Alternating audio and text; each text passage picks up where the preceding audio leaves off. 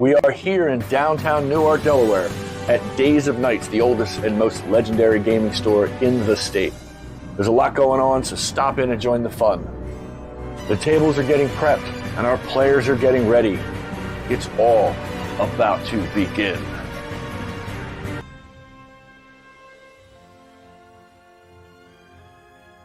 Hi everyone, I'm Sean Kitchen, one of the founders and also a lead contributor here at the Vanguard, Dungeons & Dragons. I'm joined with my good friend Nathan.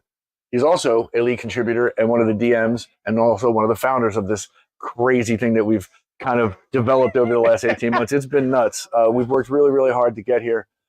We've spent a lot of time and effort to just get us to this stream where we're going to raise as much money as we can for Children's Hospital of Philadelphia. Nathan is also known as Spark Ascendant in our guild, and they call me General Grom. But Nathan here is going to go over a little bit of what's happening today and what we can expect. Go ahead, Nathan. Certainly. So anyone who's not participated in a Vanguard Unite event before, a little bit about what we do. Every single month, we meet at Timothy's Bar right around the corner from this shop here in Newark, Delaware, actually right by UD's campus. We meet every month, and every DM every month writes a brand new one-shot that they run uniquely at their table. Anyone who comes for the night has a good time. But anyone who comes over and over again notices that all of our stories link together in a grand story chronicling the tales of the Vanguard, a heroic guild of adventurers. In the spirit of that, we wanted to do more and be heroic in our own way, which is why we brought together a lot of our players, actually, and many more, a bunch of participants we all have in the back to do Tabletop for Chop. Throughout today, you're going to be able to watch 3 different games on stream, and if you come in, you might be able to see some others that are being run. All the proceeds and all the donations you can do to help contribute towards the stream and impact the game will all go towards supporting the Children's Hospital of Philadelphia. We're super excited. I've got a game to run in 5 minutes, and another one I'm running on the stream at 6 o'clock today. Tune in for all of it. Tune in for as much as you can. Help anyway. We've worked so hard for this, and we are just happy to be able to share with you guys and play some D&D on stream. Yeah, it's going to be a blast. There's so many ways you can contribute to this cause. You can come down to the store down here in Newark. Come down here to Days of Nights. They have a 15% discount on all RPG materials. That'll be great. You can take advantage of it, and they will match that to the charity. We have a food truck outside from Claymont Steaks. Come down and check out their food. That's going to be great. We have a prize table. You can get into a raffle and win some cool stuff. We have this giant mini terrace. It's custom painted. It looks amazing. You guys can come check it out. Come check out the stream happening live. That's going to be a fun event. We're going to be here all day. I'm going to be in the chat. We're going to be able to just hang out, and you guys can actually affect what can happen. Your donations will affect the gameplay. That's going to be fun to watch happen. So with all this going on, come on down. Let's have a good time. Come around back to the game room. Like I said, we have the prize table. And coming up next, coming up next, we're going to talk to, we're going to have a quick word here from Extra Life, and then we're going to talk to Kira Corden, one of the owners of Days of Nights. Stay tuned.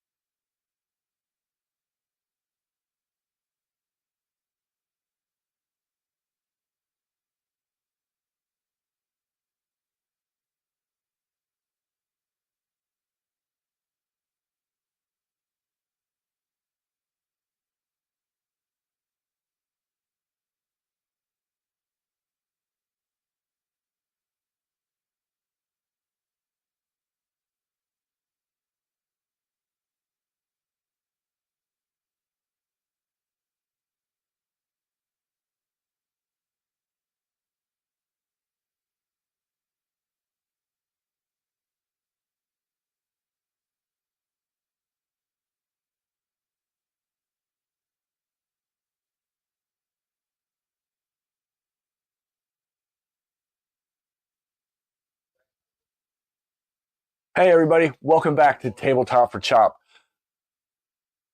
Okay, no worries. I'm joined by Kira Corridan. I just had something in my ear. My production crew told me something. That's how this is live. We are live. I'm here with Kira Corridan, one of the owners of Days of Nights, and she's going to tell us a little bit about what's going on at the store. Yeah, hi everyone. We're here. We're the Days of Nights. This store was founded by my father, and his vision was to have a community place where gamers could come together. You can get any old game online, but we have a games club here that is free for people to come down. We host board game nights. We host Magic the Gathering nights. We have RPGs on the weekends. And so we're really here just to build a community of people. In the spirit of today's RPGs, we're doing a sale. So everything is 15% off, all the modules, minis, dice. So not only are we giving y'all that discount, but we're also going to donate 15% of whatever our profits are to Chopped. That's fantastic. We're super excited to do this here. When we first conceived of the idea, we were like, well, where are we going to do it? In our local place? And that wasn't available, and we knew we couldn't do it there anyway. So this was just a marriage. This is exactly what we wanted. This is a perfect game store. Been coming here my whole life. I mean, I've literally been coming to the store for 40 years. It's fantastic. And we're really proud to be partnering with Vanguard because I think you all are community people as well. That's been our drive from the beginning, is to have a community and use that community to enjoy ourselves and have fun and build on. I think that's a fun thing. Yeah. So you're playing in the stream game, correct? I am. Yeah. Which one? The 2 p.m. The game. 2 p.m. game. Mm-hmm. Ooh, that's going to be a fun one. That is Dwellers in the Dark. I do know the name of that one. So tell me a little bit about your character and what you're going to be doing. Okay, yeah. So I'm playing I think a bit of a silly character, but I'm going to have fun with it. Okay. I'm playing a cleric, halfling, whose backstory is that they are like a guidance counselor that has then turned to adventuring. So very much talking about people's feelings and maybe has like a little sock puppet or talking stick, What's the character's name? Garrison Bramblebranch. Oh my goodness. I absolutely love it. So talk a little bit how cool is it that we get to play games and raise money for kids? Like, it's really cool, right? I mean, it's kind of fun. Honestly, it's amazing because I think that children have a real connection to fantasy, sci-fi. It's easier for them to kind of believe. And I think, if a child is going through some sickness or something like that, like what a fantastic world to be able to escape into. So it's really a natural fit to be doing something like this for children specifically. So I think it's a beautiful cause. Awesome. Same here. We're really just over the moon about this. This is great. But thank you so much for being here. I know these are short. We're trying to get through these, and the adventures are coming up soon. I guarantee it. But thank you for being here.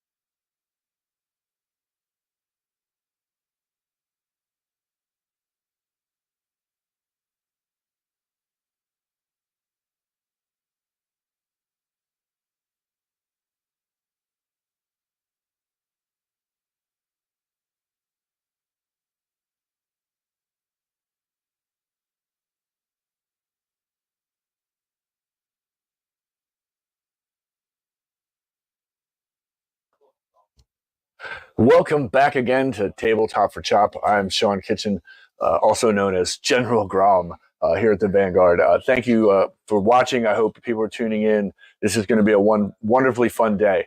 I am joined now with Jeremy Maffett, who is the first DM for the day. He's going to be running the first stream game. Welcome. Thanks for being here, man. Oh, this is a lot of fun. This is amazing. It's going to be a good day. Yeah, you guys are going to get to see what Jeremy brings to the table all the time at a Vanguard event, which is amazing. His adventures are just incredible. They're a lot of fun. So let's just kind of get started with this. Let's talk a little bit of just like your involvement with the Vanguard. How's that going? What do you like to do? What's been happening? So it's fantastic. We have a fantastic community up here. I've been doing this since February is when Sean kind of brought me in. I actually came up as a player. It was amazing. And I was like, oh, and when they needed more help, we love this game and we love the charity that we're doing. So to come in and be part of it, we've grown the community. So if you're in the Newark area or anywhere around once a month, look us up. Come on out. Have a good time. We have a great time. Timothy's does a great job with us. I enjoy being over there. We have laughs all night long, couple drinks. What do you want after work, right? That's what we do. So it's just a lot of fun. It is an absolute blast, and there are so many opportunities you can help. You can go to Timothy's of Newark, mention the Vanguard, and you'll get a 10% discount on your meal, and they will donate to the charity. That's fantastic. Absolutely, it's fantastic. So let's talk a little bit about playing games and raising money for CHOP. It has a little bit more of a personal meaning for you. Absolutely. So my son is special needs. You're probably going to meet him later today. He's here today with us. But what I find with this amazing game that we all love is it's for everybody. It's enjoyable, and easy to raise money for charity when you love the charity. I've been through it. These facilities across the U.S. that if we didn't have them, they wouldn't be able to help us. They wouldn't be able to bring hope to all the children there that need that and the families that need that and a place to stay. I would do anything for them. So would anybody in our community here. So definitely a worthwhile organization. Please be part of it. Please, you're going to see the QR codes today. Please donate. We're here doing this. Everything goes to them. None of this comes to us. We're just doing this because we love the game that we're doing and we love the charity that we're sponsored. Yeah, absolutely. That's kind of why we do this. We truly love the game, and we love this community that we've built completely from the ground up, which has been amazing. So let's talk a little bit about the adventure we're about to see.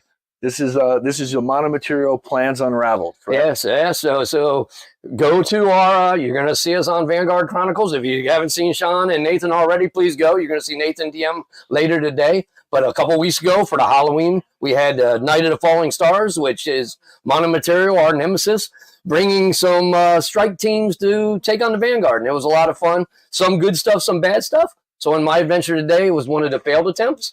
We have a defector from the Monomaterial. That's how we're going to start out. And we're going to go do a little interrogation, see if we can find out what they were planning, where they're going next, and hopefully move to it and see what we can do as the Vanguard. That's fantastic. I'm excited to just watch this kind of go down. And I hope you are too, that during the adventure, you can donate and your donations affect the game. We will be in the chat rooms. We'll be chatting with everybody, making this as much fun and a little bit crazy as we can. Yes, absolutely. It's going to be a blast. It is. So that's about ready to begin. We got one more commercial break. And when we come back, the games will begin. See you in the game.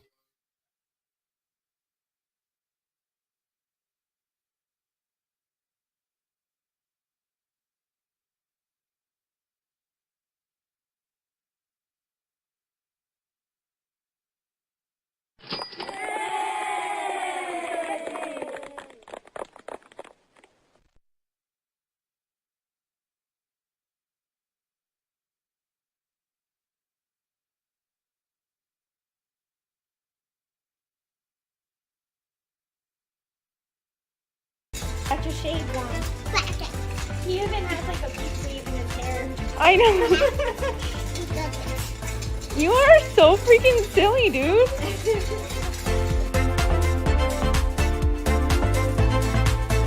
To the Extra Life community, thank you so much for helping kids like me treated at the IWK Health Center and TMN Hospitals.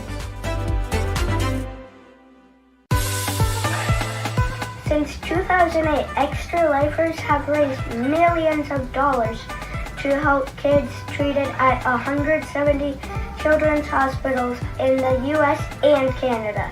Those funds go directly to the hospital.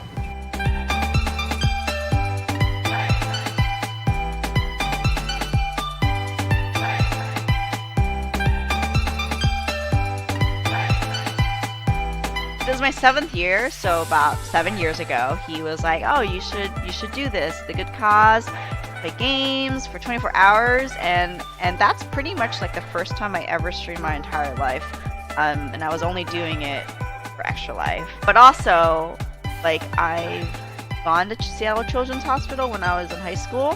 When I did Extra Life, I chose to support Seattle Children's because of how great they are. They're really good for the kids.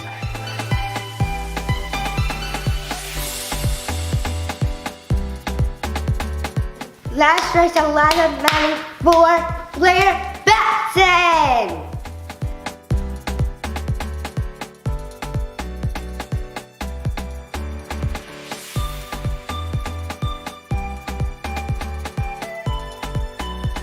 My favorite part of my children's hospital is the amazing staff that work there.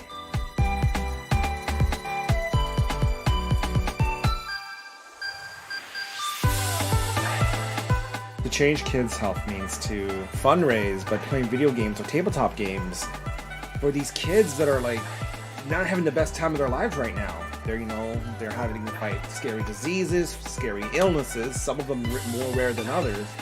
And we just do everything we can to help fundraise.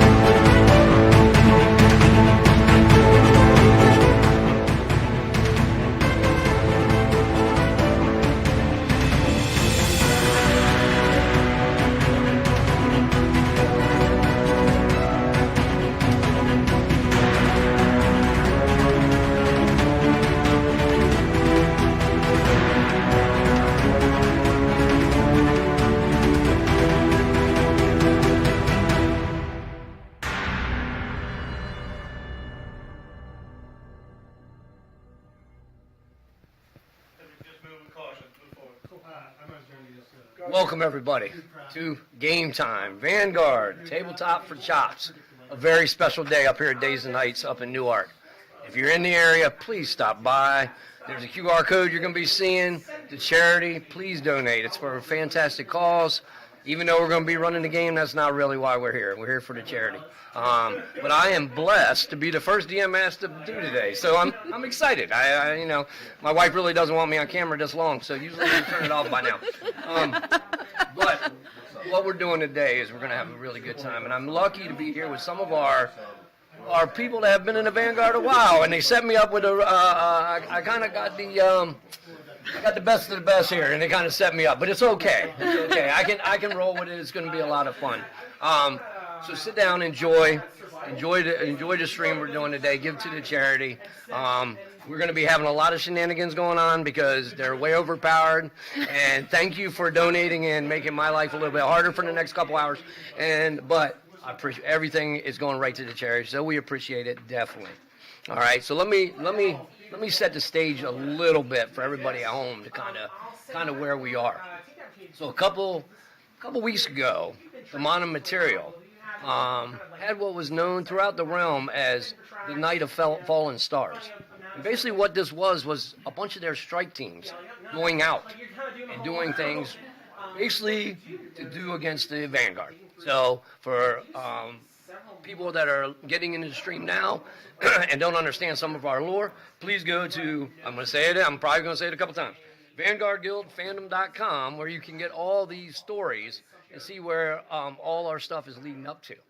But through these monomaterial strike teams that went out, some succeeded, some failed, and we might have got a little break at the Vanguard in this one.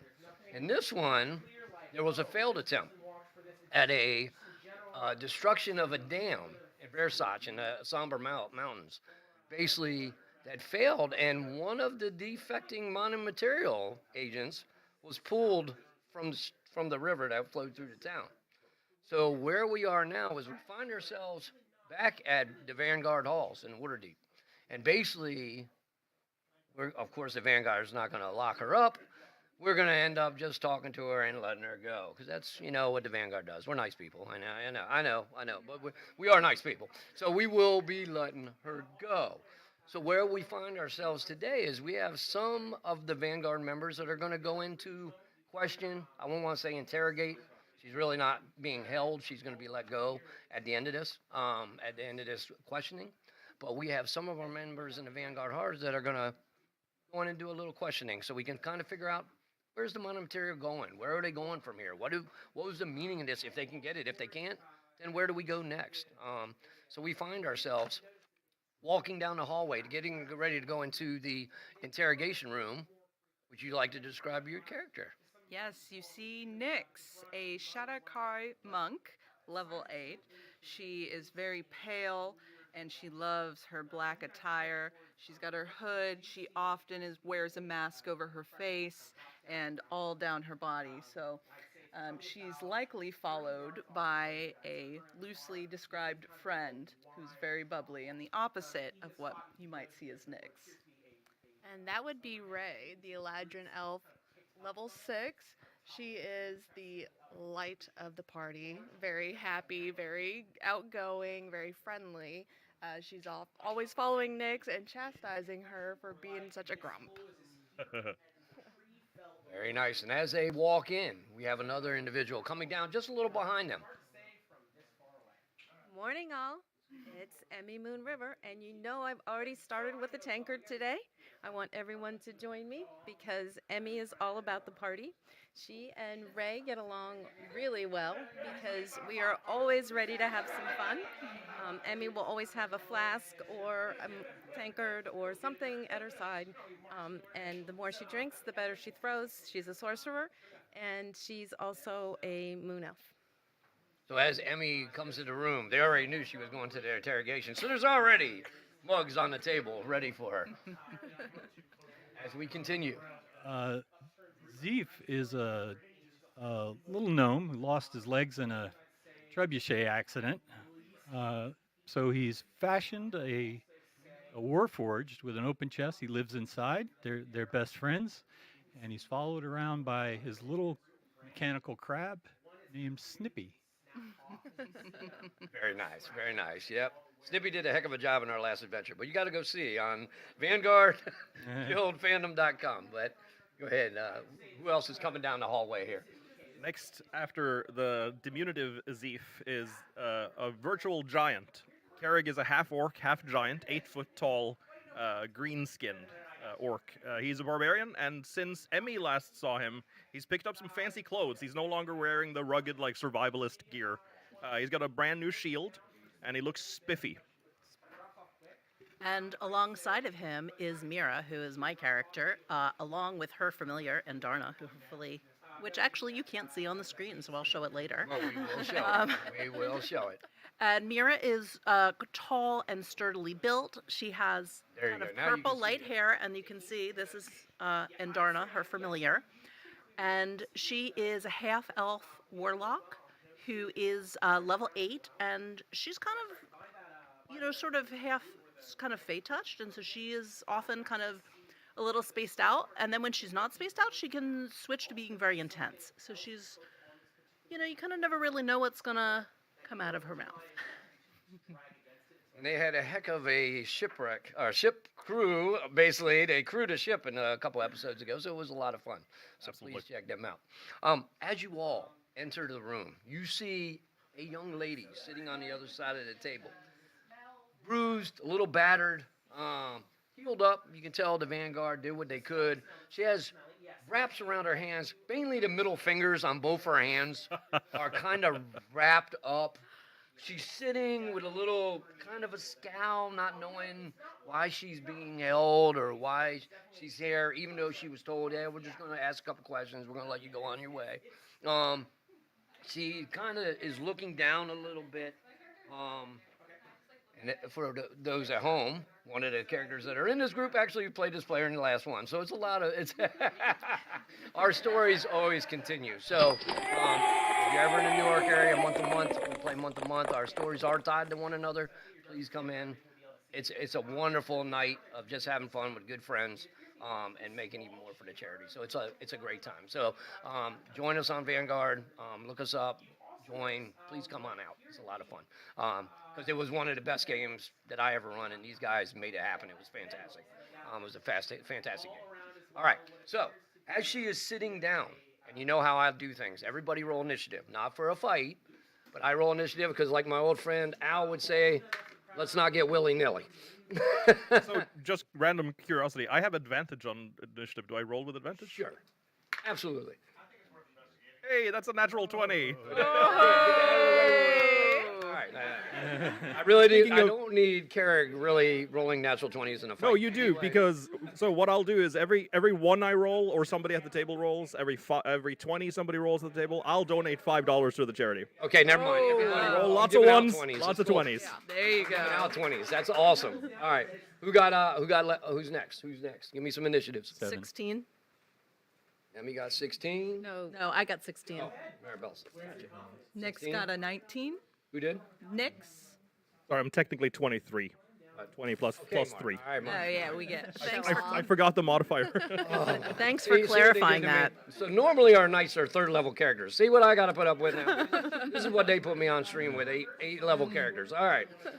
So Emmy, what'd you get? 14. 14. Ray? 9. 9. And Z? 7. 7. All right. And the reason I do that is just so everybody gets a chance. I like to see everybody role play, have a little fun.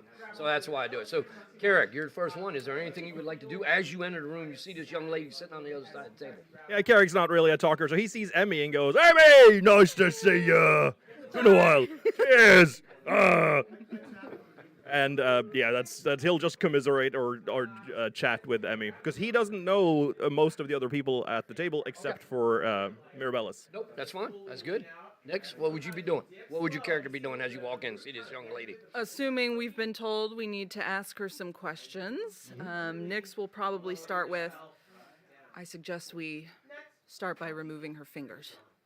And she's like, she puts it up and like one of them's gone. The middle finger's gone on the one. She's already started. I think they got a head start on you. Yeah, that's fine. Do not. I mean, she has 9 more. I mean, what's losing 1 or 2? It's no. I like the way you think. I can be I'm just helpful. wondering. You guys are so mean. How would she drink with no I'll let you fingers roll in her the hands? intimidation since you did it. Roll an intimidation with advantage because everybody's joining in. No. With advantage. With advantage because everybody's joining in. I'll roll for her. Wow. With advantage on it. Okay. Oh, so I can roll again. Yeah, roll again. That would be a 19 plus. Okay. Oh. I rolled a 4, so it didn't really matter. But all right, let's start. Okay, move this dice already. 25. All right. All right. We have dice jails if you need them. No, not yet. I'll give Go, you go. one more chance.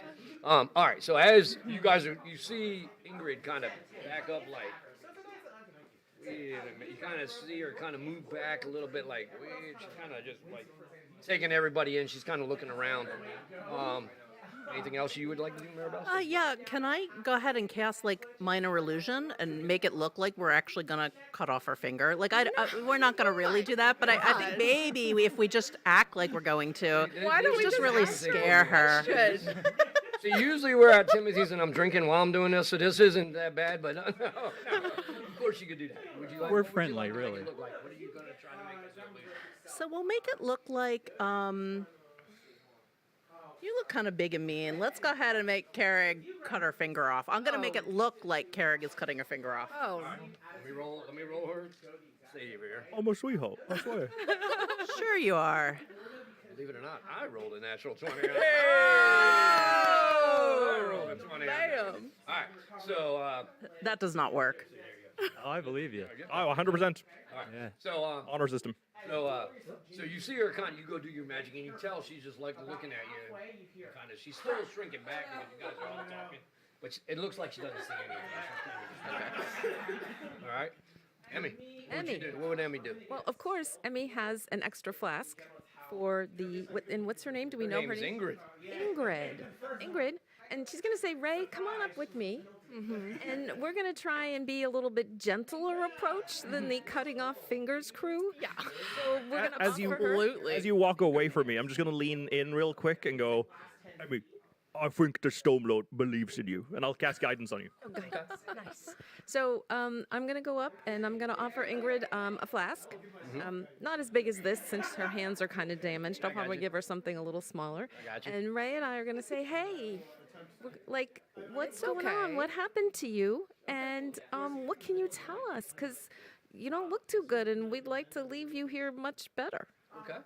What are you going to do anything as you go up, or are you just going to go up and assist? Or would you like? I'll be going up to assist and kind of giving like the leery eyes to these three, like don't hurt her. Well, I didn't do anything. Back against these guys, they may turn on I'll me. let you roll persuasion with advantage because you got help. And you get a D4 on top of that from me. 4. Emmy is more drunk than persuasive right now. What'd you get? Oh, she rolled a 9. Okay. Roll your D4. Roll my D4 too? Yes. I don't know if that's going to help much. Yeah, it's given to you though. It can't hurt. I'll roll. Okay, 4. 4. So 13. It helped. Emmy's going to take another drink because obviously she has not had enough to drink this morning in order to roll better. So actually, you kind of move up and you actually kind of stumble a little bit, and part of the stuff goes over and it actually spills on her. And she's like, now she's like takes her chair and moves over a little bit. She's just like kind of looking over. What about? She's sitting? Yep, she's just sitting behind the table. Yeah. Zeef's going to walk over and scrap the Warforged and go to one knee. So Zeef is like eye level with her. And don't worry about these guys. Nobody's going to hurt you. They're just, I think they've been imbibing a bit. Cheers to that. We just want to know what you can tell us about the monomaterial. Can we? Oh, wow. Somebody else should have taken this tack. Well, they did, but then he rolled a 9. 13. Oh, not 20. All right, so we're using one of the ones that we got for a nat 20, which is awesome. So basically, as you do, she kind of looks at you. You kind of see her turn the chair just a little bit so she can look at you when she's talking. Kind of not paying attention to everybody else. And she's like, well, I only know a couple things. Of course, I wasn't privy to a lot. I'm not sure if I can help you with much. Well, what would you like? What would you like to know? Just what might be going on here in the near future? Any plans they have? Roll another persuasion. How about everything? We want to know everything. Are you doing it? Did you hear that? What are you just gonna do? Good. It was just a statement. I can make it intimidation. No. It wasn't meant to be intimidating. Okay, you got it. What'd you get there, Zeef? 8. Woo! Cheers. But I feel really confident. 100%. So she tells you, well, I just joined the Monomaterial a couple months ago. I really don't know that much about it, and of course everybody, I'm a magic user, so they didn't really treat me real well. They kind of just, at first I thought they were kind of a family, and I kind of needed that. And they kind of took me in. I didn't really realize what they were doing or what everything was with them. And as I got in and started doing stuff, more and more they started treating me, with disrespect, and it wasn't really what I thought it was. Really. I'm sorry to hear that. Thank you. Vanguard's a nice place if you need a family. I kind of been tricked once already. I kind of feel like I need to be on my own and kind of find myself. I kind of think that's what I'm going to do. That's why I kind of just want to get out of here, really. Are you sure? Yeah. I kind of think I don't trust people a whole lot. So Oh, that's fair. Looking at myself. Are your hands hurting, by the way? I had a little problem as I don't know if they told you, I kind of went over a waterfall. It was kind of cool. I thought it was cool. I was feather falling. It kind of worked for about 10 minutes, and then or 10 seconds. Then an arrow hit me, and it was a little crazy. But it was. I kind of blacked out. Kind of woke up getting pulled from the river. What was your mission here? So our mission was to blow up a dam that was in the town. Of course, I was only privy to. I didn't really even know what we had a box that was actually given to us by one of the hags. have Do you Lorna. know what was in the box? I did not. I actually tried to stop it, and that's really what got me where I'm at today. I kind of, we had to find our way into the keep. We had to find our way into the keep to basically get into the keep first. Can you hear me? Yeah, you gotta talk into that. Oh, I'm sorry. Yep, no problem. Oh, hold on, guys. We're getting it. Technical difficulties. All right. Good. Sorry. Nope. You all right? Hang on, guys. Technical difficulties. We're good. We're good. All right. See, these guys are laughing at me because usually I'm jumping around the table. Usually I'm standing up and I'm waving and doing all that kind of stuff. They're gonna make me sit for 4 hours, so that's kind of different. She tells you that the job that they had actually was to blow up the dam, and they had to get into the keep. So, and to get into the keep, they had to really join like the local militia, and they kind of helped the militia out, and then got into the keep. And once I got in there, that was my chance to kind of stop it. So I kind of cast feather fall, and I went to where I was hoping I'd be safe in the middle of the courtyard, and they had handed me the bomb because they really didn't care if I died in the Monomaterial. They really weren't worried about my life anyway. So they kind of gave it to me. It made me jump to not make me, but I went to the middle of the courtyard basically to try to turn it over. And I basically told them that, I kind of set everything up. But from there, it kind of went to pot. Really, everything, there was arrows everywhere, there was spells, so I was doing my best just to kind of get away when all this happened. So unfortunately, I was able to get away, and like I said, I kind of blacked out after I went over the waterfall, but I did at least stop it. Do you know why the Monomaterial wanted the dam blown up? I'm taking it there was a smaller magic academy in the town. Okay. The keep actually, the dam actually, the river actually flowed through the dam. That's what held it and it flowed over the waterfall into the town. I think they were trying to flood out the smaller magic academy, because with the fall of Avalon Academy, the big magic academy that went down over a couple months ago, they already knew everybody was in flux for that, and they were taking the initiates from the magic academies and kind of spreading them out to the other smaller magic academies, and that was one of them that they were trying to take out.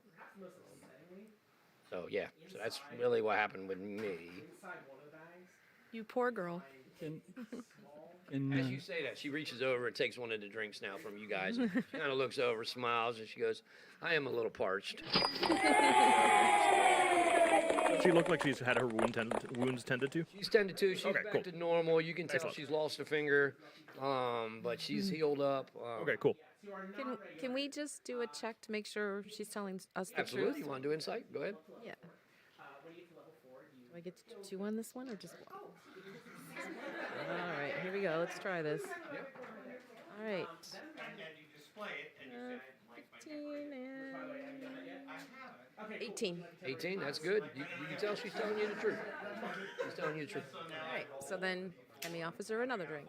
I'll go around again. Eric, anything you would like to ask as we go around? No, I think I'm good. I mean, if we're uncertain about the fingers, we could do the fingernails. No fingers or nails. And no toes. Yes. No, we don't like those. No toes. All right. Mirabellis, anything you want to do while you're going to ask? No, I'm just going to kind of look at her and assess. Okay. Back to you. What would you like to do?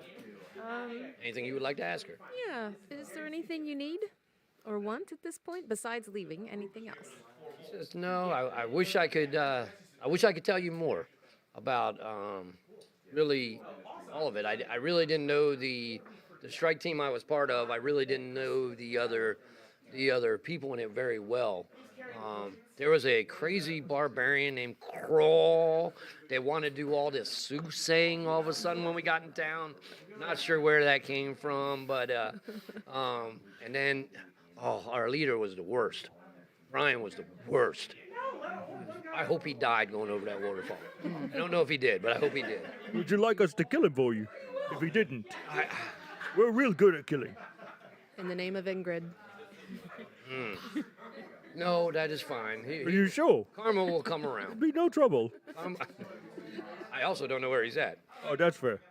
But all I can tell you is we were supposed to, after this, whether it was failed or achieved, we were supposed to meet up in, we were supposed to meet somebody in Fandelver, the mining town of Fandelver, and meet up with somebody at the, what was the name of that? What was the name of I know that town. That's near where I grew up. the Draughty Rabbit? I don't know that one. Draughty Rabbit is the inn in the town. Do you know what you were supposed to meet them for? Well, that was our next contact, so I'm not sure. I mean, that would be the next, I guess, where they would tell us where we're going. I think we should follow that lead. But that's really all I knew. They didn't really tell me much else about anything. I heard that while Brian was talking to the other higher ups. Can I do a persuasion check to just see if there's anything else she might like to tell us, or maybe not tell us? 17? 17. 19. Oh, 19, sorry. So I just leveled up. she basically tells you that she lost sight of the other group once everything went down. A couple of them had. She tells you that she actually cast darkness and jumped into the river with the box and was hoping to get away with the box so the box didn't blow up the dam.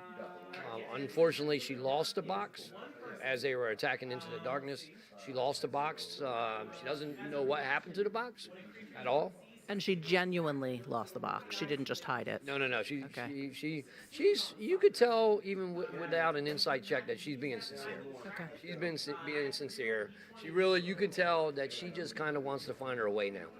She kind of wants to go off and find her way now. With that in mind, Carrie's going to reach into a little pouch that he carries on his side, and is going to grab out a couple of gold coins. 17 gold coins. And he's just going to hand them to her. Here, my friend Opal gave me these a long time ago, and I'm going to give them to you. She reaches out and says, "Oh, thank you. That's more than enough." I don't know, maybe that'll help you get start for yourself. I appreciate that. I haven't seen much kindness other than the healing the Vanguard did for me. Oh, the Vanguard's been real good to us. For me, at least. That's good. That's good. Maybe someday I will join, but for now, I do want to find myself.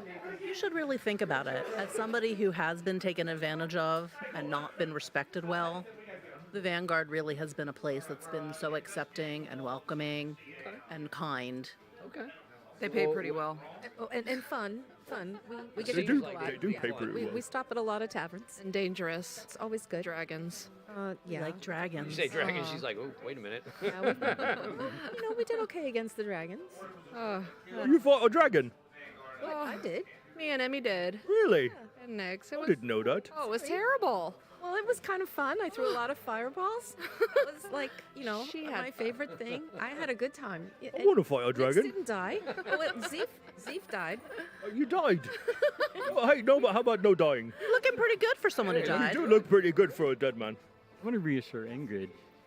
Don't worry, it's really all fun here. Don't worry about the dragging and the whole cutting off your fingers stuff. No, they're just kidding. Yeah, we wasn't being serious. She's like, "Oh, okay, all right." No. The people in charge did tell us you could leave. I think. Did they tell you could leave, They right? did tell me that I could leave after this. Okay, good. I hope I answered as much as I could. Do you need a meal before you leave? Oh, no, they fed me well here. I will say that too. Like I Sure, said, I got lots of rations. No, I I got like 50 days, You don't or need maybe 20. pocket jerky. I don't I'm know. good. A lot of days. I got 5 days. 5 days? Yeah. Okay. 50 How many? days for us, 5 days for you. Oh, that's fair. I do get hungry. Appreciate it. Okay. One last question. Is there any password or anything we need when we meet this contact? I wish I could tell you more. I do not know who we were supposed to meet. Really, they told Brian all that. I just know I overheard the place. Really, that's all I heard. Thank you. So I'm not sure. Hopefully, you can find more information there. I do know where Fandelver is. It's near some mountain that I grew up on. I can't remember the name of that one. Most of you guys would know from Waterdeep. It's only a couple-day ride on horses. You can make it there. It's right by on the Tribord Trail and everything. It's an easy ride. It's a well-traveled ride. It will not be a difficult. It's one that's you don't have to worry about traveling on. It's going to be because we're going to move right to there. So that's kind of cool, isn't it? Well, before I was going to say, do we need to check in with our guild elders? Yeah, before we go, we probably should. My friend Kerrigan Marabellis have not met the rest of the group, so I think we should say hello. Hello. Hi. You're Nice to meet you. huge. Oh, I'm pretty big. I'm really good at carrying things and moving things. Oh, he's and really lifting good. things. He's carried flasks. He's carried whole Barrels. barrels Okay, yeah. of alcohol for me at times. Yeah, that was. He good. was the crew of the ship Yeah. that we were on. Entire crew. He was the crew of the ship. and Zeke is quiet, but he has some skills. And wait, you came out of this suit armor? Yeah. How? I've never seen anything like it. Yeah, well, he just tinker a bit. Wait, you made that? Well, no, I put it together from spare parts, and That's pretty impressive. it's better than these legs that I don't have. Oh, I wonder if I can heal that. Yeah. I don't know that I can, but I'll give it a try. And you hear on the door. Hello. And pops in my character, Lieutenant Alistair Kane, in there.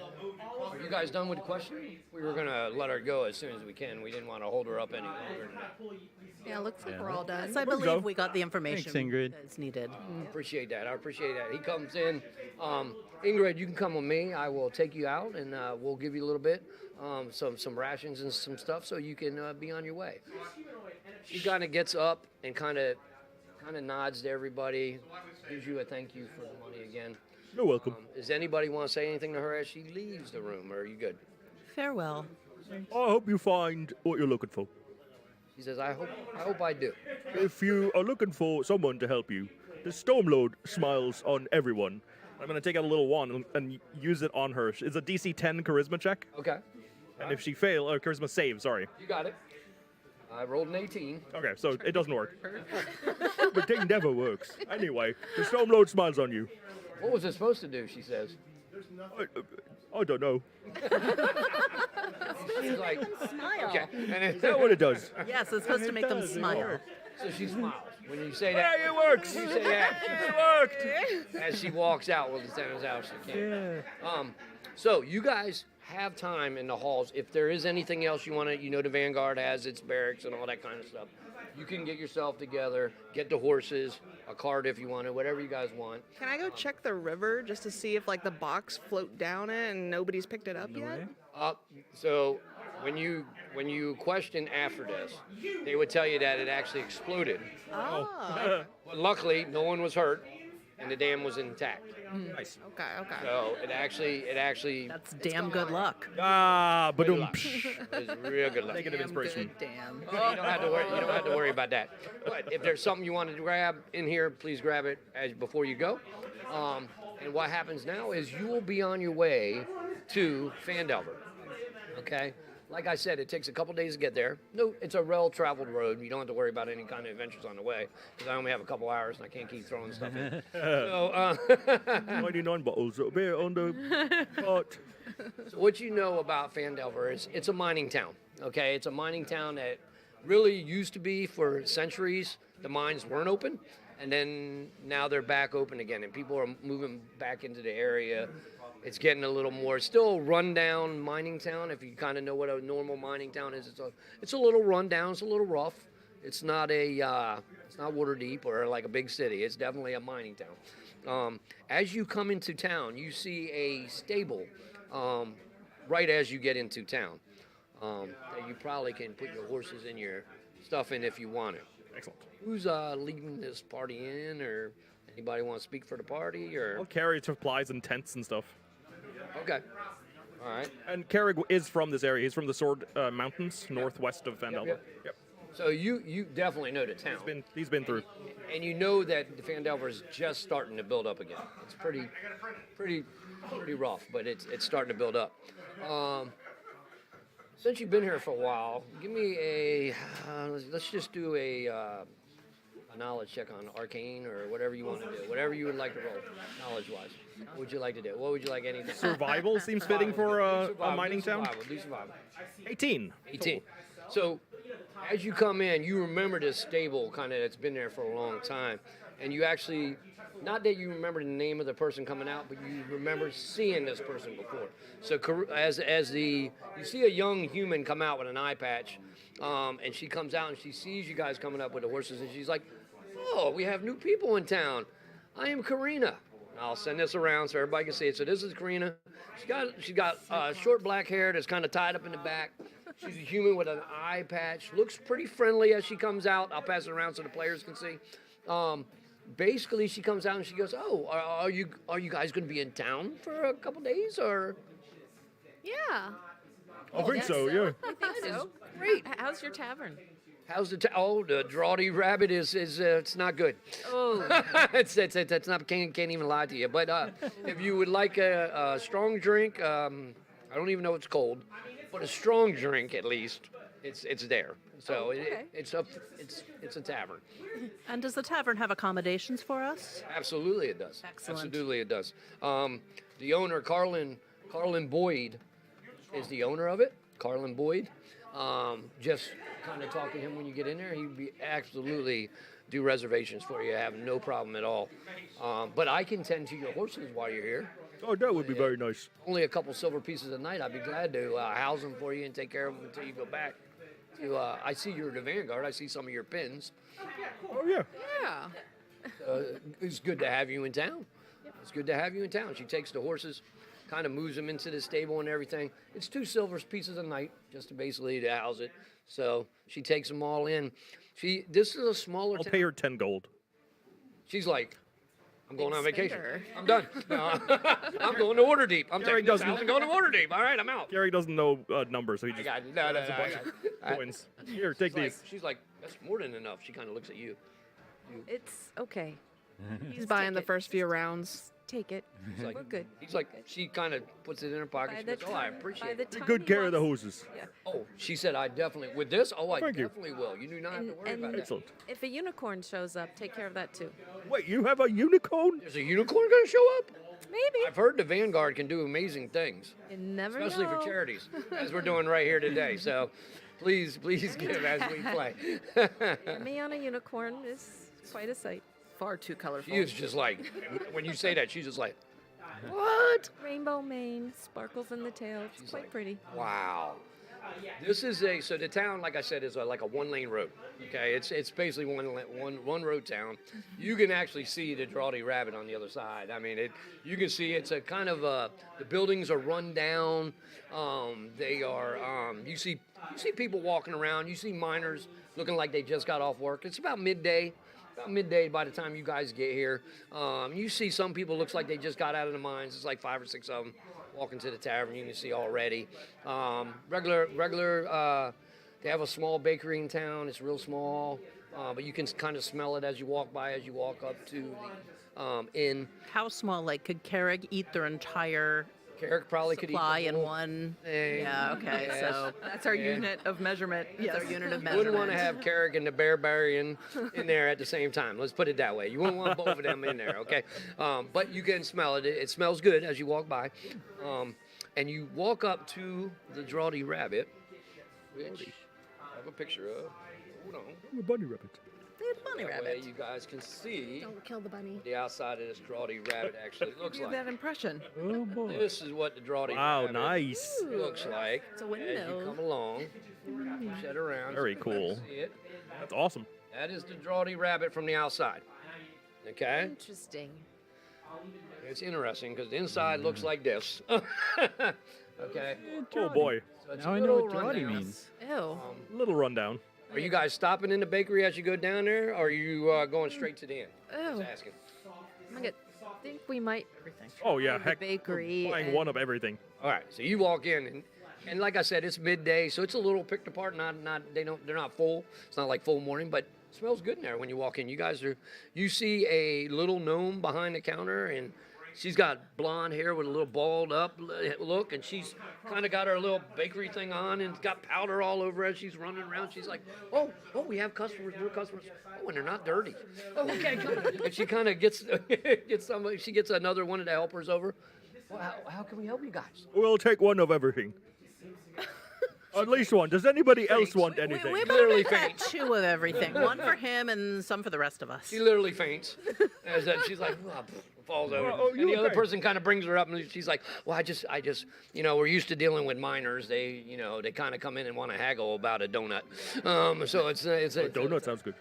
But she said, but I will help you with whatever. Are you sure you want everything? Yeah, 1 of everything, please. She's like, okay, let me see what we got left. So she goes over and you're starting to pack up. Is anybody doing anything while you're in there? It's a small, quaint little place. You can tell it's like a mom and pa. It's kind of her thing. I do take a look around. Carrick's quite perceptive, so he's just looking around. Okay. Marveling at the bakery. I'm going to go ahead and detect magic, too, because I have a new skill that allows me to subtly do that. Just see what's going on. At will. At Yeah, will. so you just do it, and you look around. There's no magic in here. Okay. But what you do pick up, and everybody kind of picks up, is a shop where they really take pride in what they're doing. You can tell she's taking pride in what she does. Everything's clean. In a town like this where you see soot and people walking around, and this place is kind of spotless. Like matter of fact, when you're looking around, you see a guy open the door, a miner come in, and she's like, go over there and wipe your feet off. And she yells at him the minute he comes in the door. And then she goes back to be going, oh, okay, let me pack my stuff. And goes back to packing the stuff up as she goes, as she does. It takes a couple minutes to get everything. She gives you one, everything. She's got it in the night. It's even what she puts it in is like a regular box. It's got her symbol on it. It's done up, it's done up really nice, kind of like the cookies we had the other night. They were wrapped up with the love. So brings it over. She says, and you see her trying to figure it out because she hasn't had that kind of order in a while. So she's kind of like, Just give her some money. Just give the nice lady It's some like money. 10 gold pieces for everything. Is that okay? You paid the lady. I'm holding out my gold pouch. 10 gold pieces. Yeah. Here's 11 for your trouble. Oh my! She's like, oh, thank you. I hope you're going to be in town. We make this stuff every day. Come back, please. Just make sure you make extra tomorrow because he is very hungry all the time. She turns around and says, tell Johnny he's working overtime tonight. We got stuff to do. I'm sorry. I know he had something to do tonight, but I'm sorry. We're going to have to get him in. I'm sorry. He can't quit either. We need him. Okay, all right. Did you have anything fun to do? What's that? You said you had something to do? Did you have something fun to do? Oh, no, not me. I don't know. Something with family. He's probably just getting out of work. Oh, okay. Just trying to make it, it is what it is. What were you going to say? Have you always had a bakery here? No, I just came back into town because I know this is starting to, with the mines opening up, they're starting to really grow. So I'm hoping that I can make my business kind of grow here. You really take care of things well. Thank you. And I love the way you look. Thank you. We need more of that in this town. Well, sparkles is always nice. Have you seen any other strangers come into town recently? We have groups come through all the time, kind of because we're on the Tri-Board Trail. Nobody in particular, I guess. I mean, I don't really go to the Rabbit that much. It's just not my kind of hangout. Okay. But people come through all the time. I'm hoping that more people come here and set up home. Is what we're hoping. We're hoping that the people set up home here and we have a bigger population here. Okay, well, we'll be back tomorrow, and if you see anybody else that's new to town, just tell us about it so we can greet them too. Absolutely. Anything you want? These are delicious. He's just quiet in the back, not saying nothing. No, I'm looking out at the streets. I'm just seeing if anybody looks not like a miner, not like they belong. All right, roll perception roll for me. Oh yeah. 12. Okay. Mostly as you look down, you can tell it's miners either going to work or coming back. Really, it's kind of all you see. There is families with a couple kids, a couple, moms walking around and families walking around with their kids a little bit. But most of them are kind of, you can tell if you're here, most of the time you're working in the mine. You're not really working anywhere else.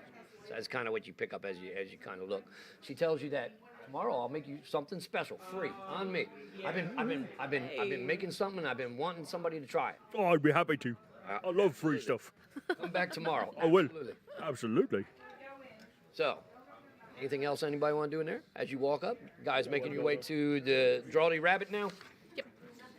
All right. As you make your way, see my time check. I'm going to try to make sure I'm staying on schedule. All right, I am. All right. So, making your way to the Drawdy Rabbit, like you said, you already saw the outside of it. As you go to pushing the door, who's the first person going in? Oh, heck yeah. Maybe you. Well, that's true. It would be, yeah. Although you Here we go. have Okay. It All would right, be no Emmy. problem. Emmy Roll goes up, initiative to open the- and as you to step up open the the door. steps, it's creaking as you get up to the door, and you go to push the door in, and Emmy's kind of happy, jolly anyway, right? So you're kind of skipping up the steps a little bit, it's creaking. You go to open the door up, and it's like click, and when you open the door up, you look, you know that weird science look when the two guys go in, and everybody goes. That's literally what it looks like as Emmy goes in the door. Like everybody in there, like it gets quiet. Everything stops. Everybody turns. For like at least 10 seconds. What do you do when that happens? Hey, a round of drinks on Emmy. Everybody in there is like, yeah! And then they go back, and then they go back in there. As you guys come in, you can tell the Giraldi Rabbit is a rundown place. Okay, it's been here a while. It's run down. As you look in, you see a lot of different humans. It's a good mix of different species here. But you see most of them are minors. You see a table off to the side. There's like 5 of them. They're literally laying on a table, not drunk, just sleeping. Literally, they're just. And you don't even see any glasses there. They're not drinking. They're just sleeping on a table in the back. You can see off to one side that they're throwing some kind of dice game over in the corner. They're throwing, you can hear people cheering, like putting on bets over in the corner. They're throwing some dice over there. You see on this side, in the middle of the table, you see, as you look around, you see a little more fancier guy kind of dress. It's not, I wouldn't say fancy for like a city, but for around here, you can tell he's a little more decorated than it would be for anybody else. He's kind of sitting to his side at a table by himself. He's got a meal in front of him. He's kind of just sitting there with a drink and eating there. You see a bunch of, like I said, a bunch of tables are just minors that are either coming to work or going home. So they got their picks sitting on the side of the table. They're kind of just talking. But the minute you say round for everybody, cheers go up. They all look and they all go back to what they're doing. Like you didn't even, you were just done.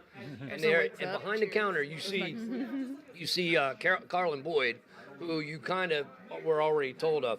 And he's a gnome, and he must be standing on something because the bar, he's up above the bar a little bit, and he's just wiping off glasses. He goes, round for everybody. Well, I like these strangers. Come on in. Come on in. Have a seat. I can't believe they allow minors in this pub. Oh, of course we do. You know, we're not. And he's like, as you're saying that, when you say minors in a pub, you see him kind of wiping off the counter. It's not clean. He's got like a dirty rag, and he's wiping it off the counter as you go. And he's like, he pushes like two of the minors that are on the bar over. Wait, but hang on, these don't look underage to me. Underage? Yeah, you said minors. Oh. This guy's got jokes. I like him. Please come on up. As he cleans off seats for you. And there's so he puts 6 seats out in front of the bar. He's like, please have a seat. Come on in, get something to eat. We have some good food here. I think we have something coming in a minute. And the minute he says that, the door swings open. And you see this half-orc female come in. And she's got like 2 hands, and she's holding rabbits. Like 6 in this one and 6 in this one. And he looks over and he goes, yeah, looks like we're gonna have some decent eats today. And you see a couple of guys, the miners, kind of turn around and go, well, I hope it's not as bad as it was yesterday. And she looks over at him and you see him kind of go. You see him as the half orc she looks over at him. They just go back, go. He's pointing at the other person, one of them numbers, as she comes in, and she kind of walks by and just walks straight to the back. Pushes the door, she goes right into the back.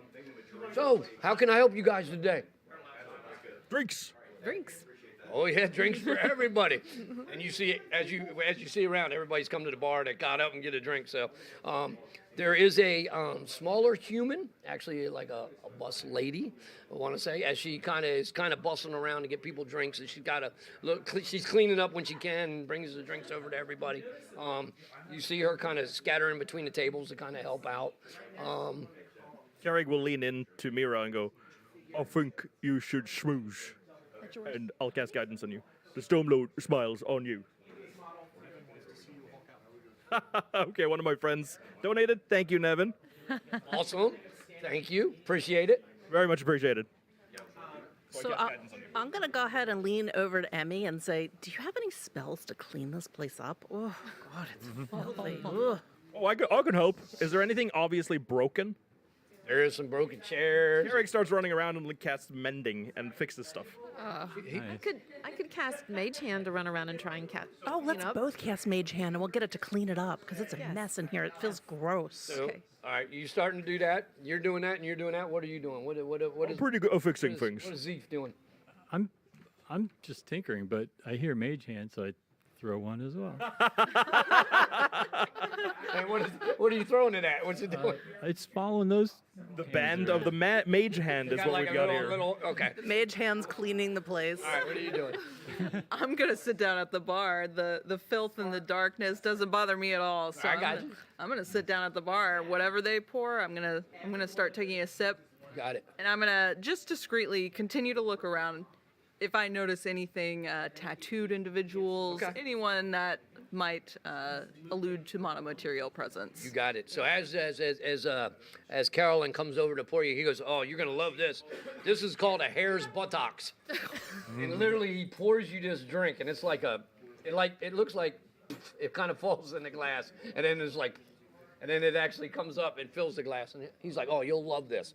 It's a specialty. You got to have it. It's fantastic. Interesting name. Thank you. Yeah, hare's widely known around here. We created it here. Do I remember having this drink? I'd say no with this one. Okay. The next one, Miner's Tar, is your normal, what you know about around here. Excellent.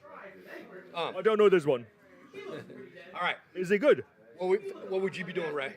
What are you going to do? While these guys are trying to clean up, I'm just trying to figure out what everybody's doing. I'm going to go gambling. Oh, okay. All right. So you make your way to the back, and they are actually, as you get back there, they are playing a game called Tower of Dragons.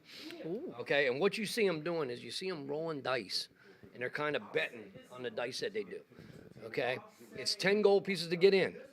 Okay, but you kind of look and you're like, oh, I can pick this up. It's actually pretty easy. It's pretty easy.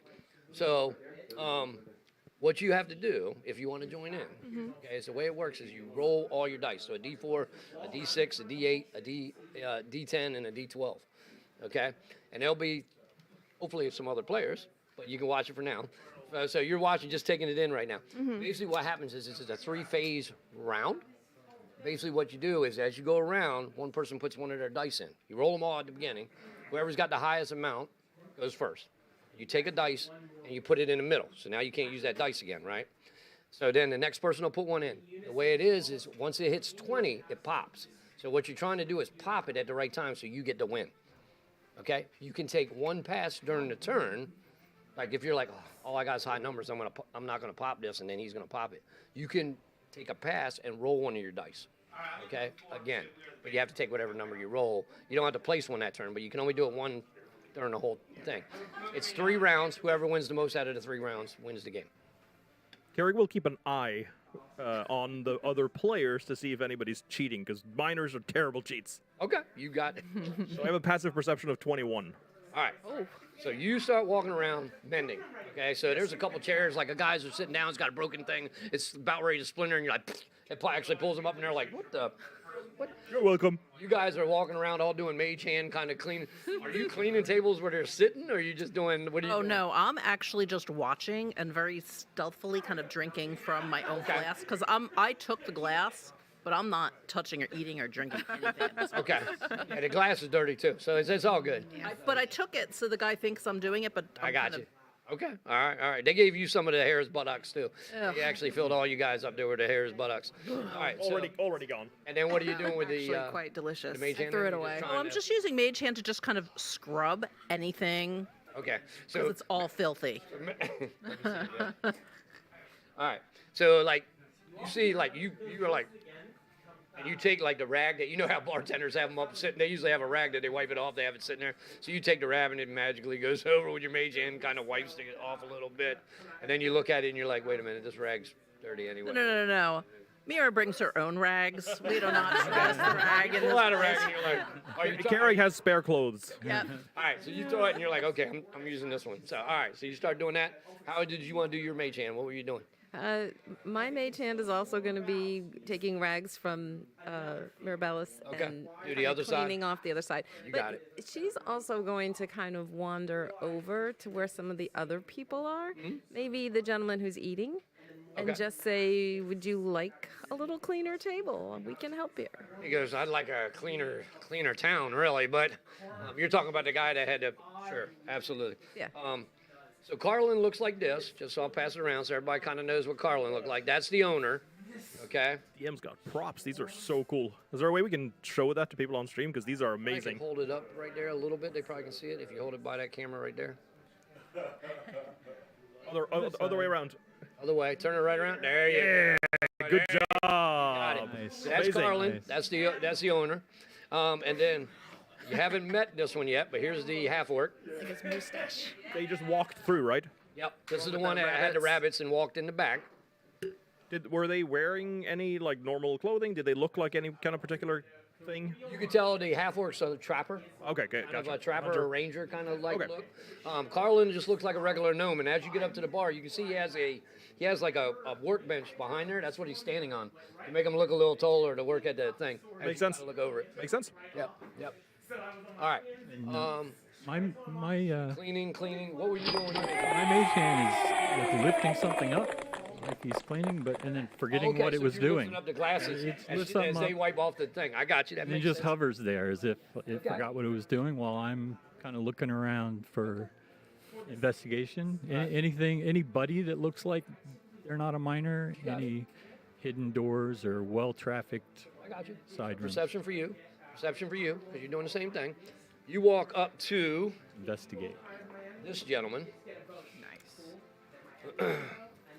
A dirty 20. Dirty 20? In this place, they're all dirty. And Filthy, dirty It's 20. true. That's the dice they're rolling on the other side. That she's with. just 10. Okay, 10.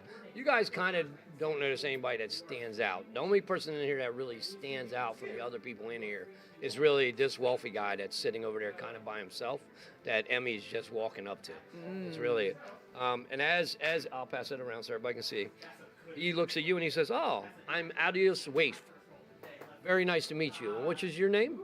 Emmy Moon River. "Oh, please have a seat. You might want to wipe off the seat before you sit down, but Yeah, please have a seat." Mage hand will do that and cleans off the seat, and I sit down. The funny thing is, and he kind of whispers to you, he goes, "Truthfully, the food is actually pretty good here." He said, "I wouldn't tell people, but the food's actually pretty good." Heather's a fantastic chef, actually. I wouldn't tell her that, but she actually is a pretty good chef. So as you're back there, are you going to get into a game? Not if anybody else is not joining. Okay, there's other people playing, so you could jump in if you want to. Oh, yeah.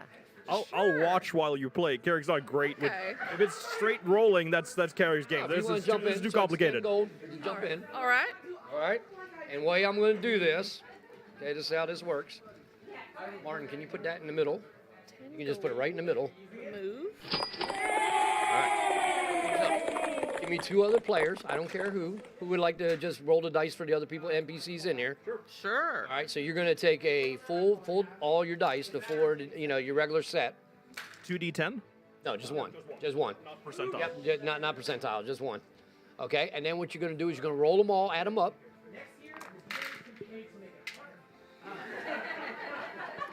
I need a calculator. So we got 4 playing. That's fine. Did you roll 2? Oh, I thought you were rolling 2. We're cleaning. No. We got 3. We're cleaning. Yeah, no, We I'm have getting a- ready we to do have a- you in a minute. I'm going to do them at the game. We have a lot to do with cleaning here. Yes. Yep. Got it. Do we tell you the total? Yeah, because whoever got the highest is going to go first. That's all the only reason I'm asking. 35. 45, whatever. 35. 35. 59. 59. 30. All right, so you get to go first. Remember, what you're trying to do is pop it at 20. So you want to make that number, when you put your dice down, you want to make it pop. So you get the win. So I have a 20. Can I just put that down and insta win? Take it instantly. Did you roll a right 20? away. Yeah. That's a natural 20. One win already. Yes. You can do that right away because you're going first. All right. So, boom. Is that a 20? It says 20 on. Or is that? That's Oh, it's a percentage D10. dice. That's my D10. kind of It's a natural. percentile dice. It's a percentile dice. I have yeah, no leave that- idea. leave Oh, that one I'm out. sorry. Never mind. Nope, you're all right. No, you still got that number. Did you put a D10 in there though? Does she have a D10 in there? Is there a D10? I am so bad at You're dice. good. You're fine. You just need a D10. You can use that percentage dice. Just use it. She has a D10. Yes. Gotcha. Okay. Okay. So you still get to put the first number down. So you still get to put the. 39. Remember, you don't want to go too high because you don't want these guys to pop and take the win right away. So you put a lower one and then see what they got. I'll do a 5. And remember, you can take one pass that you don't have to take a number down. You can re-roll one of your dice. What happens on a draw? It'll go on one more dice. We'll have one re-roll. And it's 3 rounds? Yep. Okay, so who's next? You rolled what? 35. I was 32. So you go next. So right now it's at 5. And I can choose to roll? You can take a pass and re-roll one of your dice, but you can only do it for the whole 3 games. Okay, gotcha. One reroll. Okay. I'll put a 7 down. Wow. You got it. You got it. So we're going to do this game, guys, and then we're going to take a quick break. But let's keep going. So where are we at now? We're at 13. 12. I'm counting wrong. See, I'm bad at this too. It's all good. All right. So we're at 12 right now. 13. To pop it. So you pop it. So Nice. you will get the first win. Okay. So now you're up by 1. Okay. Now we roll again. We go again with the. So you re-roll again. Reroll. Oh, we re-roll? Yep. Put those dice back in, or they stay out. No, we'll leave them. Now I apologize.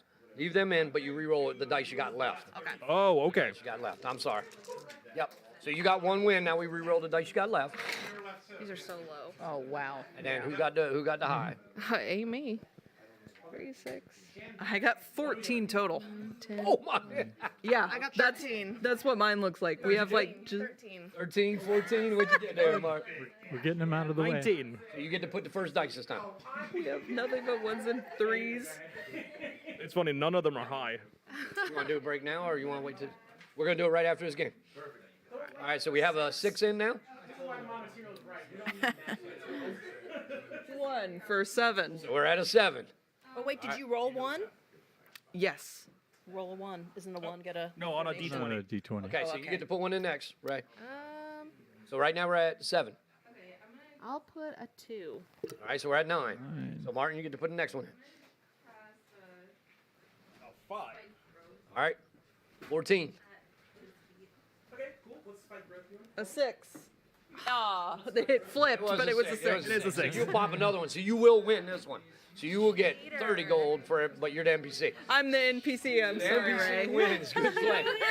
Hey there, but Ray that'll be loses. how that works. So you can grab your dice. Make sure everybody gets a dice. And then, guys, we wanted to take a break. Like I said, we'll take a little break here. We'll be right back. Please look at the QR code.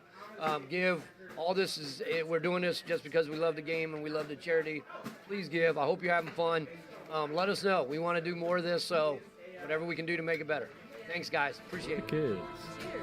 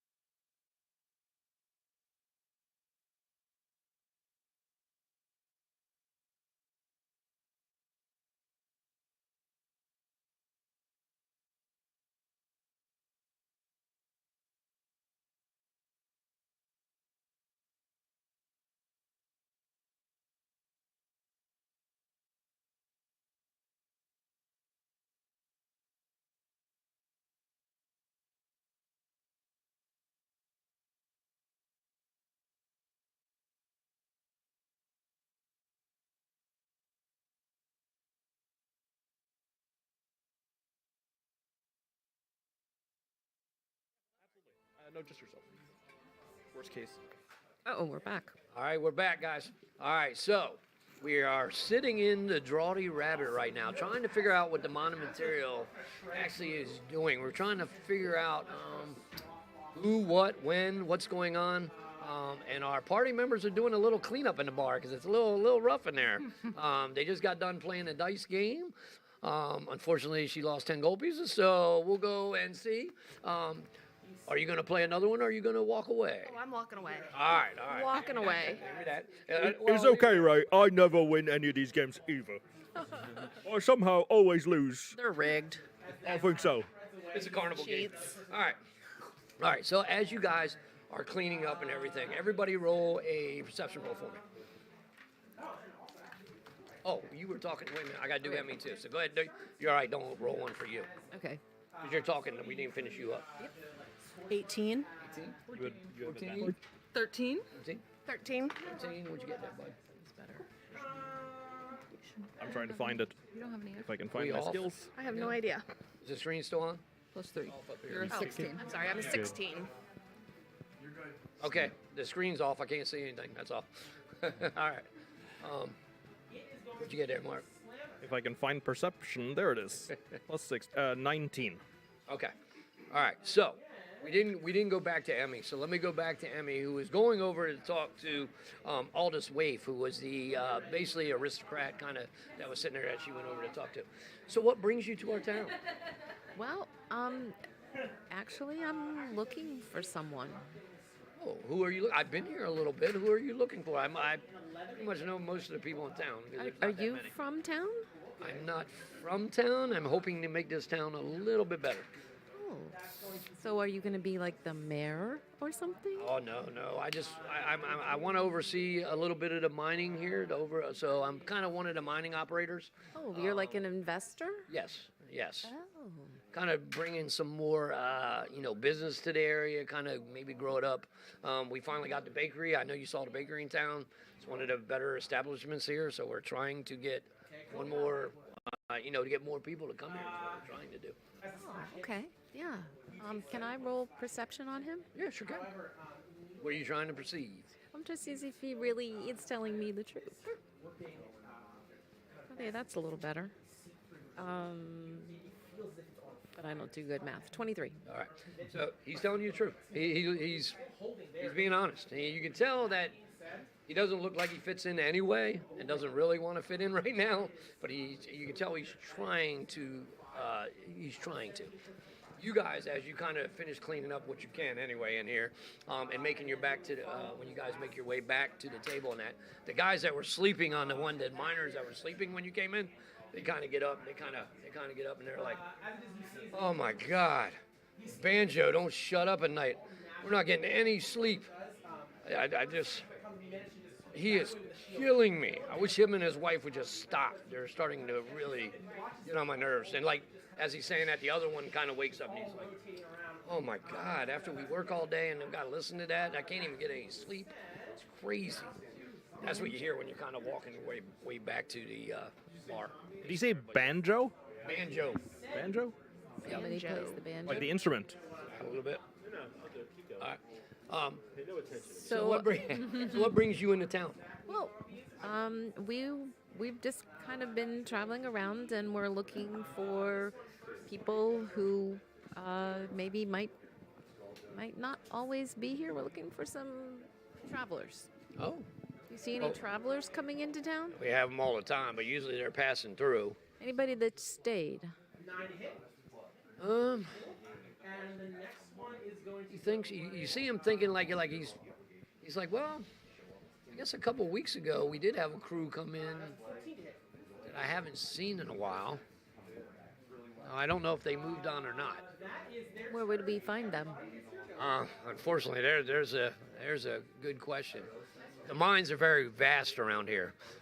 So a lot of times, that's why you see a lot of people coming here, because they're kind of staking the territory so they can get a mine and get the rights to the mine and kind of expand from there. So a lot of it's like not owned. So the crew that came in a couple weeks ago, for some reason, I think they were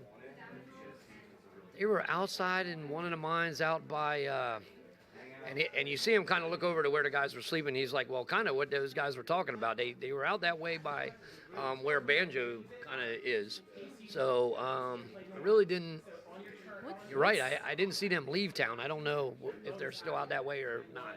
What's the banjo noise? Are they playing a banjo? What is this noise? So as you say banjo, and everybody in the whole place kind of looks over, and Caleb's up there, or Carlin's up there, and he's kind of doing anything. He's like, well, he kind of yells out across the bar to everybody. He's like, well, he's kind of our, how do I put this? He's one of our local legends. He is, how can I say it? He is him and his wife, Yodelanda. Yodelanda and banjo. Yodelanda and banjo. Yeah, I have a lot of time on my own. But never mind. When I make these up, I probably shouldn't be. No, he tells you that. No, he's a local legend. Him and his wife, Yodelanda, actually, they're a hill giant couple. They're a hill giant couple. They live up in the mountains in one of the mines. They kind of came in and kind of took it over and haven't caused any problems. And we kind of left them alone. They're kind of a local legend. They kind of stay up there by themselves. And usually at night, it's funny because you can usually hear her yodeling, and you can hear him playing some kind of, that's why they call him banjo, because it sounds like he's playing a banjo that a hill giant would play. Most people around here kind of leave him alone. They kind of let them do their thing, and really, it's been nice because it's refreshing when you kind of have that. He hasn't really caused us any problems or anything like that, and come to think of it, I really haven't. He looks over at the table that was sitting over on the other side. He goes, "Did you actually hear Yodelanda singing or yodeling last night?" And a couple of the guys that are sitting at the table are like, "You know what? We haven't heard her in a couple of days, actually. 3 or 4 days we haven't heard Yodelanda. We've heard him singing. We haven't heard Yodelanda at all." And that's usually unusual? Yeah, usually they are usually together. They seem like they have that kind of relationship, and as long as they didn't cause us problems, we kind of left them to, they never bothered anybody in the village, so we never really had to do anything. So could you give us directions to get there? That He goes, sounds like something interesting we're traveling through. Of course. And the Carrick, guys of at the course, table would are like, love "Well, to I hope see you a can hill make them giant. shut up." Oh, are we at the table? I thought you were by yourself. Yeah. Okay. Yeah, I'm telling Carrick. Carrick would be very happy. I call Carrick over to see the hill giant. Oh, yeah. Well, hill giants are normally very nice. Yeah. So that's unusual. Like I said, they never caused us any problems. A couple of the guys over at the table were sleeping like, "God, just tell them to shut up at night so we can get some sleep. He's killing me." Usually they only play for like a certain amount of time and go to bed, we're all right. But lately, he's just been going, and I don't know what's going on, but a lot longer than it should be. Like, not for nothing, but compared to me, hill giants are a little slow. Oh. Okay. So I know I'm not the sharpest tool in the shed. So just keep that in mind, yeah. Do they like to drink? I mean, who doesn't? So we can have a nice, We'll need to bring lots. Lots. They're bigger than me. Sounds like we need a cart Yeah. with some extra imbibings and maybe some of those bakery treats. That sounds good. Oh, the person said they were making me something special. Maybe we can bring that. Yeah. So it sounds like we need to take a little journey. Yeah. So in the meantime, Mira has gone ahead and cast invisibility on herself, and she actually snuck to the back to try to go free the rabbits. As you go into the back, all right, you move back in the kitchen. The kitchen's a little better looking than out there. It actually is a little cleaner. I wouldn't say it's clean, but Mira does not agree with it's a little you. clean. No, she wouldn't. But as you make your way through, you can tell there's another door in the back that goes out. And for people that are rednecks kind of like me, she's out in the back skinning the rabbits. But as you kind of go through the one door, you kind of peek out. The half-orc's over in the corner. She's setting it up. She's got like where she had the one handful of rabbits, they're still in a cage, sitting on the side. They're still there. Don't worry, we're PG. I'm not going to explain everything. So the other side actually looks like she's starting to set up so she can go ahead and start to skin them. And you're invisible. So right now, you can tell she's setting them up to hang them so they can drain them, and then she's moving the stuff around. What would you like to do? So I'm gonna go ahead and cast sleep on her, so I can get them all out. All right, roll that dice. See if you hit her. It's 11 d6. You gotta roll it. Yep, you gotta roll that. See what her hit points. 19. You just gotta roll the dice to see if it's her hit points. It's 11 d6. Yeah. So on your character sheet, under actions, I made an action for you. Yep. So basically, you roll it, and if you make her hit points, she'll fall asleep. Right. Sorry, right there. Got it. Hold on. Yep. And then add 2d6 to that because I forgot to update since we leveled up for the charity stream. Woohoo! Thank you all the charitable contributions. Yay! Everybody. 42 plus how many? 2d6. Roll the d6 twice. This square one. That one. That one. Yeah, you got it. Twice. 42, 44, 45. 45. All right. You see her up there, and she's kind of got the thing, and she's like, she kind of hooks the last one. She goes to sit down, and you see her kind of like put her hand on there, got that 2 feet tooth out, and it kind of just right on the thing, falls asleep. So I very quickly take all of the bunnies, and what are you gonna do with them? I can. So I'm gonna go ahead and take the cage, and I'm gonna go as far as I can. I'm gonna. You see a back door in there. There's a back door that goes out the back side of the one.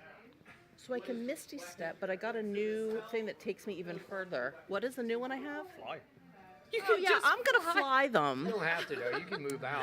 No, I'm gonna fly them because I don't ever usually get to fly. So we're gonna go ahead and fly as far away as we can to the forest and take our little bunny friends with us. Should I make you do acrobatics and the chains kind of hook you at your? No, I'm not like that. All right. Bunnies no, think a hawk got him. I'm joking. You're all right. So you're able to get to the outside easily. There's a back door right there anyway that you can open up. And then what are you gonna do? Fly outside just real quick? Yeah, I'm gonna fly as far as that I can go with them to the forest and release them in the forest. And while I'm there, I'll go ahead and pick up some quick like mushrooms and berries and stuff and bring them, and I'm gonna leave those in the place so that at least there's something for people to eat. Okay, I like that. I like that. I like that. Trade All for right, so trade. you're able to, no problem at all, let them go. Come back in. She's still sleeping there as you come back. You put the mushrooms up there. Walk your way back. And I'd like to say a special thank you shout out to my cousin, the dog Darcy, who made sure that we had the rolls to be able to do that and release the bunnies. Absolutely. Please give, guys. Everything we're doing is going straight to the charity. Everybody here is doing this out of out of their heart. Everything we do every month is free. We just enjoy this game and bringing it to everybody out there. So please, if you're in the Newark area or anywhere around us, look us up. Come on out. I'm telling you right now, Timothy's is a great place. Food is fantastic. You'll have a great night. You'll have my stupidity for a couple hours. It's cool, And don't worry, I know some of you out there are, hey, when we're fighting, we're going to get there. Don't worry. But but it is, please come on, give today. Coming out, join us. These guys are fantastic. Played a lot of games with them, and I've only been in since February, and I tell you, I enjoy every night that I come out and have it. Especially, everybody knows you get a hard week at work. It's nice to get away, just have a break. Beautiful time to sit with these guys, have a good time, a couple hours, and relax. So appreciate it. All right. Absolutely. So, and stop by Days of Nights because they have a discount on stuff and they match the charity donations. Absolutely. Can't say enough about Days and Nights. The oldest one in the area, Delaware. I remember back in the day when I was a child coming here, it was my monthly one to run up and look through RPGs and everything up here. They have everything, board games. And I'm a gamer, I'm a miniature gamer, I'm a role player, I'm everything. So they have everything. Please come up, stop in. They're fantastic. If you need to find something up there, I'm sure they got it. Just stop in. And that goes with statues, everything else up there too. They have everything. So stop in and see. But absolutely, absolutely. We appreciate them sponsoring us today. Absolutely. Fantastic. All right, so what were you come back, put the mushrooms on there, and you make your way back in. What is everybody else will go around? What would you be doing as he's telling you about banjo and everything? What would you do? What are you thinking?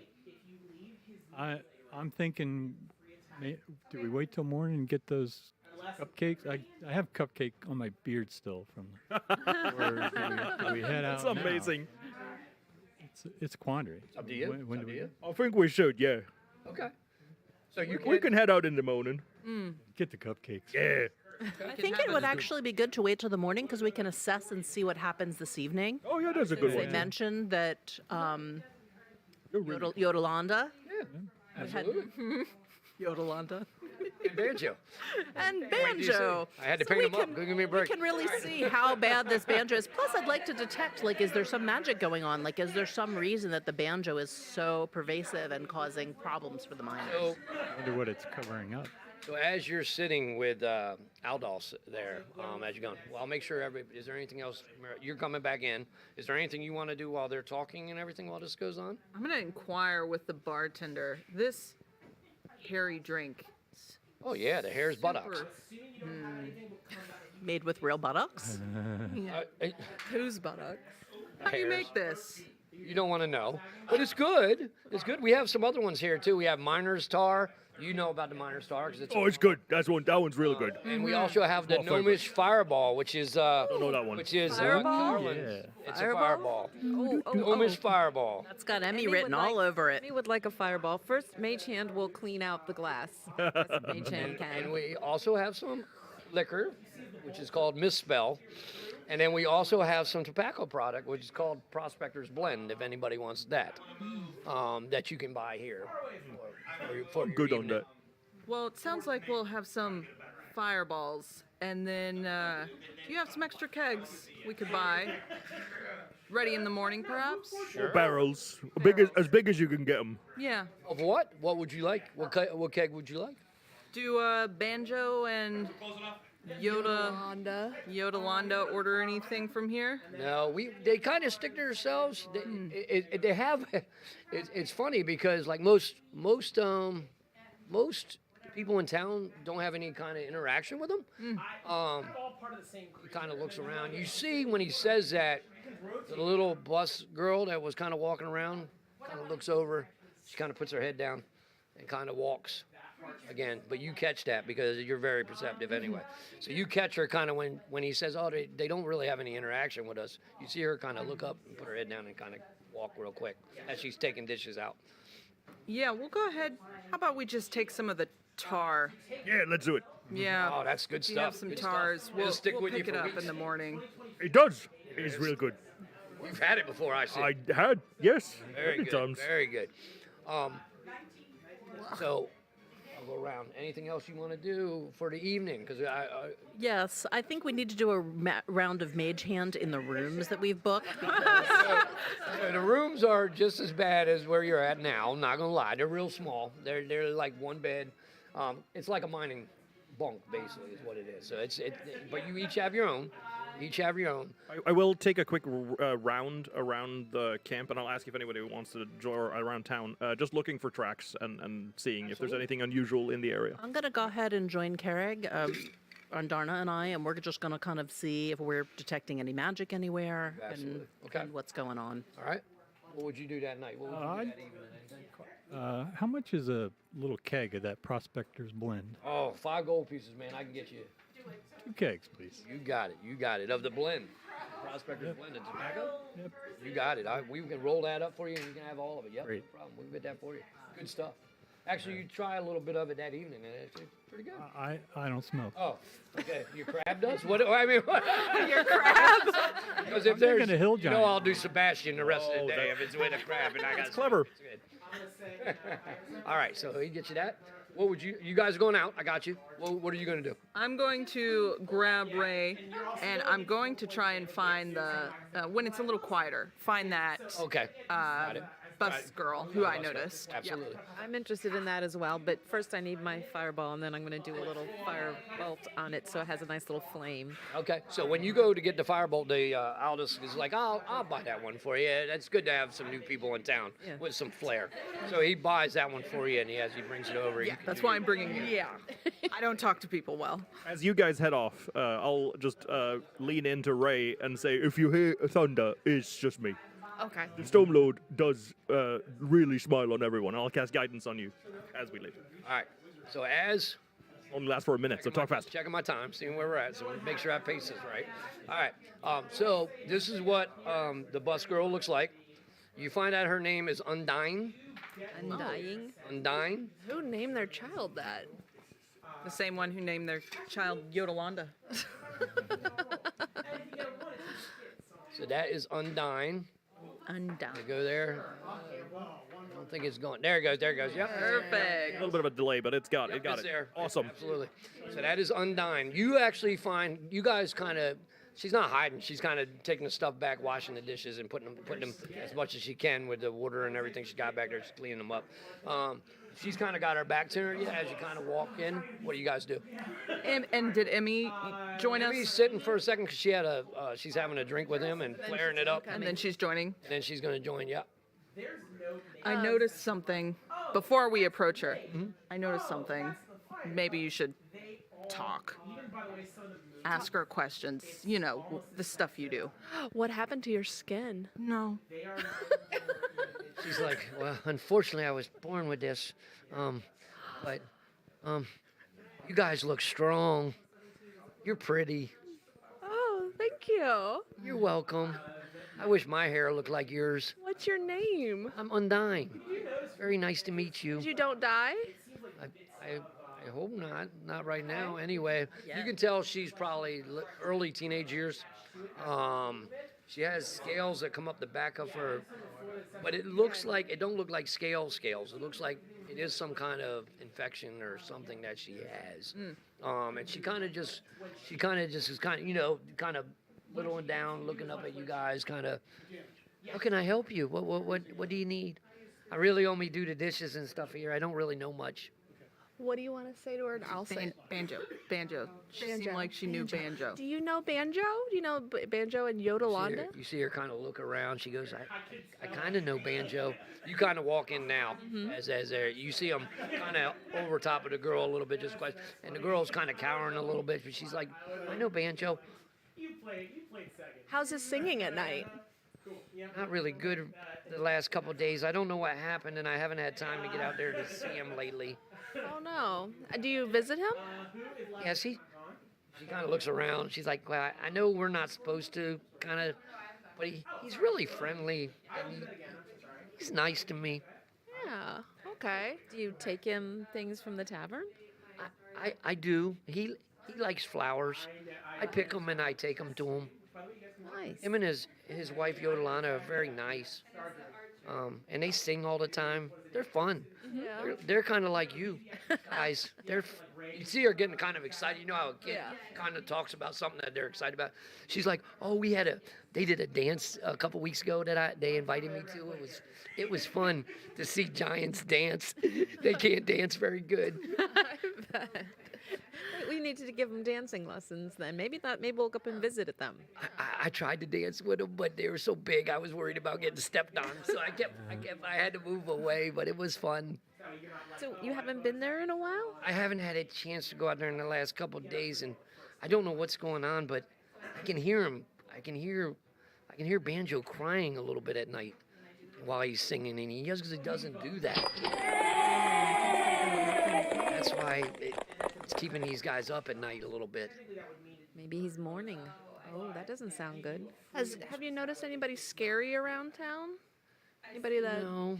Well, they're all scary to me, but the miners kind of leave me alone. They leave me alone because Carlin kind of takes care of me, and he's good to me. So he kind of backs everybody down. They don't give me any trouble. The first one's not technically a spell. It's just your druid ability. So do we think that this scaly thing is like an infection or something with her? Some kind of disease? Somebody make a medicine check for me. Yeah. I'll do a medicine check. What's my medicine? I have +0. So you do a medicine check. Why don't you both do it? Okay. Well, what? I have You also +0 get as well. You also get a D4. Oh yeah, so and a add D4. your- Yep. I'm not very medicinal. It's pretty much bad. alcohol for got me. Tell that 15. this was some kind of birth defect. Okay. There, you can catch it. It's not something that's hurting her or anything, but it's a birth defect. That So a can- healing potion something. wouldn't help her. No. Okay. You would know that after you kind of look. You're just like, and it doesn't seem like it's bothering her. It's just. Just give her some lotion. Maybe a little He puts fireball. the lotion on his teeth. Oh no! No, we're not going there. Don't worry. No. Jeremy, silence of the lambs. I'll flicker a gold as we leave. She's like, She's like, oh, I hope you guys stay for a while. It's nice to see fun people in town. We don't get many with your personalities. I'm incredibly fun. Except her. So fun. Except her. That was good. Scares me. All right, as you guys walk out, you guys go out, and as you walk around, roll a, let's do a persuasion roll or intimidation roll. Not to scare people, just to ask questions as you're going. So both of you can do it. Okay. Both of you can do it because you're kind of going around. I'm not very persuasive. I rolled a 3, and my charisma is 1, so 4. All right. How about a 24? Hey, much better. Ooh. So you're kind of back up, but it's good. It's good. I I'm like just it. looming in the background. It's all good to be backup when you got that kind of backup. That's all right. So you kind of go around. You guys kind of go around first, and there are tracks everywhere. You can tell the miners kind of come in and go out. As you, Mirabelle, start to talk to some of the miners that are coming back and stuff like, you just casual conversation like, how was your day? You know, what happened in the mine? You guys kind of find out that about a week and a half ago or so, something happened in the mines. There's something like shaking the mines. There's been more cave-ins lately. It hasn't happened before. There is more like shake-ups, not earthquakes to say, but tremors. Like, there's been more tremors in the mines that should be, and they were worried. You get the gist of they're worried that maybe too many miners are out there mining right now, and it's either coming in effect, but it's never happened before. And in the last week and a half, 2 weeks, it's started to stir up something. Have people been able to get out during the things, or Some people of the dying? collapses killed a couple of the miners, so they have lost people. So everybody's a little on edge and anxious. On edge. Everybody's kind of watching. They're kind of, feeling as they go in the mines, and it's they've been doing more instead of like 12-hour days. They're going in for like 4 or 6. Come out for a little while, then go back in. That's what they're doing now. But you get that gist as you're talking to a bunch of people as you walk around. And if you ask about Banjo, they basically tell you the same thing. He's kind of a local legend, sticks to himself, him and his wife in the other mine. They tell you the same kind of thing. Never really bothered anybody, but lately, for something, if you ask, like, hey, have you heard his wife singing at night? They're like, you know what? I haven't in the last couple of days. So that's really what you guys get at night. Cool. All right. Anything else anybody want to do this day before we go into the morning? I think we're good. We got supplies. We got a cart full of beer or whatever. Yep. Yeah, everybody got what they want. Something tar. All right, so you get up the next morning. Go to the bakery. Oh, go to the bakery. Yeah, Hey. We'll get our cart loaded with the kegs and the baked goods Yes. to take. Like, clearly, what are the important things to do? Baked goods and booze. Yeah. Somebody's going to have to take these from me, or I'm going to eat them all. That's after this game. That's around 2:30ish after we get done. I go do that. So I'll be at Timothy's if anybody wants to know. No. All right. Basically, you guys go down, and actually, Corin, the lady who got your horses before, she actually brings the cart up for you guys, and the horses are in good shape. She prides her work too, so they are taken care of.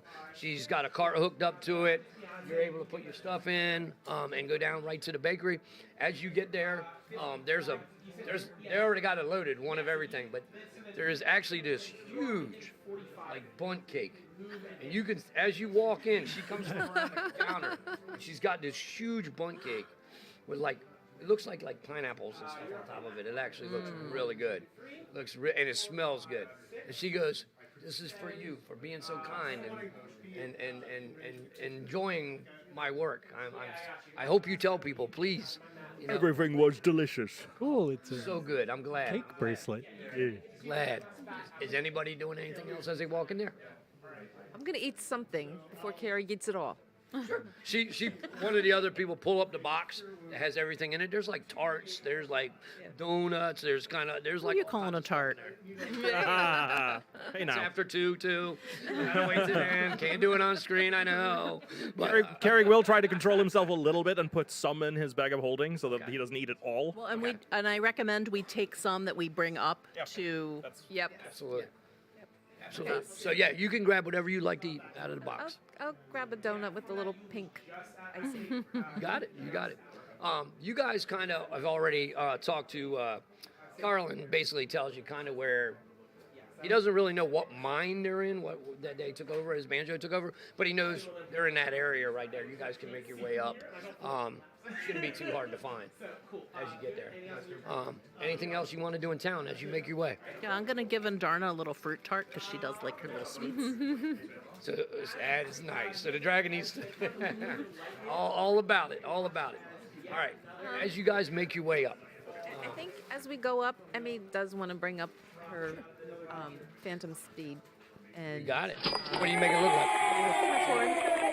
like? So as you bring up the unicorn right at it, you see Corrine walking down the street. She's like, It's as so you catch her eye as you turn around. She's like gawking at you as you ride out of town. She's like, just waves to you as you go on. Anybody want anything else? Is it before they leave town or no? Okay. As you make your way up, to where Banjo is, it's winding. The mine's kind of on the outside of the city or the town a little bit. They're up into the mountains right there that come up, basically, is what they're into. You guys kind of make your way up to. You good, Sean? Yeah, you're good. All right, buddy. So you make your way up, and as you are making your way up to this, about probably 20 feet as you're winding around, and you can't see going around a turn a little bit, you hear coming from about up the way just a little bit, maybe 50 feet or so up the way around the bend, you hear what all I can describe as is nasty crying. You know that crying that you can't... Ugly crying. Yeah, ugly crying, very ugly crying as you come around the turn, as you kind of hear it. And as you come around the turn, you see Banjo. I have to grab. Hold on a second. Holding. Is he crying in giant? Oh no, Yodelanda. What happened to Yodelanda? Oh, that's a big boy. As you can see Banjo, as Banjo comes around the corner and is walking the other way, you guys are coming up behind him basically, and you see Banjo. Can you see that? Oh, you got the back to him, really, I guess. There you go. They're getting it for you. As you see Banjo walking the other way, in one of his hands, he has basically a rose bush. It isn't just a rose, it's basically the whole bush in one of his hands. Okay? Yep, it's up just a little bit. Yeah, there you go. So you see a bush in one of his hands. And in his other hand, because he's a giant, he's got it held like this. From where you guys are, it looks like a clothesline that has been broken off on both poles. And he's holding both poles in his hand, so it looks like a harp that is made from a clothesline. And it's pulled this way and going across. And he's walking and he's sobbing and he's trying not to hit himself with the roses. He's like, don't worry, I'll sing for you, Yodelanda. And you see him walking down the side. Actually, he's going down the road. And from where you guys are coming around the turn kind of seeing this, you can see down the ways, it looks like a shallow grave with rocks over top. Oh, no. They're giants. So really over top is rocks as he's walking down. And you see him kind of meander down, and you see him kind of put the rose bush right on top of the rocks. And as he does, he sits there, and he starts to sing. And don't worry, I'm not going to sing, because I don't want you to turn off the stream. I'm definitely not going to sing right now. You see him starting to sing as he's strumming the clothesline.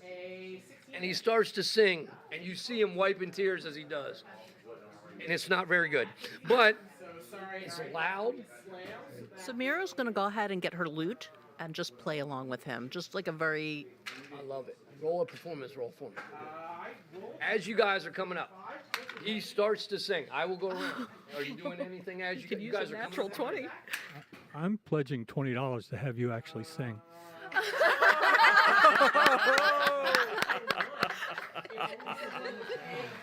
And then they'll all take it back after I sing. They'll be like, oh, never mind, I'm taking back my money. Just a few bars. I'll just match the 20. How's that? Yes! Match it with the 20. Yes! I got To the money. cancel I'll out just the match war. it. So it'll be 40 for the charity. I'll match. I'm not singing. Don't worry about it. All right? Counter spell. Travel to sing.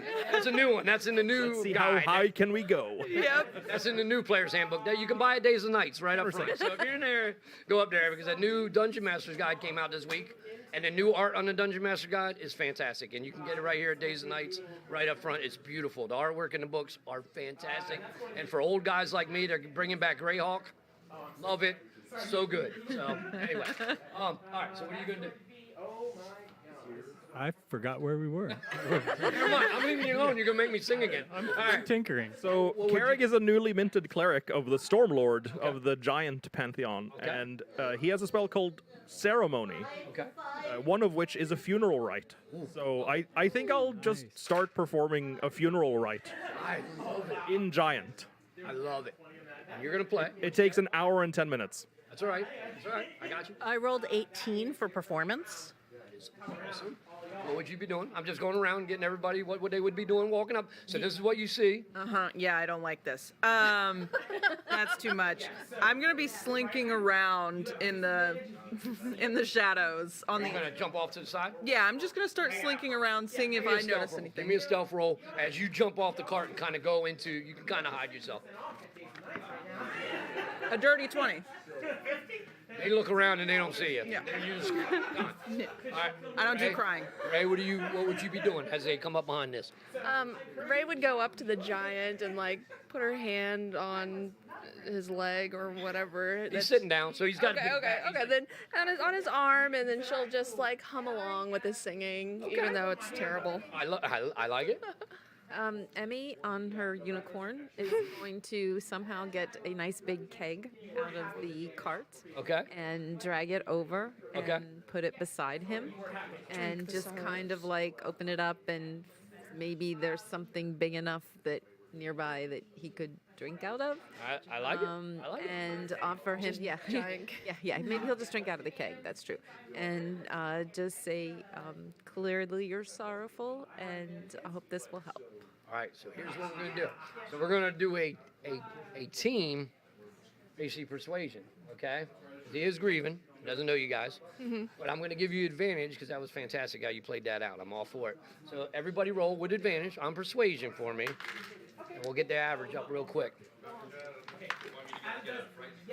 I'm going to use one of my many inspirations because even with advantage, I rolled terrible. Inspiration, and you have natural 20s. Oh, I'm not using my natural 20 on a persuasion. Okay, that's better. Absolutely not. So How about a 28? 15. Show off. All right. No, good roll. 19. 19? 13. Very nice. A 14. No, you're hiding. Yep. You ain't persuading nobody. You're like the squirrel that you just jump down and just goes, oh, shoot. All right. 16. Nice. 21. Very good roll. So you see him at first kind of like, because like we said, he's looking rough. He's crying. He's trying to sing. He's playing the thing. As you get up closer, you can tell it is a grave that has been over.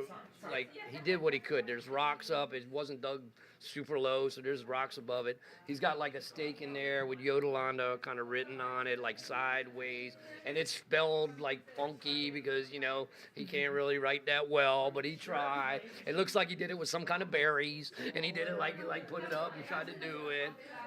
And as he kind of looks around, at first he gets a little, and then as you put your hand on his back, you stood doing the rights. He starts hearing the giant. You come up and do that. You roll up the keg.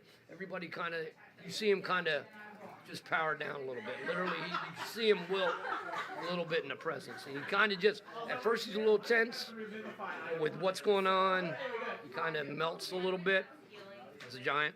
And he kind of just, he lets you finish it. As the songs go along for that hour, you guys are literally, he's still crying, but it's kind of like, after it's all done, when you finish your ritual and the songs get over with, he stands up and he wipes off his face as best he could, and he's like, Banjo don't know you, but Banjo, thank you. We're here as friends. It seemed the right thing to do. Banjo don't have many friends other than Undine. She's come up to play with me now and then, but I don't have many friends. What happened? Something. And you see him kind of get that giant look. You've seen it before, where it's like that, like I'm gonna kill something. He's like, something in the mountain stirred and killed my Yodolanda. I don't know what. And I'm not the giant I thought I was. Was it? Trying to see him shrink down a little bit. Was it here outside or in the mine? It was in our home. I was not there. In the mine. I was not there. Oh, okay. I was out at the time. So you came home and you found her? I found her. I'm so What very was left? sorry. Thank you. It is much appreciated. She was a good person. And now I have no one to sing with. So Indarna will go up and actually snuggle with him because she loves to snuggle, especially if people are sad. Kind of see him kind of go back because you know that you're a big creature and you see that little one and then you're like, She's very tiny too. you see him kind of melt a little bit again. For a hill giant being the way he is definitely, he's lost his heart. You can tell it's literally, what are you doing as you kind of make your way around? What are you doing? I'm up in a tree now, just playing with my daggers and stuff.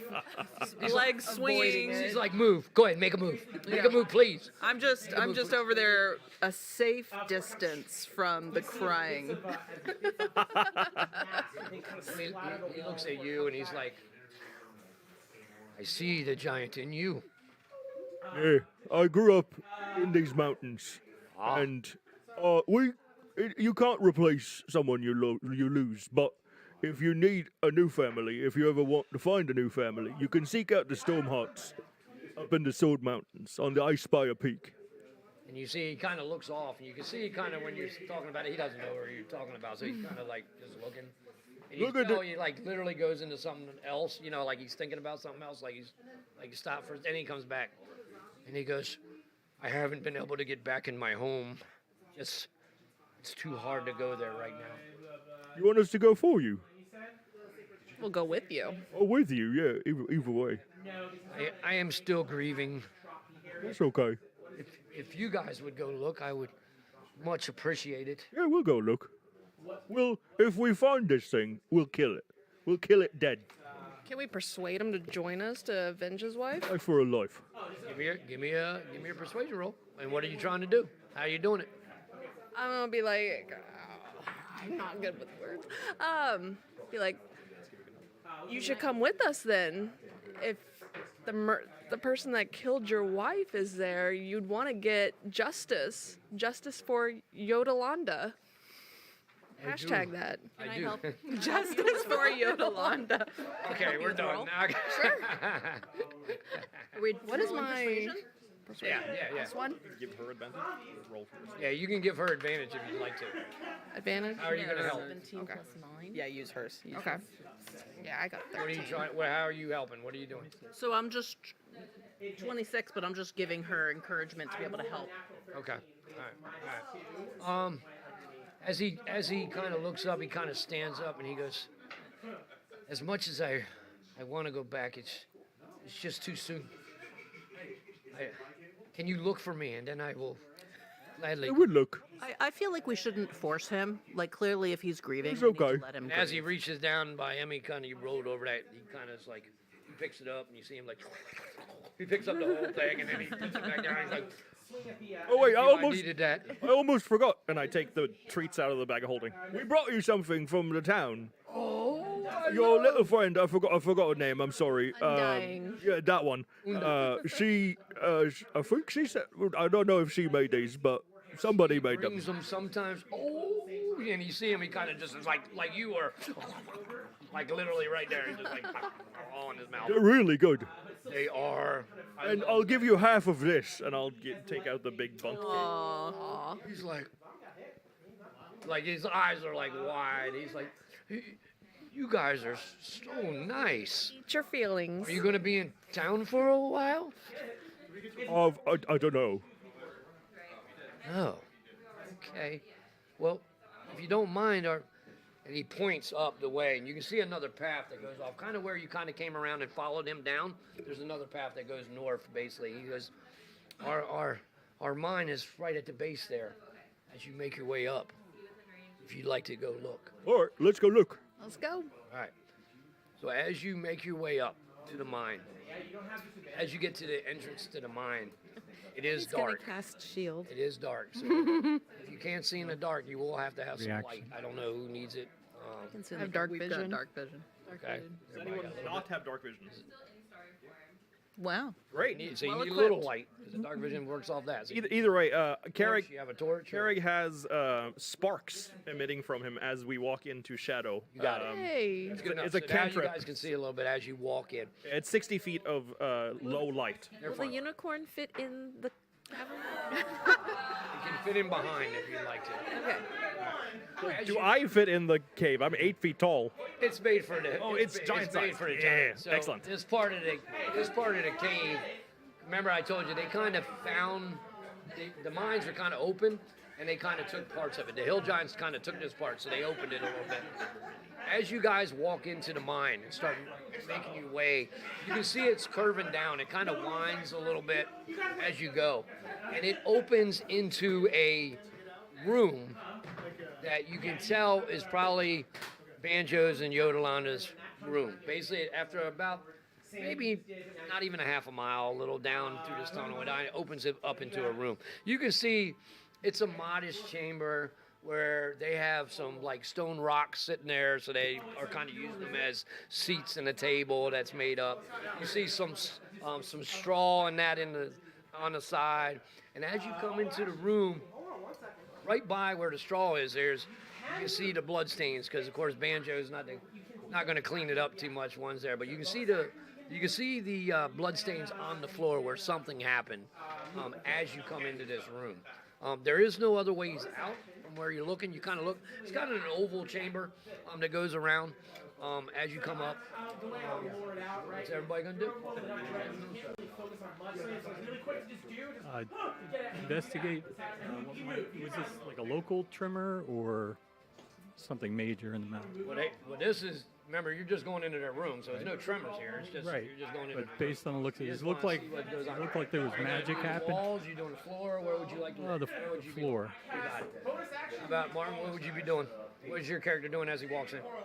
Just looking around for tracks. Okay. Same, I'm I'll just go trying to ahead get what and everybody's doing when we walk in. That's all. Just seeing if I'm perceiving any magic or anything else. You do not sense any magic as you walk in. You don't. You look around. You don't sense any in the room. It's about a 20 by 30 foot room, maybe about 20 foot high in here. So there's no way out, but you don't sense any magic. Are there signs of a struggle? You can see something happen right there, and I'll get to that. I was just trying to see what everybody's doing. I'm along the walls, checking along the walls. You're gonna check the walls. Checking the blood. Okay. Emmy, what would Emmy be doing?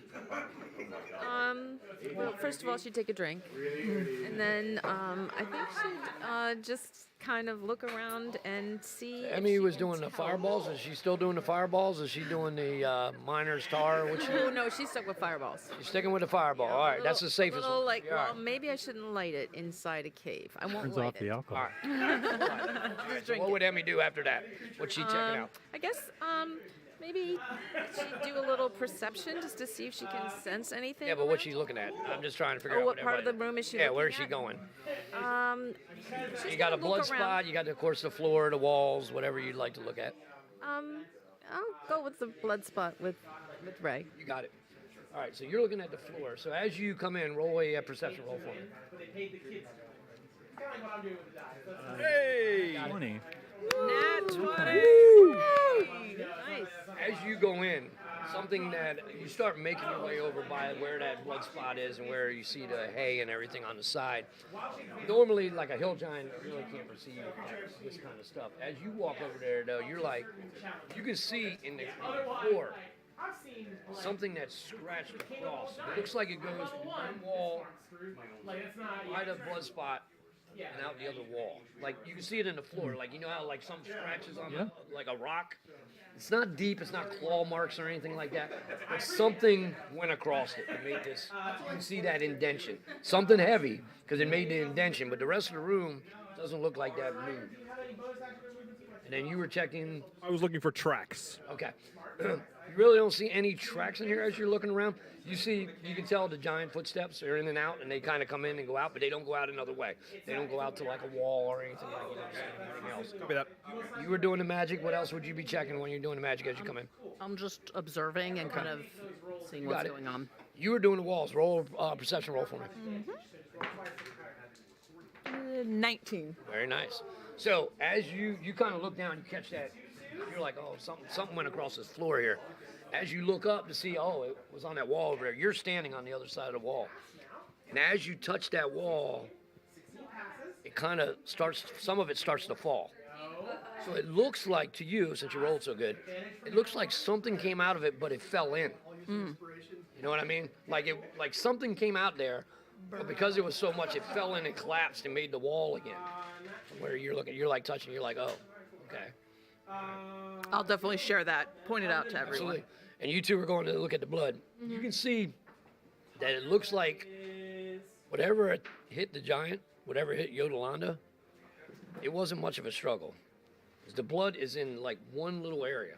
So, and it's from where them tracks, now you notice when he says the tracks, it looks like something came out, either swallowed her, grabbed her, and kept moving. You don't see like splatter blood anywhere else in the room. Wasn't much of a fight. Looks like it was something quick. Do we have any idea what it could have been? I'll let you roll. Nature or survival? You roll nature. Nature. 14 plus... -3 for 11. So that's right. I'm not very smart. You would know, but you would know from like mines and from just being in the area or stuff. There's a lot of stuff in the mines that can.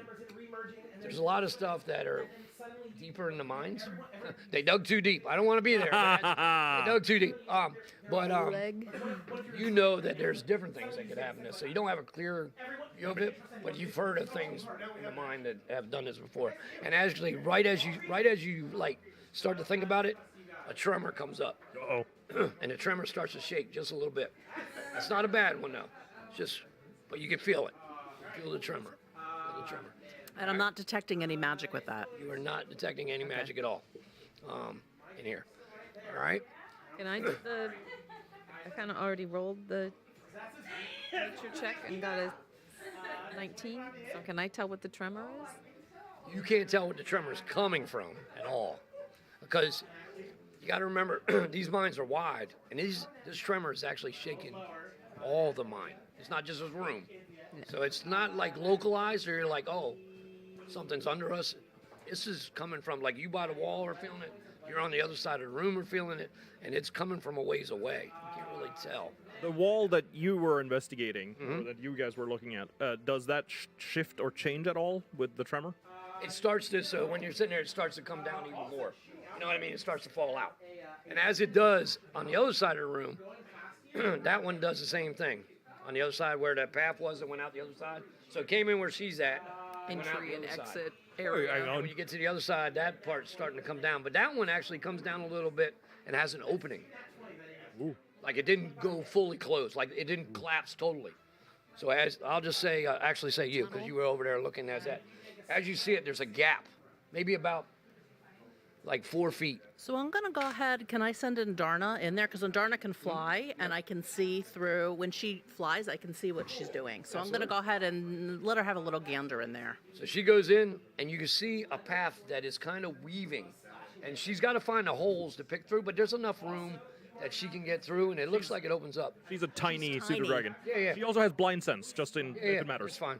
She starts to go, and this tunnel is going down. Yep. And she's starting to weave around and go up, over, and stuff like that. So it's not a direct path. No.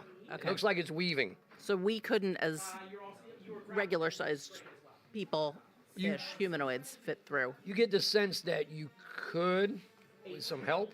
Okay. But it'll be a little bit of time consuming. But Okay. you could make your way through it. Okay. With a little help, you could move out because it's not like it's falling in portions. You can kind of push some of it apart and keep moving. And so I'll relay that to everybody else so that you all know what Andarna's seeing. Okay. And just so it's said, Carrick has bulked up since the last time you saw him. He now has a strength That's what I'm saying. of 25. So it's not anything. You're not like busting through walls. It's more of I push this stuff aside so we can go through, and then I move it again. That's all. Excellent. So you can do that. We take a look. I mean, there's not much else here. Everybody want to start moving? All right, so is this a good place to take a break? We'll take a break here, guys. So we'll be right back with the game. I hope you guys are enjoying it. Don't worry. We're going to get some fighting in. I know. I'm a role-playing guy, but we will get some fighting in. Don't worry. So we are moving down. We'll take a quick break, and then we'll be right back.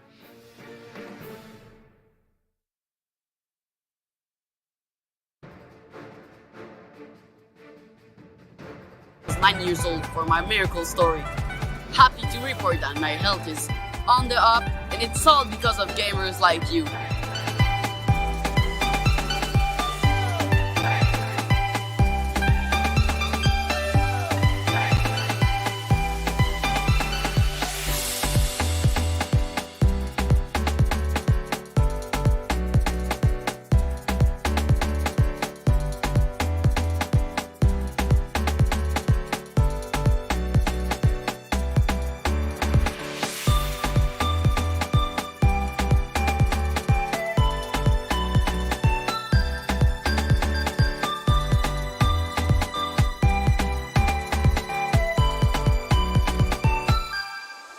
My name is Tara. I stream on Twitch, and I did Extra Life last year, and I raised $5,000 for Children's Hospital of Omaha. I wanted to raise it for people that couldn't afford to go there, because I know not everybody can afford to go to a hospital, especially if something comes up like randomly.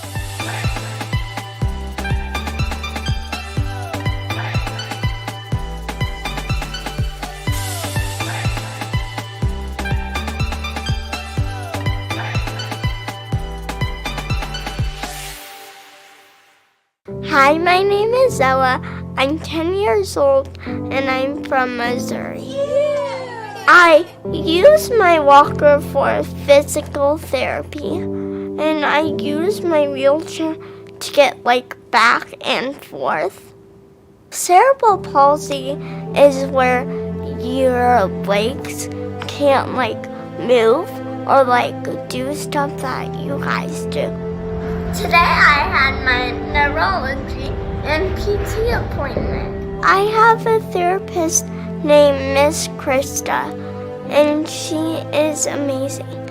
She helps me with the stuff that I need to work on. Can you take this hand and open and close your hand? I'm just like you in so many ways, because I do the same stuff you guys do. I do cheerleading for football games. I wear a top that has a W on it, and then a little skirt. I cheer for the Junior Wolves. We won a lot of games so far. I am Ella. I am brave. I am strong.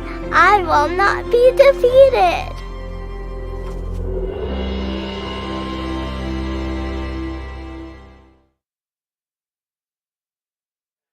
Yeah, I know. I want everybody to be able to do their thing, so I'm trying to. All right, so we're back on. Sorry about that. We're getting the planning in. Make sure we get this game in for you guys. We are enjoying it. They just told me that we're over $8,000. I can't believe it. I'm just amazing. Yes. I can't believe that somebody Thank asked you, me everyone. to do this on a Sunday to have fun with a bunch of my friends. You guys, we appreciate it. It means a lot to us. Hopefully we can do a lot more of this stuff because we believe in the charity. We believe in what we're doing. I'm losing my voice because I'm laughing so much. But we're going to get this game on. All right, so in the last one, we found the... you good? So we found a way in the tunnels in the mine, and we're making our way there. So I'm taking it. You're going first. Through the tunnel. Unless anybody is more sneaky and intends to go ahead.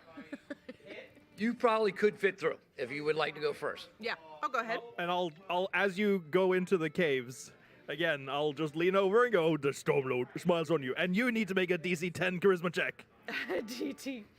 All right. I was about to save, sorry. So Nix, as we go, you'll be scouting, and then you'll be coming back to have Carrick open up the way for you. My negative charisma brought me to a whopping 5. Yes, you have to smile for 1 minute. No! It looks like the weirdest smile, like the... And then you just go into the dark. And then you just move off in the dark so they don't have to see it. That's what it is. You're like, I pull my mask back out. You do feel a calming presence as the storm looks over you with guidance. So I'm going to go ahead and send Andarna with you so that you can scout with Andarna. Perfect. All right. So you guys start making your way down this path. All right. It kind of weaves. It's moving, and the movement is looking like a kind of a, as you get going, a little snake pattern. You know how snake patterns move a little bit. It's more like that instead of like one way or up, down. It's that snake weave as you're going across to go through there. As you come through, you kind of make your way, and as you're stopping, I need you to make some strength checks for me. Cool. As you go. Just do one at a time. No big deal. First one. 5 plus. Is it athletics or just straight check? Straight strength? Straight check. 13 for the first one. All right, so the first one is the roughest one. So literally, he gets there, and Carrick's like, "I'll put my back into it and rage for a little bit." Okay. All right. Much better. 23. All right. So literally, he's like, you see him, you're kind of like, hey, I need some help. He kind of walks up, and at first he's like, he thought it was going to be easy, and it isn't. And then he's like, and you see him push through, and he actually rolls through the next one. As he goes up a little bit further was another one. He rolls through both of them. It just knocks it open as he rolls through. Because as he does, he grows from 8 feet to 16 feet. And just pummels through. So now you're bending down a little bit. Absolutely. In this tunnel, you're a little bit bent over as you're moving. As we're going forward, you start to move forward. Where's your, let's get your character. So as your one comes out, put yourself right at the end. Yep, coming out right there, because we're coming into the room, basically. So you're going into the open area. So before we go in, I'm going to go ahead and summon Faye and bring up Cookie, my little Faye, who can come with us. Mm-hmm. That's fine. You can. Does anybody want to do anything as you're making the way down? Because you can do any of that stuff as you're moving. Did you want to do anything? Nix, how do you feel about bats? Bats? You okay with bats? I love a little bats. dark. They're beautiful. Great white bat is going to flurry over and just kind of find a place to hang on you. In my little cloak. Cool. All right. Anybody else want to do anything before? I know you're doing that. You guys want to do anything beforehand? I'm going to cast Jump on Nyx in case she needs to jump out of the way. All right. Good. I like it. Beefy. Emma, you doing anything? What is she I doing? already cast shield before we were walking in here, so. All right, well, you're ready for it. Emmy wants to buff You as got well. your shield ready. I got you. All right, so you guys are moving in. Nyx, you come out into the first kind of open room that you came at. You see the thing goes in, and you can tell it's an old mining room that probably was here before. If the thing collapsed, because you can see another way out of another regular mining way out the other side as you come in. As you get right there, roll a perception check for me. Very far back. 19. 19, all right. So you start to walk in, and that Trevor starts to come up. Everybody feels it, kind of. And then it goes down again. It's quiet as you come out. We're going to say that edge over there is where the door is to go into the pathway. As you go in, go ahead and move your way over. Are you doing anything as you go? Just jump over. I'm just going to try and stay stealthy if I can. But Give me a stealth roll. Give me a stealth got roll. it. You could do it because there's rocks traveled all over the place. You can kind of go down below. 17 plus 8 for... So literally you lose sight of her. She kind of goes in and... I'll stay in the opening. All right, you got it. Go I'll ahead and wait move him right up. behind there. Go ahead and move up. Yep. All right, you get about, keep going. You can go a little bit further. And right as you get there, the tremors come up again. This one is a little more localized. Doesn't feel like the same tremor you felt before, though. The other one shook everything. Now you feel, actually you two, kind of up front, feel the tremor because it's a little more localized as it shakes there. And as it does, are you doing anything else? What would you be doing as it does? If I feel like something is about to surprise me, I'm going to go ahead and use the jump she provided to just try and assist in dodging. Okay. I feel I'll give it to you. Something's I'll give it to coming. you. It's no problem. So as you start making your way, go about 10 feet that way. And I have to grab what comes out. Hey. The movie Trimmers. All right. You good, Mark? You got it?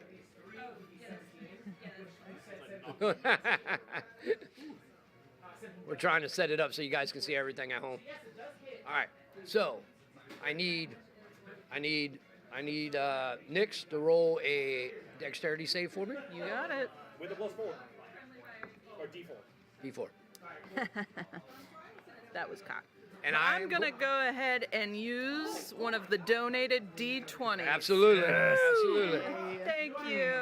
No, I'm just joking. I'll use mine. No, I'm not. No, go ahead. Go ahead. So for me, that would be plus your 2, and a dexterity save is +8. No, you're good. 30. So, Martin, put that up there, underneath. Gosh, it is Trimmers. All right, as that one comes up, right where she is, because you see, you're standing in the doorway, you see it? Yeah, because it's going to come up under her, but she's going to jump out of the way. She made her roll, and she had to jump. Doing dope monk backflips out of I the am way. Dope monk. So, how would you like that to look? And you can jump further because you had to jump on you. So I will let you move. You made the save. I'll let you jump out. You tell me what it looks like and where would you like to go? Yeah, as the earth starts to come up, she's going to use that as leverage to jump up, flip, and she's then going to push off of the ceiling of the mine to come back down about 10, 15 feet away. I love it. Go ahead and put yourself where you want it. Where would you like to be? Right there? Yep. All right. As this purple worm busts up with the mouth open, comes up under you, you do that flip, hand on top, come back down. You see it already. You see this worm kind of come up, it comes around, and it's looking right at you. Everybody roll initiative. Yeah. Oh my God. Natural 20, Mr. Martin. Hey! Another. That's nice. Oh, that's Two. 3 to 5. No natural 1 so far. Ray and amazing. Got 20. You got 20. All right. What everybody else get? 14. 14. Who's that? Me. Mira. All right. You got it. Kerrig is at 16. 16. 9. Oh, and I'm 11. I am Nick, so I'll be at 25, and Ray will be 25. Nice. Who would like to go first? Who's your dexterity here? Who's got the higher dexterity? You got a 9? 2. No, I got a 9. Ray got a 9. Ray got a 9. Ray got a Got a 9. Yep. Oh, okay. I thought I'll you run said in 11. while you're All right. getting your balance. All right, you got it. We're just kind of Excellent. Fantastic. See where the worm's going to end up being. All right. It's actually saved me space, so even better. All right. All right. So Nix, you kind of see this. You feel it already. You said jump. Boom, boom. You're down. Bam. What are you doing now? You see this worm kind of looking right at you as it comes around with the teeth. I am going to unnecessarily use my Blessing of the Raven Queen to teleport behind them. You got it. And when I reappear, I'm misty, almost translucent, and I take, I have resistance to all damage until the beginning of my next turn. Yes, I love it. That's my bonus action? Yes. Yep. And then for my action, I'm going to use... Is that good? It's where? Action. I've got it. As you were like, all of a sudden, you drop. Hour of Reaping. So each creature within 30 feet will have to make a Wisdom save DC 14, or they're He's got frightened. that purple worm. He's got all kinds of wisdom. Okay. Yeah, that's no. Go ahead. So they will be rolls a 1. frightened. Okay. Frightened of me until the beginning of my next turn. Oh, yeah. I call it shenanigans. No, I'm just joking. Yes, absolutely. You got it. You got it. And that's my turn. All right. So basically, you come up, boom. You see this mist come around the outside.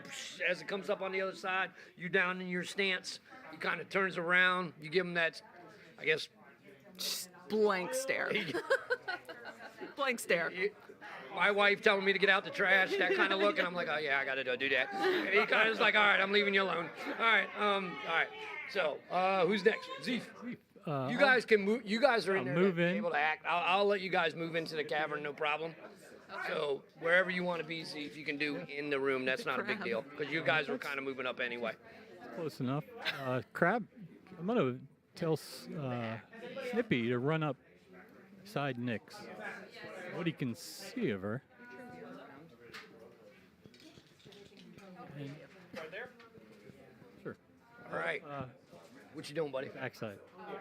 Yeah, I'm going to Mind Sliver. Mm-hmm. You got it.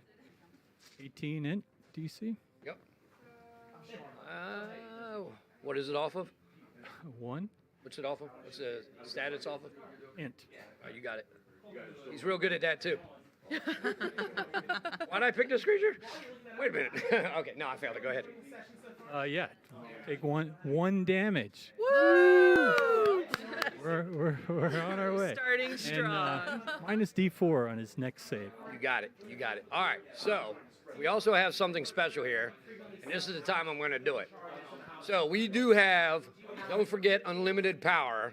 Unlimited power. So what we're doing right now is we're giving these players, because somebody purchased it for the charity, and we appreciate everything that we're doing, because it's not really about the game, it's about us having fun and doing stuff for the charity. So what I'm going to do, they have 10 seconds, right, Sean? 10 seconds to decide who is going to be the DM for the next 30 seconds, okay? Who would like to do it? All righty. So we'll be right back. Me and Martin are going to switch. Oh, boy. 30 or 10? I thought it was 30 No, seconds. 10 seconds to decide, 30 seconds to play me.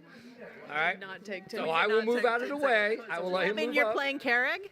Huh? Are you Carrig for 30 seconds? Do I get to? Yeah. Just don't kill I him. don't get to play much. I'm a DM. So, yes, I'd love to. So that's great. Fantastic. Yes. All right, so I will move.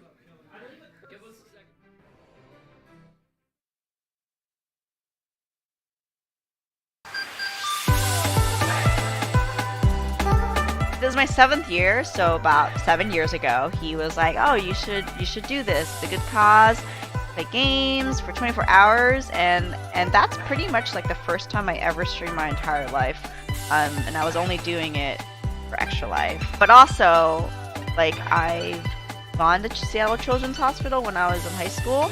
When I did Extra Life, I chose to support Seattle Children's because of how great they are. They're really good to the kids. Hey Jack, what presidents are in Mount Rushmore? George Washington. Abraham Lincoln. I had physicians coming at me all over the place saying, we have to go and do an emergency C-section. And my wife Janae looked at me and she said, holy smokes, we're parents. I saw that they were being resuscitated and went flying into the NICU. Jack was in the NICU for 89 days. I stayed there for 101 days. 89 days. Yes, that's what I just said. Okay. Jack went through emergent surgery, had a bowel resection, and an ileostomy placed. Barrett continued to be our low-key little 24-weeker, learning how to try and breathe. Both of the boys required little heart surgeries. Right here in this spot. I am now a pediatric nurse. Children's Miracle Network hospital supplies machinery and beds and basic things that helped my boys stay alive. My favorite thing is I have complete strangers who donate, and that has affected my family. Well, we fight sometimes. Yeah, and then we kind of get along after those days.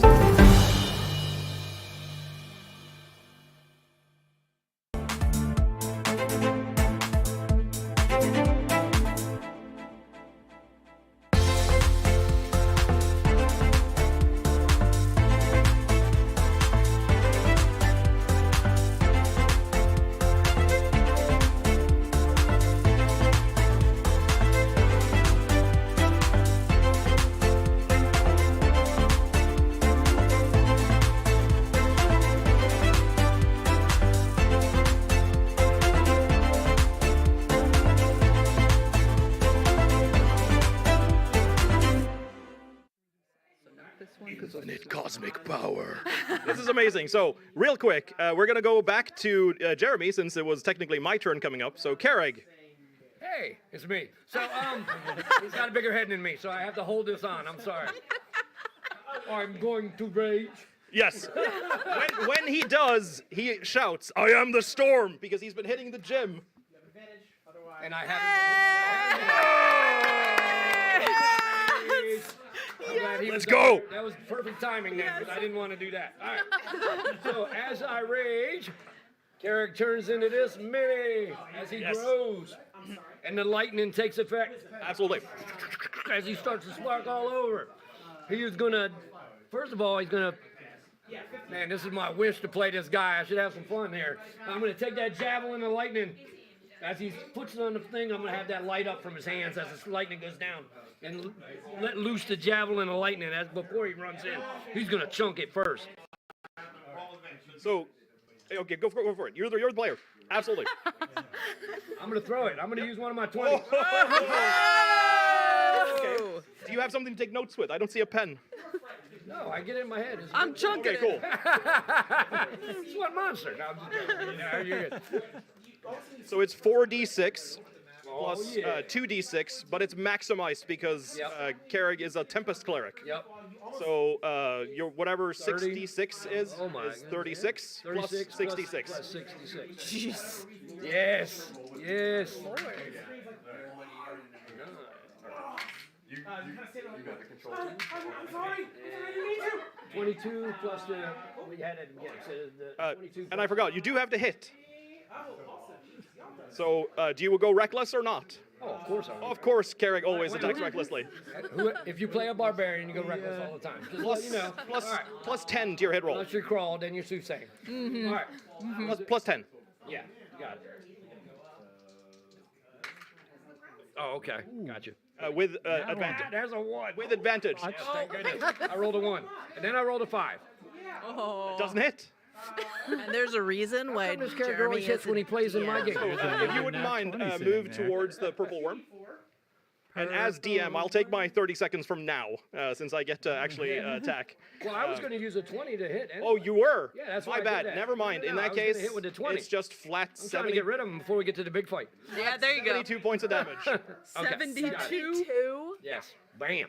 Oh my. Sorry, that's 72 plus his strength of now 10, so 82. 82. Is it Some of dead? that. Cool, Is it excellent. dead? No, it is. not It has a javelin that sticks in it for a little bit of time, and then magically it teleports back to his hand. As he runs in. Oh my. Absolutely. Awesome. Bonus action movement. Anything else? Nope, that's it. Excellent. The purple worm looks, if such a word can be described to a worm, I don't know if it has eyes. It menacingly goes at Carrick and he attacks. Got it. And I'm also going to use a natural 20. I like it. Go, DM. I like it. So, Carrick takes 18, 36 plus 9. All right. 45. Gotcha. But halved. Halved. Yep, because I'm raging. And then he's immune to poison, so he ignores the poison condition. Nice. And then the second action is to try and bite. D20 is here. Yep. 18 plus something. Should be right on there. It's up here. On the attacks. Right up the top. DM is hard. Yes, DM's hard, especially when you get thrown into it. What is your armor class? I don't have a clue. It is probably not higher than 27. No, it's not 27, sure. 25. Right. Make a dexterity save. You do have advantage on this because Carrick is a raging barbarian. That's a 6. And then a ooh. Man, I'm rolling bad. All right.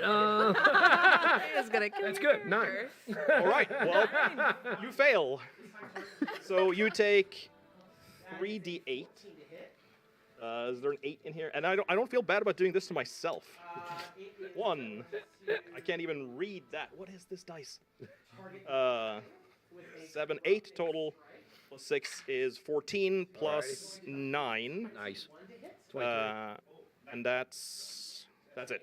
Plus 9. Yep. How much damage? Bite damage. And then Carrick is 23 halved, so it's going to be 12 plus the... Yes, he is swallowed by the worm. 6. Yes! Disappears Welcome inside. to my game. We'll swap back. That was worth my time. Thank you. All right. I am the greatest DM ever.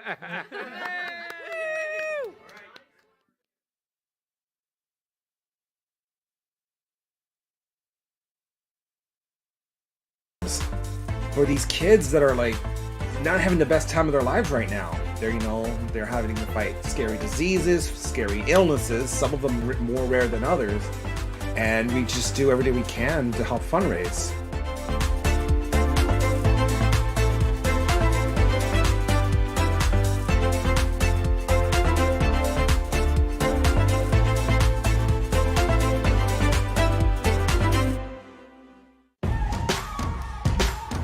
Oh, hi there. Time for Extra Life again?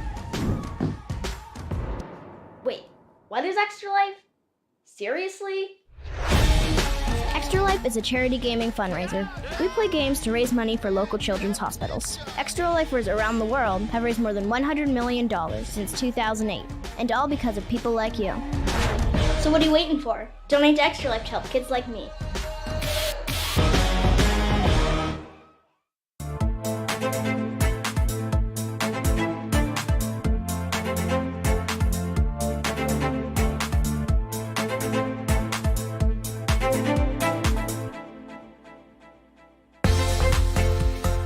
To the Extra Life community, thank you so much for helping kids like me treated at the IWK Health Center and TMN hospitals.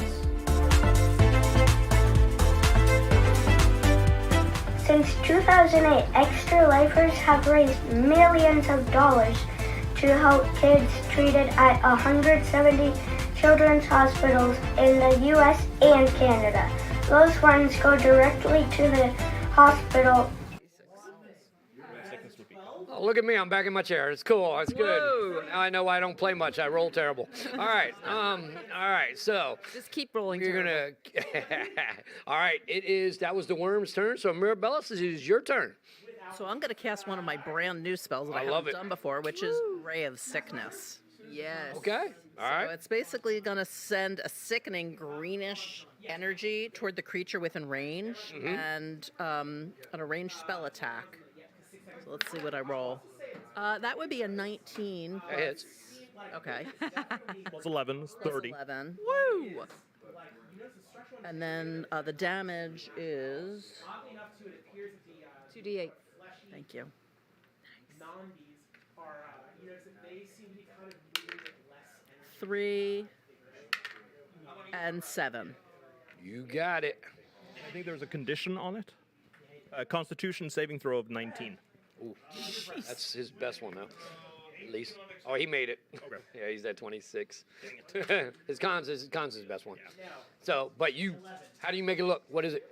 The greenness comes out, kind of surrounds him. It's basically a greenness that you can tell it kind of like a sickening and poisoned. Okay. So it's like kind of wraps around him. Yeah, and as it does, you see it starting to pop. He didn't fail. He didn't actually get poisoned. Okay. He it starts to pop. It's just a zit. It's cool. All right. All right, it's all good. Looking zit. Do you want to stay where you're at, or would you like to move? No, I'm gonna stay where I'm at. You got it. All right, Ray. It's your turn next. Oh. Ray's turn. Yep. Okay, I got a 30 feet, so 5, 10, 15, 20. Her trademark run to the farthest corner. Yeah, I'm gonna run away. And then I'm gonna attack it with my oath bow. Oh, yeah. Yeah. Okay, so roll to hit. 11 plus 10, 21. Okay, I hit. Okay. And it's just a worm for. That's a big one. D8. So that's a 6 plus 5. 11. So 11. And then I also have the Colossal Slayer that allows them to. Absolutely. Sweet. Once per turn, when you hit a creature with a weapon attack, the creature takes an extra 1d8 if it's below its maximum. Absolutely. So it was 11 plus 9. Is it plus 5? Or is it just plus 4? Plus 4. Okay. So 15 total. 15 right now, and then I get to attack again? Yes, you get a second attack. Do it to it. All right. Same thing. 15 plus, so 25. Miss. And then What?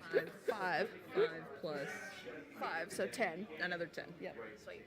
10 points? Yep. Oh, you got it. As you land 2 of them in there, what do you make it look like? Go ahead, do it to it. She just pulls back and just shoot, shoot. 2 of them right in the side. Bam, bam. Actually catches him as he's moving around. All right, Emmy, your turn. Emmy's gonna have a little fun with the new spell too. Okay, Don't I like it. fireball. No, I'm not Fireball. fireballing the party. Fireball. I'm not that drunk yet. Emmy's gonna throw, I don't know how to say it, Snellic Snowball Storm. Ooh. But she's gonna aim it on this side of the worm so it doesn't hit. Okay. He's inside the worm. He's inside. It's not gonna hit the other side. You got it. All right. So, and she's gonna throw at 3rd level.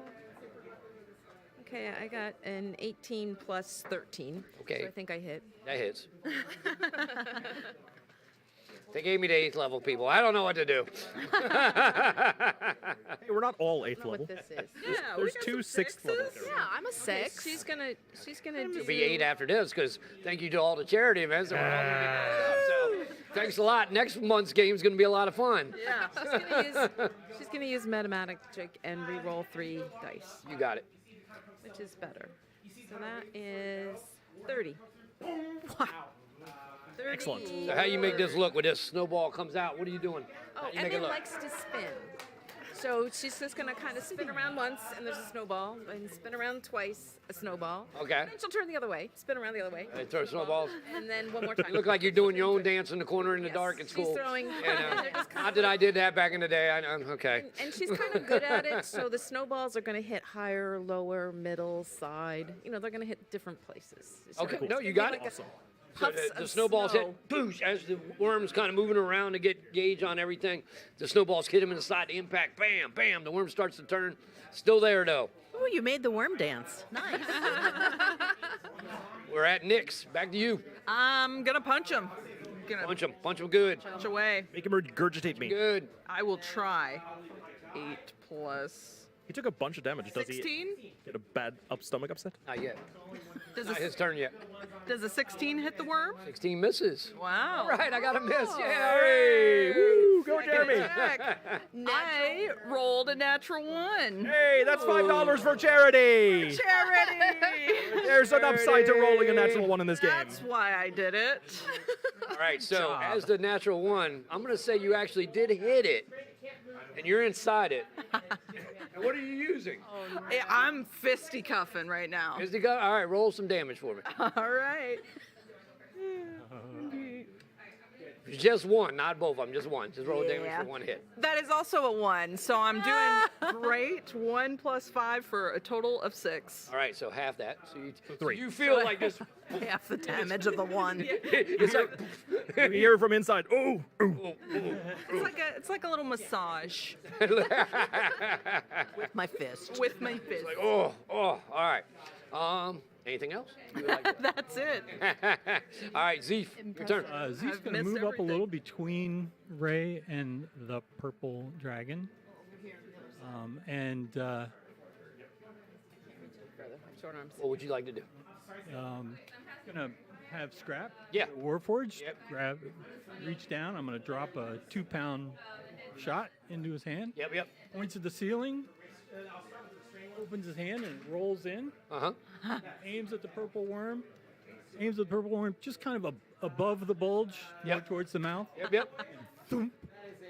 Catapult. Nah. nice. 18 dex. please. All right, you got it. Dex. Hopefully this thing is not very dexterous. He's not. I guess because he's so big. All right, no, he did not make it. He did not make it. You can roll your damage. 22. Nice. Nice. All right. All right, bonk. As you do it, bam, it hits the side. You feel it up above you actually hit impact, but he's still there. Would you like to move around a little bit? I moved. I'm good. Okay. All right. It's your turn. You're inside. This is going to get really interesting. Carrig, as our Tempest Cleric, has an ability called Wrath of the Tempest. So inside the worm, a storm starts brewing. Nice. So Yeah. it has disadvantage on its attacks until the start of my next turn. Very nice. Very nice. And also, very nice. He gets a belly. it needs He has to a little move- bit upset stomach. I got it. It's hard to digest. Yeah. The lightning. Starts burping a little bit. From inside the creature, Carrig yells, "I am the storm!" And I try to attack it twice. I love it. Go with it. If I'm attacking recklessly, but I'm It'd be regular. restrained or blinded, it would just be a flat roll. Flat roll. So the Flat first roll. attack is a 15. 15 misses. Second attack is a 15 plus 10, so 25. That hits. Excellent. Yep. We'll throw the Storm Strike into this. So got it. That is 4 2d6 plus 2d6 is 4d6. 6 and 3 is 9. Plus 2 and 1 is 12. Plus 10 is 22. Very nice. This is all lightning damage, by the way. I got it. Cool. It's a good hit. Boom. All right, it actually is. Done. It's his turn next. So I need you to make a con save for me. A con save? 15. Actually, I'll use my inspiration, one of many. Oh, 18 plus Constitution of 4 is 22. All right. So at the beginning of his turn, thank you, inspiration. After he gets, it looks like he's burping a little bit, and then all of a sudden it's like, shoots you right out. Put you down over there prone. About 10 feet away from him, somewhere. There you go. Basically, you shoot out of the mouth, as you do. And then he'll only get one swing. So he will, as he spits you out, he kind of turns around, and he'll have disadvantage, but he's going to go at Nyx, who's on the other side of him. He has disadvantage because I have a cloak of displacement. Yeah, he's got disadvantage because he made his stomach upset. Does that mean if he's double disadvantage? He's singing in triple here. He's trying to hit, okay? All he wants to do is eat, and he's not doing good. All right.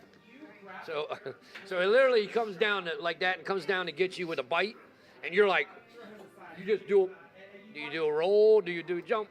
With my cloak, he's almost seeing multiple images, so I just have to do a little, just a little cool slide. Do that Lord of the Rings thing where the rocks coming down yep. and you just go like this. Cool slide. Absolutely. All right, that's cool. All right, yeah, he missed. All right, Mira, your turn. So I'm going to go ahead and Eldritch Blast him twice. Yes. That's not nice. Well, you know.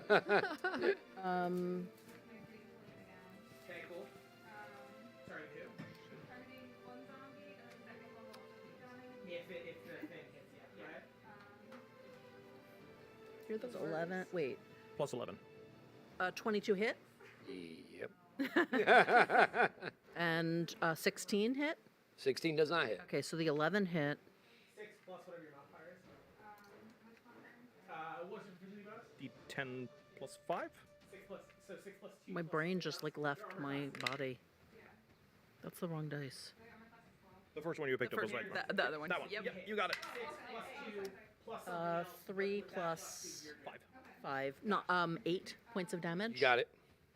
And then Cookie is going to go ahead, who's my little fae, is going to go ahead and teleport over. Mm-hmm. And she's going to go ahead and take 2 strikes too. Go with it. Hopefully. Yep. And when she attacks, remember, she has advantage on the attacks. Okay. So Creature of the 11 Fae. or 14. Did 14 hit? 14 does not hit. 14, was that with your plus 11? Does she get my plus 11? Yeah, she does. So 24 for the first one, and then 4 for the next one. So that one did not hit, but so then go ahead. One did, yep. 1. So that's 1d6 Yep. plus That's the 7 dice. Okay. 4 plus 7 is 11. points of force damage, and then roll 1d6 again. 2 points of slashing damage. You got it. Nice. Her damage is complicated. Okay. Yeah. Thank you. You're good. No big deal. You're good. And she cackles. And she goes up and cackles. Yep. cackles and then And she basically hits and then just teleports away. you got it. You got it. All right, And that I was my like it. turn. You got it. Ray, it's your turn again. You gonna hit again? It's your turn again. Yeah, I'm just gonna shoot him. I'm gonna continue Shoot that moving bow. 5, 10, 15 as far away as I Secure those corners. Yes. Doors and corners. Yep, absolutely not. I'm just gonna Like shoot it. Shoot him with my oath bow. You got it. So 5. Oh, that's 15. That does not hit. And then your second attack. Second attack. Let's go. There you go. That's a 23. That definitely hits. Okay, so this one? Yep. All right. As you pull it back, So 7 plus 5, and then the colossal. 7 plus 5. 12. 17 points of 17 points. Nice hit. As the worm starts to look pretty bad, actually, it's starting to spurt. As the arrow goes in one, you see him coming out on the other side. All right, Emily. Yeah. I kind of enjoyed those snowballs. Yep. So she's going to throw them again. Do it. You're still doing your dance I'm still around there, doing the twist spin. Winter You got it. Wonderland. Yeah, you got it. Go ahead, Emmy, do it. It turns out it's supposed to be a dex saving throw. Yeah, he's not good. I'm gonna need He's not good. Go ahead and roll your damage. You need to sing Frozen while you're. Let it go. Go away. And all of a sudden, Go away. You don't Banjo want me comes to out. sing. He's singing too. It's You cool. don't want me to sing. And in the distance, we hear yodeling. Is Oh. 28 damage. 28 damage. All right. How you want to make it look? Yeah. Emmy loves this. Okay, so she is, since she's being really kind of brave, she's gonna like throw the snowball and dance toward him, and kind of like, ba-ching, ba-ching, ba-ching. Those are the sounds. Ching. And He's like, I'm not dying to this. Ba-ching, ba-ching, ba-ching. As a matter of fact, you are. As he shrinks down as the last one hits him. covered in snow. All right. So literally, you can push him down. He goes down as Emmy throws the snowballs and takes him down. As that happens, there's like a calm in the mind. And we're going to move ahead a little bit. And I'm only doing this, guys, because I want to make sure I can hand off to the other DM that's going to come up and pick up the story later on. So we're going to jump ahead just a little bit, not to ruin the story, but I'm going to take them back because they're going to go see Banjo now. So I'm going to take you back outside so you can meet Banjo, and then we'll go on to the next step. Do we need another break, or no, we good, or keep going? All right, because I want to make sure that I can hand off to the other DM, because the other DM's coming in at 2 o'clock to keep this going, and I hope you guys are enjoying it. I hope we are. We love it. It's a lot of fun. Thank you for everything you're doing for the charity. Means a lot to us. Like I said, just stay with us, have a ball. We're going to be here all day doing this. It's going to be great. And like I said, hang around. But I'm going to move us ahead a little bit. So give me the worm. That didn't sound good, but we'll do them jokes later. But all right, as I move on. All right, so you guys, after you finish the worm, you kind of make your way. That's our guy right there, the crab. The flying crab. All right, there's the crab. As you make your way back outside, Banjo is still sitting down by Yodelanda's grave. As he's sitting down there, you do see Undine came up, and she's sitting next to him right now. And he's actually got his big arm, kind of like, she's like sitting in his hand, basically, as he's kind of scoop her. And they're both sitting there, and she's got like her head on his shoulder, and she's crying a little bit too as he's just holding her. And it's just a funny appearance as you see a big giant kind of patting the back of this little kid that is sitting there as you guys come back down the way. And he sees you coming, and he kind of puts her down. He stands up. What did you find? A worm. As Carrig is covered in presumably intestine and gore.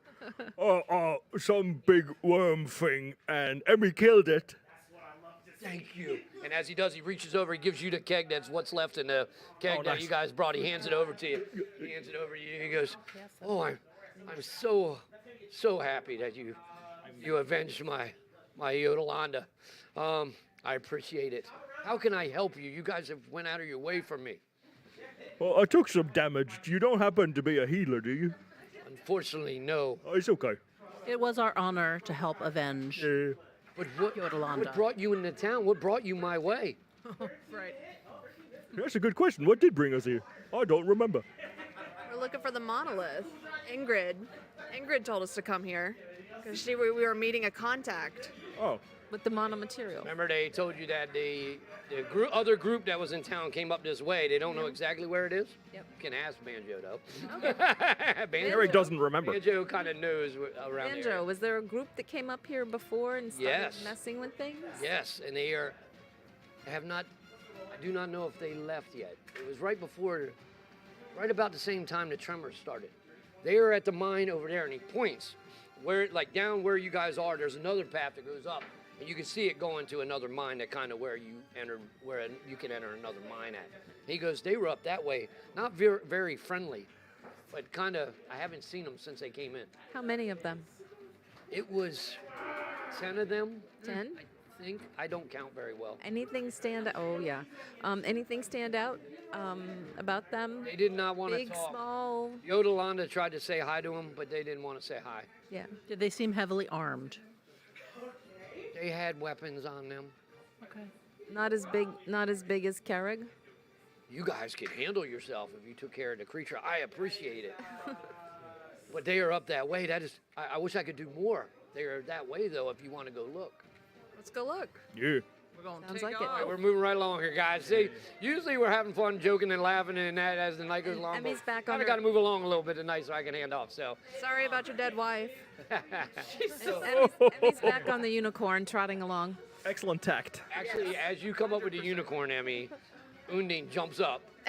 Okay, she's a little kid. Imagine a little girl seeing a unicorn for the first time.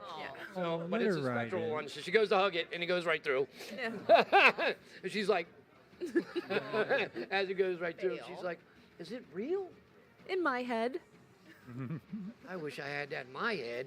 And you see her kind of do that Star Wars look like she's trying to think, I'm going to get it, I'm going to get it, I'm going to get it. Use the Force. Use the Force. Maybe later I'll take you for a ride. All right. I'm As you guys, gonna take a quick moment just to Yeah, pray to the Stormlord and cast Cure Wounds on myself. you got it. Anybody can, if there's anything out of action, out of game that you want to do as we're going to the... I rolled an 8 on my D8. There you go. I'll take it. If anybody wants to do something, you can do it as you way. Do you need any more healing? I got cure wounds as well. Oh yeah, yes please. Yeah, I'll cast I took some damage during that fight. Go ahead and roll for it, because I don't know what to do for it. I'll just cast wounds. Is it just Cure Wounds? Yeah, 1d8. Plus your spell casting wisdom? Oh, 0. It's not. Oh, another 6. That's awesome. There you go. Can you eat Every bit helps. Would a cookie help? Where are you at this point? I already ate my cookie earlier. All right, Martin, for the next one, can you grab those two? Because I'm going to take it off, because this one's going to be a little bigger. Those two. Yeah, you can take them off. How far back Just hand are them you, to me. I'll Carrie? put them over here. Thank you. Carrie, how unhealed are you? Thank you. Doing much better now. He's got 30 points he's shy of. So if you have a lot. No, I'm not 30. I haven't added my healing yet. Okay. You're at regular? All right, so as you guys move into the new mine that you're going on, this looks like a normal mine that has been carved out that people are working in, and you're making your way down. I'm taking it you're still doing the scouting? Yep. Roll a stealth roll for me. You got it? No, Emmy's at the back if you're doing stealth. What's that? I said Emmy's at the back if you're doing stealth. no. 15? I'm almost fully healed. Moving along. This time it kind of I moves. have It's a healing regular potions. mine and shaft. You kind of You move. were You can okay. see the poles that they put up as they're going. Uh-huh. It goes probably a half a mile to a mile as it's traveling through as you go. You start to come out into a room. I'm going to set up the room right now, guys. Give me 2 seconds. Commercial break. I still have one more spell slot. I have a lot. Oh, no, I'm sorry. I have 2 more spell slots. The room. Oh, I had a second level. I didn't realize that I had. Yeah. But I've got spike growth and then misty step. I need to spend 1 sorcery point. Or 2. All right, I have Death Ward if anybody needs it. All right. So as you kind of make your way around, you open into a room. This is a room that actually is huge, and you could tell this was some kind of makeshift, maybe lab, maybe storage, maybe workroom. You see regular tables. They do have books and stuff around them, and you see a piece of equipment that looks like some kind of mining equipment that you've never seen before, sitting in the side, and you can see where it's drilled. You can see like a hole going out to one side and a hole going out the other side. So, and you could tell this is the apparatus that did it. Whatever this is, was whatever they were using to go through here. You do see, as you come through, you see books. There is books on the different tables still there. You do see some, on one of the tables from where you are, you can see some plants, which are a little weird. They're like in little vials, and they're out there, and there's like overgrown kind of plants on there a little bit over that table as you look from where you are. That's what you see when you come in the room. What would you like to do? I'm still going to be a little stealthy, move further into the room. I'm trying to see if I see any monomaterial or this group, which I'm assuming is mono. You got it. So take your character, and we'll move it down the side, and then everybody else can come in this corner right here. That'll work, because right in that corner. Corner. She's going in the room. You guys are kind of following. Oh, Eric, you can be right behind. Yeah, like going in after her, because I know you'd be following. All right. All right, so you start to make your way. What way are you going? You going to follow the wall, go to the tables? Staying on the closer to the wall side. You got it. So you start making your way, and you see that first table that has the, there's like little vials with like plants, like pieces of plants. It looks like they're rotted. They've been sitting there for a little while. You see some papers. You see some papers down the way. It looks like some ledgers and stuff are sitting on the other side. And as you start to go, the tremor comes up again. This time, the tremor is not localized. It's not the tremor you felt before with the worm.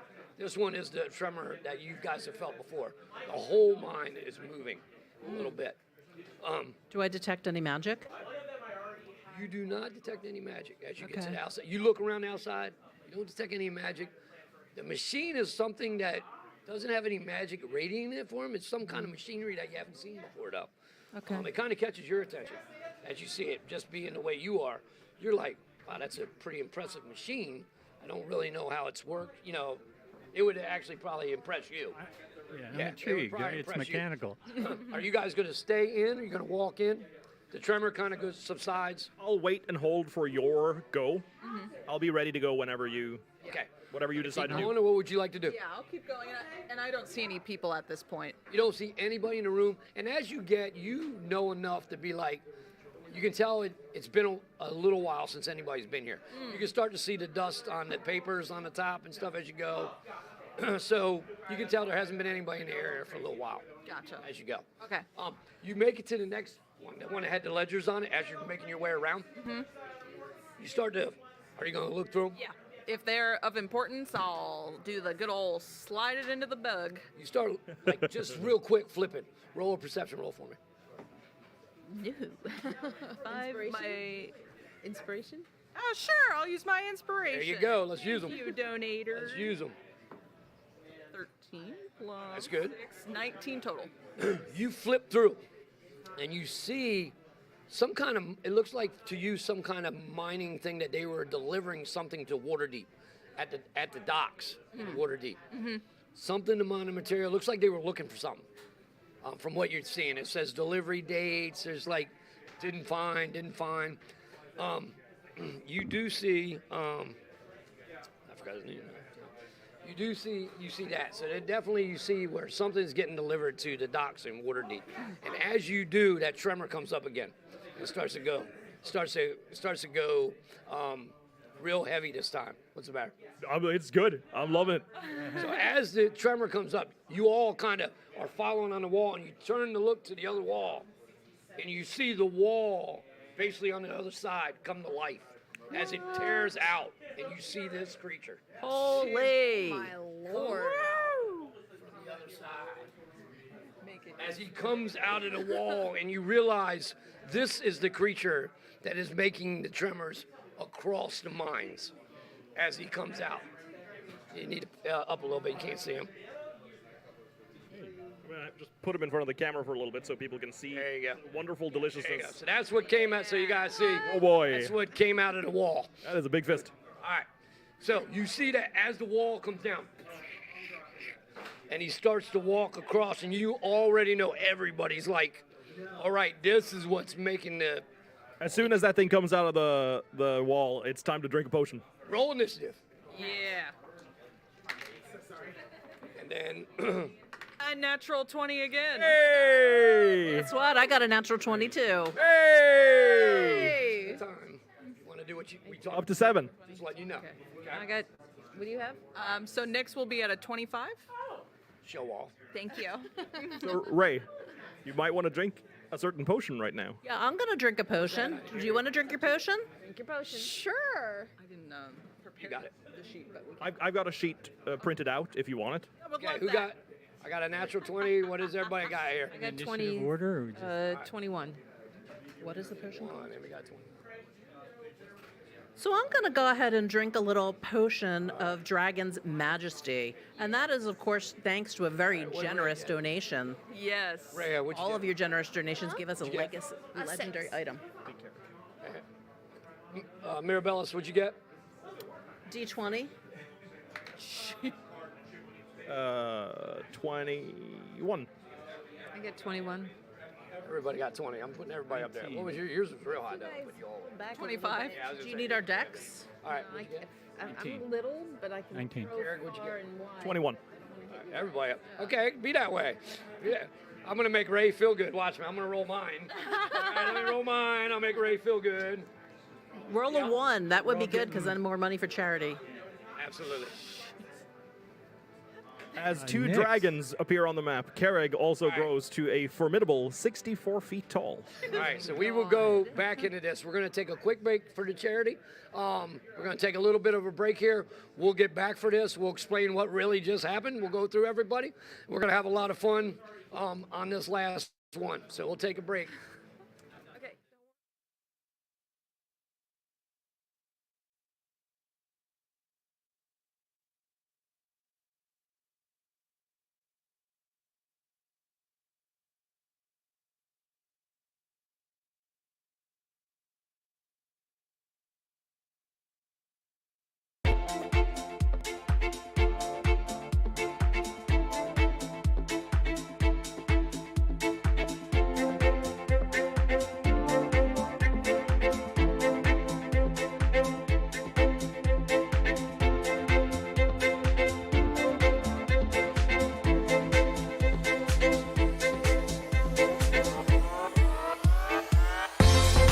"62 kids like me enter a CMN hospital every minute."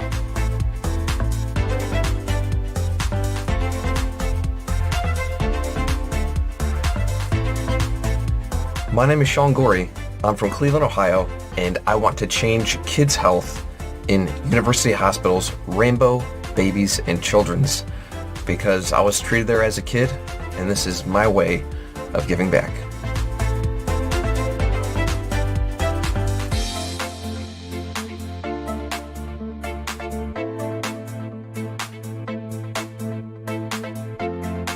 Kids can't wait. To change kids' health means to fundraise by playing video games or tabletop games for these kids that are like not having the best time of their lives right now. They're having to fight scary diseases, scary illnesses, some of them more rare than others, and we just do everything we can to help fundraise.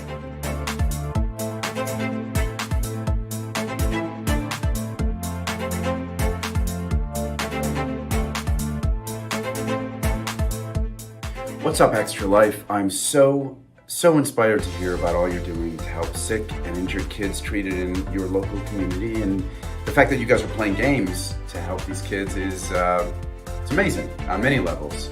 It's fun, but it's also making such a huge impact. So congrats on the millions of dollars raised today, and good luck with the rest of game day. And break a leg. Do you say break a leg when you're playing games? Probably not. That's more of an actor thing. Okay, just have fun.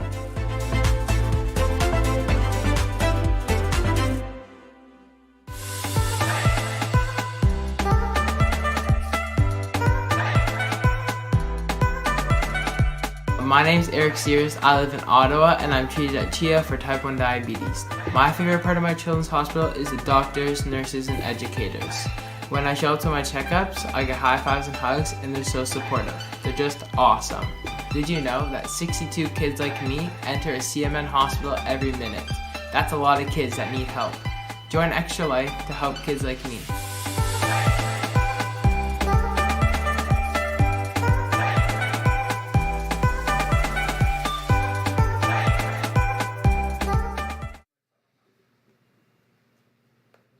All right, we're back. And I got to say, this has been fantastic. And I'm glad you hang out with us all morning. Please give to the charity. Come on up to Newark. We're going to be here all day, days and nights. Come on out. Enjoy us. Great people. We have a great community here. Everybody's friendly. Come on out. Talk to us if you want to. We're looking for more things to do to help charity. Let us know. Let us know. We're going to be here all day. I'm actually playing some games later. Just going to have some fun. If anybody's up here, please come on up. Talk to me. I'd love to meet you. I'd love to talk. And thanks to Days Night for hosting us, and give to the charity if you can. All right, so we just found out what the main creature was. It was actually causing the major tremors in the mines here in Phandelver, and it came out. We did a couple things real quick, but we're going to do them on their turn so you can understand really what happened. Because we kind of did them fast, but it was really out of turn. And we'll do it in turns. That way you can see what really happened and everything.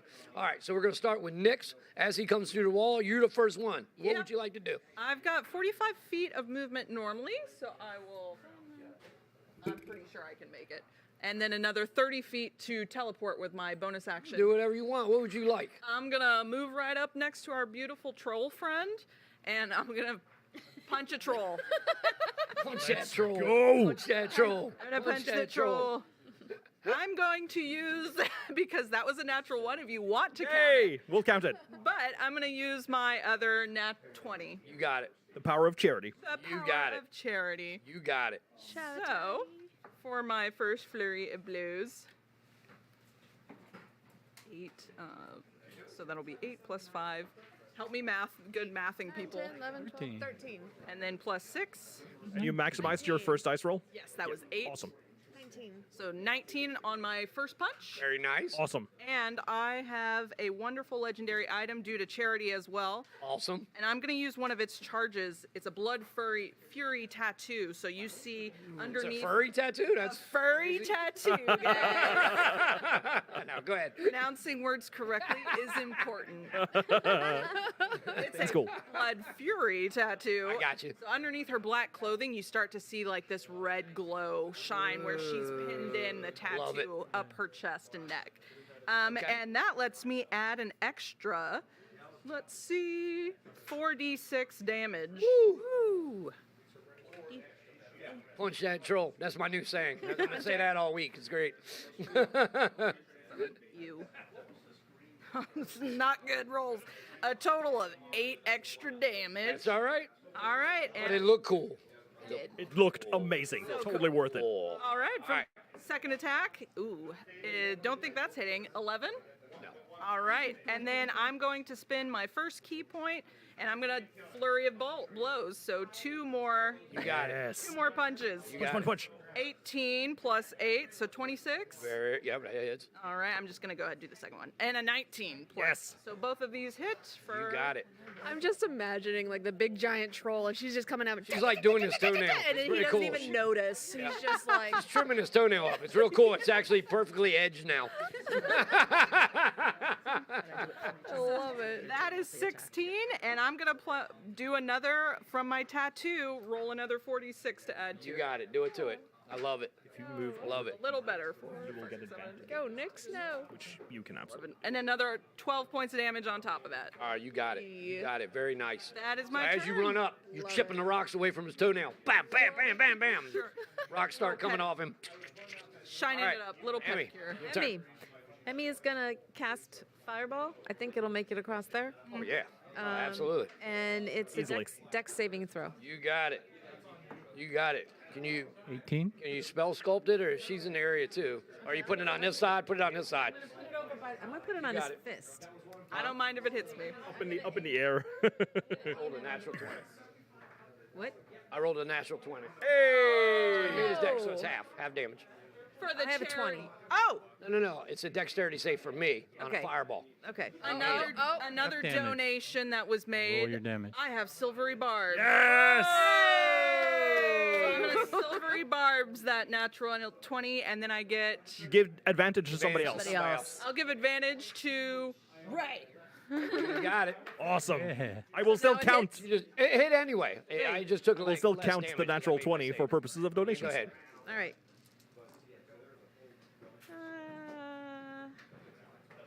All right. Somebody do math here. That one, I still need 2 more, so that's 17. no. 5, 10, That's right. 15, 15 and 8 plus another 2, 23. Oh, plus another 8. You got it. 31. 31. Got you. 41. All right, so as you move out, fireball goes in. Emmy, do you spin or anything? What are you doing? course I You always got flair when you do this. I got to ask. Of course I spin. All right, so the fireball comes out, hits on the other side. You're on the other side there. Nix, you see the fireball come out on the other side, though. It hits the wall, catches him on the one side, goes across the rocks, and it comes back. You see some of the rocks smoking a little bit, but he's still there. All right. Mirabellis, now you're going to turn into your dragon because we didn't Yes, really so I have do- turned into this beautiful dragon, which I don't know, hopefully you all can see it. And so I'm going to go ahead and do a multi-attack because it's a adult time dragon. You got it. So 16 plus 13 hits. Roll again for the d20 because you do have advantage on these. 8. Look, fishing for 20s. Absolutely. Absolutely. 19. Plus 13. It hits. It hits. Pardon my That's okay. I just lost the dice. I take just this need one another instead. dice. Sorry. 1 bite. 18. Wow. 3 hits. 3 hits. Very nice. Woo! So then It's 2d6 for everyone. 2d6 plus 7. 4 and 5, 9. Plus 7 is 16 force, and then again. For the first one, 5. 3. 8 plus 7 is 15. Yep. 3. And 6. 9 plus 7 is 16. That was just the force damage. That's half the damage. Do all of that again, and it's going to be physical 1. slashing. 5. 6 and 7 is 13 slashing. 3. Just add it all up. I don't know why you keep telling me numbers. 2. Just add it all up. 3 and 2 is Make it easy. 5, and 7 is 13. 2. They both get tired. They sit down for a 5. minute. 14. It's date So, night. What was the total there, Mo? it's going to be 70, 78, 79, 82 or 83. I don't have the exact. You got it. I'm Close all right. enough. Yep, I got it. Hand grenades and horseshoes. All right. How do you make it look? What are you doing? Clawing him? You biting him? What are you doing? Yeah, basically using claws and going, Okay. you know, kind of going at his middle. Yeah. The dragon's just like, "Rah." I don't know if you're flirting with him or you're actually attacking him. It's cool. All right. Maybe a little bit of both. All right. So that's. Are you done? Yeah. All right. So Carrick, it's your turn next. Oh yeah! It's time to hurl this javelin of lightning. Well, do better than I did. So I'm going to use again. Thank you, Nevin, and everybody who donated. I'm going to use my natural 20. Absolutely. So it's an automatic critical hit, and as Got a it, buddy. Tempest Lightning Cleric, I'm going to channel my divinity as a bolt of lightning strikes through this cave system, hits me, and then goes through it. You got it, buddy. It does 148 Very points nice. of lightning damage, My lord. plus 12 plus d12 points of psychic damage, for a total of 12 plus 5 is 19, so 179 points of damage. Very nice. Wow. The funny thing is, when he did this on the ship, he was a lower level. And when I said the thing was still standing, he looked at me like, what? What? I'm like, yeah, it's my world. And that was my first attack. That was a big hit. I got you. That was your first attack. And some of the rocks fall off him. The next one is a 25 to hit, That is. and only does 9 plus 20 points. No, sorry, it's 3d6. So 4 and 5 is 9, plus 6 and 5, 19, plus 10, 29 points of lightning damage. This is all lightning damage. You got it. You got it, buddy. But jump.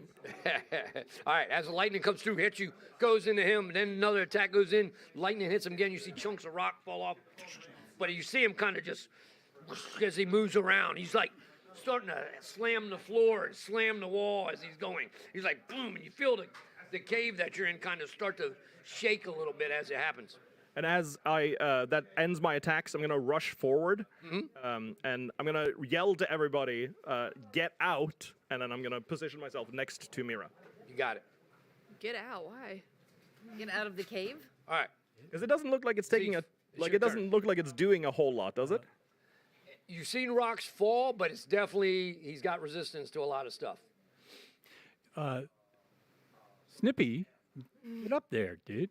So he's got 80 feet if he dashes.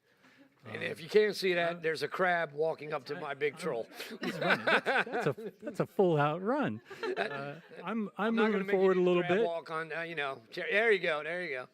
I'm moving up about 50 feet from Nyx, and Nyx, you feel a little tingle on your neck, and It's Old Bay. It's cold. Little sprinkle Old Bay comes down.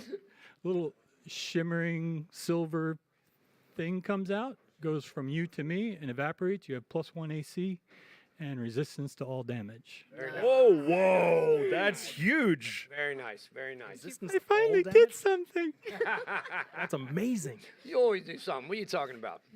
I had a hard time killing that crab, or at least hitting the crab last time we played the game. So that's all right. All right. Very nice. You staying where you're at? You want to move? You want? I did. Okay, Yeah, you move good? me up. You got it. As far as like a third. Yep. That's fine. Thank you. So he is going to. You see him. As you guys have hit him, he's kind of like the hawk. You see the rage coming up to him, and he starts slamming the walls. He's really not attacking you. You guys are able to kind of move out of the way. He's just like slamming the wall, slamming the ceiling. Rocks start to fall all the way across as the cave starts to come down. It's starting to fall. Rocks starting to fall. I need Ray to make a dexterity roll for me. Oh, Dexterity save. Dexterity save. Ray? Ray. Isn't she? Rocks fall everywhere. I'm way over here. Okay, gotcha. But she hasn't turned into that yet. It hasn't been her turn yet. Oh, gotcha. Oh. Oh. So me. 'Cause regular. you're regular right now because you haven't turned yet. Yeah, Gotcha. He's even better, I think. Dexterity plus 7. So Rangers. 19. Very nice. So because you didn't turn into the dragon yet. Yeah. So literally, the rocks start to fall, but you look up and you see them already. So you do a roll off the side, come up with your bow as it falls to the side of you. You're fine. But you can tell the mine is starting to unravel. And literally, with him hitting as big as he is, it's starting to come down. All right, Ray, it's your turn.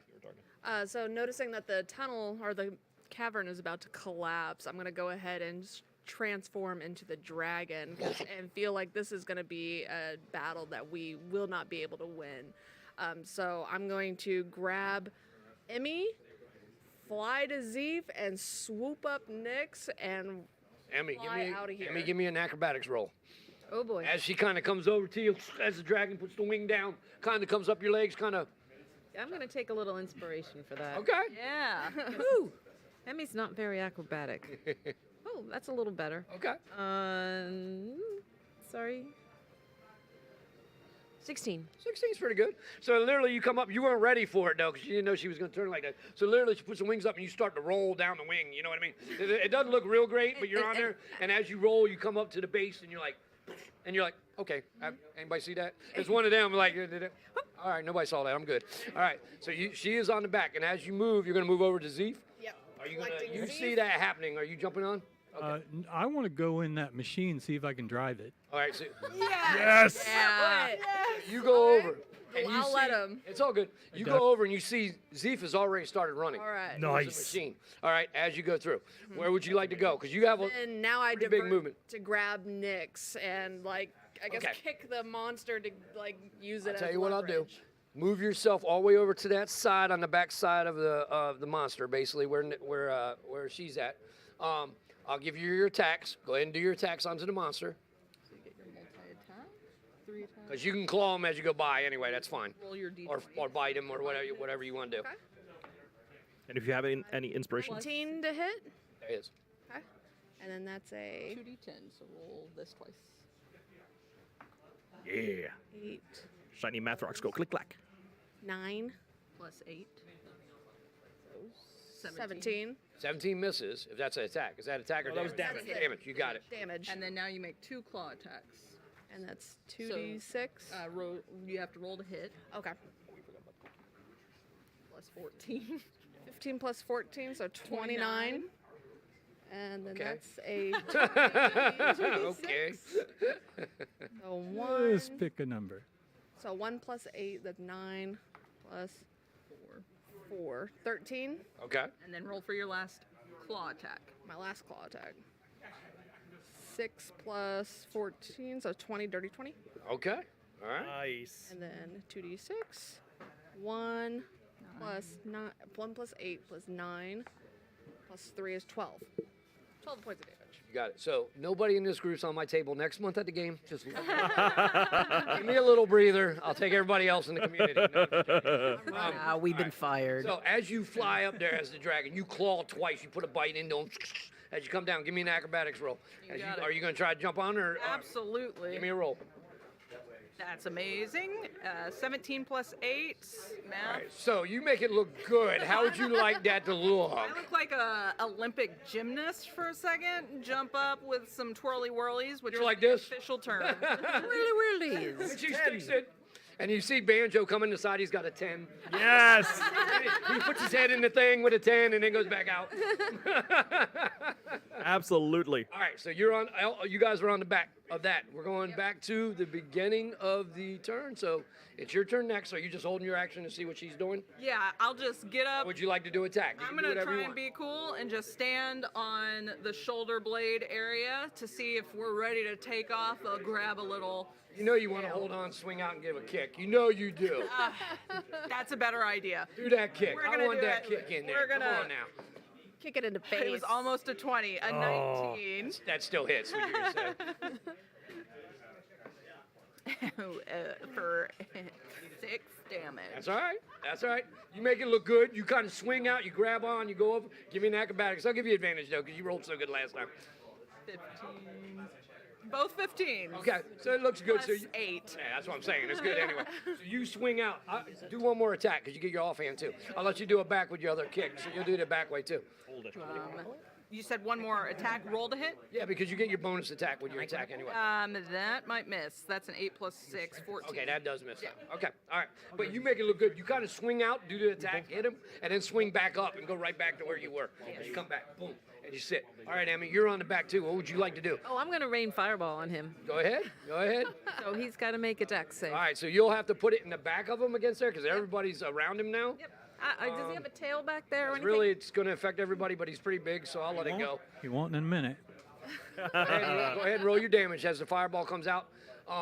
Ray, go ahead and move the dragon. Are you trying to bust out of here? Yeah. All right, so move your dragon over that way, maybe on the other end of that real quick. Just because you're going to circle as you're going through, that's fine. It's so Yep, cool. right there as you're going Those that way. dragons are so cool. And then I'm going to do the twinned again and throw 3 more. And then I have to throw 2 more. So 10, 16. Put me on the Somebody's back. there. 23, 24. Yeah. And. All right. Yes. It worked. That's so awesome. 36. Nice. All right. So, Fire. what we're going to do, because we're almost getting to our time, I think. We have one more thing we'd like to do. Yep, no, absolutely. We have some natural 20s that haven't been used yet. Oh, same here. And I'll donate so, mine. So we Valor- definitely want to spend them all. So Valerie as Big Dragon and Carrig as Huge Carrig. We're going to hold the dragon. We're both going to grapple it. We're going to grapple this thing with Okay. 2 natural 20s. Okay. While buying the rest time to escape. You got it. And we'll run afterwards. Nope, I'm good with it. I don't have everybody up here, so I'm trying to make sure we're handing off. Somebody wants to grab Sean real quick. Hey, Sean. Am I handing off now at 1:30 or when am I? We were going to finish here to hand off. Is that good? Cool. Well, I was not going to have this good. They were going to go out now. That's because I was told 1:30, so I was going to stop around 1:30. You're at 1:30? Yeah. You can go to 2. We can push it for another 15 if you want. Oh, we gotta watch the ground. They're pushing some more fighting in. All right, we're pushing some more fighting. They want to make it done. Let you finish this up when you feel like we can. No. I thought that we had to hand off and change over. That's why I was asking. We're at 2 o'clock. More clobbering time. Clobber. Oh, that pushed me there. All right. So we'll do a little more fighting. Save your 20s. Save your 20s for your turn. So Okay. Nix did that. Emmy just threw the fireballs. Mirabellis is your turn. Okay, so I'm going to go ahead and do that same multi-attack, but is there a way that I can make the math faster so we're not like rolling? Yeah, go ahead. Sorry about that, guys. I thought we were handing off at Just 1:30. That's say what a I thought we number. were doing. Good. I apologize. 4, 1. Oh, I rolled a 1, so. Hey. Oh my God, I rolled the second one. Apparently, I'm just trying to raise extra money for charity. Yeah. Let's go. That one fell Was out. that double ones over there? Yeah. I rolled 1 So you 2 tipped times the in a two. row. Cool. 6. This die is really bad luck. I don't know where my regular die is, Put but it in timeout. Timeout. I don't have a backup. 12 Yeah. and a 2. Like none of those hit. 12 does hit with a plus 13. Okay. One So hit. I literally got So you one chipped the hit. tooth twice. I got You one got hit. 17. And then I rolled. Hang on, I already rolled it for Oh, you. you rolled it for me. Thank you. To make it go faster, 17 plus 5 is 22, plus 2 is 24, plus 7 is 29 points of misc damage. Very nice. Very nice. Very nice. All right. This dice is terrible. Staying there, fighting. Yeah, so we're going to grapple it at this point. Okay. All right. Go ahead. I'll make my attacks and then we'll grapple it next round. Got it. Cool. Yep. Fishing for 20s. 23? 23 hits. And 20 to hit. 20 hits. Cool. He's not hard to hit. He's got a lot of resistance. That's all. 3 and 3 is 6. plus 6 is 12, plus 5 is 17, plus 10 is 27. Somebody remember 27? 27. 11 plus 5, 16 plus 3 is 19, plus 27. 10 is 29, plus 27 is 56. 56 points of lightning damage. You got it. You got it. And there is a lightning storm emanating around me. I'm choosing not to inflict it on her, but on this thing. You got it. You got it. So it'll have its movement speed will be slow. It'll be like halved or something. Yeah, it's not really moving. It's really kind of taking this place down. Awesome. That'll do. But no, you're good. Sparks. Good. All right, Zeef, your turn. I just noticed Keurig's hat, and I can't believe you guys are playing with a straight face. Zeef's going to try to get in that machine. Yes, we're buying you time. We're trying to buy you time. Roll a perception for me. Get in it. Use your inspiration. Hit it in at 20. Whatever. Perception? Because you got to find out how to get in there. You don't know. Investigation? You don't really I'm an investigator kind Let's of use guy. investigation. Oh, good. Nice. You got to figure out how to get in it. Right now, you don't 24. even know what that is. So you're kind of like, ooh, what is this thing? 24. 24. Actually, so he starts move him around to the other side. Thank you. Oh, you're fine. So he goes up there, and you actually do find a latch finally that like pulls up. You can kind of slip in. Yeah, I'm going in. Yeah. Got it. Yes. You go in. Yeah. And you start. Any levers or anything? There's levers in Oh, it. yeah. You know, start pulling, pushing. I'm at home. I'm going to hang out and study it. I'm going to before I dive in, I'm going to tell Snippy, any swinging happens, you start nipping. Okay. And I'm going to go in and just start investigating. I got you. I'll come back to you as you go for a turn. All right. All right. So that was where we at. Zeef. It actually is his turn. All right. Now you gave me time. I didn't plan on fighting with those guys. Cool. All right. All right. So he will actually. What's that? Hit me. Well, I don't know. He's Hit me now. With your best shot. So he's going to put 2 more shots into the wall. He is actually bringing this down. Fly, Ray, fly. So literally the one shot, I rolled a natural 20. So literally it goes, go back, go right into the wall. And as he pulls it, part of the walls just start to, like this side over here. It actually moves you guys around just a little bit. It kind of pushes you out, you know what I mean? It falls this way. So you guys kind of move with it coming down as the wall starts to fall in. Part of it starts to go. Small. Starts to come down. And as it does, Banjo comes in this side. Banjo comes in this side and he sees you guys up there fighting it. And he turns and he's like, and he takes them where he had his harp with the clotheslines. You see him kind of he pulls the lines off of the clothesline and kind of makes it into one big club. And you see him come up right on the side of you. Let's go, Banjo. Right on the side of you. And swing into him. Not the next. As he brings 2 swings with the club down onto him. Boom! And he kind of looks over at you, and he kind of claps you on the back of your Heck back. yeah. He's As like, I'm now "For twice his height. Yolanda!" For Yolanda! For Yolanda! Hashtag justice for Yolanda. Yeah, justice for Yolanda. As he runs in. No, it's Yodelanda. Yodelanda. Yodelanda. All right. Get it right. He comes in. All right. As he puts 2 shots in there. All right. And then, Ray, it's your turn next. And you are on the back. So you guys kind of spin around, and you see these guys are actually still fighting. So what would you like to do? Did you grab the ledgers and that were over there? I did. I scooped them all into my bag. Okay. All right. So you Nice. did grab Good them. call. I'm gonna fly out of there. They got a dragon and giant Keurig. You want to, as you fly up to kind of bust out of this. Yeah. Do you want to do a breath weapon down onto him as you're going out? Yeah. Oh, you want it. We go. don't change into dragons and not do a breath weapon. Come on. So as you fly up, Yeah. go do your breath I weapon. love it. I'm gonna do the fire breath. All right. The DC 21 dexterity saving throw. Oh, yeah. Not making that. Definitely not making that. No, it definitely did not make that. You don't have to roll to begin. Go ahead and roll your damage. Okay. 12d10. 12d10. Holy Here is moly. 6. Could be a lot of Now, math. wait a minute. You couldn't find a D10 earlier, so you can't roll 12 of them. Do we have a nat You didn't 20 hear me. I token was so like, we can I'm just messing take the with max? it. Oh, she does. Oh. Yes, use your 20. Hey, there we go. 20. There we go. So So it's that's It's maximized, and then you roll it. So just take the average on the sheet. Yes. So 12 d10, so 120. Nice. And then you still have to roll. So does it give the average? Just use the average. Just Oh, use the average. It's easy to use average. Plus 66. Okay. 186. Nice. Thank you. Nice. Fly up, how do you make it look, Ray? How do you make it look? As you go up, you actually bust into where it's starting to fall down, and actually you can see, like, you know how you see that light from the outside, even though you guys are in the mine and you're busting out through. So you, as a dragon, kind of look up, you do see it, and then you go boot down. And what's the flame? Is it fire? Fire. So the fire comes out, and it waves over the back of the creature. As you bust through, I want you to just make a strength check for me. Just roll a 20 and add his strength. Not a non-magical object. It's not that hard at DC. 17 Oh, you can do plus this. 8. So as you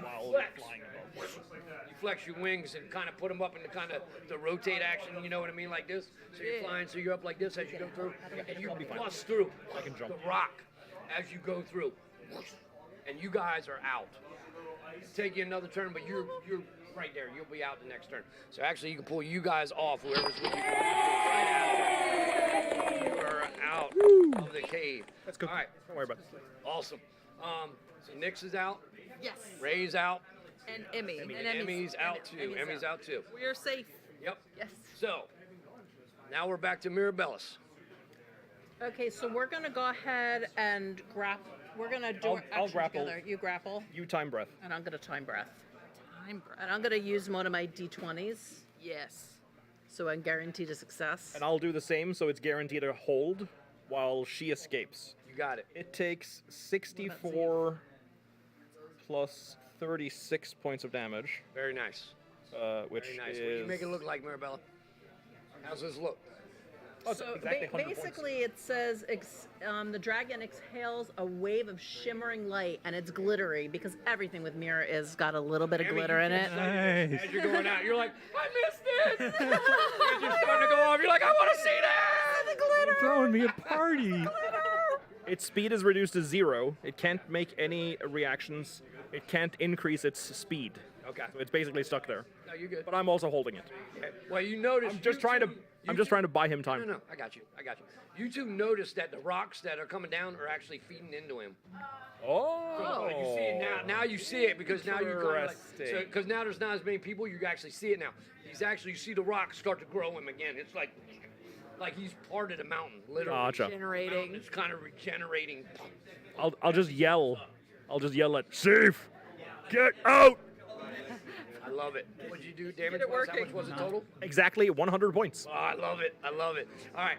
So you And got. then you start flying up as well. And you're gonna fly. Okay. All I need you to do, because you saw where Ray flew, the other dragon flew, and there's a shot there. Give me an acrobat or strength check with your dragon strength, just to bust through the last little bit. It's not a hard DC. But I don't have a d20. +7. Oh God, I hate this die. It's a bad. That is a bad die. I rolled a 4 because this is a bad dice. I'm putting it back in dice jail. Inspiration? Wouldn't it be funny to see a dragon Inspiration. bump into the top of the ceiling? As the dragon's like, oh, dang it. Move over. Okay, so I'm rolling again with it. Oh my gosh, a 5. Wow. +7 is 13. You go into the rock, and then you're like, maybe I'll scoot over. And the little dragon hand moves over, and then you're like, you get out of there. I'm just joking with you. You have a couple rocks at you as you're going up, but you're out of there. Ow! All right. Stupid rocks. Bellis will be out of there. Yep. Can someone move my big old dragon? Come on, Carrig, let's go. Get out of here. You gotta get the banjo. Hey, I'm looking at Banjo too, like, oh, it might be time to go, friend. You see him as he's standing there. He looks at you, and he's like, He looks up at me. he goes, I got this. Go. Oh, snap. So, and he goes, Giants forever. Heck yeah. As he kind of gives you the fist pump, it tells you to go as he grabs him. Sacrificing As himself? he grabs him. All right, cool, I'll go. Is he sacrificing himself? He wants to be with Yodolanda. Oh, He grabs him. no. Justice for I love Yolanda. stories, but I had to do something. All right. So he does grab, tells you to go. Cool. Thief, you're in the machine. You look around. Kind of get your bearings a little bit. Kind of think you can figure it out a little bit. What would you like to do?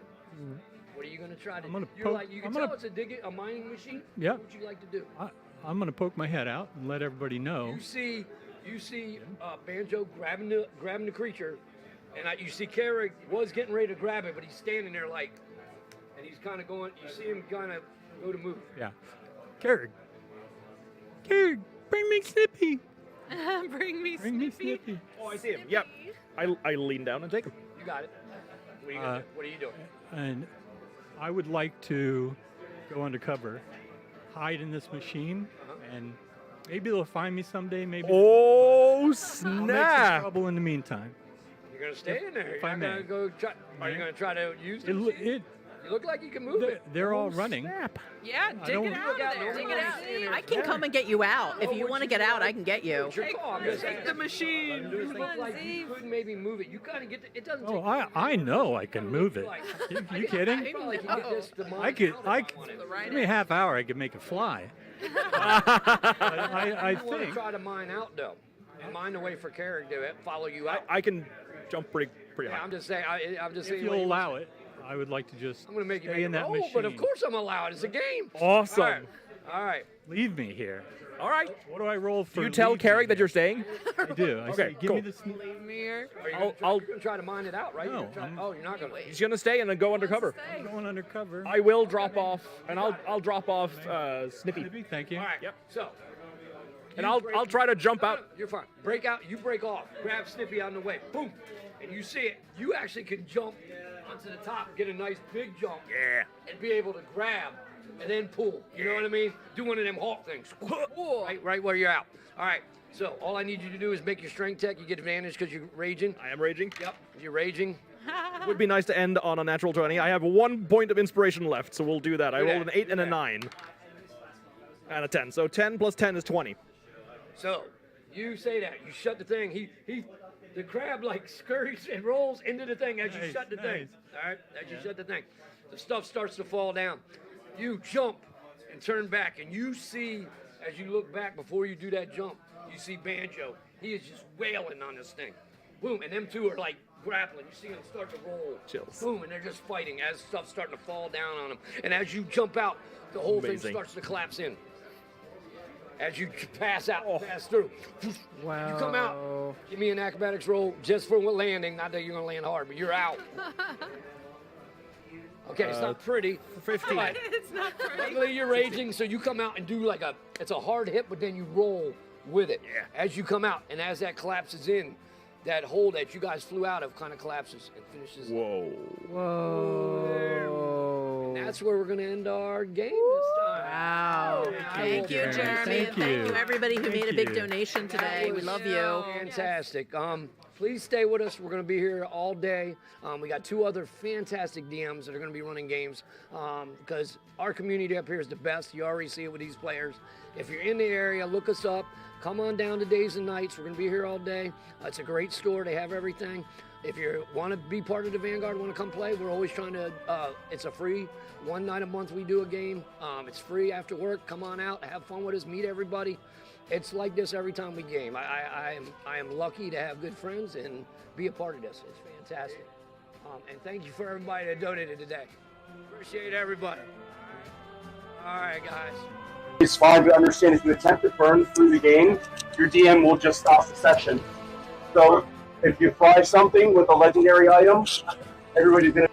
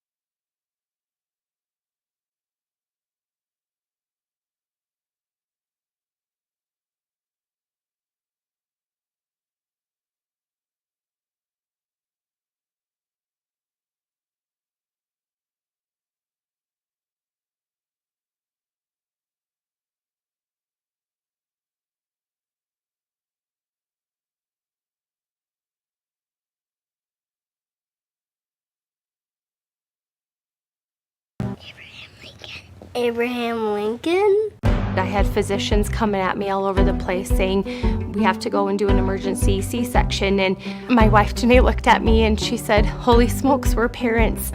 I saw that they were being resuscitated and went flying into the NICU. Jack was in the NICU for 89 days. I stayed there for 101 days. 89 days. Yes, that's what I just said. Okay. Jack went through emergent surgery, had a bowel resection, and an ileostomy placed. Barrett continued to be our low-key little 24-weeker, learning how to try and breathe. Both of the boys required little heart surgeries. Right here in this spot. I am now a pediatric nurse. Children's Miracle Network hospital supplies, machinery, and beds, and basic things that helped my boys stay alive. My favorite thing is I have complete strangers who donate, and that has affected my family. Well, we fight sometimes. Yeah, and then we kind of get along after those days.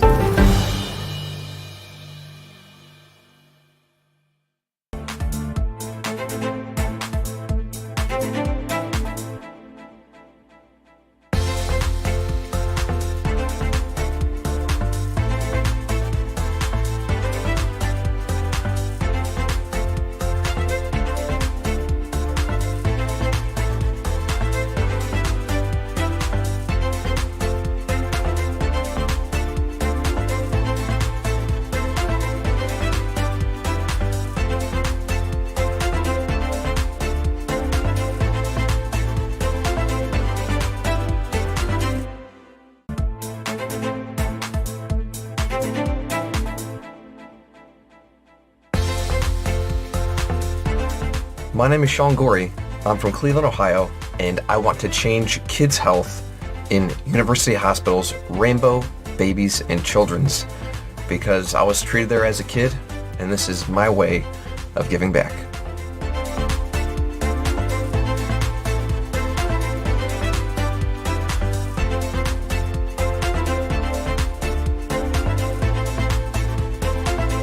Kids can't wait.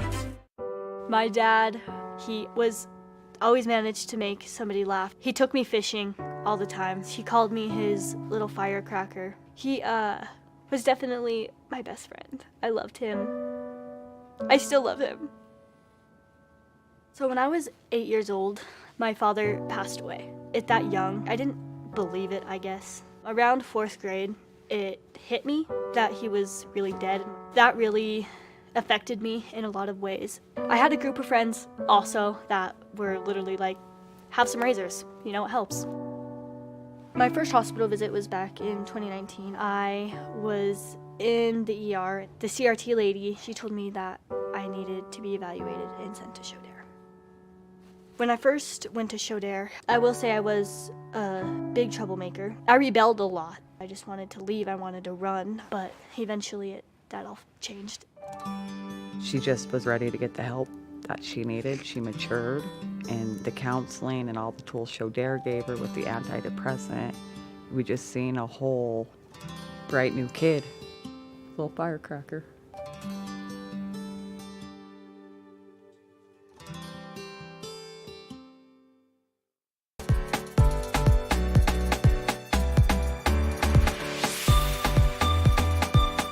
My name is Tafai, and I'm from the east coast of Canada, and I want to change kids' health at the IWK Children's Hospital because as a father myself, I know they're always going to be there for me if and when I need them.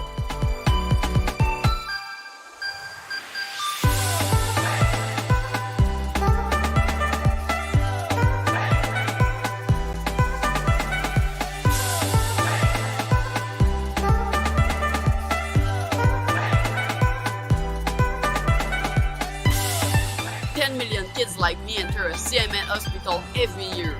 For me, I entered my children's hospital when I was 9 years old for my miracle story. Happy to report that my health is on the up, and it's all because of gamers like you.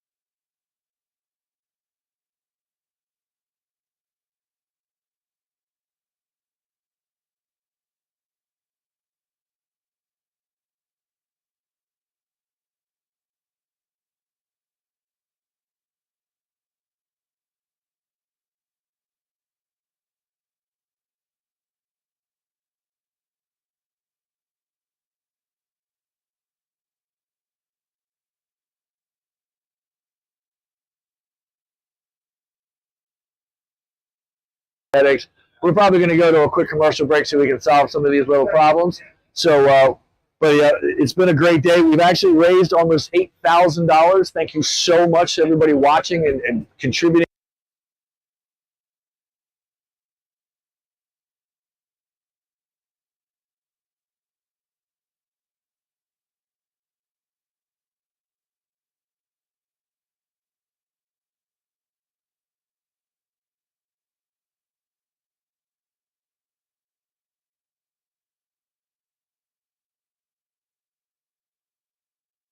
So my why to help kids' health at KU Pediatrics is because of my cousin Teague.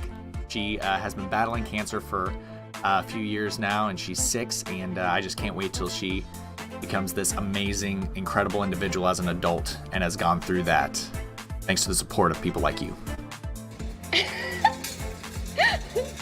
What are you doing? Mom, go get my toy. What's that going on the block in the hallway? Got your shades on. He even has like a peach weave in his hair. I know. You are so freaking silly, dude.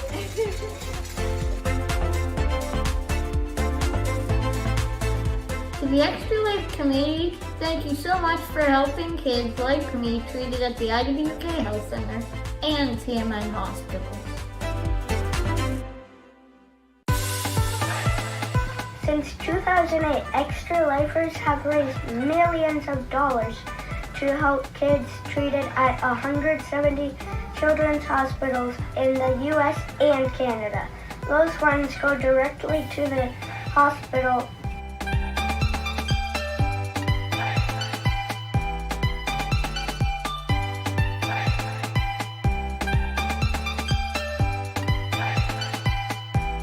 This is my 7th year, so about 7 years ago, he was like, "Oh, you should do this. The good cause, play games for 24 hours," and that's pretty much like the first time I ever streamed my entire life, and I was only doing it for Extra Life. But also, like, I've gone to Seattle Children's Hospital when I was in high school.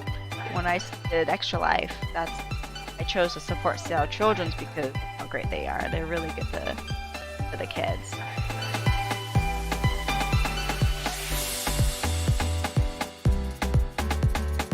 Let's raise a lot of money for Blair Batson!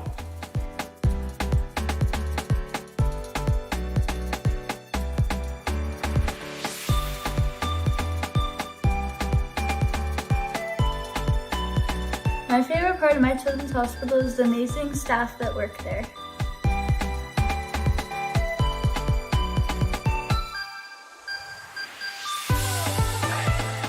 To change kids' health means to fundraise by playing video games or tabletop games for these kids that are like not having the best time of their lives right now. They're having to fight scary diseases, scary illnesses, some of them more rare than others, and we just do everything we can to help fundraise.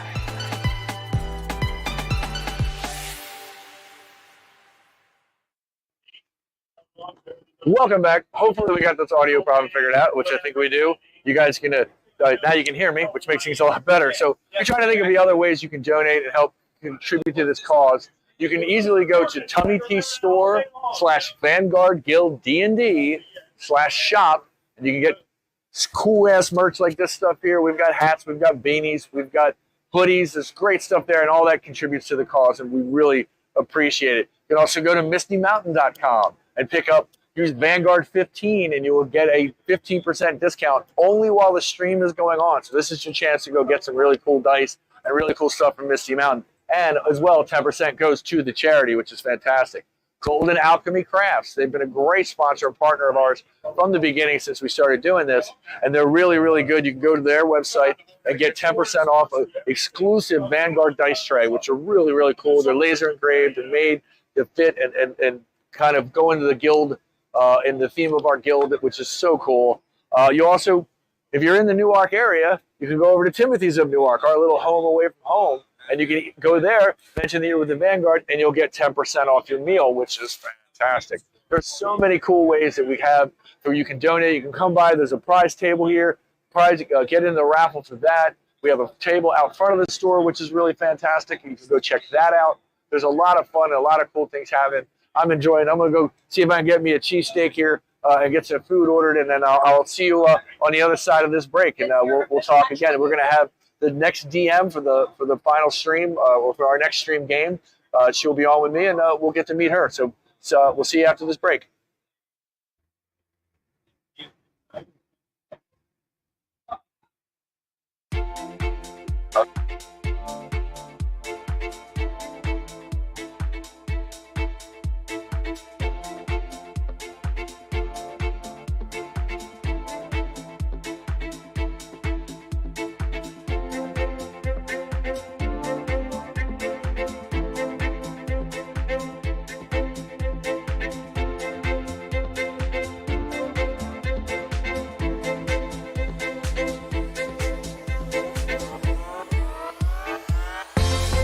62 kids like me enter a CMN hospital every minute.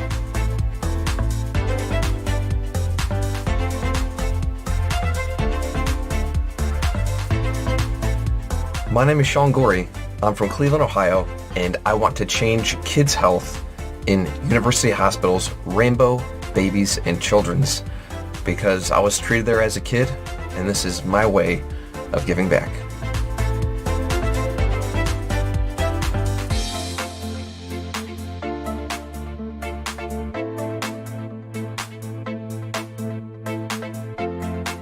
Kids can't wait.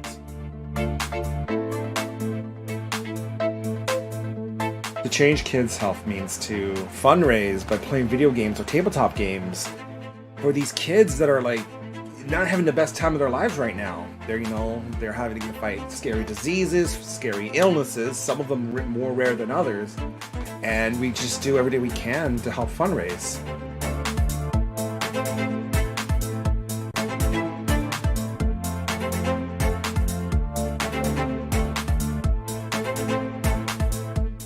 What's up, Extra Life? I'm so inspired to hear about all you're doing to help sick and injured kids treated in your local community, and the fact that you guys are playing games to help these kids is it's amazing on many levels. It's fun, but it's also making such a huge impact. So congrats on the millions of dollars raised today, and good luck with the rest of game day. And break a leg. Did you say break a leg when you're playing games? Probably not. That's more of an actor thing. Okay, just have fun.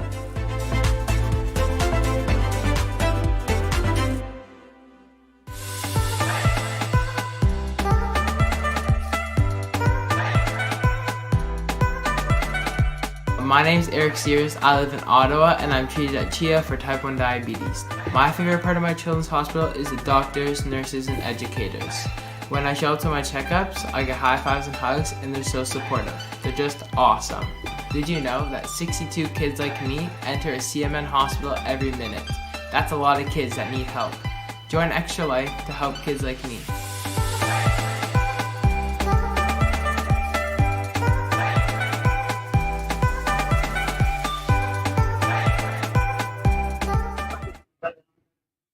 Welcome back. Again, we're outside here at Days of Nights Game Center. We have a food truck out here for everybody to enjoy. You definitely should come down and check it out. You will have a great time. I am now joined with my very good friend and fellow contributor here to the Vanguard, Charlotte Liston. She's one of the newer DMs here, but got to run the live stream test that we did once out of my house, and then the other one we did here at DOK to see how that would work. How did that go? I was curious your experience over that. I thought it went really well. I have been in the Twitch live streaming world for a fair amount of time behind the scenes, but I had a really good time actually getting in front of the camera for once. I thought that we had a really good group of players, and that made it really easy. And yeah, I thought it was a really enjoyable experience. Well, I'm glad. It was a Vanguard event. It's a Vanguard event. We try to definitely turn it up a notch all the way around for everybody. I would like to tell me a little bit about your adventure we're about to see, because that's the next one. She's going to DM the next live stream adventure, and I believe it's called Dwellers in the Dark. Yes, it is. So tell us about that. What, without giving away too much, what are our players? What are you going to have in store for them? So in our last month's event, we played Monomaterial or Monomaterial aligned mercenaries, furthering their goals. And now all of a sudden, a lot of those mercenaries are either vanishing or going to ground or otherwise not being seen anymore. And so a couple of them were spotted in the Waterdeep Docks district near the sewer entrances. And so we're sending a team down to figure out if we can see what's going on with that. That sounds amazing. As again, your contributions affect the game. You can contribute and have some inspiration drop for a player. Get 20 for natural 20. You can have so much effect in the game. You should definitely please contribute. All those that are watching, tell your friends, spread the word.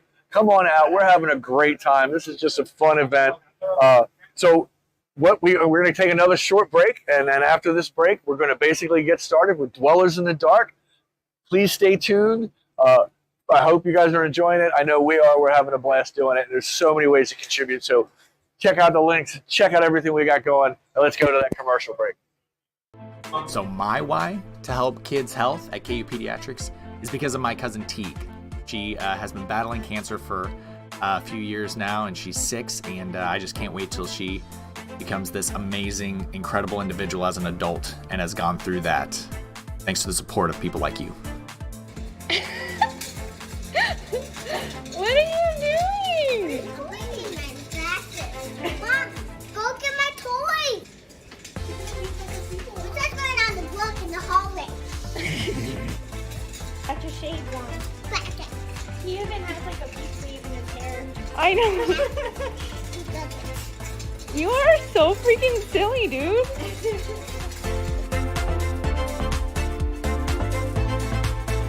To the Extra Life community, thank you so much for helping kids like me treated at the IWK Health Center and TMN Hospital.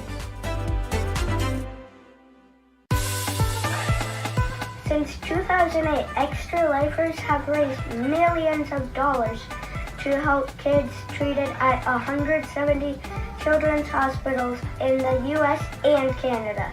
Those funds go directly to the hospital.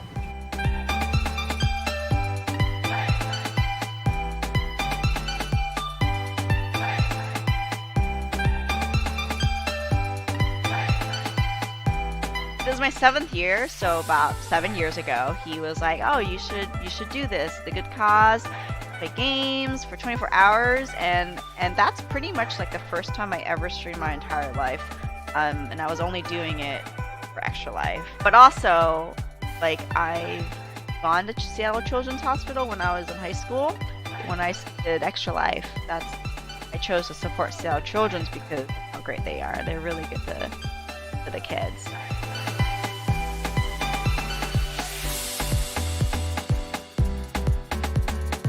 Let's raise a lot of money for Blair Batson!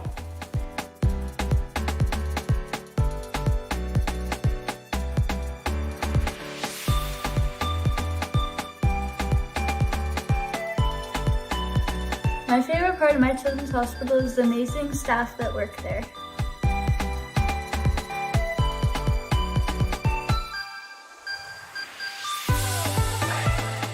To change kids' health means to fundraise by playing video games or tabletop games for these kids that are like not having the best time of their lives right now.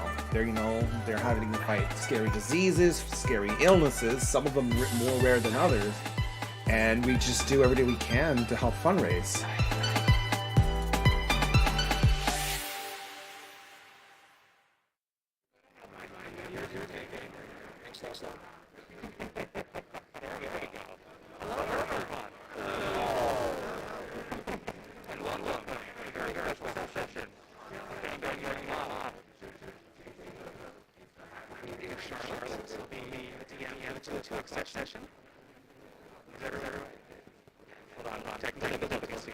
Okay, we're good.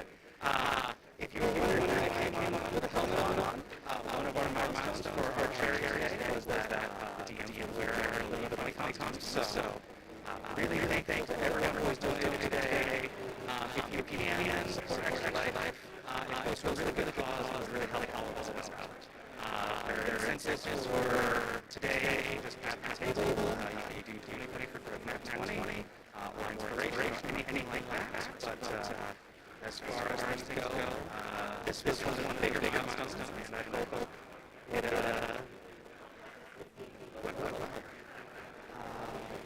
As we heard with the fourth grade interview session today, our question is, well, there's a dog. Does everyone know what happened in our last month's play session? Okay. So last month, we saw as the Monomaterial line mercenaries enacted their schemes. We saw some of them succeed. I don't know, but I hear some of them may not succeed quite as much.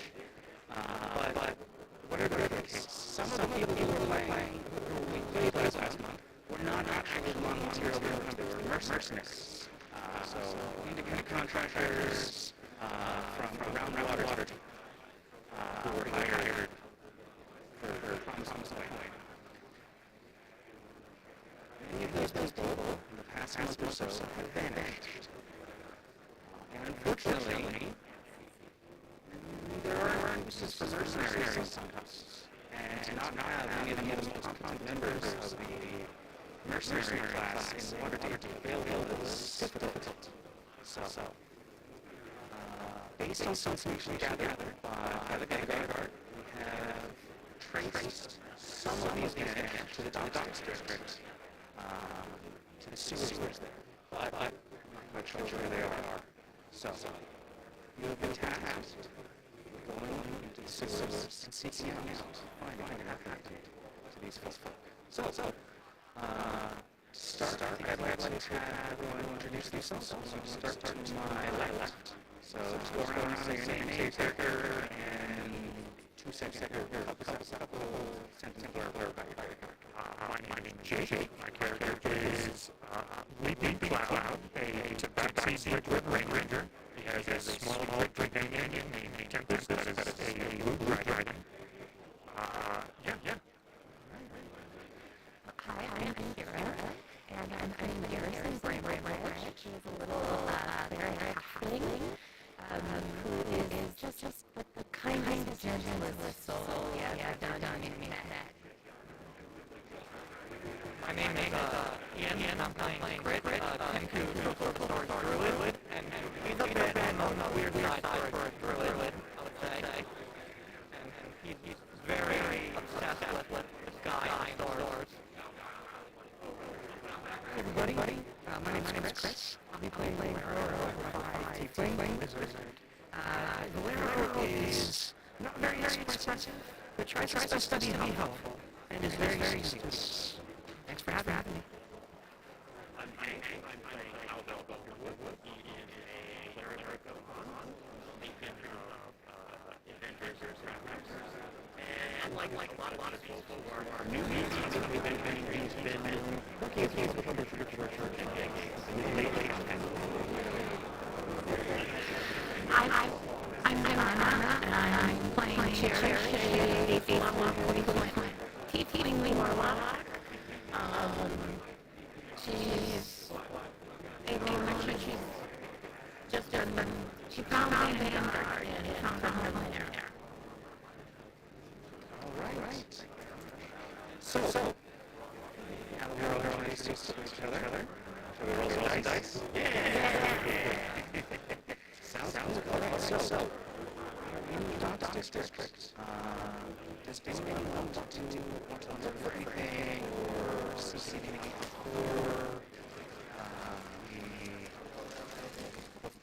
before we tell?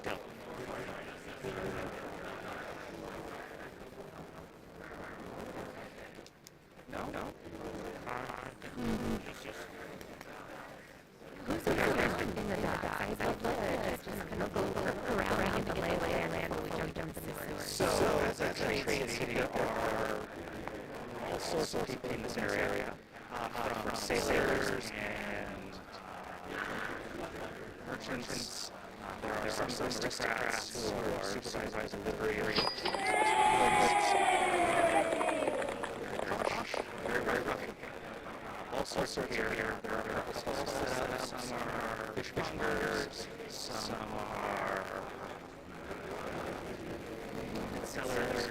grow nets. Some are representatives of trade guilds, for those that prepare ships or such. Are you looking pretty particular?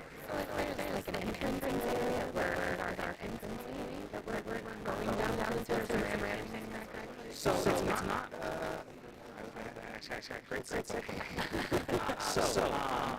below the dock, the top level of sunlight.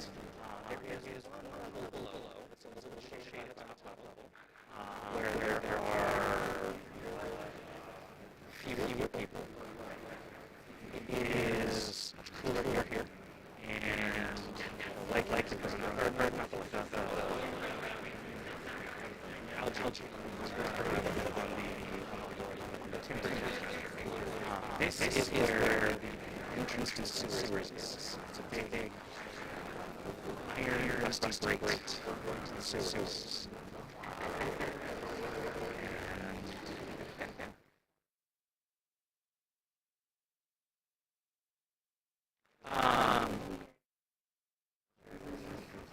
As you look to the sewers, it appears that they have been sealed. At least as far as the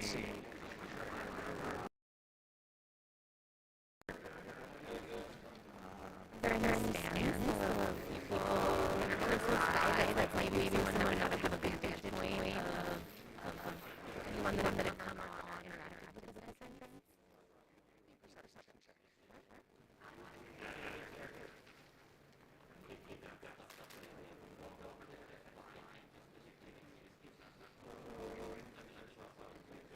That's 2020, not data.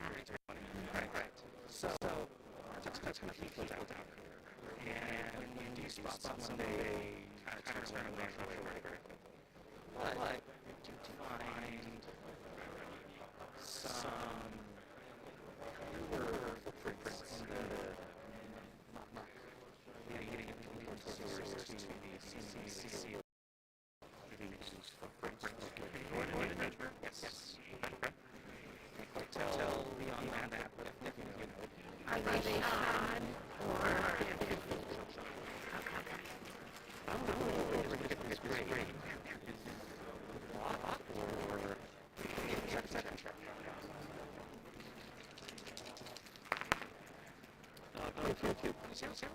So it looks. It's been very careful to look like it is sealed for a long time. It is pretty sealed off, but not. There's definitely some aspects there. Can you do a little work on a check to see if there's anything going on towards things as far as any assistance? We might have to spell detect magic. Okay. You can make the arcana check to make a damage.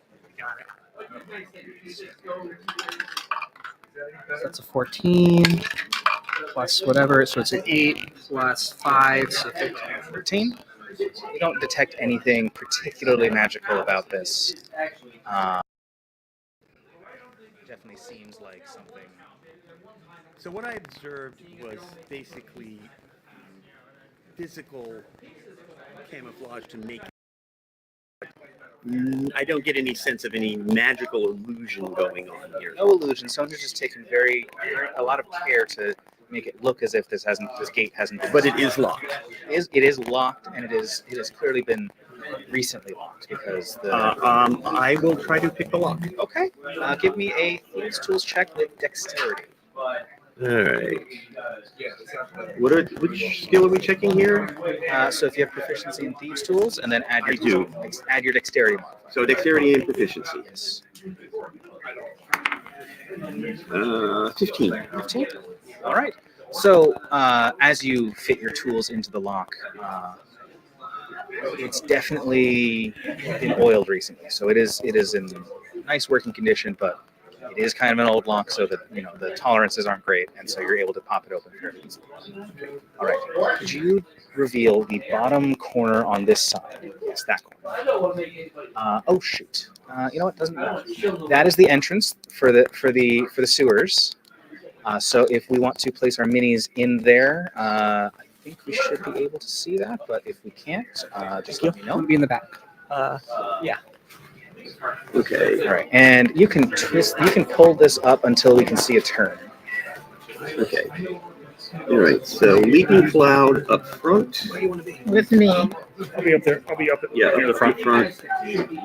I will go right behind And here. my little dragon companion will be right next to me.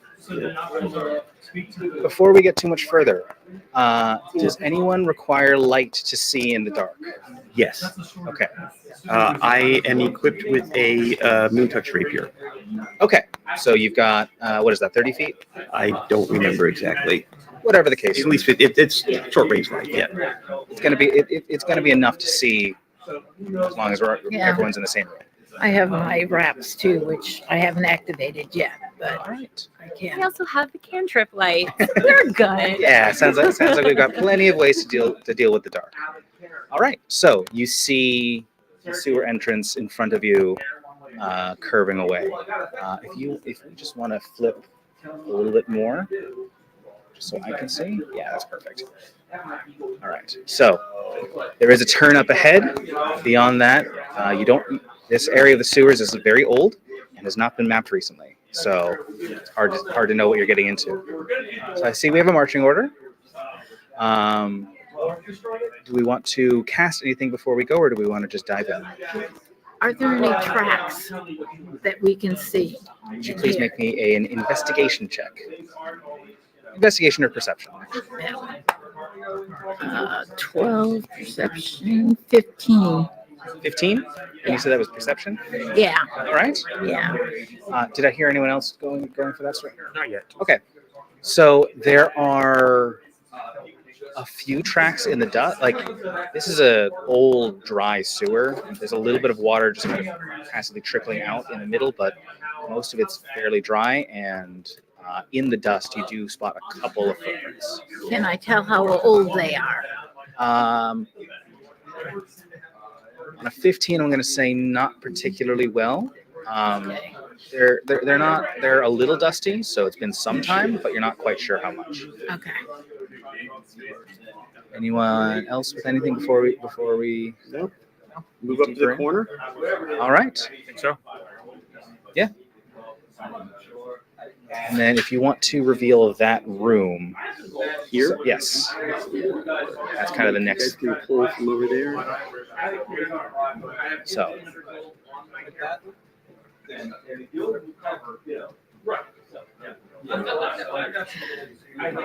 Did you want your dragon flying ahead? So, I don't know if there's going to be enough room in here for him to be flying. The ceilings are they're comfortable to stand up in, but there's definitely not enough room to fly. Okay.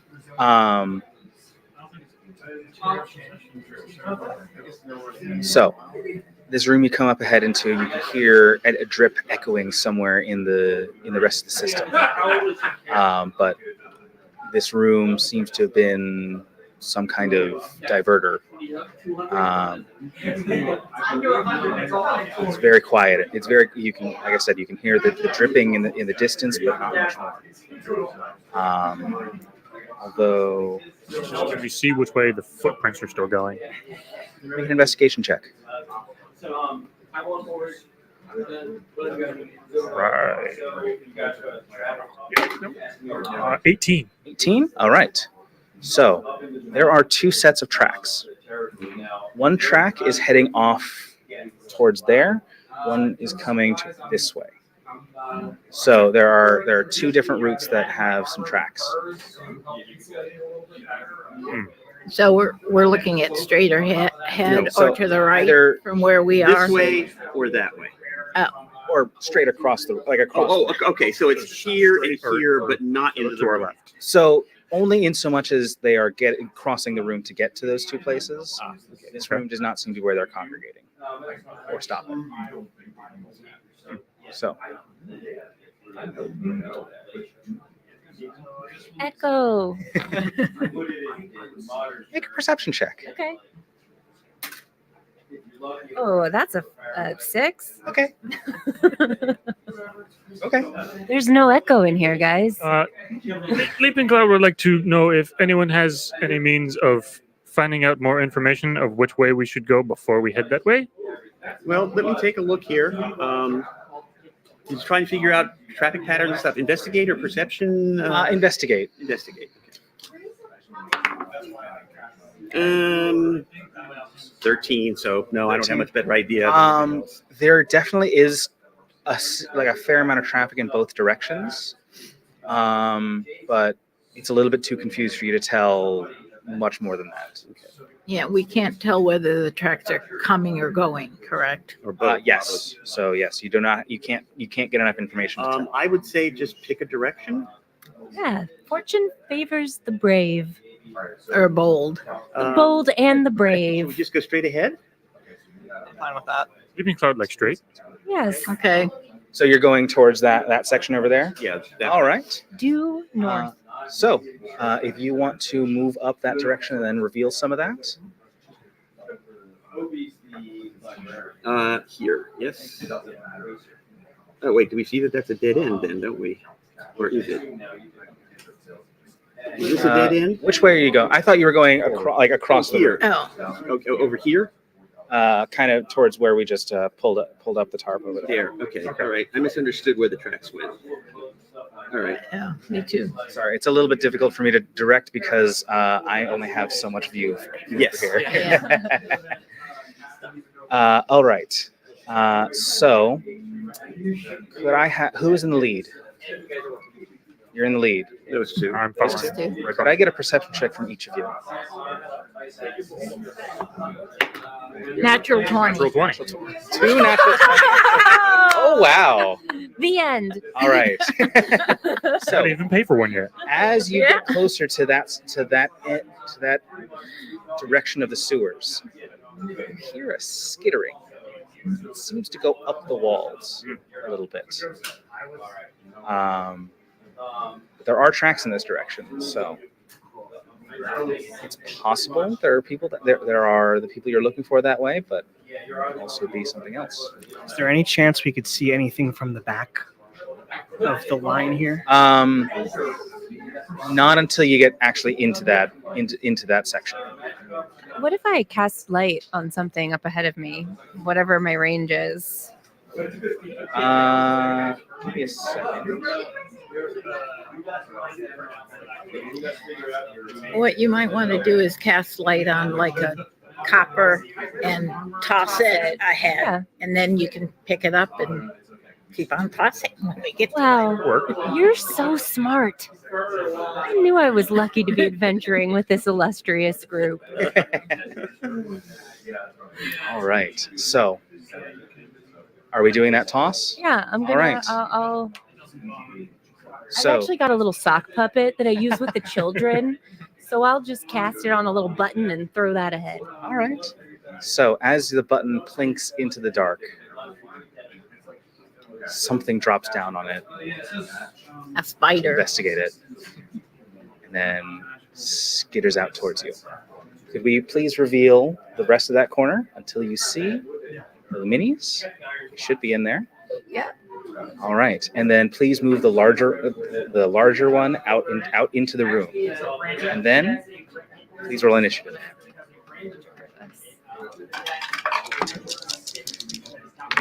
Oh.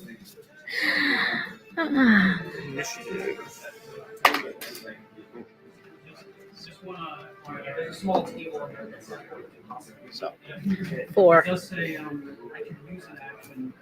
and while we figure out initiative, tech team, are we ready for a quick break? Tech team? Okay.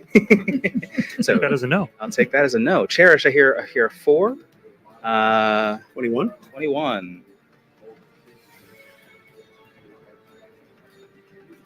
You're my hero. Got an 11. 11.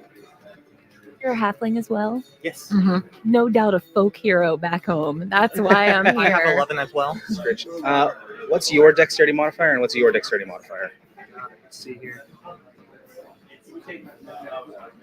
+1. Mine's also +1. Sorry. All right. Please just roll. Each of you roll a d20, and whoever gets higher goes first. Cool. 14. 2. 16.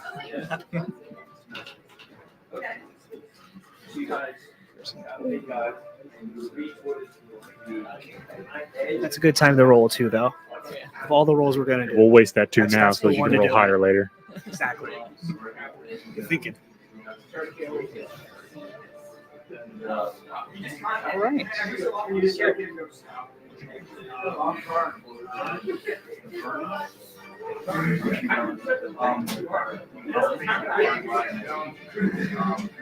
So, with that, I believe up first would be Algol. I will Toll the Dead on the creature, which is DC Wisdom DC 18. Okay. A second. You said an 18? Yeah. That is a failure. And which one are you doing that on? Well, we can only see one at this point. Oh, right. Okay. That's not a good question. Uh-oh. 9 damage. 9 damage? Yep.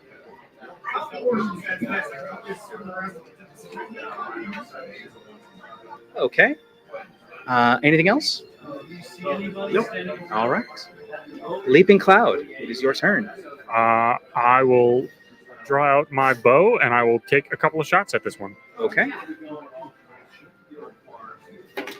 That is a 17 for the first shot. That will hit. And a natural 20 for the second one. Very nice. We'll roll the nat 20 first. So that is 12, 18 plus another 12. 40. 40. 30, right. 18 and 12 18, is 12 is 30. 30, plus 4 more lightning damage. So 34 total damage for the first shot. Okay. And for the one that was not a natural 20, as I'm throwing my dice across the table, that is 12 damage. 12 damage? Yes. So from the bow, 10 piercing and 2 was lightning. that a total of 46 damage? Yes. Wonderful. All right. And I will use my bonus action to tell Tempest to run up and attack the one that we can see. Okay. He's going to take a bite attack. Okay. Pull his stat block up. He rolled a 10. Let's see what the 10 does. That's a 16 to hit. Yes. 16 will hit. Fantastic. So that will be a d6 of piercing, and then so that is 4 piercing. Okay. And 6 lightning. Okay. This crawler is not happy. So with That will be my turn. It is the chittering howl. It continues to charge ahead. So it's going to go. Can it move? I can't see from here. Can it move around the dragon familiar? It does take up a 5-foot square, so it would take a attack of opportunity to do so. I think it's just an opposed athletics check, but okay. So if it moves out of my... Yeah, if it moves out, yes, of course, but I don't think it's going to move out, is the thing. Because it's a large creature. Ah, okay. Yeah. So it's going to just go around the dragon, and you're out in front, right? I believe so. Yes, so it's going to come and attack you. Fantastic. And so as it lunges at you, it almost seems to vomit out these tentacles that are grabbing towards you. So Ooh, that is a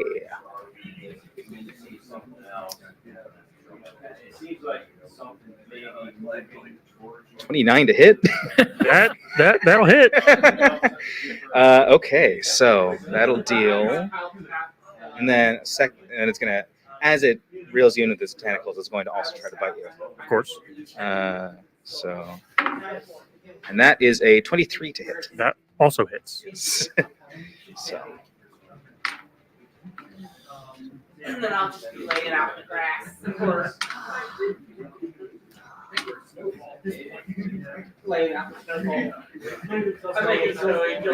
So you're going to take 13 poison damage, and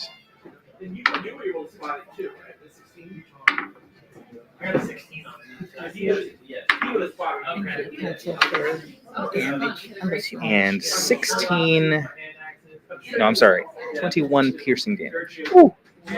Ouch. Yes, and then I also need a Constitution saving throw.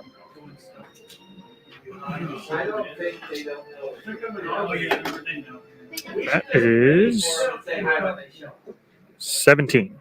All right, you pass. All right. So as it as it gets these tentacles onto you, you feel yourself starting to stiffen up as whatever poison is coating its innards tries to affect you, but you are able to shake it off, even as it's trying to take bits out of your face. Fantastic.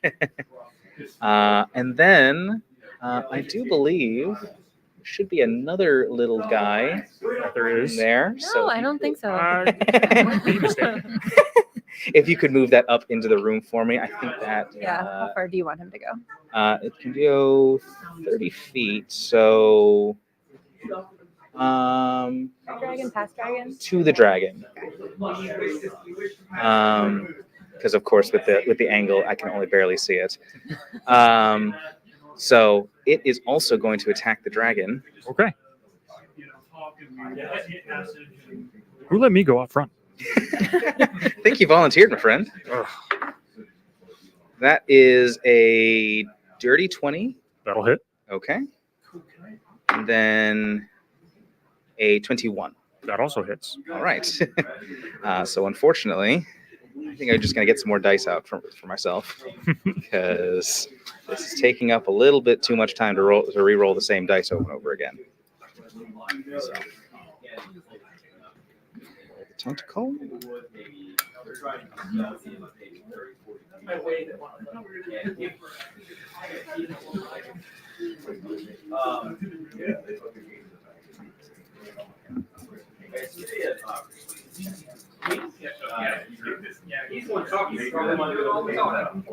All right, so I need a DC, a same Constitution save from the dragon, and then it takes 13 points of poison damage. He rolled a 14 for his Constitution save. All right, so he is paralyzed for 1 minute, but fantastic. Every turn, at the end of each turn, it can try again. So, and then for the bite, it's going to be 14 piercing damage. Lovely. And that is Crawler B's turn. Garrison, it's your turn. I'm going to turn around to the people behind me and just say, all right, guys, our first challenge is here.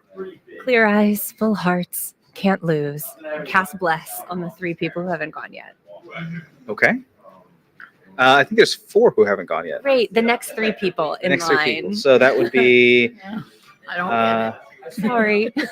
No, that's right. It is 3 people. So it's Valero, Scritch, and Cherish. Oh. So the 3 of you are now familiar with blessed. that? Yeah. Just an extra 1d4 for your rolls. Great. And then that's it. As a bonus action, I can't do another spell, right? As like a spiritual weapon. I believe... Spiritual weapon, I believe, is a bonus action to cast. It is a bonus The action. way the current but I rules don't work believe is you that you can only do that if one of the spells is a cantrip. Yes. You can only do... Yeah, I think they both have to be... One of them has to be a cantrip. Well, then just bless you, my children, and I'll see you next turn. All right. That does change in 2024. They make it simpler. Just you can't use more than one spell slot, which is functionally almost the same. But it clears up some of the edge cases. Yeah. If you're interested in the 2024 edition to the rules, you can get the rule books at your friendly local game store, like Days and Nights, where we were playing today. At 15% off today. Today only 15% off. And another 15% will go to the children. Yeah. Stories. All right. So we have a All right. bless. So, with that, I believe it is Scritch's turn. Oh no, I rolled higher. Oh, you rolled higher. I misremembered that. I'm sorry. Valero, it is your turn. All right. So Valero is going to throw up a stone of protection in the air. Okay. Just in case, and then go ahead and roll for a firebolt right at this fine little guy in front of my friend here. Is that the first one that we saw, Crawler A? Yeah. The big one. The big one. Yes. Okay. Good. Crawler A. All right, let's see. We have, that would be a 9 plus the blessing. That's going to be 13 plus 7, so dirty 20. Dirty 20? Yeah, that'll hit. Excellent. All right, so it's going to be 2d10. Let's see what happens here. We've got, okay, that's 1. And 5, so 6 points of damage. Hey, damage. Very nicely done. Okay. Is that your turn? It is my turn. All right. Now it is Scritch's turn. Okay. I am going to cast level 1 guiding bolt at the big one. Okay.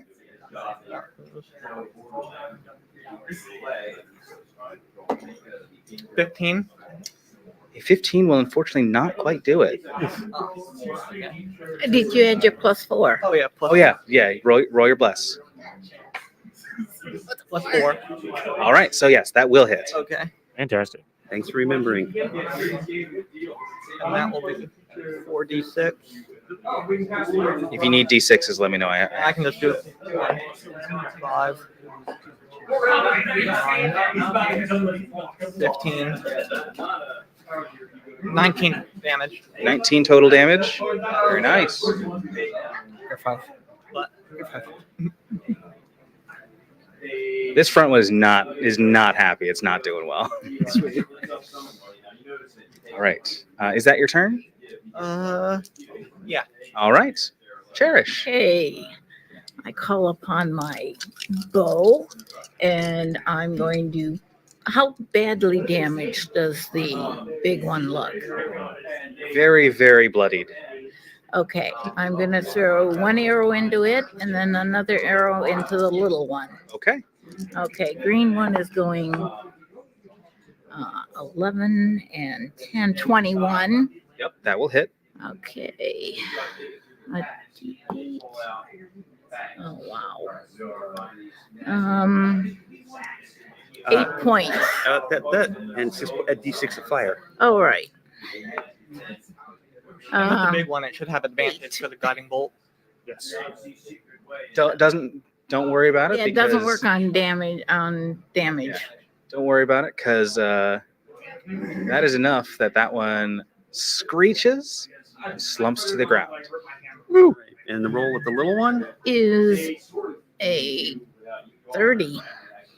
I think 7 or yeah, 10 is 7. No.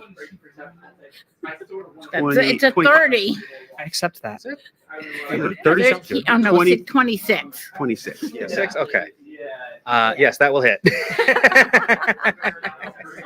All right. And then that's a D8 and then And a D6. all right. D8 piercing, D6 fire. And 1 again. But 6. Well, and you're And plus 7. yeah. 6 and 7 is 13. I think I'm going to get a different D8. You put that one away for a few minutes. Yeah. Anything else? Is that it? That's it. All right. Oh, wait a minute. No, I will mark it with my hex. Okay. No. Is it that the I wouldn't bother. They're not going to last that long. Save it for later. all right. Fair enough. Algol, it is your turn. Um. So, One has already fallen. The other is menacing Injured. Leaping Cloud's dragon. And is which is right. Can I get to the dragon? Yes. There's at most 10 feet between you. No, I'm back here. Oh, you're back. You're in the back. You should still be able to make it to the dragon. Okay, can somebody set me behind the dragon?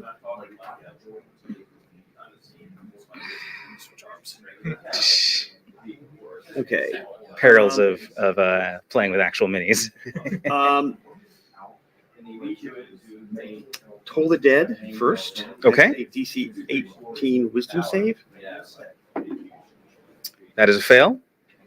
Okay, and it is injured, so it takes 7 damage. Okay. And for bonus action, I touch one of my fingernails, and I touch the dragon and cast Lesser Restoration, unparalyzing it. Fantastic. Wait. You said you bonus action? It's from my okay. necklace of prayer beads that are fingernails. Okay. Sorry, I was confused. Yeah, normally it's not a bonus action, but from the magic item it is. Yes. Okay. All right. So your dragon is no longer paralyzed. Fantastic. Is that your turn? That's it. All right. With that, it is your turn, Leaping Cloud. All right. Well, Leaping Cloud is not paralyzed yet, so let's shoot some arrows. All right. First shot is a 21. That'll hit. Second shot is 11. Nah, not quite enough. All right. Well, first shot is say 8 piercing and 5 lightning. So that's a total of 13. Yes. Yes. Yes. Okay. More from the south. And since Tempest is no longer paralyzed, I will use my bonus action to command him to bite the critter. Sounds good. He rolled 15. 15 is not quite enough. All right. That is my turn. All right. With that, it is the crawler's turn again. And crawler does not like having something flitting in its face, trying to bite it. So it's going to bite back. Of course. And with both tentacles and a maw. So, that's an 18. 18 will hit. 18 will hit. Okay. And then that is a 26. He's down. No. 26 to hit. Oh, 26 to hit does hit. Yeah. I'm sorry. That was not clear. All right. So first, that's going to be 11 poison damage. And I'm going to need the Constitution save. We'll get to that in a sec. And then for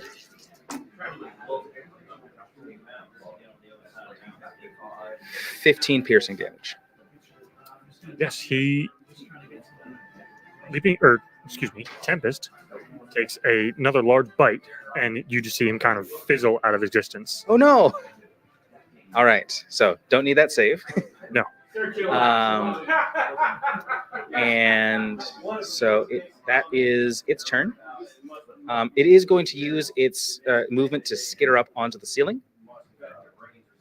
But other than that, it is now Garrison's turn. Beautiful. I'm going to it's up on the ceiling now. Yes. I'm going to cast Sacred Flame as a cantrip on him. Okay. It's a DC 12. What's the attribute to add? I don't know why I asked. It's a dex. Dex save. That's not going to do it. All right. So I hit it. Damage. Yeah, you hit. He goes like this. Wow.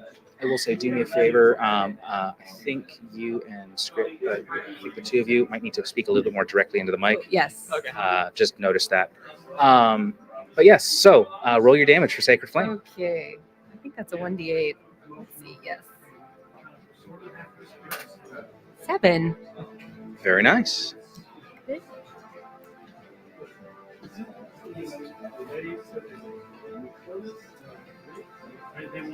And is that your turn? That's my turn. All right. With Valero. We're gonna do the exact same thing and love it, by the way. So I'm gonna go for another firebolt, and All let's right. see if it hits. That would be a 21. 21 to hit. That will hit. Excellent. All right, let's get the handy dandy D10. It's gonna be 1.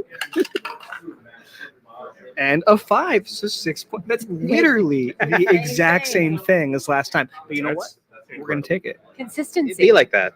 That's what I was thinking. Yeah. Exactly. All right. guys. Scritch. Unless did you have a bonus action or anything? Not this time. That's different. I am gonna cast Starry Wisp cantrip on it. Okay. 16 to hit. That will hit. Also, your blesses are still going. Just to remember, last minute. I totally knew that. It hasn't mattered, but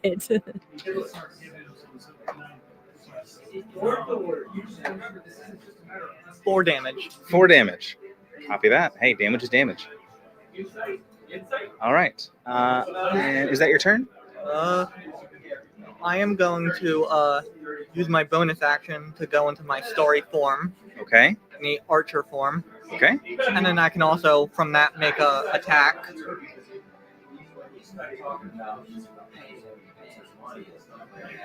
So I'm going to make the Archer attack.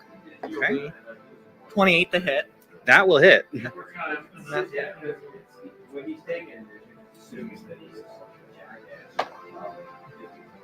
7 damage. 7 more damage. All right.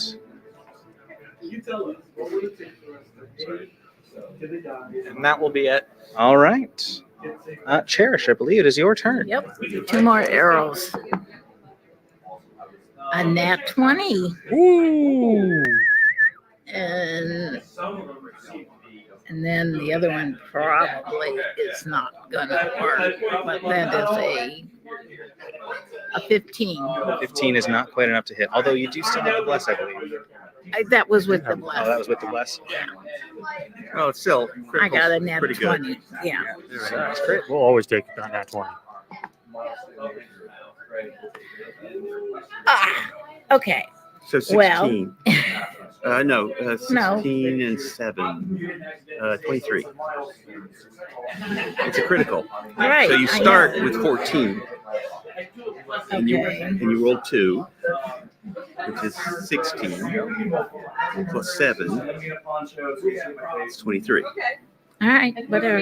What's the base damage of the attack? D8, D6. Oh yeah, okay, yeah, that would do it. All right, so When you get D8, D6. You got D8 for the D8 for the regular damage, the piercing And damage, and 6. D6 fire damage. Yeah, I rolled 2 ones. gotcha. And you said that was 23 3. damage. Okay. Ah. All right. It is. This one's also not very happy. But Algol, it is your turn. Toll the Dead. Toll the Dead. All right. DC 18 Wisdom.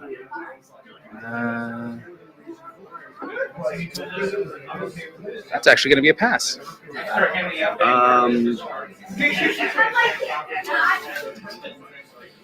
Yeah, sure. I'll go ahead and step up and take a swing. So can somebody move me up there? And actually, the dragon's not there anymore, I guess. The dragon is not Oh, there. yeah, we should take the dragon off the field for now because it's fizzled. So The move dragon me has up where the officially dragon fizzled out of was. existence for now. I'll be back. Don't worry. All right, let's go. Nothing can keep my baby boy down. All right. 18. And 18 will do it. 6 damage. All right.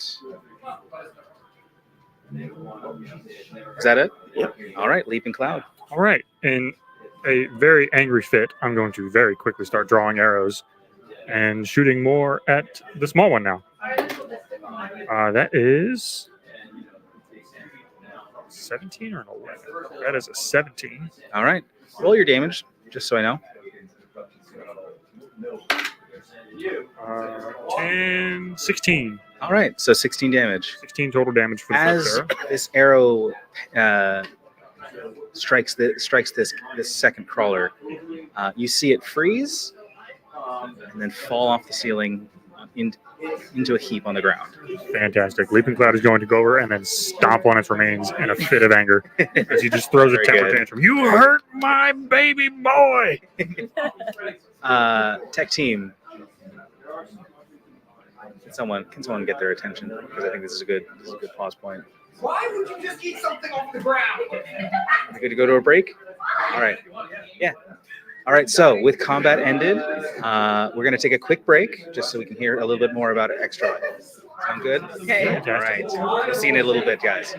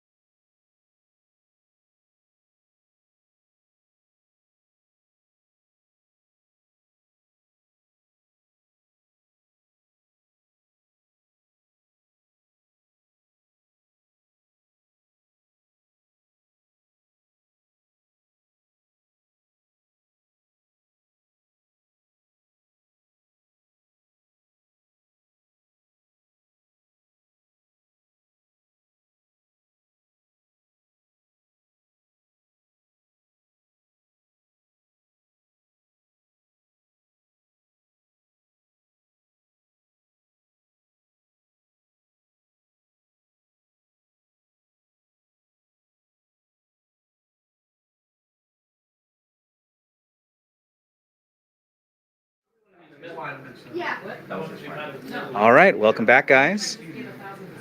So, before the break, our intrepid heroes were ambushed by some carrion crawlers who had been lurking in these old sewers. They were dispatched, although not without the tragic loss of Leaping Cloud's dragon friend. Tempest. Yes. Tempest. Unfortunately, my baby boy has left us temporarily. He will be back. You will be back.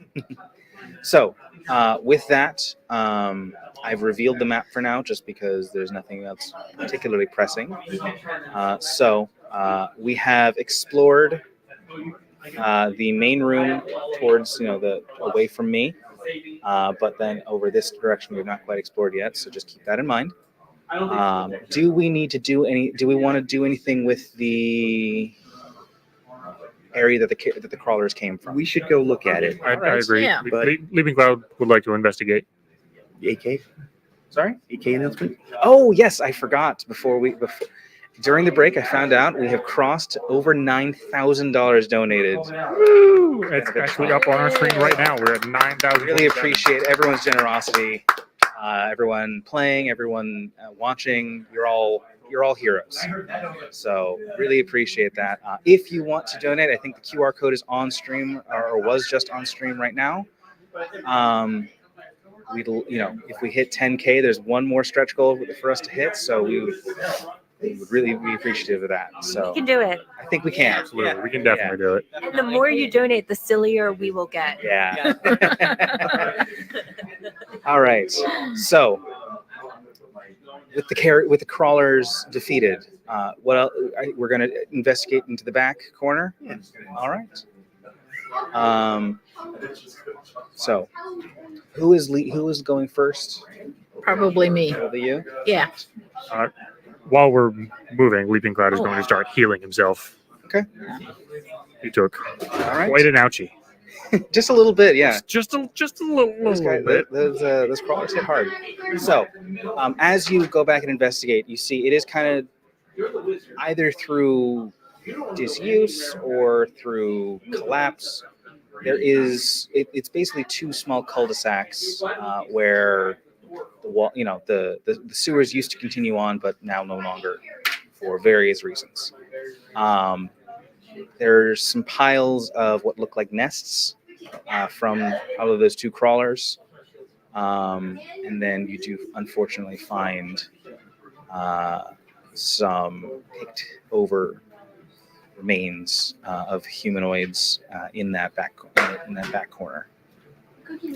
Can we tell whether they're actually human or humanoid? Make me a perception check, just to know what to say. 18. 18. So the bones are bleached, like they bleached clean by whatever the crawlers were using to digest them. But some of the bones are human-sized, so medium. Some of them are small, so maybe a halfling or a gnome or something like that. There is a goblin skull in there. It's kind of a mess. There seem to be any kind of equipment here that looks like this would be our mercenaries we were looking for. Can you make me an investigation check? I can absolutely do that. I'm also going to take a look through the pile and see what. Sure. Investigation check from you as well. That is a 14. 14? 12. 12? All right, so you are not able to find any particular identifying marks on these bodies. You do find what might have once been a letter, but it has been eaten through by the acid poison schmutz. Okay. Yes.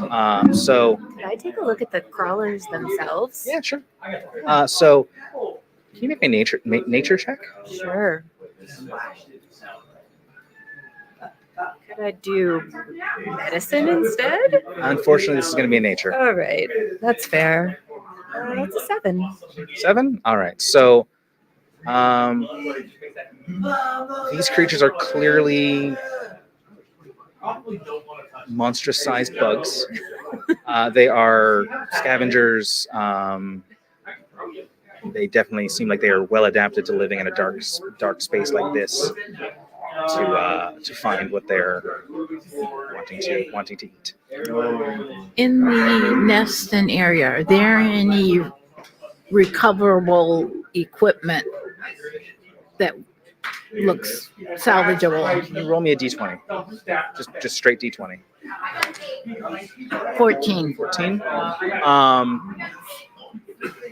As you are looking, there is one of the slightly newer bodies has a basic sword, a long sword that seems to be tarnished, but in good enough condition you can probably salvage it. Beyond that, there's not much here. Okay, I will take it back for the armory. Okay. So, anyone else with the carrion crawler nests? Sure, why not? What are we doing? Yeah, so I'm an expert on poison. Okay. and I noticed that was the type of damage that our little friends here were doing. So I want to inspect to see if there's anything else that I can learn about the creature to inform maybe us down the line. Okay. Make me a nature check. Okay. And it's going to be a 17. 17. All right. So as you were inspecting this, I'm guessing you have a little knife that you have to just go around. Oh no, I just go all in with my hands. Your hands? Oh yeah. All right. So as you are picking through this corpse, you are able to separate one of the tentacles, or a brace of the tentacles from this creature. So you are able to take it. It will not be quite as effective if you swing it at someone as it was for them, but you've got that as something to make poison from for the future. So Valero takes out his notebook, starts taking notes, and you have to pull him away from the scene as he's taking thousands and thousands of notes about, what I just picked up. Let's go. All right. All right. To pull him away by the let's collar. go. You want to be up front with me? Do you think before No. we go, All right, then follow him. and before we leave, don't you think we ought to investigate maybe this little offshoot around the column? And then I'll kind of wander around there and just look around. So I think I mentioned before, but this is basically a overflow baffle in the sewer. So if there's a huge surge of water, it'll fill this room before it surges into the rest of the, out the sewer, so that the flow rate is reduced. So there's not much in here. It's pretty dry in here. There's a little bit of, like, you see how there's kind of a trough running through the halls. So there's some water in those, but not a ton. It's wet, but there's not standing water. Beyond that, there's not much more in that area besides maybe a little bit of buildup of algae growth. All right, let's head over to the corridor this way. Right. Leaping Cloud will not be leading the way this time because Leaping Cloud is still a little ouchy. Yes, if we want to set up a new... hanging out with us. Preferably. Leaping Cloud is still nursing some of the poison that's on him. I will go ahead and step up front then. So Leaping Cloud in the second line here. Wait, Yeah, that way he can shoot over your head. So Leaping Cloud, now I'm taking notes on your injury as you're right next to me. Who's a little teeny guy here? That's me, of course. Okay. Oh, wow. That is a teeny guy. Yeah. All right. So as you walk up into this area, you come up to the section up ahead, and to your left, you'll see another collapsing tunnel. Although that one seems to be a fairly recent collapse. Can we still see any of the footprints that are headed this way? Yes. So there are. So before the break, there was they found two sets of footprints. There is still a set of footprints going this way, and there does seem to be a couple going left, going towards the rubble. Okay. Then a hurried set coming away from the rubble. Okay. I'm going to go approach the rubble. All right. Yeah, me too. Yeah. Okay. Rubble it is. So, make me an investigation check. 23. Yeah. I only got 13. 13? All right, so we'll start with a 13. As you come up to this passage, like I said, it is fairly recently collapsed. It's honestly kind of impressive. They only seem to have collapsed the ceiling instead of actually collapsing the supporting walls, so it's not in danger of particularly undermining the foundations, but it is effectively blocked. But on the 23, yes, you have some experience with something, so I can use this. As you get closer, you smell something. It is the definite aroma of expended burnt sulfur. And They use black powder or smoke powder to seal it. So this was definitely no digging accident. This was deliberate explosion. Well, I just don't believe people would be that mean. Unfortunately, child, they are. Clearly had that. Does had it enough look interaction like with the we monomaterial. could dig our way through this or not? It is not likely you'd be able to dig through this in time. Okay. Like in any reasonable time. Yeah. Any indication that anybody was caught under it? Make me a perception check. 28. 28. All right. So you count 2 sets of footsteps walking up to it, and 2 sets sprinting away. So it appears that there was no one caught in this clearing explosion. Okay.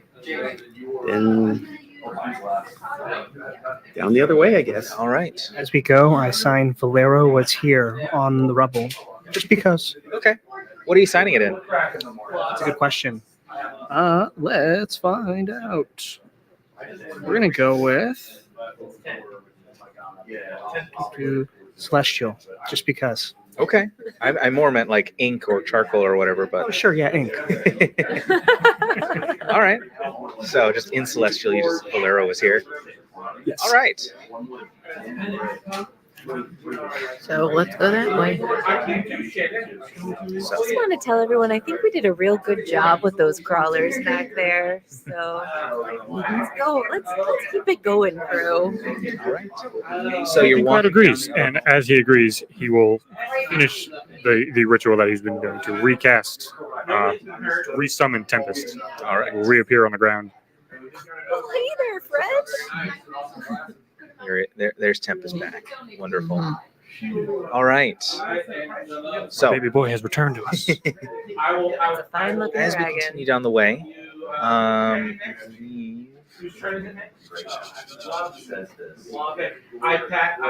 reach behind me and go first.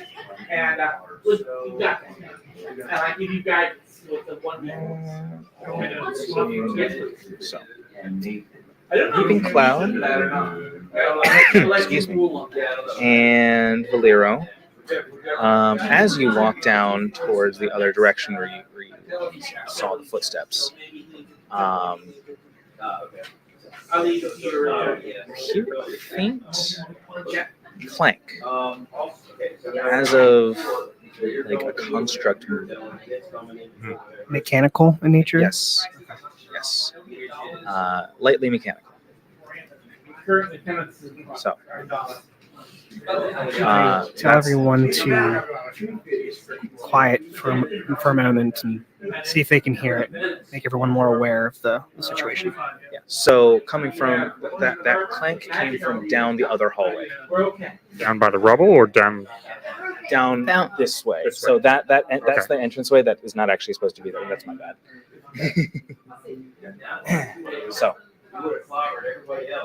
So from where it opens up, that's where that's coming from. Well,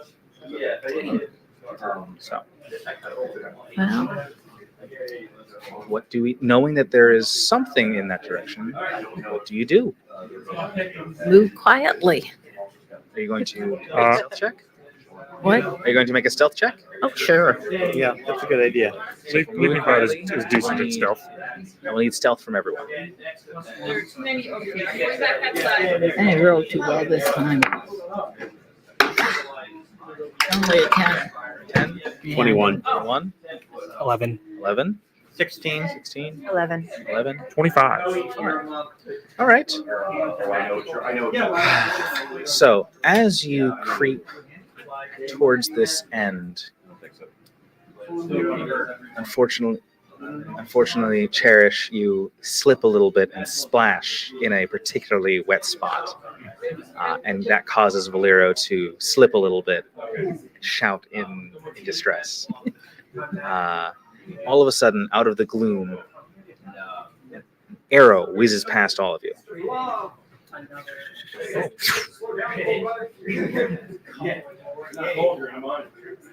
The clanking gets a little bit louder, and someone appears out of the gloom.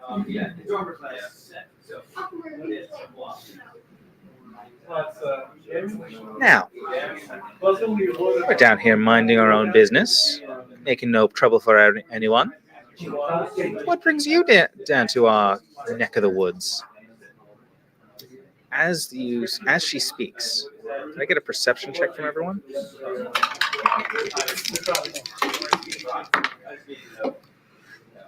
$28. If you rolled higher than a 15, you notice a faint mechanical sound to her speech. So as she is speaking, it's almost like it's coming through the closest approximation would be like someone speaking normally through a harmonica. There's just a little bit of mechanical sibilance to what she says, to everything she says. Leaping Cloud will chime up. Leaping Cloud was sent down here on special business, not shooting arrows at strangers. Why do you shoot at us? Special business, you say? I suppose you're here to clean up someone else's mess, just like we were. Which mess are you cleaning up? Oh, that was a pun. That's really good, man. Make a persuasion check. Ooh. I'll use my inspiration. Okay. That's not better. Let's see. Persuasion. Do you need another one? 7. Okay. Off the story. So she's making an insight check against it. So she is not taking out your word, but what is your intention for her? Just trying to get information out of her. Okay.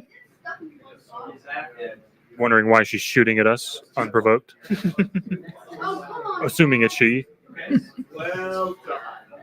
So she takes a moment to regard you, squinting at you. You don't look like one of those thugs. Leaping Cloud is no thug. Why would you think Leaping Cloud is thug? So she stands up more fully and ships her bow on her back so that it's put away. Can't be too careful these days, not with those mage-hitting arses hunting us now. Oh, you speak of Monomaterials. We are no friend of Monomaterials. Leaping Cloud promises you. We are the vanguard. Can I get another persuasion check with advantage from Cherish chiming in to help? 16. Can I use my persuasion? Yeah, you know what? Roll it. 21. Okay. So she looks at you, kind of regards the entire party, says, well, you're more earnest than the last lot. I'll give you that. Very well. If you say you oppose the monomaterial, I suppose I can't turn away potential help. Follow if you can. She'll walk off back into the gloom. So, do you follow after her? Yes, definitely. She seemed real nice. Once she put the bow away. Yes. tech crew if we could have a short break just because I need to change the map. So give us just a couple minutes, guys. Stay tuned.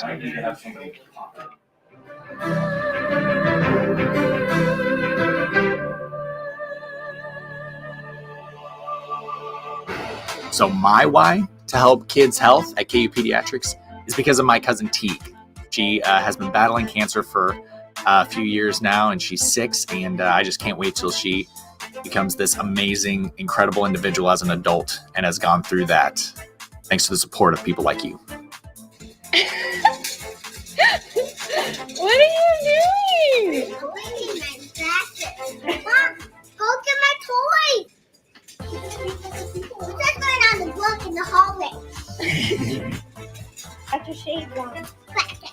He even has like a big sleeve in his hair. I know. You are so freaking silly, dude.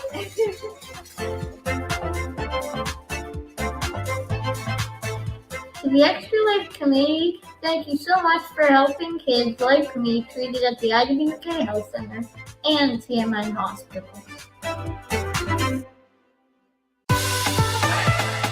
Since 2008, Extra Lifers have raised millions of dollars to help kids treated at 170 children's hospitals in the U.S. and Canada. Those funds go directly to the hospital.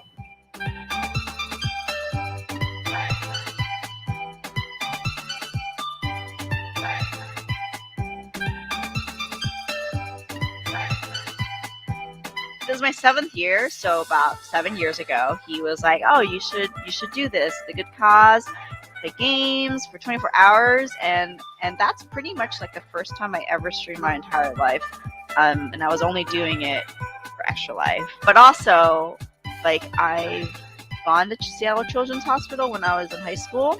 When I did Extra Life, I chose to support Seattle Children's because of how great they are. They're really good for the kids.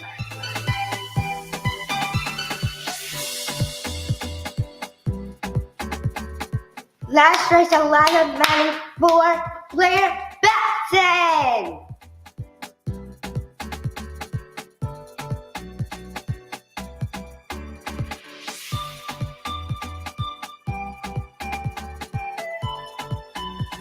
My favorite part of my children's hospital is the amazing staff that work there.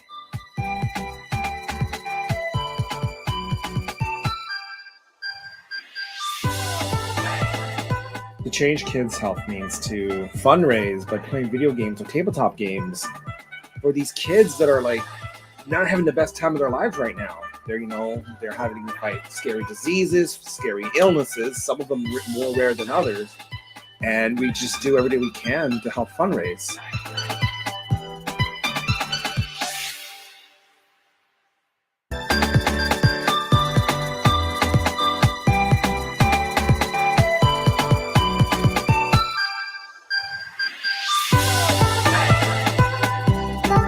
This is my 7th year, so about 7 years ago, he was like, "Oh, you should do this. The good cause, play games for 24 hours," and that's pretty much like the first time I ever streamed my entire life, and I was only doing it for Extra Life. But also, like, I've gone to Seattle Children's Hospital when I was in high school.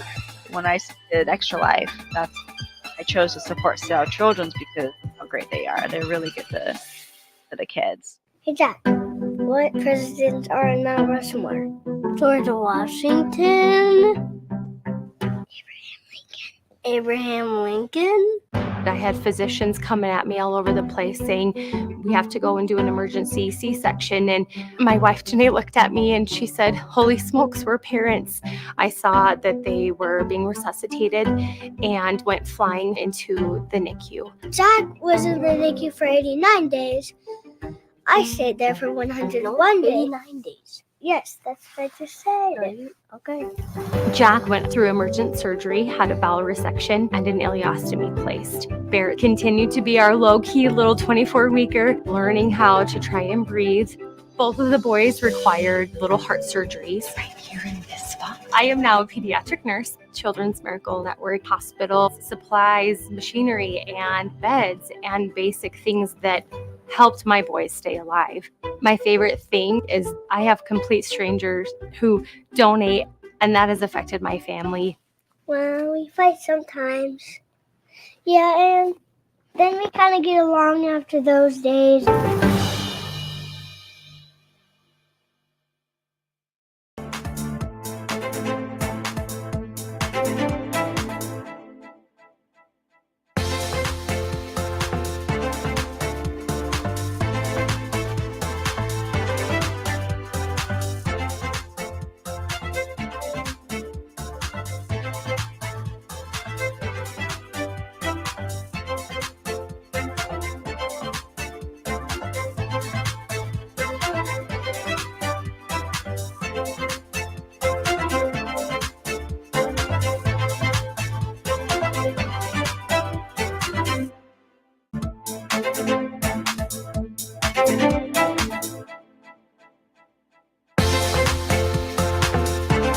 My name is Sean Gorey.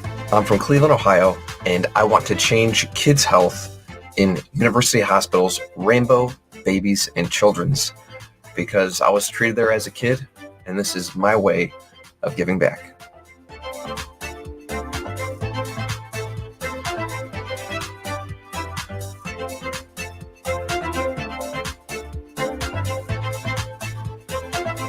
Kids can't wait. My dad, he was always managed to make somebody laugh. He took me fishing all the time. He called me his little firecracker. He was definitely my best friend. I loved him. I still love him. So when I was 8 years old, my father passed away. At that young, I didn't believe it, I guess. Around 4th grade, it hit me that he was really dead. That really affected me in a lot of ways. I had a group of friends also that were literally like, have some razors, you know, it helps. My first hospital visit was back in 2019. I was in the ER. The CRT lady, she told me that I needed to be evaluated and sent to Show Dare. When I first went to Show Dare, I will say I was a big troublemaker. I rebelled a lot. I just wanted to leave. I wanted to run, but eventually that all changed. She just was ready to get the help that she needed. She matured, and the counseling and all the tools Show Dare gave her with the antidepressant, we just seen a whole bright new kid, little firecracker.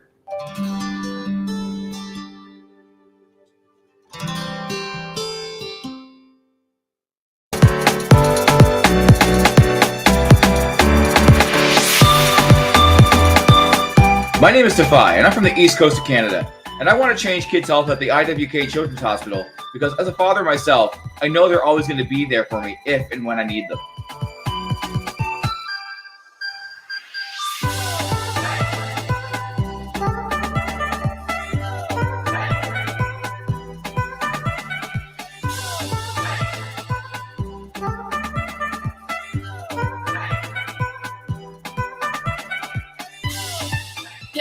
Kids like me enter a CMN hospital every year. For me, I entered my children's hospital when I was 9 years old for my miracle story. Happy to report that my health is on the up, and it's all because of gamers like you. What? Wild Sheep. All right. Back on long rest. Welcome back, everybody. Thank you for rejoining us. Before the break, our heroes had met up with one of the vanished mercenaries who has led them deeper to another deeper part of the sewers. On the way, she introduced herself as Susan Montgomery, also known as Tinny Sue. And though she looks like an elf and was an elf, she is mostly warforged at this point. So that explains the mechanical timbre to her voice and the clinking as she was walking. So, as she leads you further in, you're coming up on a large central room. This maybe was a cistern at one point, or something to that effect, but is now mostly dry. Coming into the room, a hooded tabaxi meets you and has a hushed conversation with Tinny Sue. Just kind of making sure she knows what she's doing. He knows who you are. He turns to regard you all and with open suspicion. Leaping Cloud will see the tabaxi and go, "Ah, cousin." That gets a faint smile from the tabaxi, but not much more reduction in the open hostility. He is not happy to have you invading his hideout. So I'm sensing some tense feelings in the group right now, and I just would like to address that and say, hi, we're friends here. We came down here looking for y'all.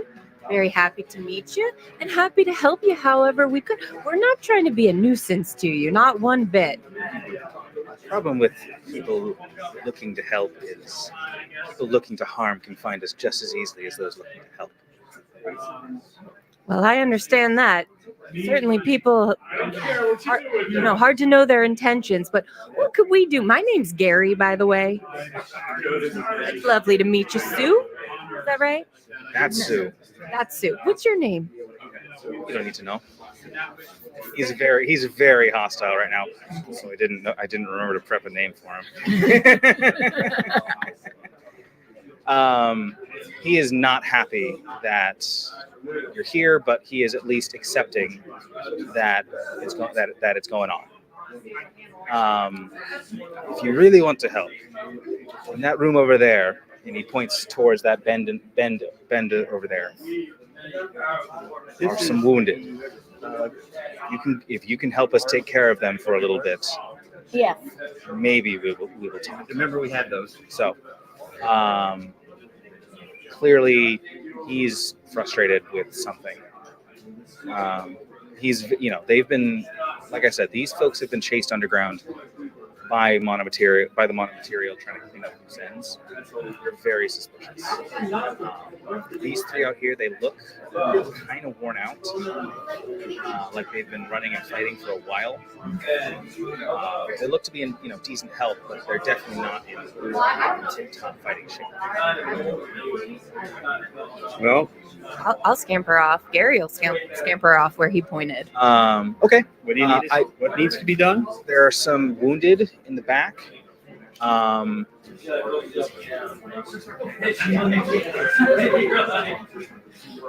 So if we could just get, I'm guessing there's some healing spells, but if we could also get a medicine check before we do that, that would be helpful. Want them from everyone? Just from people who are going to help heal. Well, I can do medicine, but not actual healing. Are you going to be going back and actually help? Yeah. Yes. Okay. The medicine check is a critical. 24 on a roll of 20. 24 on the die? Or 20 on the die plus 4 total? Okay. I have a 16 for the medicine check. 14. 14? All right. 28. 28? Okay. So, you are able to figure out what's going on. A lot of it is exhaustion, but there's also a fair number of arrowheads and burns. So you are able to make the patients more comfortable. They're definitely not going to be on their feet anytime soon, but they're better. So I'll give the worst of them my healing potion. you want to give them a healing potion? Yeah. All right. Whoever is looking really bad. So the worst of them is definitely there's on the cleanest bed, nearly unconscious, but kind of moaning in pain in their sleep, is a dragonborn. It's like a white dragonborn, so they're ice aligned and they got burned really bad, so they're not doing well. Yeah. As you pour the potion down his throat, visibly relaxes and seems to be sleeping much more peacefully as you do. If there is one that looks like a potion would put him into fighting shape, I will give him. So a potion. The ones who are in fighting shape who are like in sort of fighting shape are the 3 that met you in the main room. Okay, so All the of these others, are not in a place where 1 potion will get them on their feet. But and they can only drink 1 at a time, correct? Yeah. Okay. yeah, none of the ones who are in here are in a place where just a potion regimen or a healing spell will get them back on their feet. I will put a potion into another of the heavily wounded ones. Oh. Well, everyone else has been genuinely helpful, and it's like noticeable. Awesome job. I think I'm being helpful, but maybe I'm not. I just go patient by patient. Don't say anything to them. Look them in the eye. Look at their injuries. Interesting. And then walk to the next person. Do me a favor. Make an intimidation check. You got it. Okay, so that is going to be... Actually, make it with advantage. You got it. Advantage worked. 17. 17? So they are so confused and scared of why this strange person is just hovering over them taking notes. But it is calming a few of them down, oddly enough. And the reduced motion does make it easier for the rest of you to tend to them. So, but you do have to spend some time comforting them to Oh, don't you worry about Valero. He's just a kitten with a grumpy face. You hear in the background, mission accomplished. All right. So, as you finish up with that, and are you going to stay in the? I prefer if you came back to the main area, just because I don't have. Yeah, I mean, once we're done Right. healing them up, they come back out. Yeah. All right. So as you come back out, the halfling who's up against the wall flags you over. So, hey, appreciate what you did for me. You didn't have to do that. The Vanguard is here to aid all. Wasn't sure I believed that, but maybe I can trust you.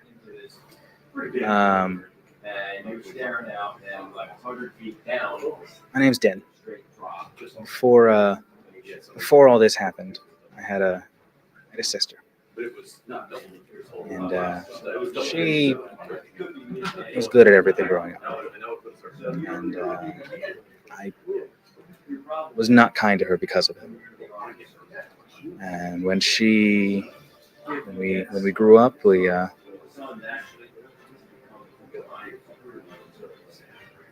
just the right kind of family to get scouted by the Monomaterial guys. So she happened to have a little bit of a talent with some magic, and got still got interested in what they had to say. I think it was kind of my fault, and I feel really bad about that. So I stayed working with them for a long time just to take care of her, because I've seen what they do to some of their magic types, and it's not pretty. Yeah, they do not treat the penitents well at all. No. It's a lot to carry. Yeah. So I think what finally did it was getting her away. So Is she here now? she's not here. She's in a different place. As far as I know, she's safe, but I paid for that by putting myself in harm's way. So I'm not the only one here who's dealt with that, but the last one here who's still standing. So appreciate you looking out for my friends.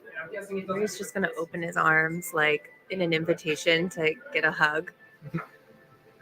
Look, man, I appreciate you. Not No, my it's thing. not for all people. But You look- an open invitation to any of y'all if you ever need it anytime. You look on your other side, and Valero's doing the exact same thing. Not picking up the social cue at all. So can I get a perception check from everyone?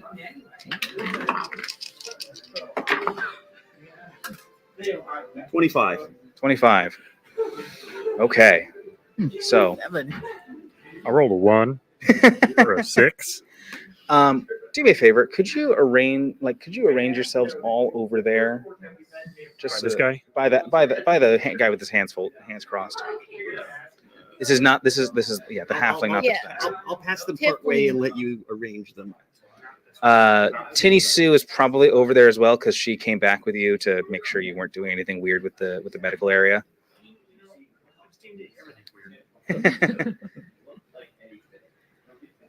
Yeah. No, sorry. And I thought my old 15 millimeter minis were small. Okay. I also, unfortunately, Those two. So, from the open leg that you didn't come in on, you hear.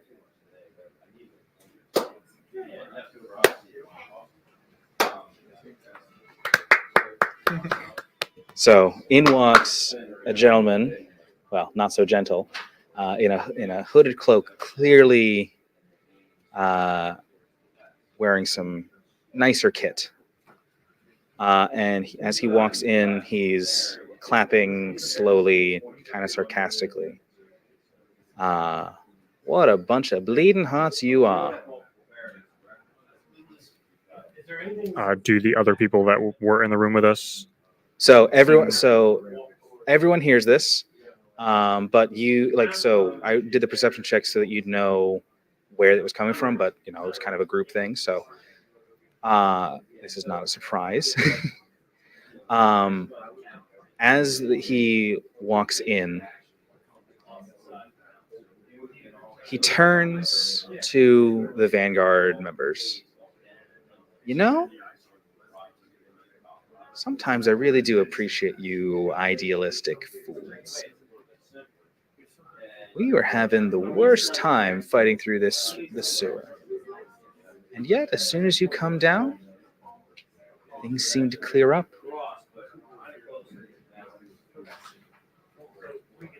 Thank you for leading us right here.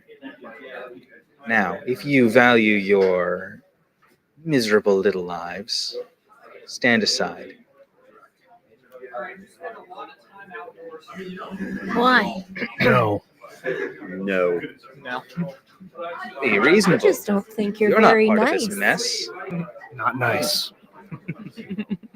Why do you want us to stand down? I have a job. I'm going to do it. If I don't have to clean up something that doesn't belong, I won't. Your job is to sit down.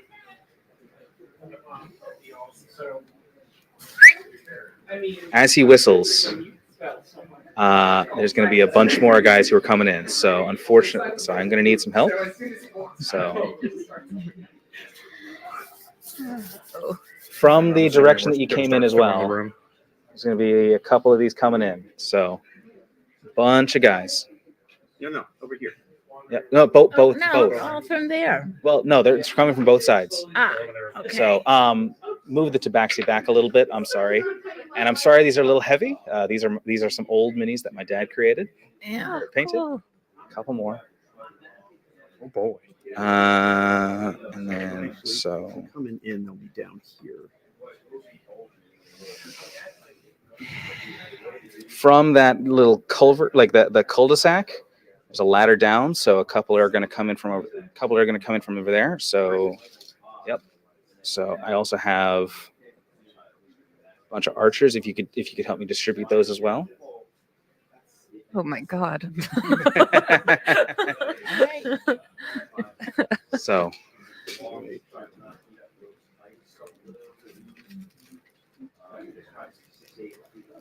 Right. So. How many? Where do you want the archers always? Spread them out in the same, kind of. We've got 2 here, so there's 3 couple in the groups. How many over there? Yeah. Yeah. Well, Are there about any one. down there?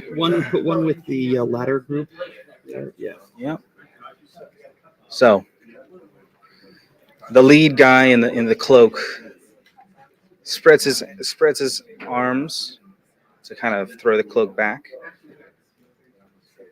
Now, I'm a reasonable man. I understand you may not have realized the situation you were in. So, I'll give you one more chance. Walk away. I don't have to take care of you too. I'm going to study you when you're dead.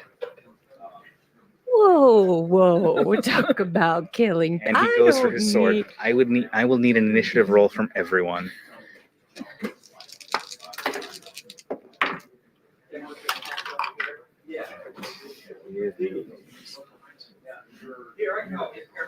Can I use my inspiration on?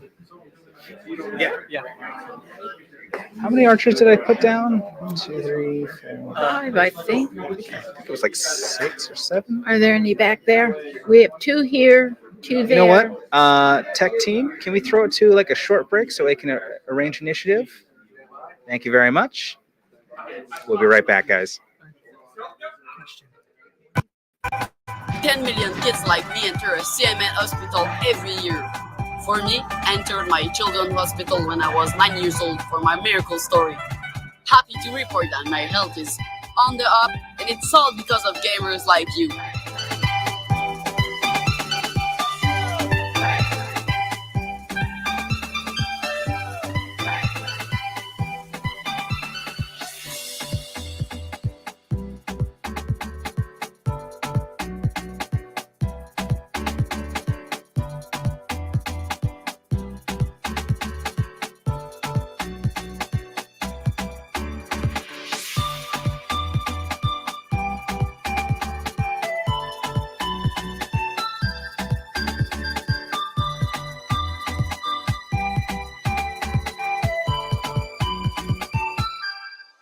My name is Tara. I stream on Twitch, and I did Extra Life last year, and I raised $5,000 for Children's Hospital of Omaha. I wanted to raise it for people that couldn't afford to go there, because I know not everybody can afford to go to a hospital, especially if something comes up like randomly.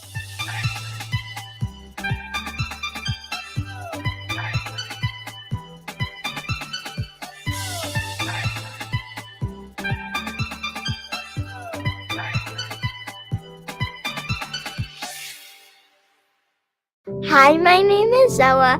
I'm 10 years old and I'm from Missouri. I use my walker for physical therapy and I use my wheelchair to get back and forth. Cerebral palsy is where your legs can't move or do stuff that you guys do. Today I had my neurology and PT appointment. I have a therapist named Miss Krista, and she is amazing. She helps me with the stuff that I need to work on. Can you take this hand and open and close your hand? I'm just like you in so many ways, 'cause I do the same stuff you guys do. I do cheerleading for football games. I wear a top that has a W on it and then a little skirt. I cheer for the Junior Wolves. We won a lot of games so far. I am Ella. I am brave. I am strong. I will not be defeated.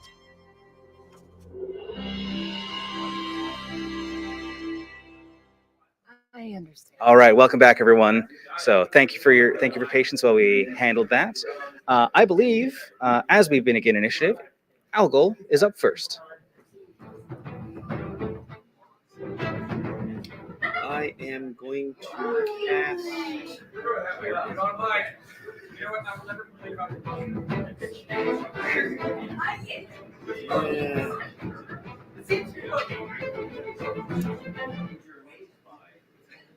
Okay.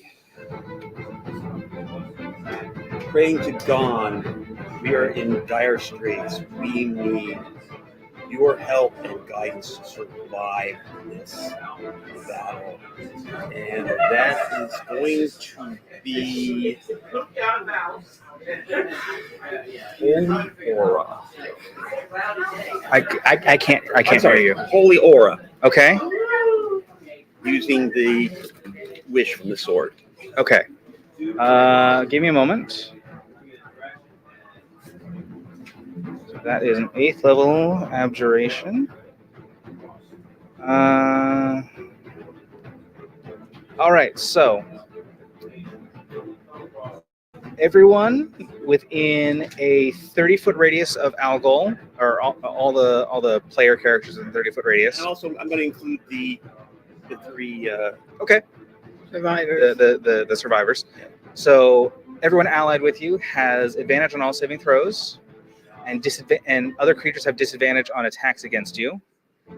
And that should be the important bits. So we'll keep that in mind. Yeah, none of these are fiends or undead, so the rest of the effects don't matter. Yep. So, and as a right, that's pretty much the only thing I do. Cool. So that's your first turn. Garrison. I think I'd like to hold, like, ready in action. I'm Okay. going to hold until one of our other players sorts of runs up and initiates combat, and I'm just going to follow them to that same group and make an attack. I don't believe you can include a movement in a held action. Oh, boo. Sorry. Oh, but also at that spell, everybody is now glowing. Yes, everyone has a Glowing 5-foot slight glow. Can I just change my spot in my, like, just permanently alter my initiative and go to the end? I will let you delay your initiative. Thanks. Move you to the end of the players. Actually, you know what? All the players kind of are going at once. So if you guys want to, we're going to just do like a player turn and then an enemy turn. So if you guys want to change the order that you're playing around in, please feel free. So Garrison is going to wait until the end of someone else has acted to take their turn. So does anybody else know what they want to do? So I think if we're going by initiative, it would be Valero who decides next. So I'm just going to ready a Hellish Rebuke. You don't have to ready that. That's a reaction. Oh, in that case, we're going to do a first level magic missile at the closest enemy. Where are you? It might be this guy to the right. Probably. So that one bandit. Let's do 1d4. So 3 points of damage. You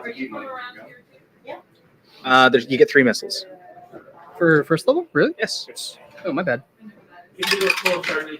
So that would be 6 points of damage. 6 total points of damage?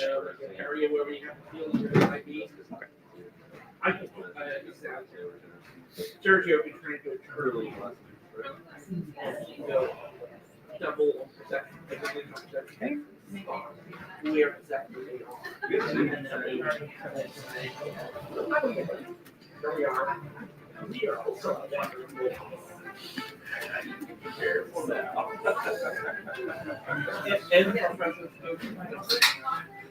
All right. So that is Valero. Leaping Cloud. I am going to. Let's go. I'm going to move up to where the guys coming out of the sewer is, or coming down the ladder. Okay.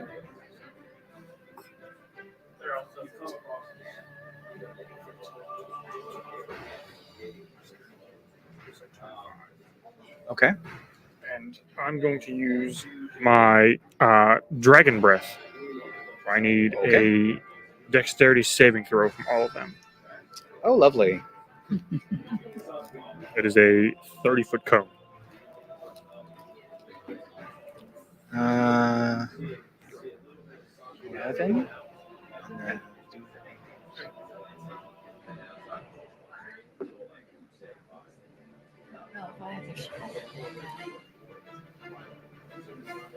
You may not. We have to move.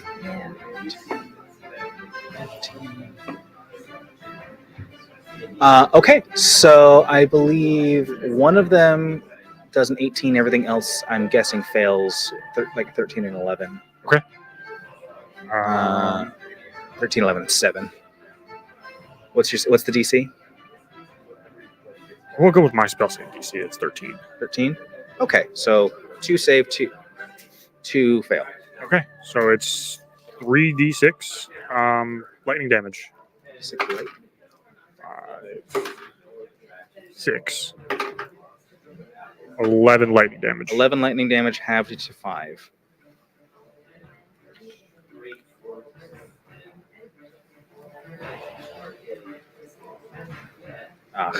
Sorry. Technical difficulties.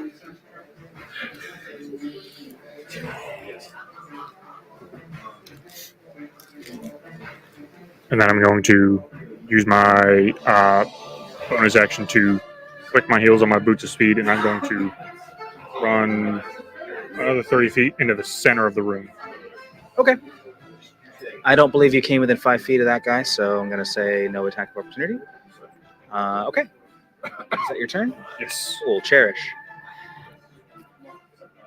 I'm going to move probably to where Leaping Cloud is. Move so I can get a clear shot at the guy in black. 10, Okay. 20, 30. It would put you here. Yeah, that seems about right. And I'm going to do my 20 for 20. Wait a minute. No, I got to roll first. This has to be a melee attack if you want to do this. Oh, you're right, it is. Okay, well then we'll do the bow first. And then switch weapons at the end of the round. Yeah. Okay. The first shot missed. What's the even with the advantage. What is it? What was the total? It was 12 and 8. I knew that that was the because I got advantage From with your aura. No, the aura only gives disadvantage to them. They have disadvantage on I attacks thought you on said. us. We have it. Oh. You guys have advantage on saving throws. All right. I have disadvantage on attacks. All right. And I. Then that was 2 attacks in the book. Yeah. First 2 both missed. And now you have your attack. Yes. Well, 2 of them.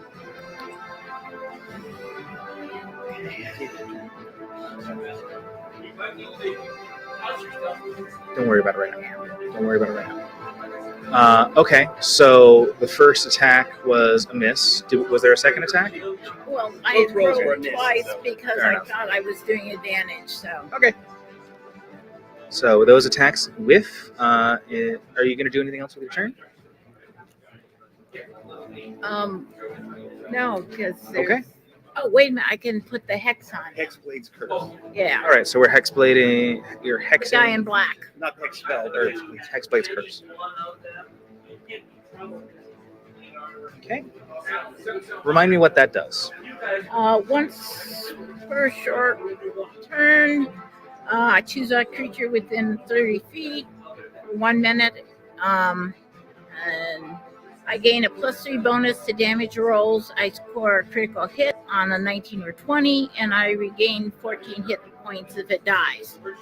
Okay. Great. So is that everything? Oh, wait a minute. Is that a spell? it's a bonus action. And it's so a it's not a passive ability. spell. It doesn't use it. Okay. For now, Scritch, you're up. Okay. Or Garrison. Scritch, you can go. How far are these people from me? So each room is about 10 to 15. Where are you here? I'm right here. Right, 10, 20. Wait, that group? Okay. 10, 20, 30, about 50 to 60 feet. Okay, that's enough. I am going to cast. Remember that those pillars are in the way, so you will have to move to get a line of sight. Yeah, if you move there, that'll give you line of sight. I am going to cast Tidal Wave. Ooh, hello. Okay. Okay. What is that? Give me a second. That's for me, Dex 18. Save.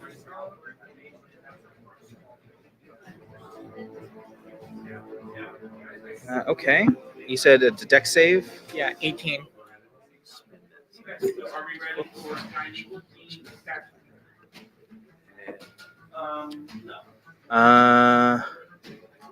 Yeah, that will not do it. So roll your damage. Hold on. Tidal wave. Oh, it's within 20. Okay. Yep. All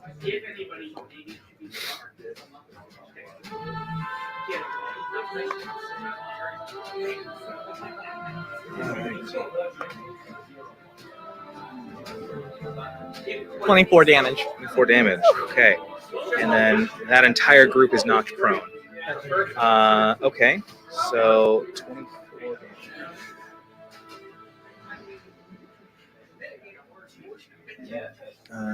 Two archers over there. All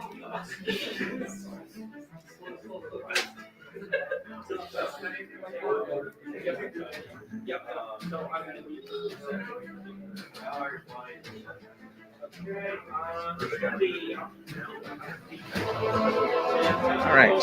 And then all of those guys are knocked prone. Okay, so as you cast your spell and that huge wall of water crashes down on them,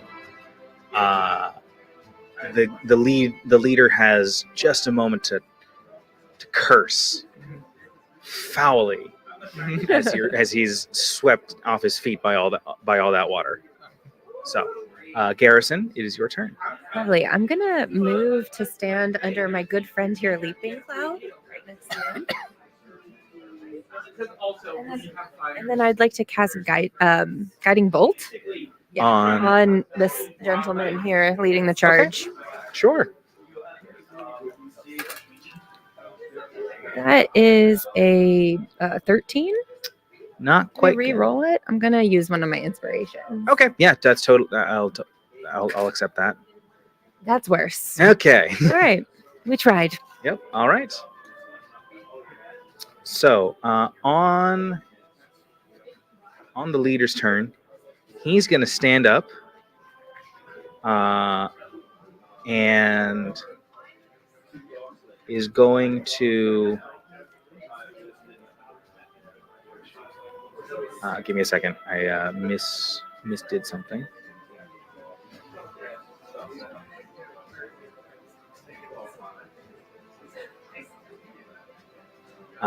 As he stands up and draws his blade, he's going to move to attack the closest thing he can find, which ends up being Cherish. As he's doing this, the refugees are going to move back towards the medical area and to guard that. They're not messing with things. They're just gonna retreat and That's good. trust that you guys can take care of this party. So yep. So Cherish. That's a hot 11. That's a miss. And a 14. Miss. All right. So he tries to stab you twice, and between the divine intervention and your own dexterity, you're able to dodge those attempts to ventilate your liver. His boots are too slippery. Just a little. Yeah. All right. The archers, meanwhile, are going to... Actually, the archer's going to wait a second. The one kind of in that cul-de-sac is going to move out of there and is going to attack Leaping Cloud. So it's going to come up and try to hit you. So...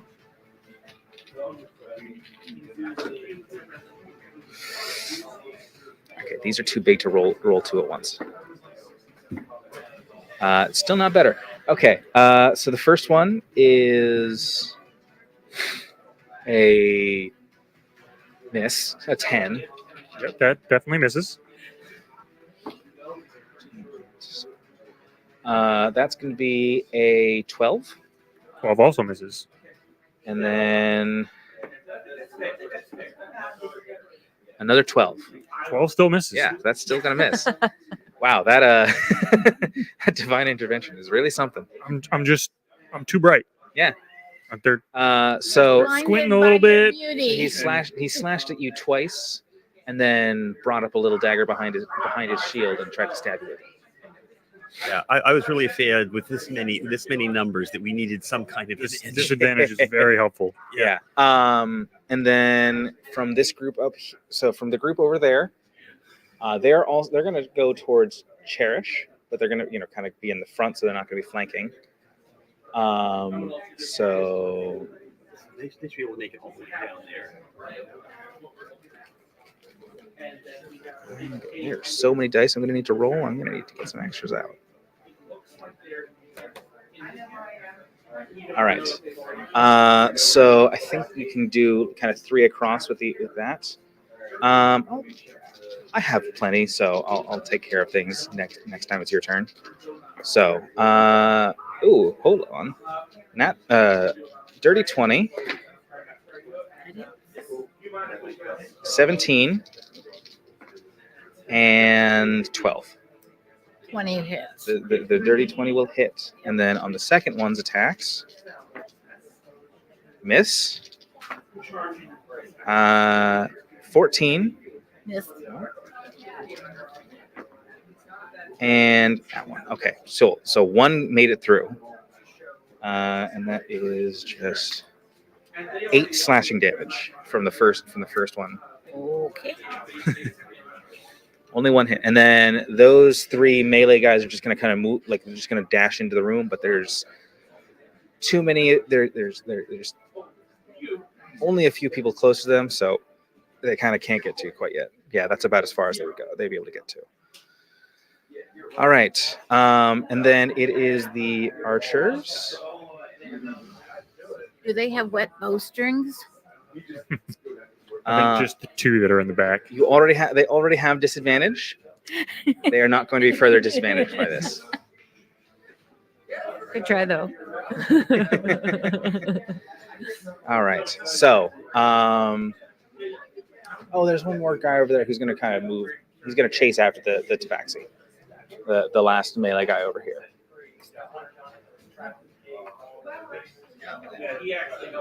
Actually, there's 2 more back here. Well, those are archers. The archers are just going to move in and start taking pot shots. Okay, so these guys will stand up and move up.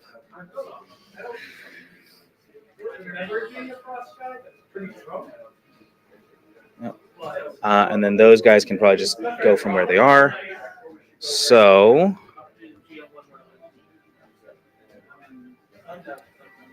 okay. Scritch, you got a couple coming for you. Okay. So a 14. That does not hit.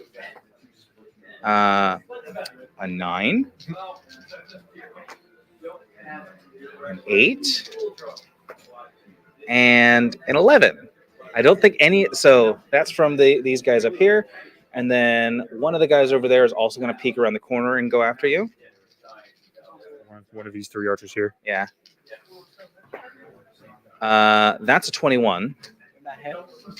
And a 13. Okay, so 1 hit. Wow, you're that changed it all. Oh, that wish really making this a crapshoot for me. That's going to be 10 piercing damage. Okay. All right. So, and then there's the archer. Is there just one over here or 2 over here? Over there. And I think there's 2 over There's 2 here. there, and there's 3 there. And 2 of those have not attacked yet. Correct. There are 4 archers that have not shot yet. All right. So the 2 over on this side are actually going to shoot towards Leaping Cloud. That's a 9 and a 10. Oh, I'm sorry. A 10 and an 11, but still not much. Both of those still miss. Yes. Yes. So that's the first one. And the second one shooting towards you is a 21. 21 will hit, but I'm going to use my reaction to activate my Gift of Metallic Dragon for my protective wings and add a +3 for a 21. Okay. Matches, doesn't it? Matches will still hit. Okay. Well, maybe I won't do that. So the other one is a 18. 18 will miss with the protective wings. The 21 will still make it through. Okay, so 1 attack hits. That's going to be 5 piercing damage. Ooh. Actually, hold on. Make that 7 piercing damage. Okay. All right. And then the 2 that are over here, I think their easiest shot is going to be, unfortunately, on Cherish. Unfortunately, you have moved up front and made yourself a target. Yeah. That is a 14. No, 15. Nope. And a 13. Nope. And then a 10. And an 8. You are making... This is brutally hard. Hold on. Are we still within 30 feet of Algol? Or is it a persistent thing? It's a persistent thing. Okay. I'm pretty sure. Whatever. For this round, it doesn't matter, but we'll figure that out soon. Because I mean, it's a wish. I would assume it's probably persistent. Yeah. Well, it lasts 1 minute. Okay. Algol, it is It your does turn. require concentration, which I need to check because I think I need to check whether the other thing I was going to cast also requires concentration. It does, so I can't do that. So I have to do something else instead. Oh, I'm sorry for that noise. That's my bad. So, Ring of Wish can either give you a spell you don't already have, if you put on a spell, or if you make a step I want X to happen, if you do it very carefully, the GM can then react. Sorry for the delay here. I had a plan, and then I realized that I can only have one concentration spell Good at old a time. concentration. It's okay. We can also go as a group. So if you want to just wait and let the person somebody else go. can. If somebody else knows what they want to do, go ahead. Let's not. Who wants to? Who would like to Helmet's back. What does that mean? Huh? Did we make more money? What does the helmet mean? Helmet back means I'm feeling a little bit silly because of how much that is taking this fight. So I am putting it back on. I will go. I'm not going to put it all the way on because it's kind of warm and I had to take some pads out earlier to make it fit and it doesn't actually stay correctly where it's supposed to be. Understandable. All right.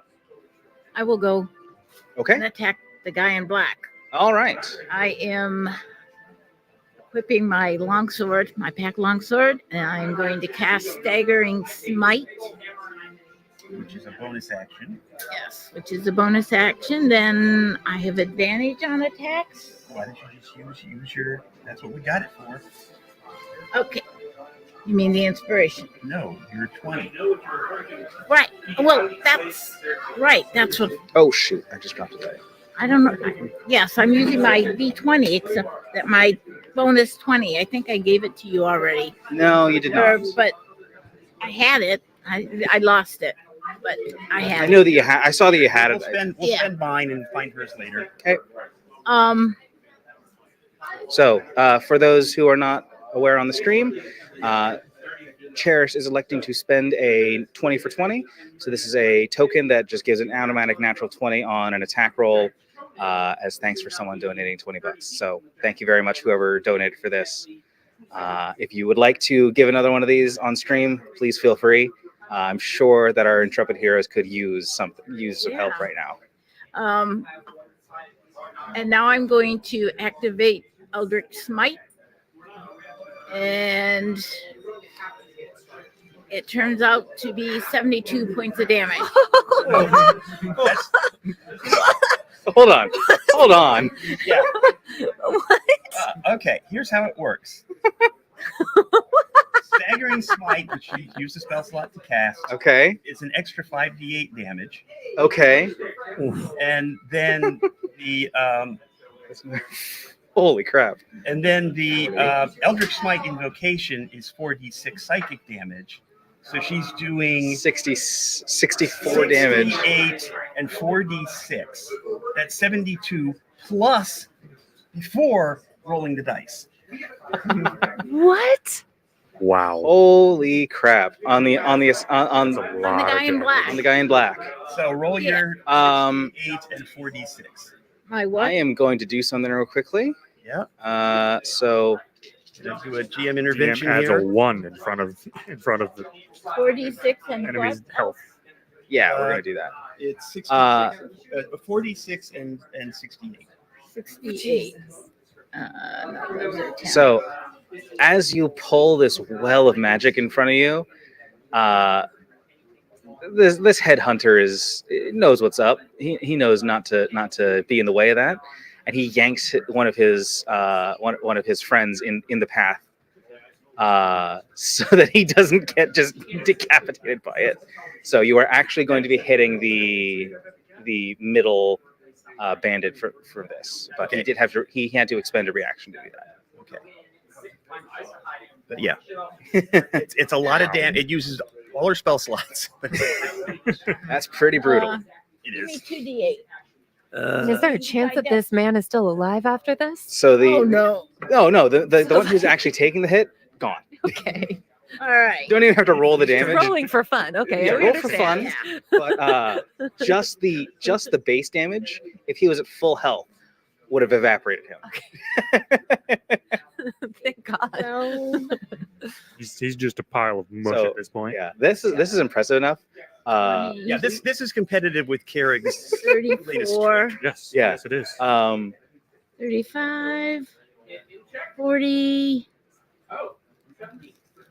46, 48 additional. So that's 70 100 points. No, that's 120. 120 damage. Yeah. 20 damage.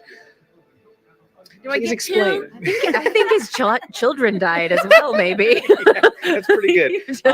Please explain what happens when this attack strikes that bandit. Well, sorry, bandit is the stat block I'm using. That hit squad member. I scream in anger because he pushed the one guy in front of him and he disintegrates into pieces. So, what color is your Eldritch Smite? What color is your magic? If you had to pick. Purple. Purple. So, as your blade Yeah. comes down, crackling with purple energy, the head hit squad member. Sorry, this is getting hard to balance. So it's just gonna live right here. Yeah, you can sort of see him.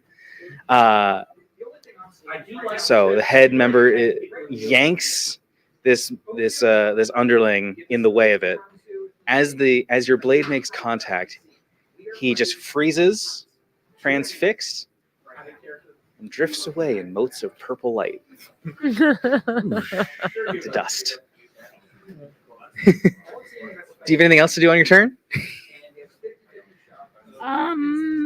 No.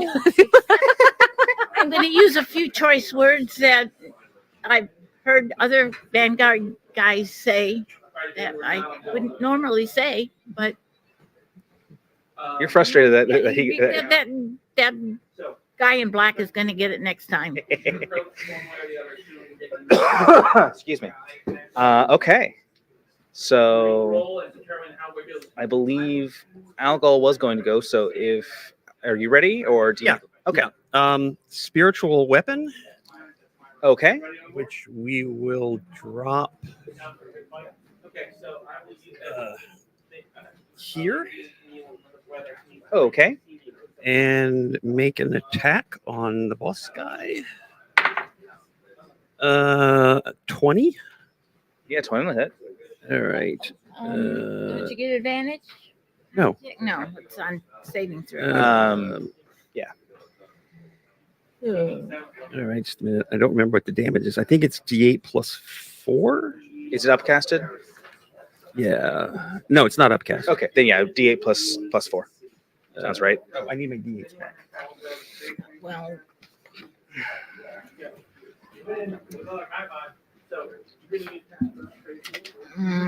was it this one? Yeah, it's hiding behind it. 6 damage. 6 damage. Heard.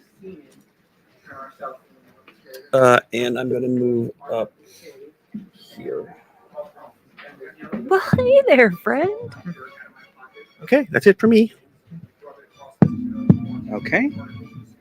So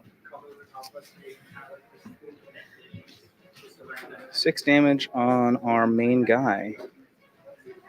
If my computer will respond and allow me to update things. Also, Bandit just evaporates.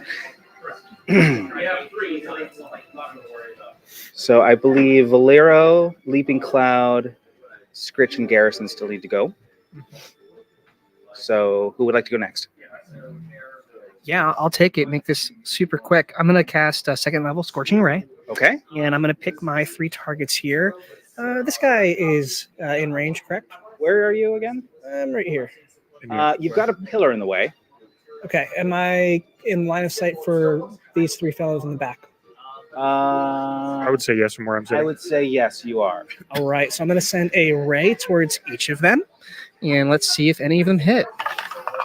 There's 1 archer and 2 melees that he can probably see. Okay. So first one's a 12. It probably doesn't hit. 10. Ooh, I'm going to use inspiration. Nothing hits. Nothing hit? What, you rolled all like under 12. Okay, yeah, no. So as these bolts lance out, they're able to just kind of dodge to the side of them just very quickly. And unfortunately, you aren't able to make contact. Leaping Cloud. I'm going to use my bonus action to Hunter's Mark the man in black. Okay.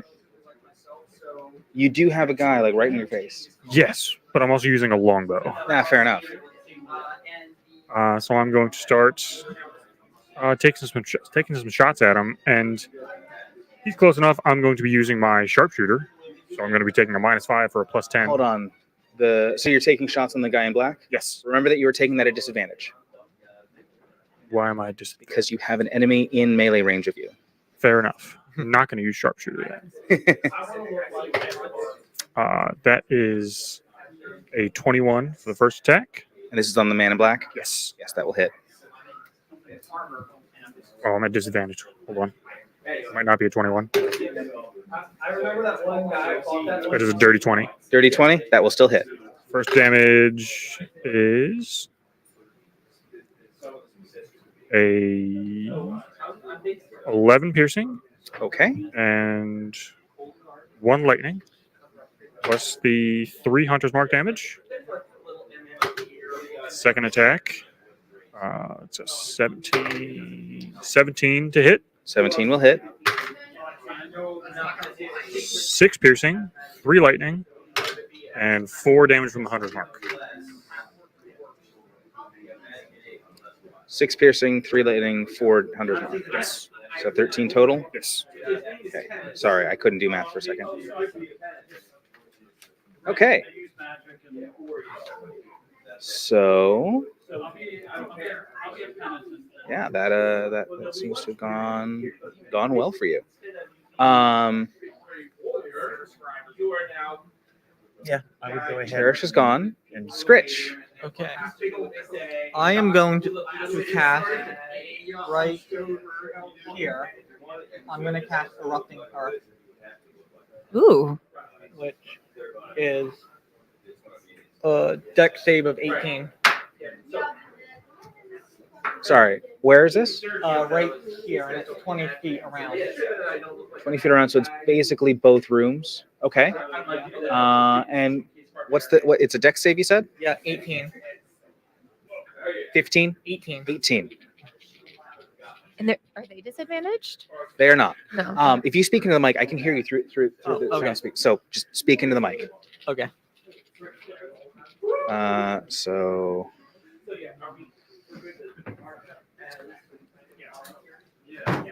Dex save, you said? Yep. Okay. So that's a fail. Success.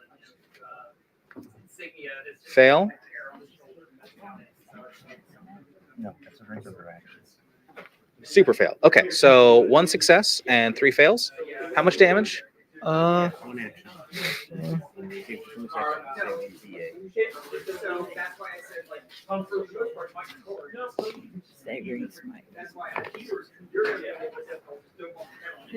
Basically, I can make you whatever you want. You've seen that. 17 damage. 17 damage, halved on success. What? Halved on success.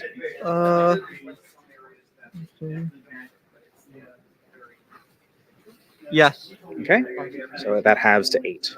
And all the ground around it is difficult terrain. Difficult terrain. Okay. We'll just have to remember that those two cells are difficult terrain.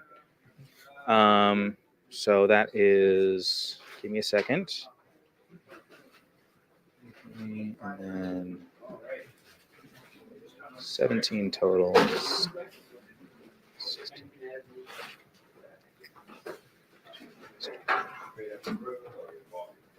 Sorry, math.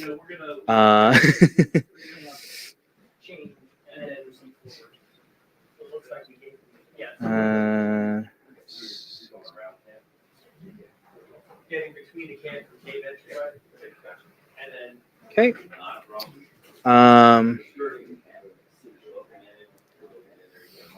Yeah. Garrison, I believe you were the last one who hasn't gone. Lovely, yeah. Guys, I had you in the wrong initiative spot. That's fine. I did move it around on you. I want to swing my mace at this gentleman in front of me that's in Leaping Cloud's face. Okay. So I'll start off there. That's a 21. That'll hit. And what is it? I think a 6. Yeah. Oh my good God. That's 3 points of damage. 3 total? Yes. Okay. And then as a bonus action, I'd love to bring out my spiritual weapon and put it next to the man in black as well. And Okay. And Do you have anything to mark that down for you? I don't. I could use a die, perhaps? Yes. Maybe. Ooh. Nice. Very cool. Fancy. My spiritual weapon is full of light. And then take a swing at him. All right. That's an 18. 18 will hit. That's 5 points. 5 points of damage. Okay. All right. Is that it? That's it. Anyone else have anything they need to do before we go to enemy turn? I think I'll just say to the man I just hit, like, you could rethink your choices. Okay. Donna she wants to use a class ability that doesn't say what kind of action it takes. A Cursed Spectre. Cursed Spectre. Yeah. Although, Brian, we've modified it. It's reflavored for her, but mechanically it's what the class ability.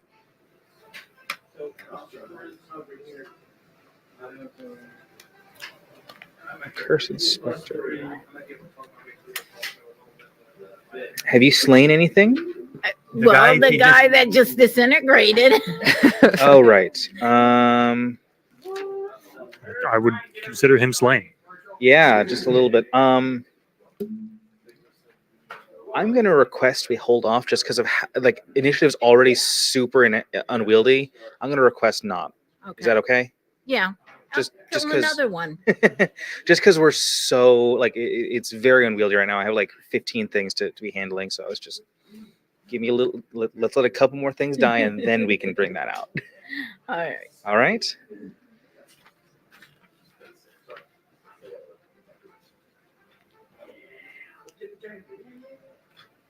All right. As the assassin, as he's able to react, he's not having a good time. And so, in fact, he's going to throw something down, which poofs out into a blast of smoke. And when it clears, you can't see him anymore. So, we're going to leave him on the board where he is just because that's your last known location for him. But you're not quite sure where he is. Okay. For the archers, let me see. There's 2 more. There's 2 left over here. There's 3 over there. There's 2 over here, right? 3 here, 2 there, and 2 there. Yes. Yeah, 3, 2, 2. Okay, cool. So the 3, I think they're going to ones that I think they can all see Scritch. So they're going to go after Scritch this time. because Yeah. you've dropped a couple big damage dealing spells, and Yeah. let's stop that from happening. So the first one is an 11 That does not hit. and a 15. If it's the exact same number as your Meets it, beats it. okay, then that hit. So if it's a 1 hit, a 12, No, a 19. that hits. So 2 hits, and then 2 more. Miss. A 20 will hit. Yes. So 3 hits. And the last one, 16. That hits. And another 16. Actually, that was kind of cockeyed. So I'm gonna. Okay, no, we're looking. That's a 10. Okay, so 4 hits. And then I think one of them. Oh, there's 3 over there, right? There are 3 over there. Yes. So 2 more attacks. Sorry. 8 does not hit, and a 15 does hit, right? Yeah. So 5 attacks basically. So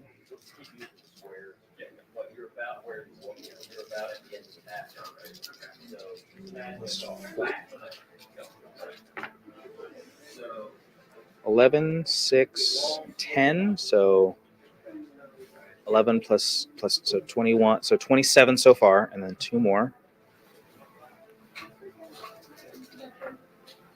Plus another 18. That's 45 damage. All told, so with 5 attacks, 45 damage. Yeah, that knocks me down. That knocks you down. I apologize, but unfortunately, you are a big, huge damage dealer, and they are treating you as such. That's okay. You're down, but not out. Yeah. Mm-hmm. So, that's those 5. Then the other 2 archers, I think, are going to go for Cherish.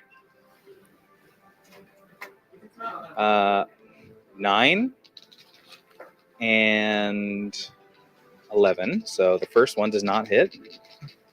I want you to know, Hank, your divine intervention just stole a crit from me. Yes. So that's another 9 and a 15. Nope, I would have stolen it anyhow. I have a guardian emblem, and I'm within 30 feet of her. Fair enough. So they miss somehow.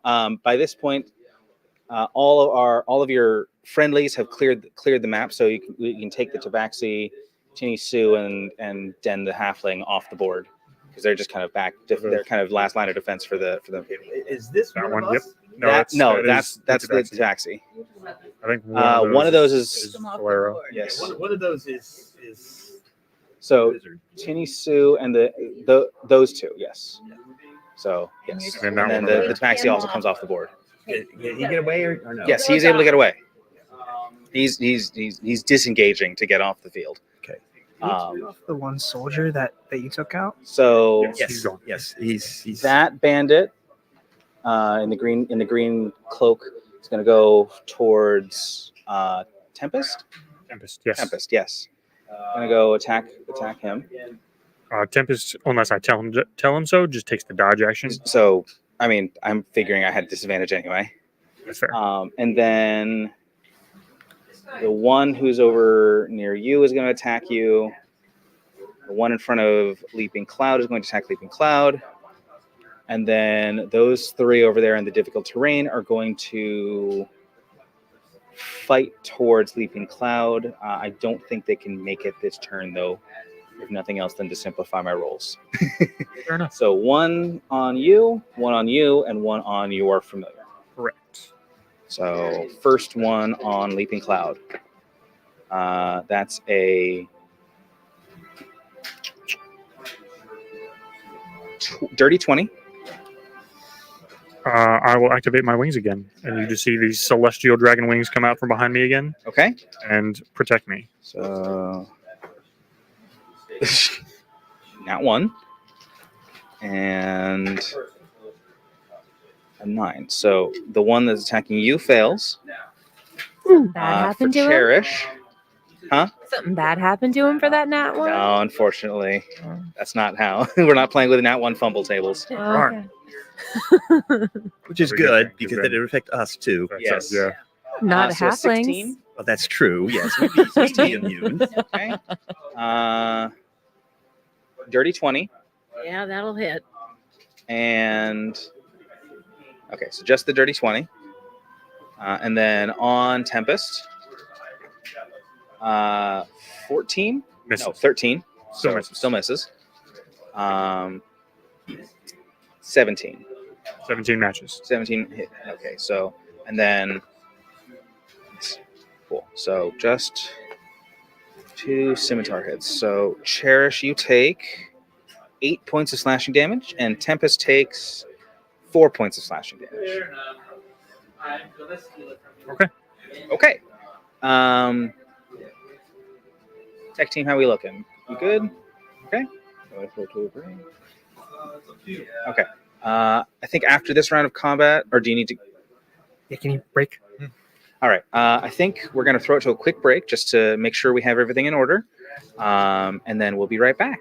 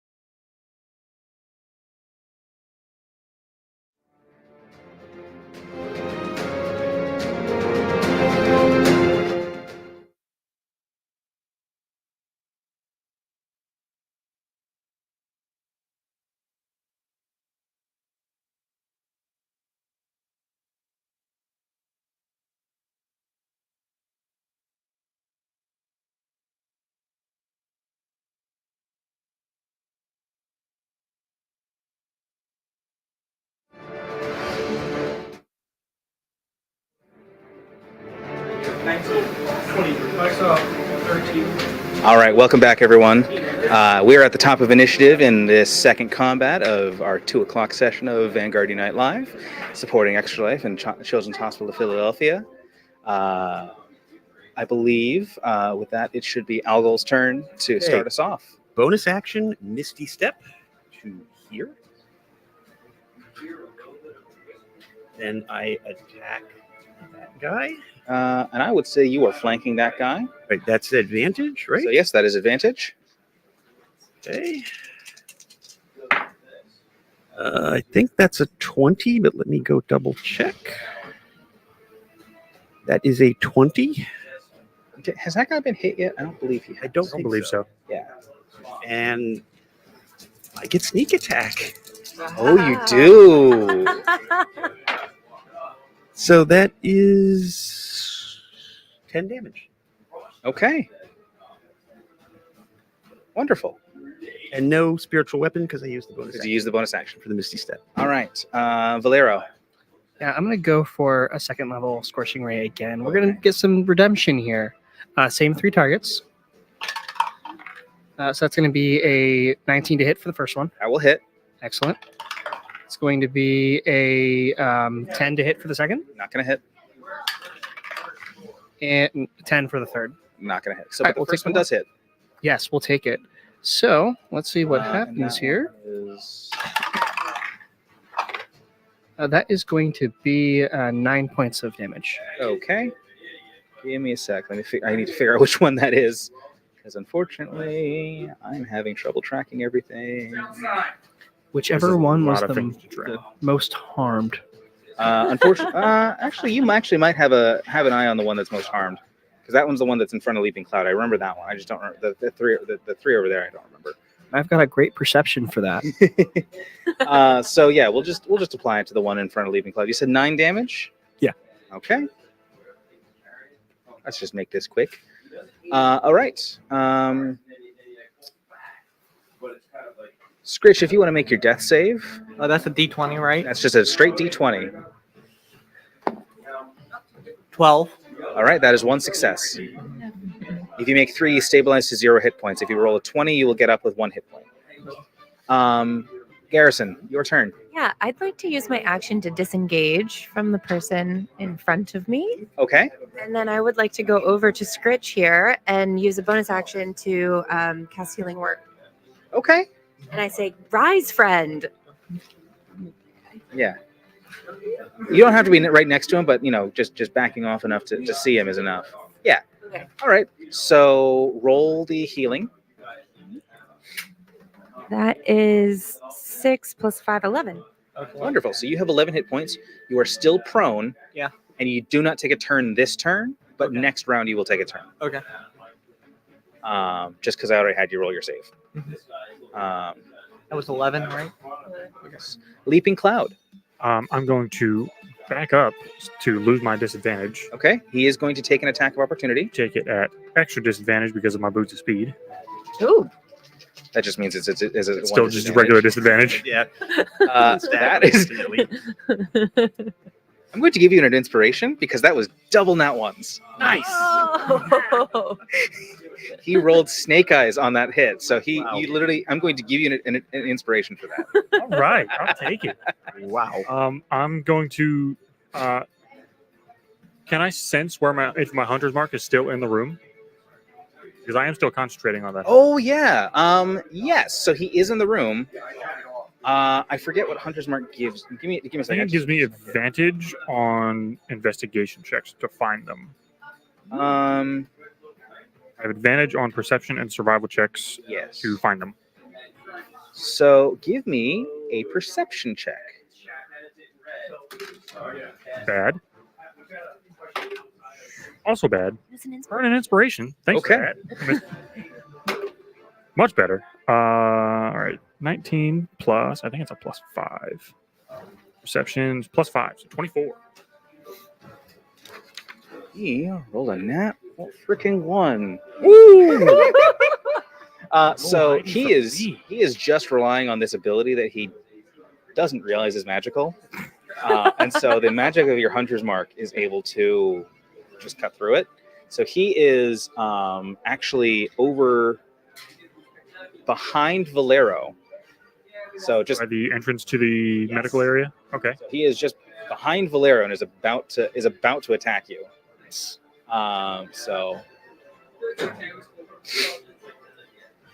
But you have a clean shot on him. Now that I see him, I'm gonna take a couple shots.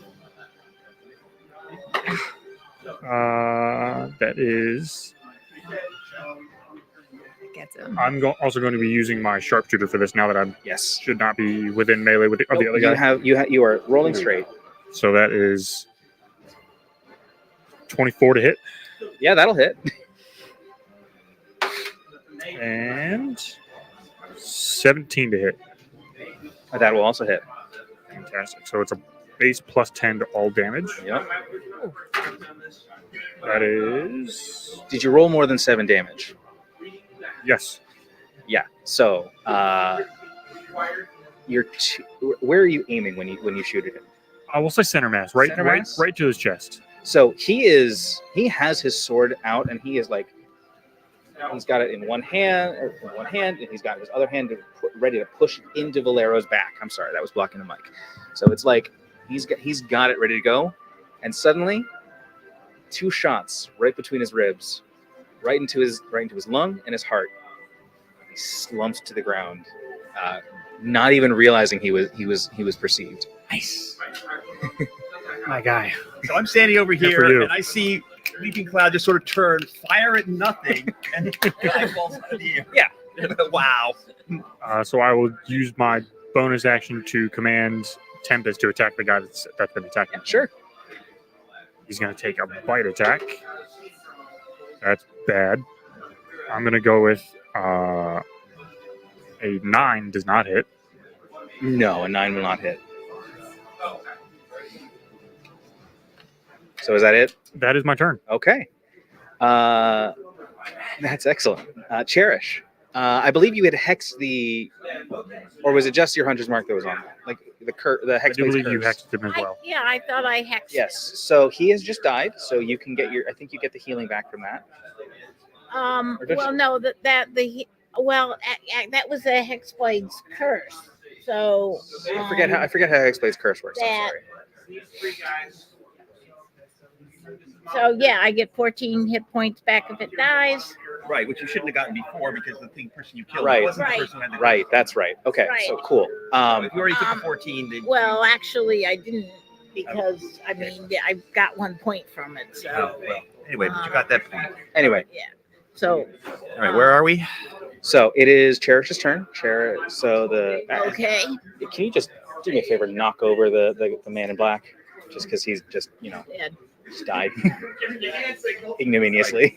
I am. You have advantage because we're flanking. Well, no, I'm switching to my longbow and shooting at the archers because you can take care of. You will have disadvantage on those attacks Because you have somebody. because you're in melee range of another enemy. You will have advantage on attacking against that guy. That's within melee. Dude. Well, I have disadvantage because I have advantage, so it would be just. Why do you have straight advantage? You have Because his advantage. aura. No. It's not give us advantage. You have advantage against him because we are flanking you. The aura gives you advantage on Right, saving throws. Yes. All right, we'll take care. I guess we'll take care of him first then. That does make So I sense. keep the sword.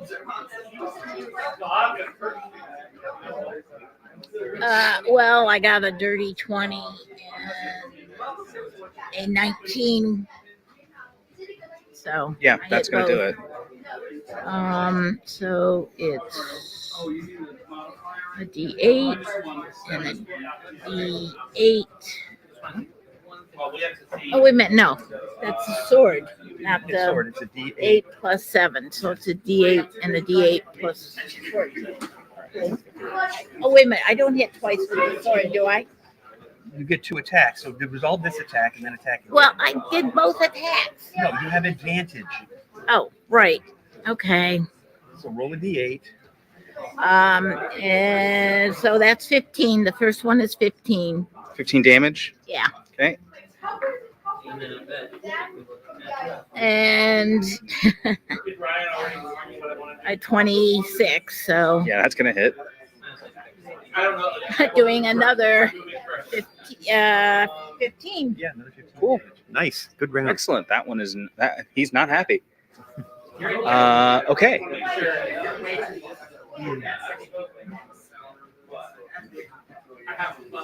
So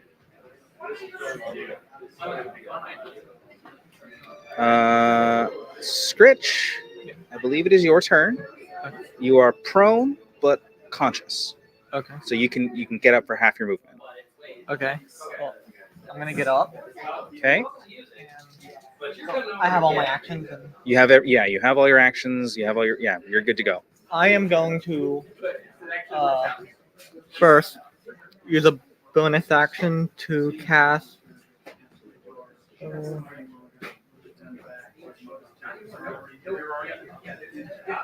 Level 2 healing word on myself. Okay. So that's 4d. Before 4.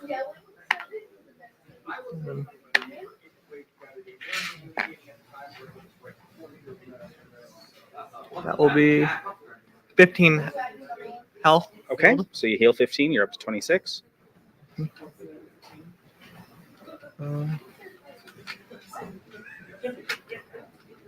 And then I'm going to use my action to wild shape into a crocodile. Oh, okay. Do you have a crocodile model to turn into? I do not. Okay. You'd use the small Karen crawler. I mean, if you want, yeah, we can. So we can use the carrion crawler for that. Little. You want the big one or the little one? The little one would probably be better. Yeah. Okay. So I loaned, so I pulled it back. There you go. Yep. Actually, if you could pass the big one up for me.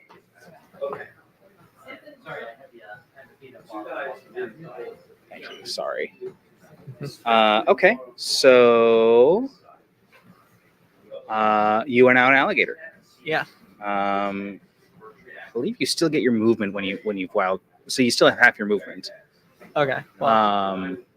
So do you move any closer to anything, or? I can't use any action, so I'll just stay still. Okay. Cool. So the assassin died like a punk.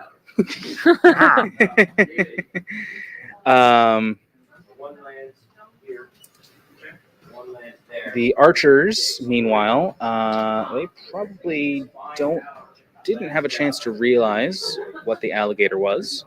So they are just going to. So the 3 over here are going to shoot Leaping Cloud. The 2 up front here are going to shoot Cherish, and the 1 on the side is also going to shoot. There's 2 over here. There's 2 over here. And then they have me as a target as well. Yes. So they're gonna shoot. So those 2 are going to shoot Algol. The 2 over here are going to shoot Cherish, and the 2 up in the back over there are going to shoot Leaping Cloud. And I believe that there's 3 over here. I'm sorry. Those 3 over here. Yes. So those 3 are going to shoot. I'm sorry. Like I said, this is a lot of combat to juggle. So You're doing great. You're doing fine. You're doing great. All right. And so are we. Yeah. No, you guys are making it real fun. All right. So these are the attacks on Leaping Cloud. There are going to be 6 that I'm rolling. Boy. That is a 10. That misses. A 17. That still misses. A dirty 20.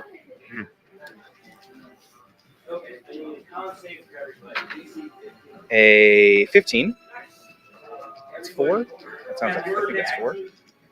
That was the 4. A 21. Okay. And a 13. So 2 hits. And then I love juggling this many enemies. I should have thrown higher CR enemies at you and thrown fewer of them at you.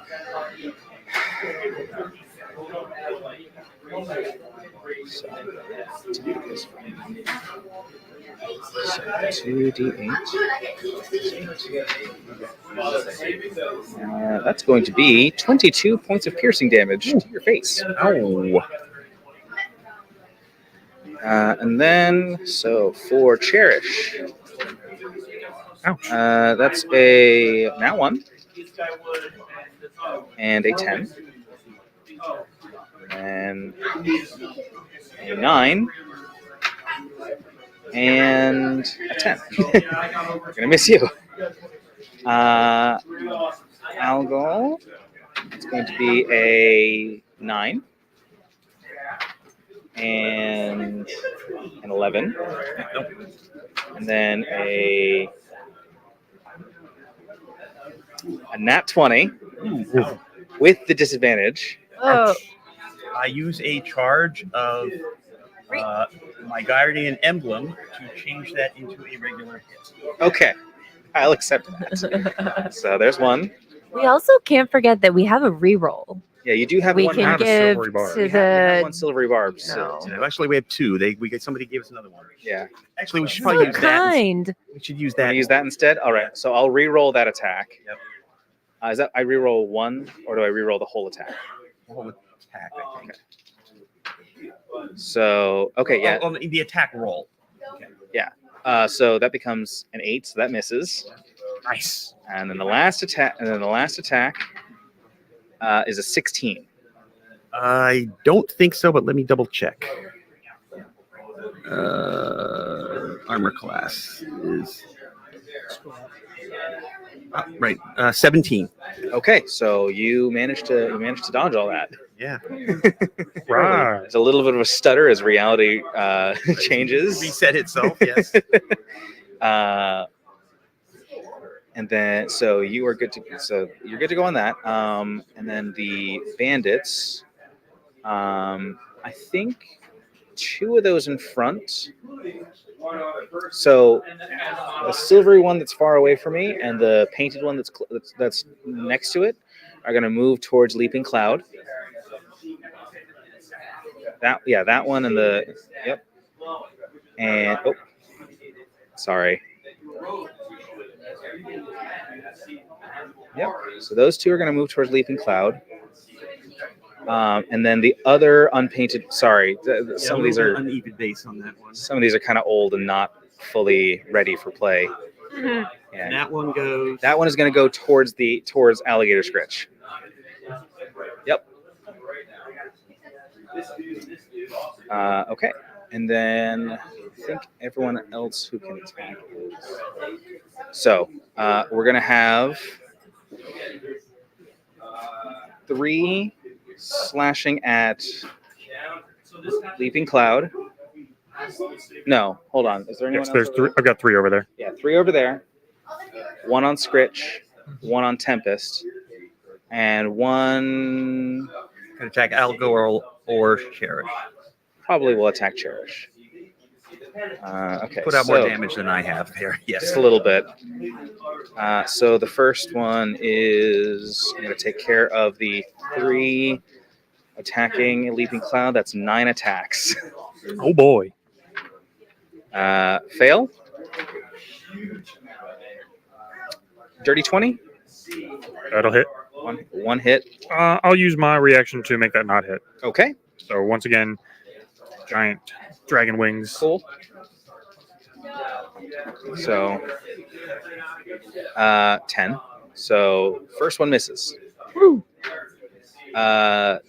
Saved from a nat 20. Ooh. So 10. 18.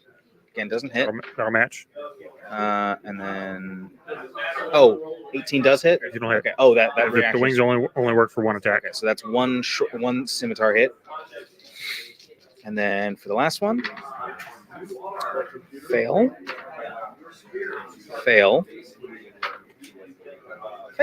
Okay, so 1 hit gets through to you. That's not bad. So you take 8 points of slashing damage. All right, and then we'll resolve Cherish. 14 is not going to hit. 14 is not going to hit. And 7 is not going to hit. Okay, so that misses. And then as an alligator, what's your AC? I think it is. And I think you are also. Jeez. The table is being a little loud. Someone just got a natural 20, I believe. Yeah. My armor class as a crocodile is 12. 12? Yeah. Miss. 18. So one short sword hit. And the dagger misses. Okay, so you take 7 slashing damage. Okay. Does that help your HP? What does? To become Oh yeah, I have a complete different health pool. Yeah. And then I get on killed, it doesn't Tempest. Tell me. I just turn back. Miss. 23. That'll hit. And 25. That'll also hit. 1d6. 1d4. So 9 slashing and 7 piercing. Okay. Okay. And I believe that is it. So we're back to the top of initiative. Okay. Attacking with advantage. To re-roll that because it's a 1. It's a 25. 25 will hit. 9 damage. Okay. Still standing. Still standing. All right. Now we get to a messy rules question for the GM. Bonus action. Spiritual weapon attack. I have flanking. Does it apply? Yes, it applies. Okay. We actually, for full disclosure for the people on the live stream, we have made a ruling on this in the Discord because, technically speaking, Algol is the one making the attack, even if it's coming from where the spiritual weapon is. Because Algol is flanking, he does receive advantage from this maneuver. Right. Even though spiritual weapons normally by themselves cannot establish flanking. Yes. Okay, so that is a 21. 21 will hit. Doing 6 damage. 6 damage is nice. Okay. Is that your turn? That's it. All right. Valero. Yes. So I'm going to do a 3rd level magic missile. So 5 of those bad boys. 3 of them are going to go for our buddy on Scritch. Okay. So I'll start with those 3. Let's see what happens. It's going to be 2 plus 1 is 3, 6, 11 points of damage to that foot person there. And we're going to do the other 2 on this fine fellow right there. Let's see what happens. So that's going to be 5, 9 points of damage for this fella. The unpainted one or the one that's... The unpainted, this one? Yeah, the It's the unpainted one. Okay. The unpainted one that is in with melee with me. Yeah.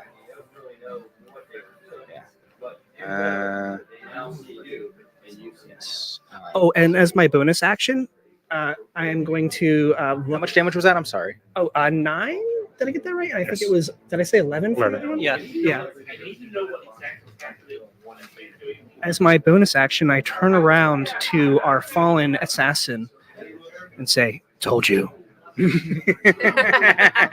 Talking's a free action. You can do that if you want. Okay. Garrison. Okay, so I think I would like to flank the man that just got missiled.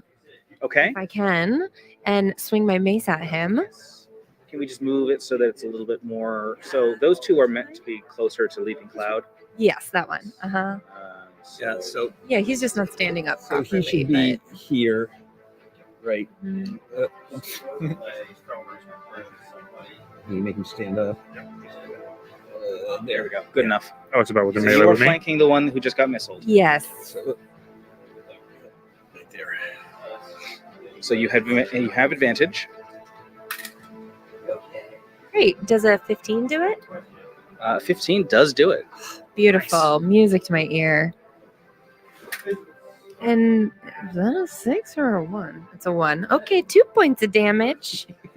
Oh, a little bit. Yeah, every little bit helps. And then as a bonus action, I'd love to move my spiritual weapon over to one of the archers and take a swing at Okay. him or her. So this way? Yes, Yeah. towards me. Mm-hmm. Cool. Thank you. That's not going to do it. What would you roll? A 9? All right. Leaping Cloud. All right. Since we're flanking with the one that she just hit, that removes my disadvantage, correct? No, because Ranged weapon attacks do not benefit from flanking. I'm gonna take a step back. I'm gonna take a step back. Okay. So they're in fact not going to spend their attack of opportunity because they would like to keep the reactions open. Okay.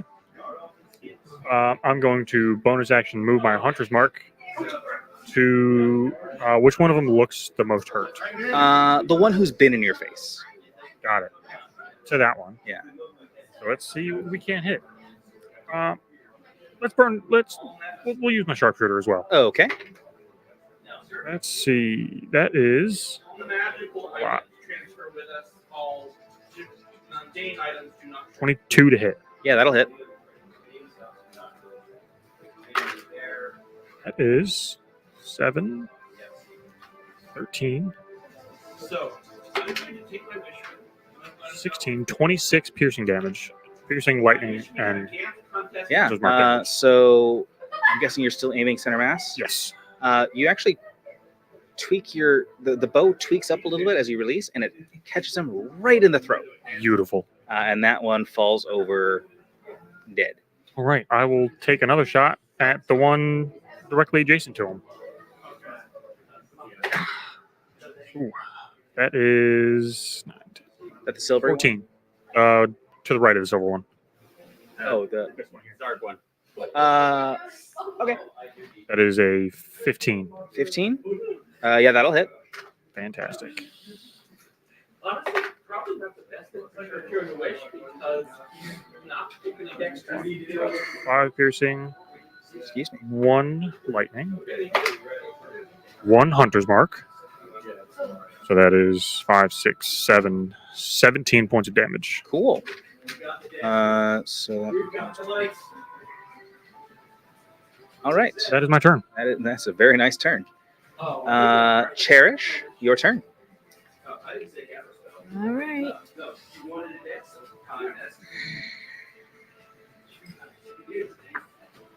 Now, question is, which fight is it? 16. On Wait a minute. Flanking, I get advantage.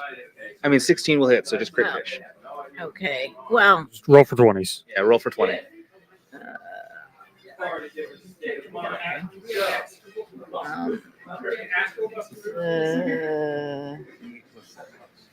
What are we rolling? 12 points. 12 points of damage? Yeah. All right. And how are you attacking him? Right straight across the gut. All right. So as you slash into him, his armor seems to fail, and he takes a huge hit right in the gut, crumples to the ground, bleeding out.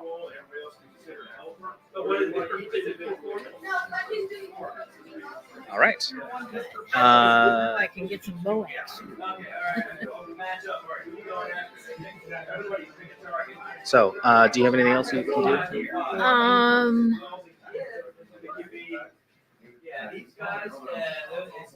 Maybe move. Well, I've got perfect vision at the 2 bowers, right? The 2 archers now. So I'll just stay where I am. Switch to change pack weapons to my bow. Okay. Is that it, or do you take an attack on this turn as well? Can I get a bow shot in? If I can get a Okay. I didn't know if you got 2 attacks or anything like that. So. Yeah, I know I get 2 bow shots around. Yeah, she does have an extra attack. I think you can. Especially with the pack. And I think it takes the extra time to change weapons. Does it? Well, Okay. not with mine. Because Because it's a packed weapon. Right. She just Genius. I want this weapon in hand. That's. You know what? I'll allow it. Yeah, because the other one was a pack weapon as well. Yeah. Okay. Okay. Fancy. Cool warlock stuff. Yeah. May not matter. Another 16 A 16. Do we do? against an Will archer. hit. Okay, and that is the 8. No, that's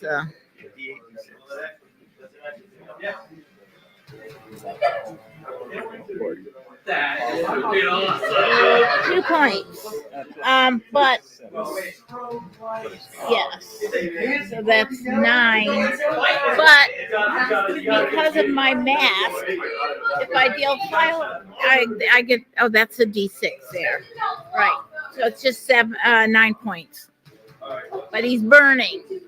Oh, right. So she's got a red dragon mask, so she takes a fire attack on his enemy. Oh, you're so right. I completely forgot I'm wearing a blue dragon mask. Everything that I deal lightning damage to doesn't get reactions. Oh, okay. So what does being on fire do? it just it's like you're starts on burning, fire. and at the start of each of its turns, it takes another D6 fire damage, unless someone uses an action to extinguish him. Okay. So basically, they have a choice of taking a D6 damage or using their action to stop taking hits. I've marked the wrong one. Give me a second. I'm gonna be like repeat. Well, another creature has to reach him. It says a creature that can reach the burning they can target. reach themselves. How much damage did you do? 9. 9 damage? Okay. I'm sorry. I marked the wrong one.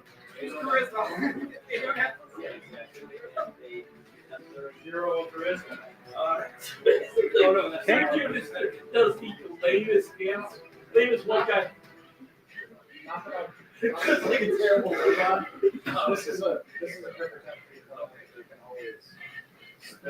All right. So,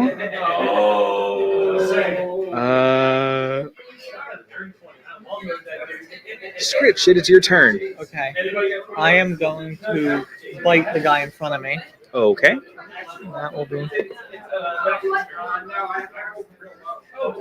11 to hit. That's not going to do it. Okay. And I don't have any bonus actions I can take. That'll just be my turn. All right. So, with that, it's time for another hail of arrows. Oh boy. So those archers in the corner now realize that the alligator is a threat. So 2 are going to pop around the corner to get to you. 1 is still going to be shooting Leaping Cloud. Fantastic. 2 of them are going to be shooting Cherish, and 2 of them are going to be shooting Algol. So 2, 1, 2, 2. Okay. So the 2 that are shooting at Alligator Scritch. That's the wrong die to roll with that. So I'm going to re-roll that. That's a 10. And a 17. The 17 hit. 1 hit. Okay. And then a 12. 12 to hit. To hit. Yeah, that's hit. So 2 hits. Cool. Okay.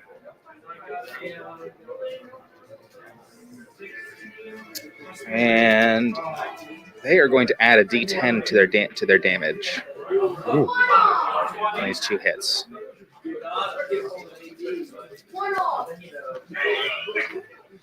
Because things are not going well for them. So the first hit is 20 points of piercing damage. 20? Yep.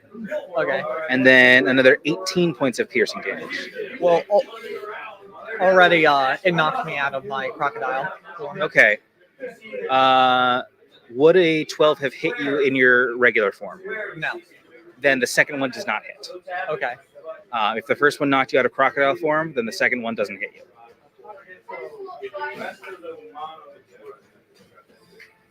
The only thing I can think to do is go up to Monomaterial, look like they're getting ready to get that. Cool. All right. And then the one that is shooting at Leaping Cloud.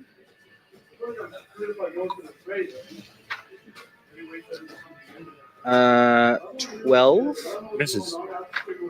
And 10. Still misses. Completely misses. On Cherish. 14 and 11, saving you from another nat 20. And then, so that's the first one. Second one attacking you gets 11 and 11. So they are not having fun, but I think that this is round 4 of the 10 that are available. Yeah, that's what I was going to ask. Is how many rounds have we done? I think we've done 5 rounds actually. That sounds right. Yeah, so we've done 5 rounds. You get 5 more. Before that goes away. Before it goes away, and then We've got 5 rounds to finish killing everyone. yes, and then they're attacking you right now as well. Oh boy. I don't think a 14 is Boy. going to do it. No. And I don't think a 10 is going to do it. The first one. That's an 8 and a 9. I rolled 2 more nat 20s in there. Oh. And your darn wish got rid of them. All right. So I believe it is now the melee fighter's turn. So there's one in front of Scritch. There's one that's going to attack There's actually those 2 are both going to attack Garrison. One's going to attack Tempest. Over to. Yeah, one of them's going to move over to attack Garrison. So they're here and there. Yep. I believe those are the only 2 that are left. There's one. Sorry, those are the only 3 that are left. Yeah, the one on Scritch. Yeah. Oh, so there's 4 still. There's one on Tempest. Not Scritch, Tempest. Tempest. Yeah. Right, yes. One on Tempest, one on Scritch, one on Tempest, and 2 on. Yes. So it's 4 melee fighters still. 4 melee fighters still. Okay, I have something marked down. Oh, the one on Tempest has not even been hit yet, and so I wasn't seeing him because I don't have an extra health bar next to him. That's fair. We'll have to fix that. Yeah, that probably should be fixed. Okay, so the one on Scritch.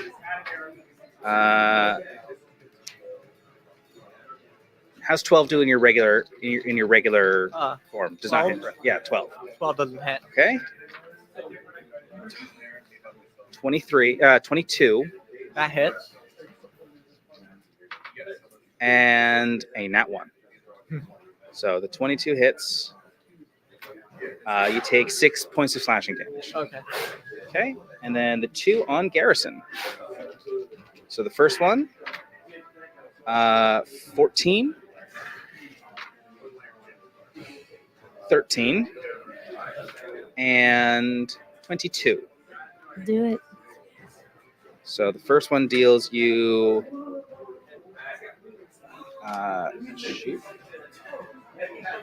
7 points of piercing damage. And then the second one rolls at best a 13. So 13 and an 8 and a 10. So the second one just completely misses you. And then the one on Tempest rolls a 16. Misses. 17. Yes. Okay. And 12. Miss. Takes 8 slashing damage. Okay. Let's do one more round and then another break. Yeah. Okay. Good. So, Algol, your turn. Okay. I cast Guiding Bolt. I spend a meta magic point to win it. And Ooh. Guiding Bolt at each of those guys. The 2 archers. Yes.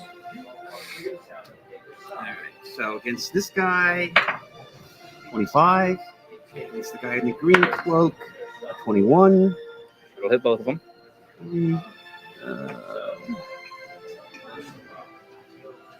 Okay. Damage for the black guy in black. Oh, nice. 32. All right, wait a minute. No, 22. Okay. No, can't get a 32 on 4/6 dice.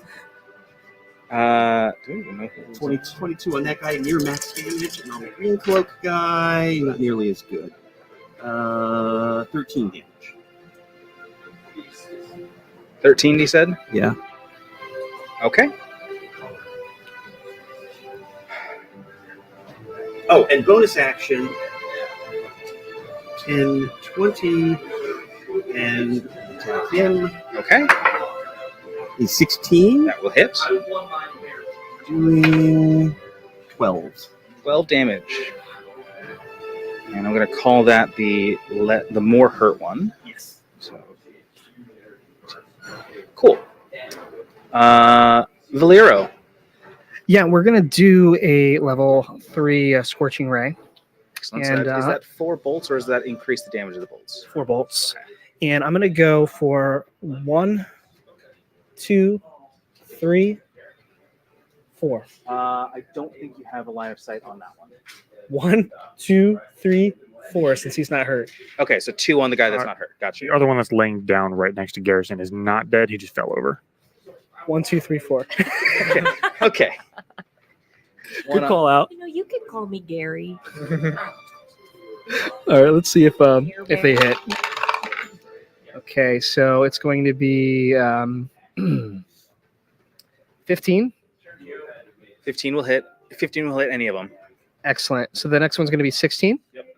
Okay, so 2 hit. And then we've got a 23. Yep. And a 15. Yep. Okay, so they all hit. Excellent. All hit. Let's get into damage rolls. So we've got, we'll do it in order just for our sanity here. So 5 to this gentleman. 5 to Greenie. And then we've got 4 to the next. And 6 to the next. Okay. And ooh, that's fantastic. 9 to the one on Scritch. Nice.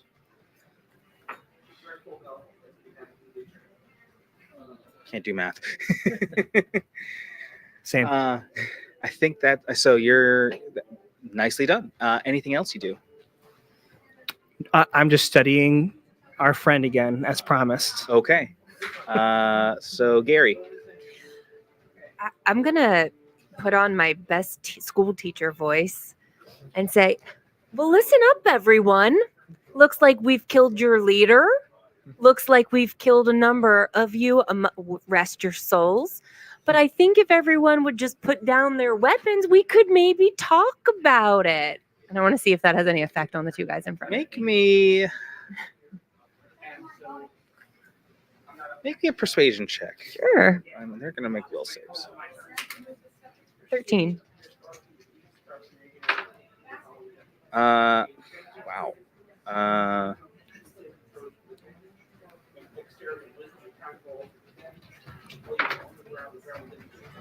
So they hear what you're saying, and they're definitely thinking about it.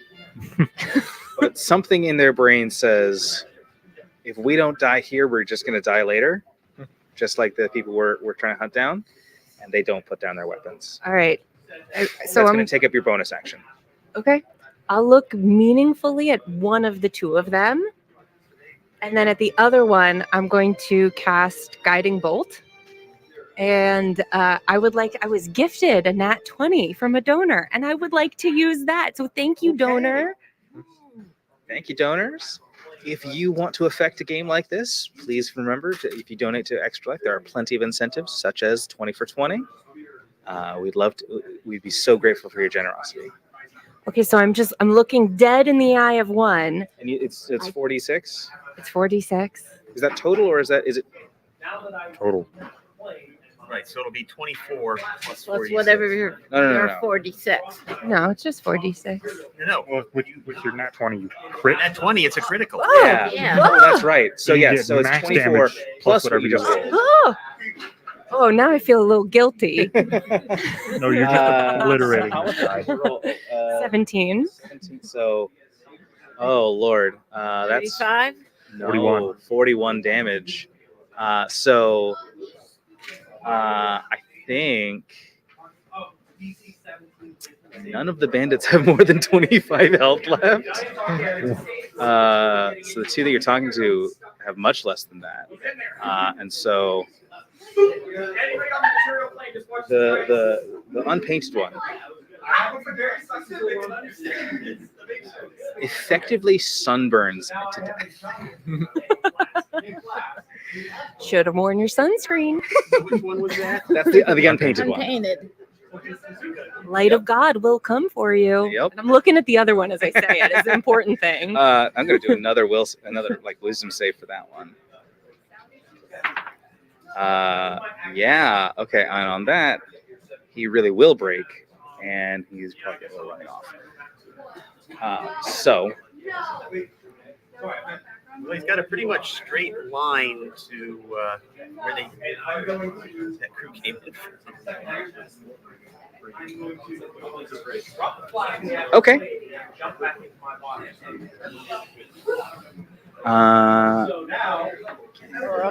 Leaping Cloud is your turn. All right. I'm going to take a couple more steps back and shoot at the one that's been shooting at my baby boy. Okay. All right, where is my... There you are. All right, let's see what we got here. That is real bad. Let's roll an inspiration for that. That's a little better. That is 14. 14 will not do it. All right, for my second shot, that is also real bad. I'm going to go with I missed. Okay. I'm going to use my bonus action to instruct Tempest to attack. Okay. Since apparently I can't do anything this round. Wow, 10. Yeah, just a bad round for We're heroes. going to ignore this round. That never happened. Cherish. I am going to shoot my bow at. I'll put an arrow in each one of them. At the two archers? Yep. Those two? The ones down there? Yes. Yeah. Okay.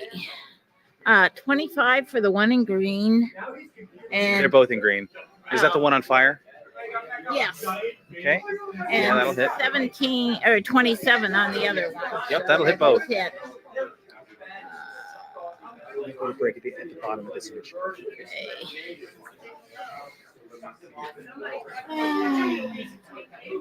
6 and 7.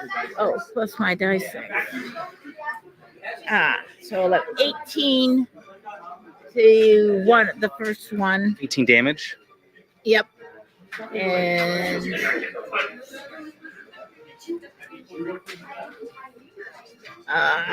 15 to the other. Okay. Now they're both on fire. Yes. They're both on fire. Excellent.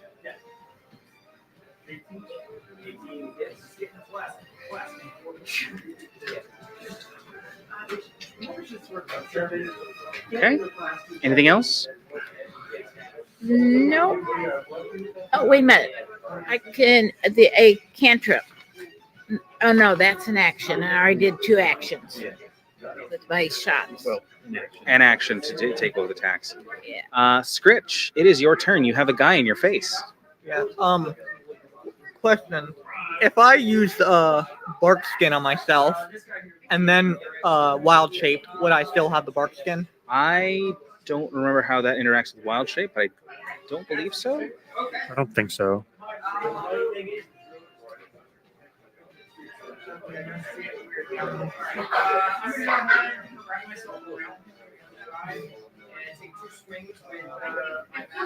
I'll just wild shape then.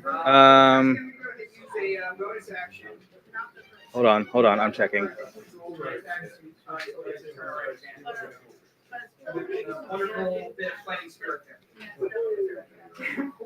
No. Okay. So you would maintain it. I would? Yes. Okay, then I'm going to cast bark skin on myself. Okay. And then I'm going to wild shape into a black bear. Ooh, okay. Very nice. I don't think I have anything that looks like a bear or... Nah. Now, does anyone have a good mini for this? Not with me. I just have this Okay. naked man. Barbarian kind of dude. We could probably use this if you wanted to. Yeah. Here. That's flip much it over. cooler. Mm-hmm. Big burly die.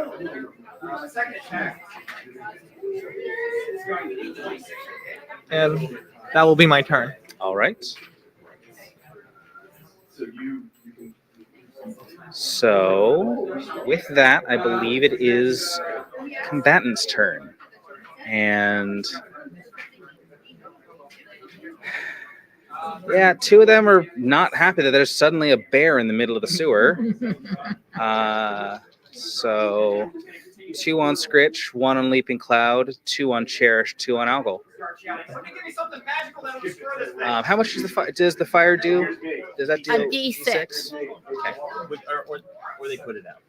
Yeah. So they just want to take care of you, so they're not going to put it out quite yet. yeah, the one should take an extra D6 right now because this is the first turn.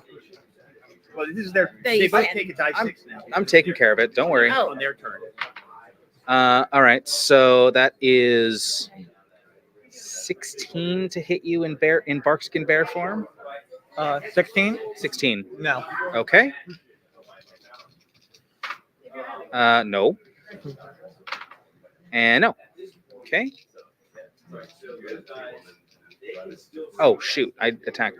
So that was the first one. So the second attack is in that one. Okay. So the arrows miss you, even in your big bear form. The one for Leaping Cloud is a nat 20 through the disadvantage. Dang. So We still have our silver barbs? Yeah, re-roll. all right. Reroll. So that is a much more manageable 14.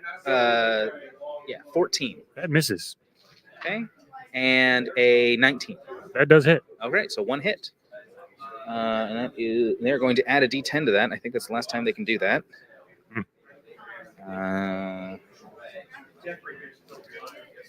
Sorry, I have to make sure I can see what I have.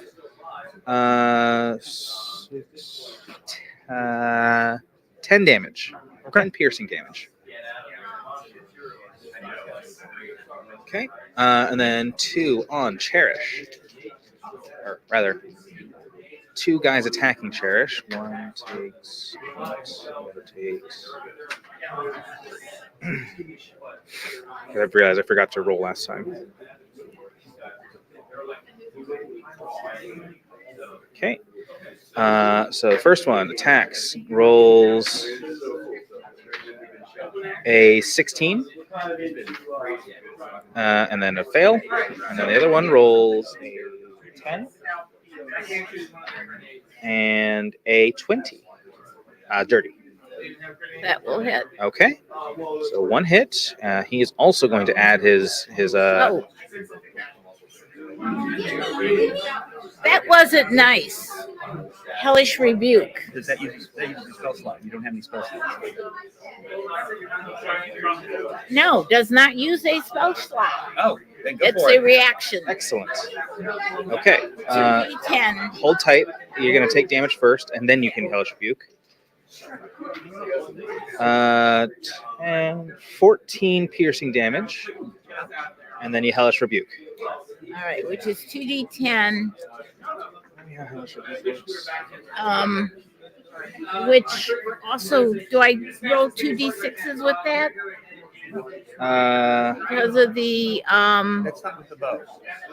right, but the dragon. It's the archer's making a dex save. What's your deck? What's your saving? What's your saves DC? Or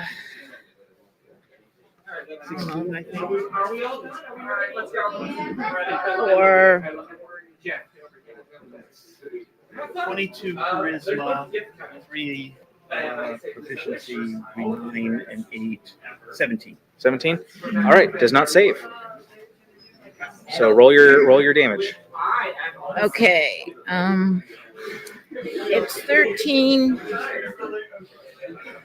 Although,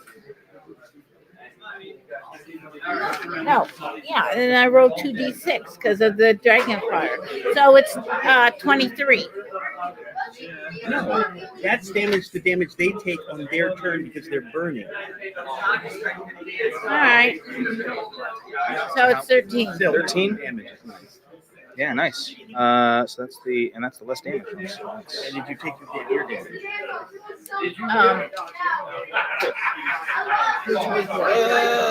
okay. And then there are 2 that are attacking. What How much did she take? Was it How much damage did I Oh take? Lord, 14. Okay. Sorry, I forget numbers that I've rolled as soon as I roll them because. Yeah.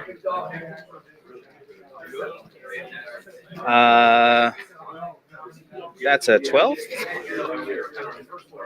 and 13. I don't think they hit you this turn. Nope. So the one in the middle is going to start running just straight towards the 2 archers that are over here. Gary, you do get an attack of opportunity if you'd like to take it. Oh, not on him. He's too afraid. I think that's as far as he'll get. As he runs away, I'm going to say, come and see us. Oh yeah, he'll double move. Another 30. Yep. He's not doing anything else. Yep. And run away. Run away is good. Let me see something. They don't care. All right. And then there's 1 on Scritch now, and there's 1 on Tempest. So the 1 on Scritch rolls like crap. I don't think a 10 hits you. And then rolls like crap. A 9 does not hit. And rolls an 18. 18? 18. That hit. All right. So the dagger hits. And that's going to be...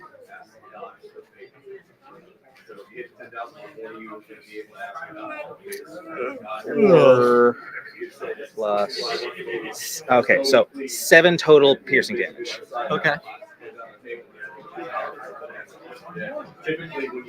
Okay. Let's try to finish this up soon. Round 6. Yep.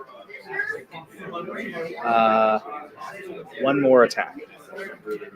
And then the other one who's attacking Tempest. No. No, but he dodged it at 20. And 15. Yes. All right. So the other one completely fumbles his attack. We're going to take a quick break, and then we come back. We should finish combat. So thank you for your patience, folks on screen.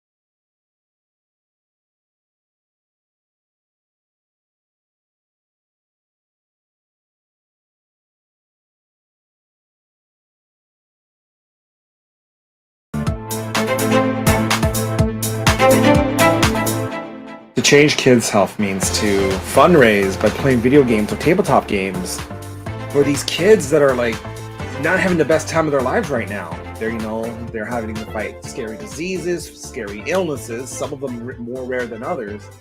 And we just do everything we can to help fundraise.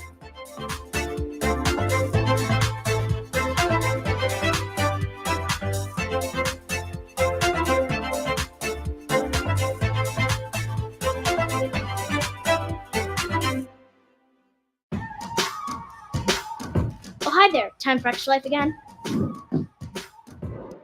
Wait, what is Extra Life? Seriously? Extra Life is a charity gaming fundraiser. We play games to raise money for local children's hospitals. Extra Lifers around the world have raised more than $100 million since 2008.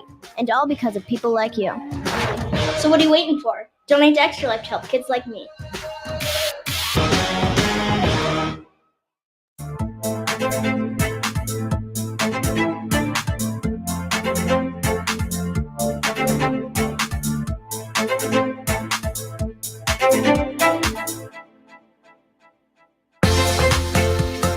To the Extra Life community, thank you so much for helping kids like me treated at the IWK Health Center and TMN hospitals.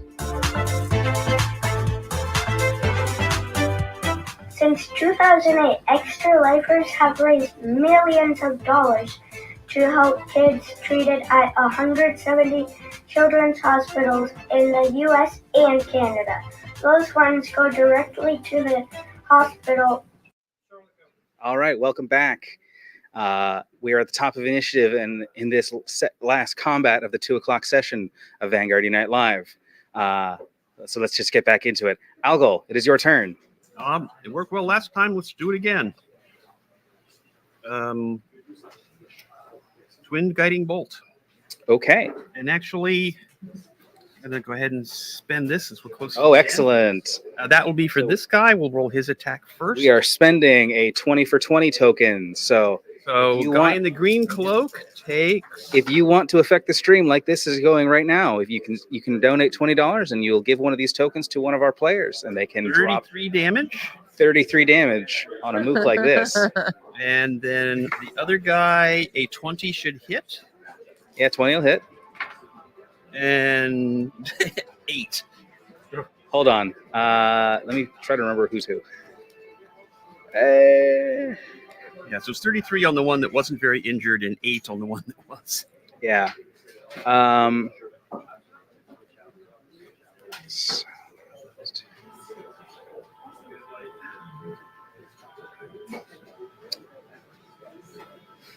So I'm going to say that the first guiding bolt just flattens the first one. So gone. And then the second one is 8. Is also not looking so hot. Well, I shall have the bonus action attack with the spiritual weapon. Critical. Hey. All right. So that's a minimum 24. Yeah. So wait, no. I'm sorry. I'm confusing my damages. That's spiritual weapons. That's a minimum 12. 12 plus a D8. 12 plus a D8. Yeah. That'll take care of it. Yeah. That'll take care of that one. All right. Good. So those two are taken care of. Valero. Yes, we're gonna do a, I think a second level Scorching Ray, which will just be your standard 3 rays. Let's see if they hit. I'm gonna go 1, 2, 3. So 2 on the one who's been attacking Tempest, and 1 on the one that's attacking Scritch. bear. Yeah. Okay. All right. Wish me luck. See what happens. The first 2 for this side here, we've got 15 to hit. 15 will hit. And 10. 10 will not hit. Okay, so we got 1 hit, and let's we'll do the damage afterwards. Let's see if the other one hits. It's going to be 22 to hit. Yeah, that'll definitely hit. Excellent. All right. So we've got 5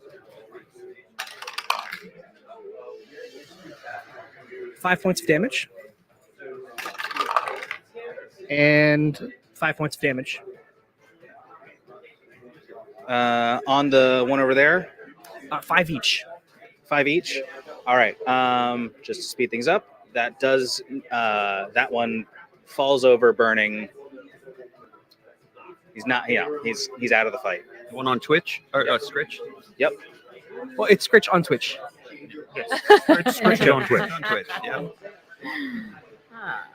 Dad jokes, they win. Okay. Dad jokes are great. I love dad jokes. So. And the one who has been chewing on Tempest is not having a good time. Gary, it is your turn. Gary will say, "Baby boy, I'll save you," and run over to Tempest and swing with his mace to try to hit him. You probably have enough movement to get around it. If you want to be flanking. Yeah, if you want to be flanking, you get Yeah, advantage. I love that. That'll give you advantage. Mm-hmm. That's cocked. Okay. That's a. Sorry, I think that's a dirty 20 there. Yes. Dirty 20? That'll hit. And 7 points. 7 points of damage. Very nice. And then as a bonus action, I'd love to take another swing at the with my spiritual weapon at the archer right here. Okay. Go to. 13. You said 13? Yeah. Not going to do it. That's it. All right. Leaping Cloud, your turn. Once again, we're gonna aim for this guy shooting at or swinging at my baby boy. So let's see what we got here. That is 19, 20, 21, 20, 23 to hit. Yeah, that'll hit. For what is that? That's a 4, 8. 8 piercing, 6 lightning. That's 10. So 8 piercing, 6 lightning, 24. that sounds right. That'll do it. Fantastic. So that one is Knock gone. that guy down. I'll turn and take my second shot at one of these archers down here. Okay. There are 2. There's one that's nearly dead. There's one that's kind of Shoot at the one that's nearly dead. Okay. That is a 15. 15. That is not quite enough to hit. Dang. Okay. Bonus action. I'm gonna drink my greater here. Okay. Because I am low. Dude, wow, that's bad. Yeah, that's not a great roll. Oh, actually, don't use yours. Use that one. Okay. Save your one here in inventory. Okay. One here too. Don't do it twice. Okay, that's my turn. Nice heals. Okay. From there, it is Cherish's turn. 1 arrow at each one of those archers again. Okay.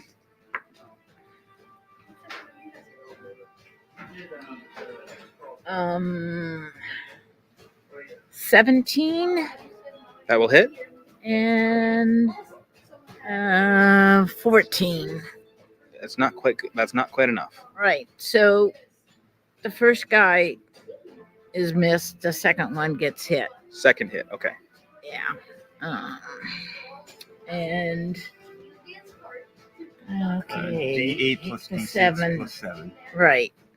So it's a 4. And 4 is 8, and 7 is 15 points. 15 points of damage. So he takes the hit well enough, and as the fire spreads from your packed weapon, he just fully goes up in flames and collapses. Okay, so that's the one the spiritual weapon's next to. No, the other Oh, it's the guy. one in back. Okay, Yeah. the one in back is over. Okay, so that one's gone. Okay. Anything else? Nope. Okay. I'm trying to keep this going a little faster, just so we can finish out strong. Scritch, your turn. So I'm going to move up to these archers. Okay. You can move that out of the way if you need to. And this one I'm going to hit with my bite. Okay.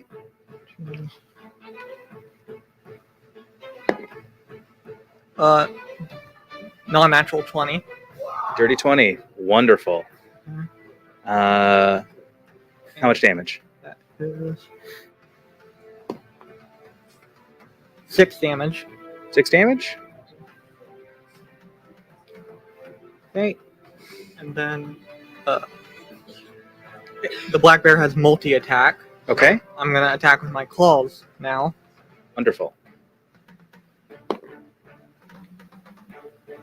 Yeah, that hits. 22. 22 will hit. And that is 6,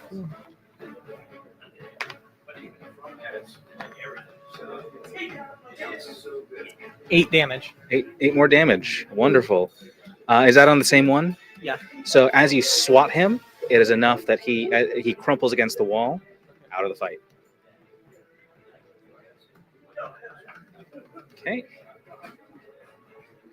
All right. So I am trying to winnow down the field a little bit. It's like there's 3 archers left. Is all that there is? My last archer I killed. Can I use my spiritual on him now? Yes, I will permit that. Okay. So yes, you can raise him. So he gets a new. He gets a basically, turn what now. I get is a spectral longsword. Okay. We reflavored it because she didn't like having. I didn't want to. I didn't like the necromancy aspect. So do you have a token for that, or do you need me to? I can give you one. Yeah, Oh. you've got something we can use. Here. Just use that. So that goes out where the body was. Yeah. Yep, right there. And we get to her next time if he's still standing. Yep. So you roll initiative for that, right? So Right, just roll that yes. now. 18. 18. Cool. You can act with that now.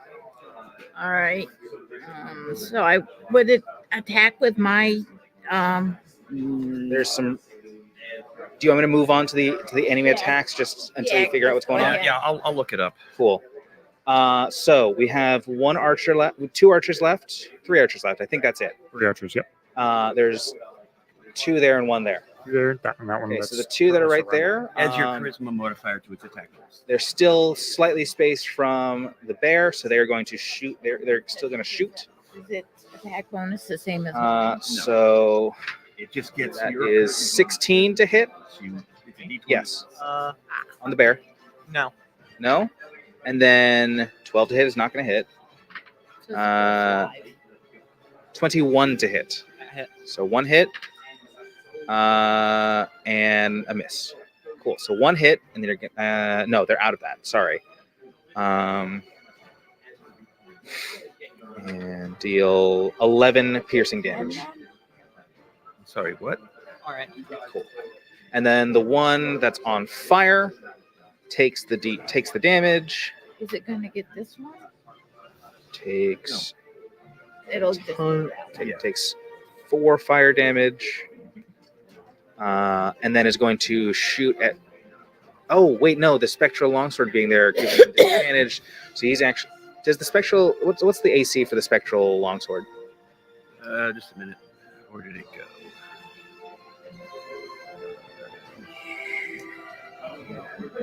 I was just looking up the stats. Armor class 12. Okay, so it's actually gonna. So the last is gonna actually swing with it. You know, with his. He has a melee backup weapon, so he's gonna swing at this spectral sword. You said it was 12. Yeah. And that is not. It is not a disadvantage. It's not a disadvantage. So it will hit that. Doesn't hit that one, but it does hit the first one. So 6. So he deals 5 piercing damage to it. And now you want to resolve that? Yeah, it's It's an attack. which is only 13. Not going to hit. Yeah. All right. The other bandit runs off and is never heard from again. The one that was fighting the specter? No, the bandit that morale one. broke. Yeah, yes. So that one is just gone. And then so, all right, guys, we're running low on time. Let's bring it home. Yep. Okay. All right. Do it. Last turn.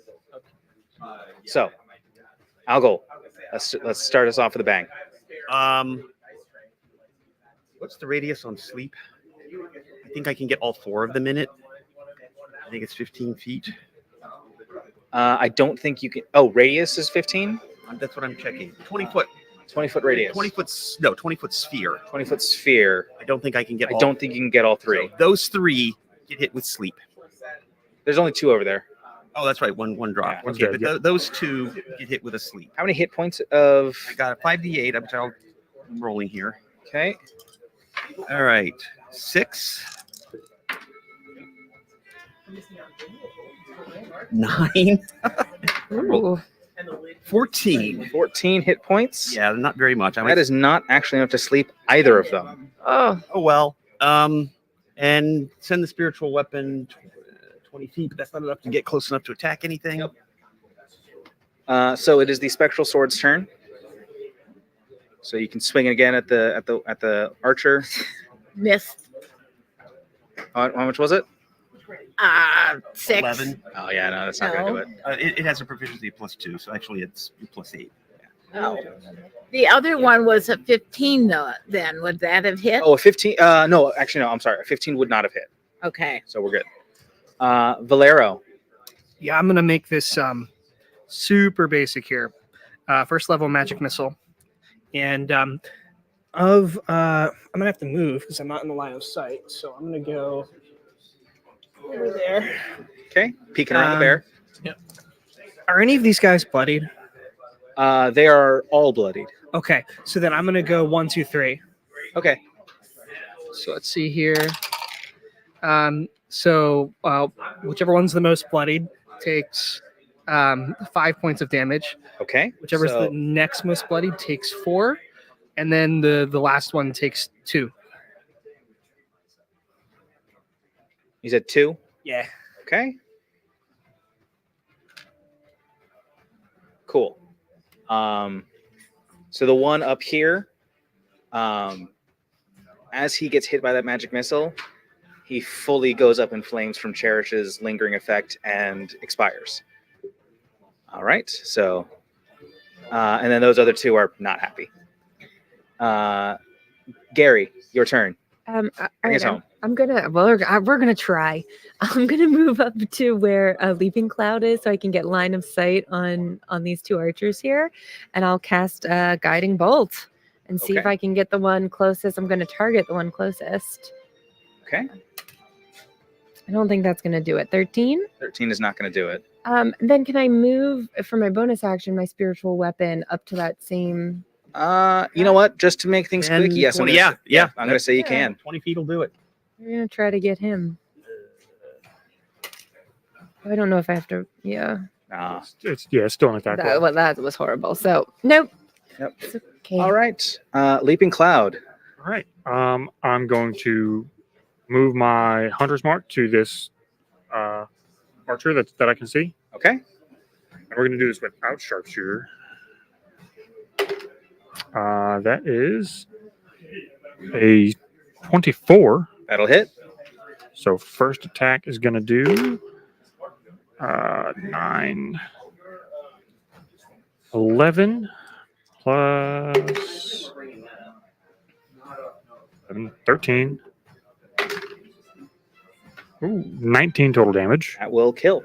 Fantastic. And I will tell you, 24, if you had sharpshooter, would have still hit. Of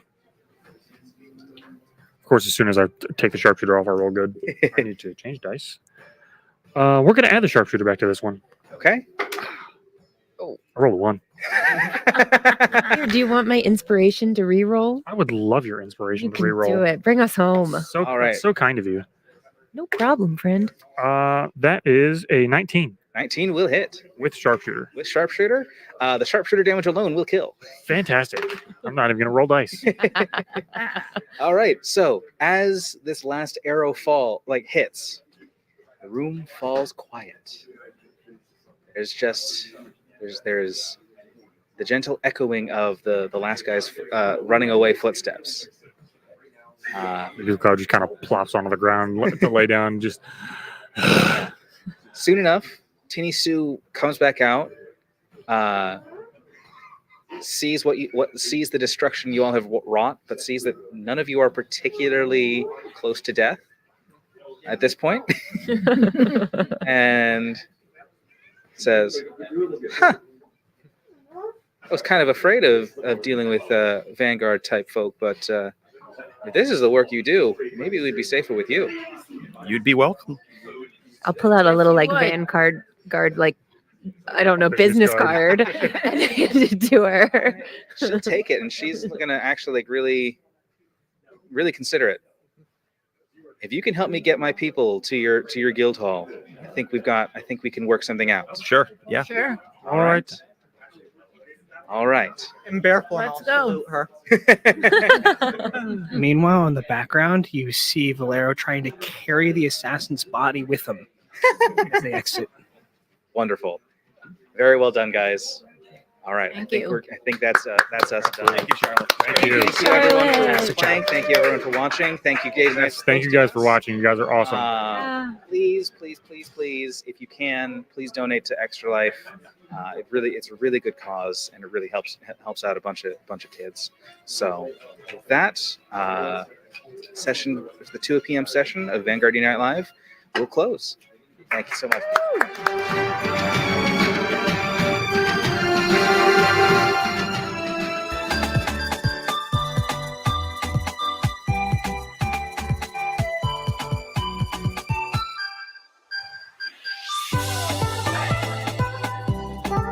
This is my 7th year, so about 7 years ago, he was like, "Oh, you should do this. It's a good cause. Play games for 24 hours," and that's pretty much like the first time I ever streamed my entire life, and I was only doing it for Extra Life. But also, like, I've gone to Seattle Children's Hospital when I was in high school. When I did Extra Life, I chose to support Seattle Children's because of how great they are. They're really good to the kids. Hey, Jack, what presidents are in Mount Rushmore? George Washington. Abraham Lincoln. I had physicians coming at me all over the place saying, we have to go and do an emergency C-section. And my wife, Janae, looked at me and she said, holy smokes, we're parents. I saw that they were being resuscitated and went flying into the NICU. Jack was in the NICU for 89 days. I stayed there for 101 days. 89 days. Yes, that's what I just said. Okay. Jack went through emergent surgery, had a bowel resection, and an ileostomy placed. Barrett continued to be our low-key little 24-weeker, learning how to try and breathe. Both of the boys required little heart surgeries. Right here in this spot. I am now a pediatric nurse, Children's Miracle Network, hospital, supplies, machinery, and beds, and basic things that helped my boys stay alive. My favorite thing is I have complete strangers who donate, and that has affected my family. Well, we fight sometimes. Yeah, and then we kind of get along after those days.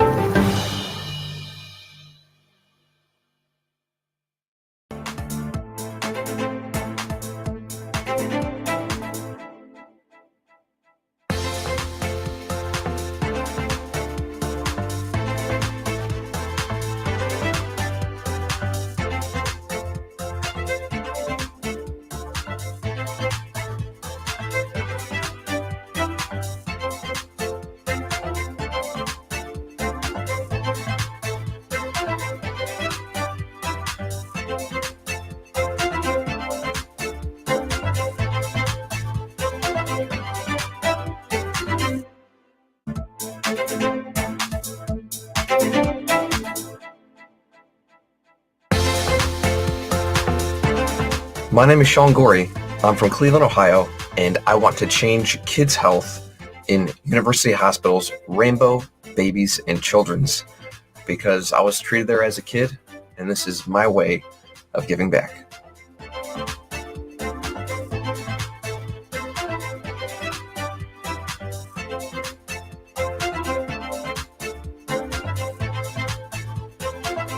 Kids can't wait.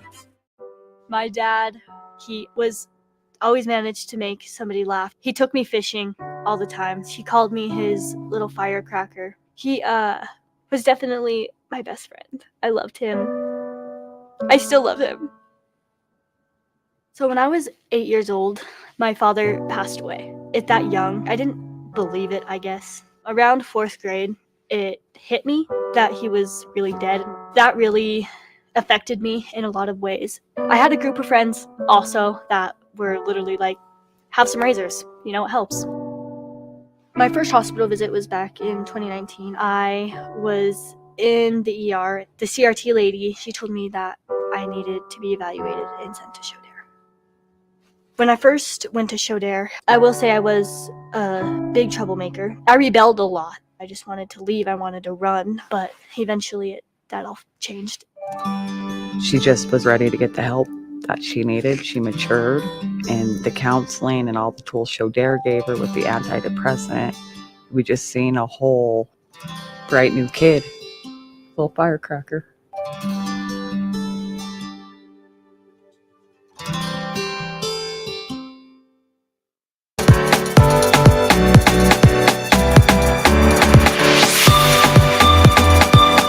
My name is Tafai, and I'm from the East Coast of Canada, and I want to change kids' health at the IWK Children's Hospital because as a father myself, I know they're always going to be there for me if and when I need them.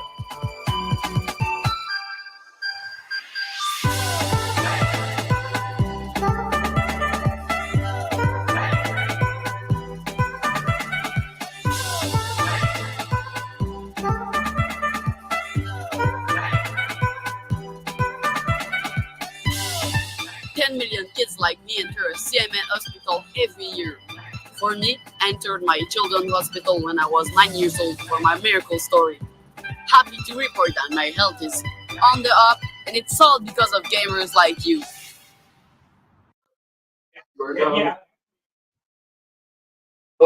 Welcome back, everyone, to Tabletop for Chop, a all-day marathon of Dungeons and Dragons.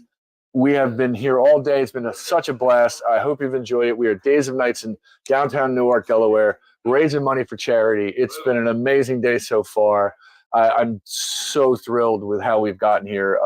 All those that have contributed, everyone who's been a part of this so far, thank you all. It's been awesome. Thank you very much.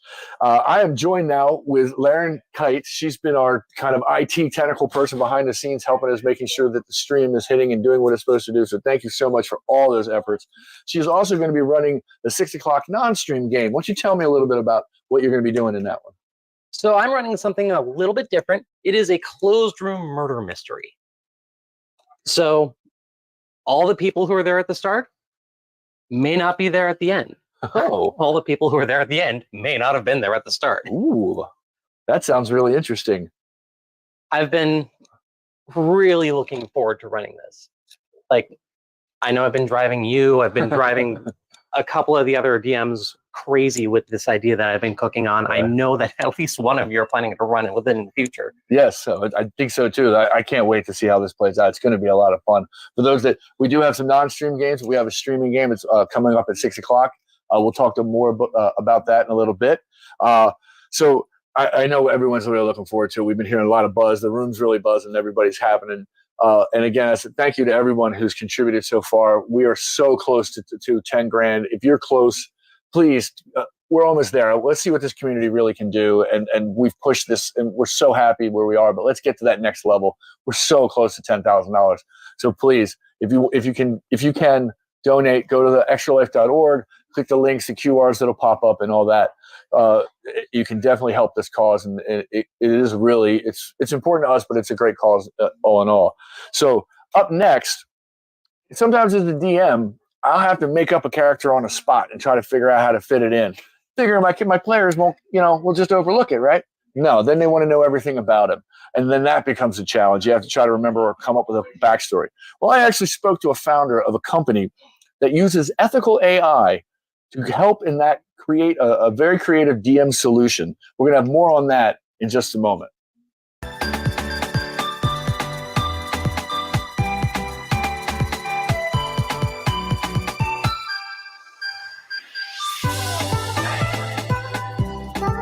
This is my 7th year, so about 7 years ago, he was like, "Oh, you should do this. It's a good cause.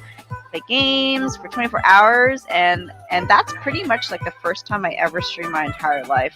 And I was only doing it for Extra Life, but also like I've gone to Seattle Children's Hospital when I was in high school. When I did Extra Life, I chose to support Seattle Children's because of how great they are. They're really good to the kids. Hey, Dad, what presidents are in Mount Rushmore?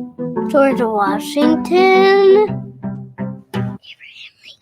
Abraham Lincoln. I had physicians coming at me all over the place saying, we have to go and do an emergency C-section. And my wife, Janae, looked at me and she said, holy smokes, we're parents. I saw that they were being resuscitated and went flying into the NICU. Jack was in the NICU for 89 days. I stayed there for 101 days. 89 days. Yes, that's what I just said. Okay. Jack went through emergent surgery, had a bowel resection, and an ileostomy placed. Barrett continued to be our low-key little 24-weeker, learning how to try and breathe. Both of the boys required little heart surgeries. Right here in this spot. I am now a pediatric nurse, Children's Miracle Network, hospital, supplies, machinery, and beds, and basic things that helped my boys stay alive. My favorite thing is I have complete strangers who donate, and that has affected my family. Well, we fight sometimes. Yeah, and then we kind of get along after those days.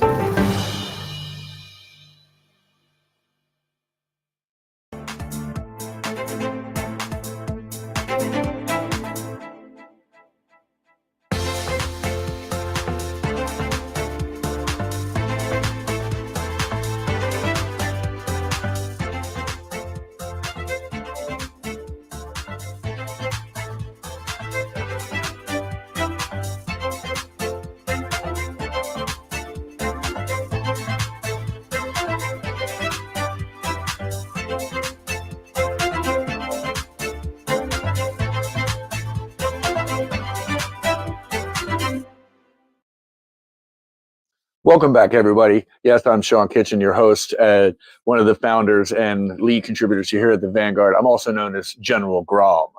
Well, when you're creating a fun and immersive world in D&D, it's just got a little easier with a new AI-powered DM's assistant called Mythweaver. What's unique about this company and what I truly like about it is they've taken an ethical approach to AI. And I actually got a chance to speak with Austin Zerfla from Mythweaver. He's the founder, and he kind of explained to me how an artist can get involved with his ethical AI program.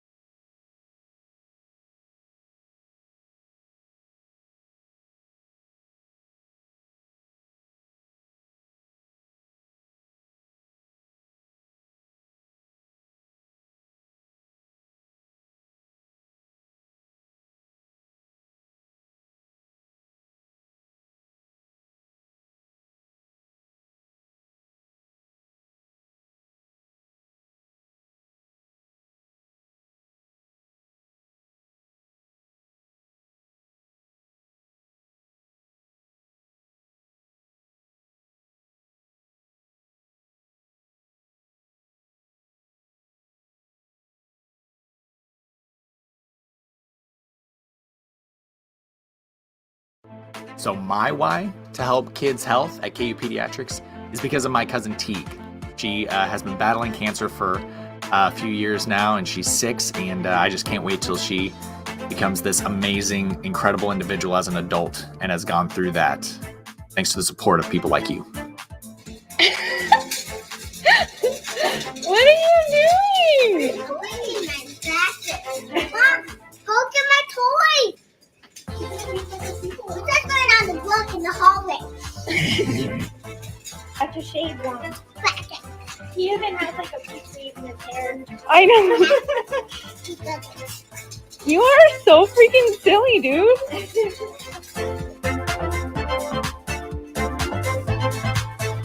To the Extra Life community, thank you so much for helping kids like me treated at the IWK Health Center and TMN Hospital. Since 2008, Extra Lifers have raised millions of dollars to help kids treated at 170 children's hospitals in the U.S. and Canada. Those funds go directly to the hospital.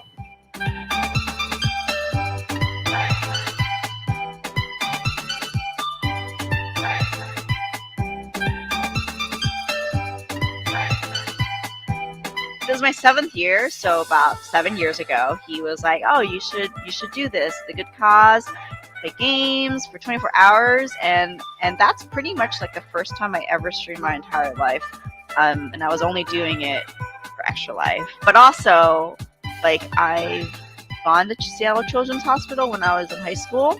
When I did Extra Life, I chose to support Seattle Children's because of how great they are. They're really good for the kids.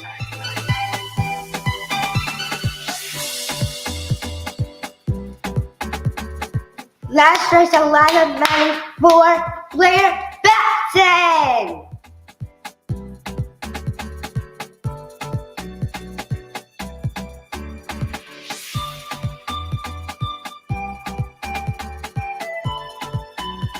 My favorite part of my children's hospital is the amazing staff that work there.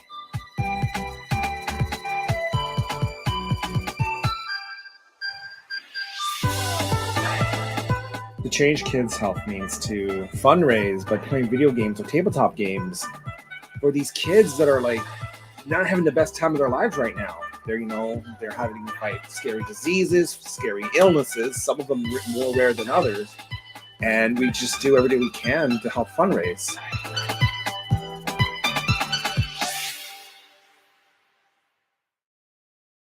Yes, we've been having some technical issues. I appreciate everyone for hanging on and getting through it with us because we're doing the best we can.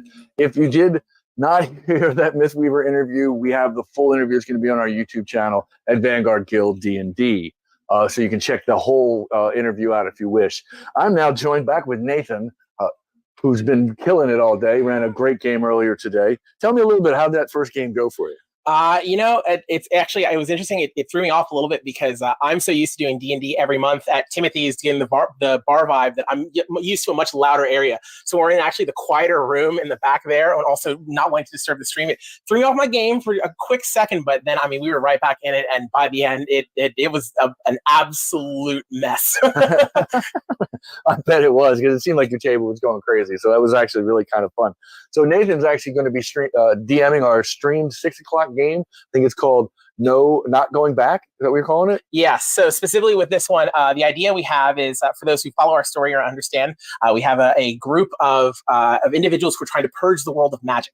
Now, they happen to have a group of mages they keep on retainer. If you're thinking that sounds hypocritical, that's kind of the point. But anyway, we've gotten word that now this group of mages is typically known as the Penitent. Now we're getting reports that a local town of Greywater has been taken control of by a terrorist group simply known as the Unrepentant. We're certain there has to be some kind of connection, and thus the Vanguard's going in to investigate. That sounds amazing. I think it's going to culminate this whole day. We are so close to our goals, and as a community, you got to be really impressed with what we've been able to do. It's pretty wild, and you guys just fantastic. I really can't say anything other than that. I mean, I'm absolutely blown away. I mean, I never would have thought a year ago plus when we first started this, we'd be doing something as cool as this. And last I checked, I haven't seen, we're like creeping up on, I think, $10,000 right really now, close. raised for Children's Hospital of Philadelphia. And I mean, that's just amazing. And I mean, I've just been playing D&D all day. yeah, we've just been playing a game we really like, and it's been just to watch the response from our community has been absolutely fantastic. So we've got this game coming up next. So stay tuned. You've been watching. Thank you for hanging in there for all of us and some of our technical problems. We're doing everything we can to keep it going. So we're coming up now. Coming up next is Not Going Back. Not Going Back. Enjoy.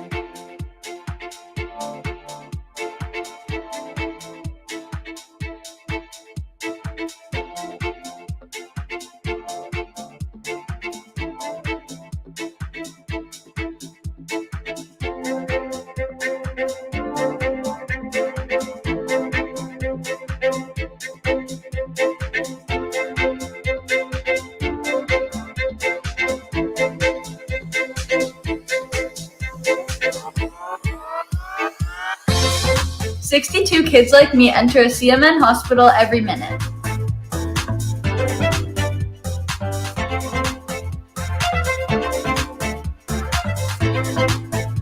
My name is Sean Gorey. I'm from Cleveland, Ohio, and I want to change kids' health in University Hospitals, Rainbow, Babies, and Children's, because I was treated there as a kid, and this is my way of giving back.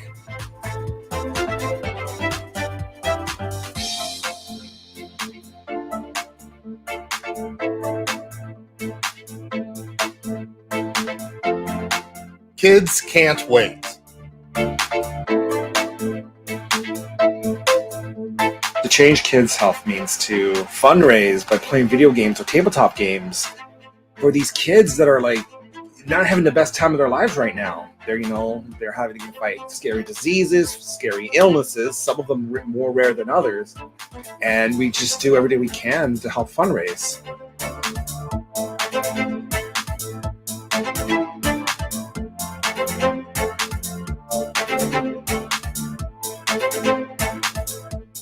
What's up, Extra Life? I'm so inspired to hear about all you're doing to help sick and injured kids treated in your local community, and the fact that you guys are playing games to help these kids is it's amazing on many levels. It's fun, but it's also making such a huge impact. So congrats on the millions of dollars raised today, and good luck with the rest of game day. And break a leg. Do you say break a leg when you're playing games? Probably not. That's more of an after thing. Okay, just have fun.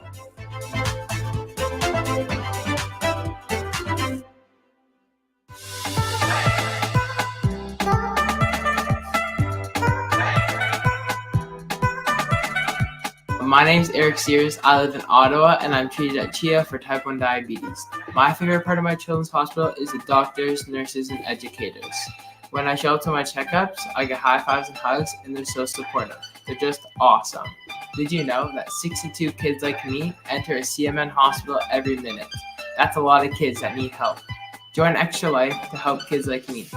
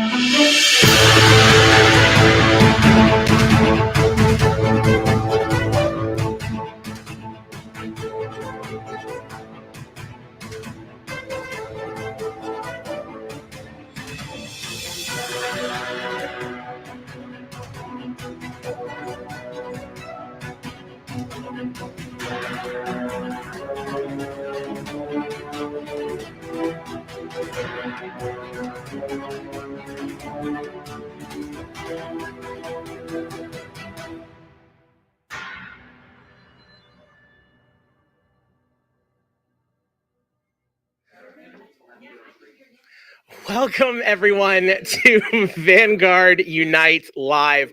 I am Nathan, the Dungeon Master for the game, also known here as Spark Ascendant, also known as a fashion icon for the kids. This is going to be on until this falls off, so about 5 minutes, and until, well, oh, gee, it's already going. Oh, my God. And until this gets too hot, plus like 30 minutes because it's already way too hot. So we are excited here for a really fun game. We're playing Not Going Back today, a session of D&D. But so before we get rolling, thank you all for being here. Also, I have something super awesome and super cool to announce. Guys, we just hit over $10,000 raised for Tabletop. Oh my God.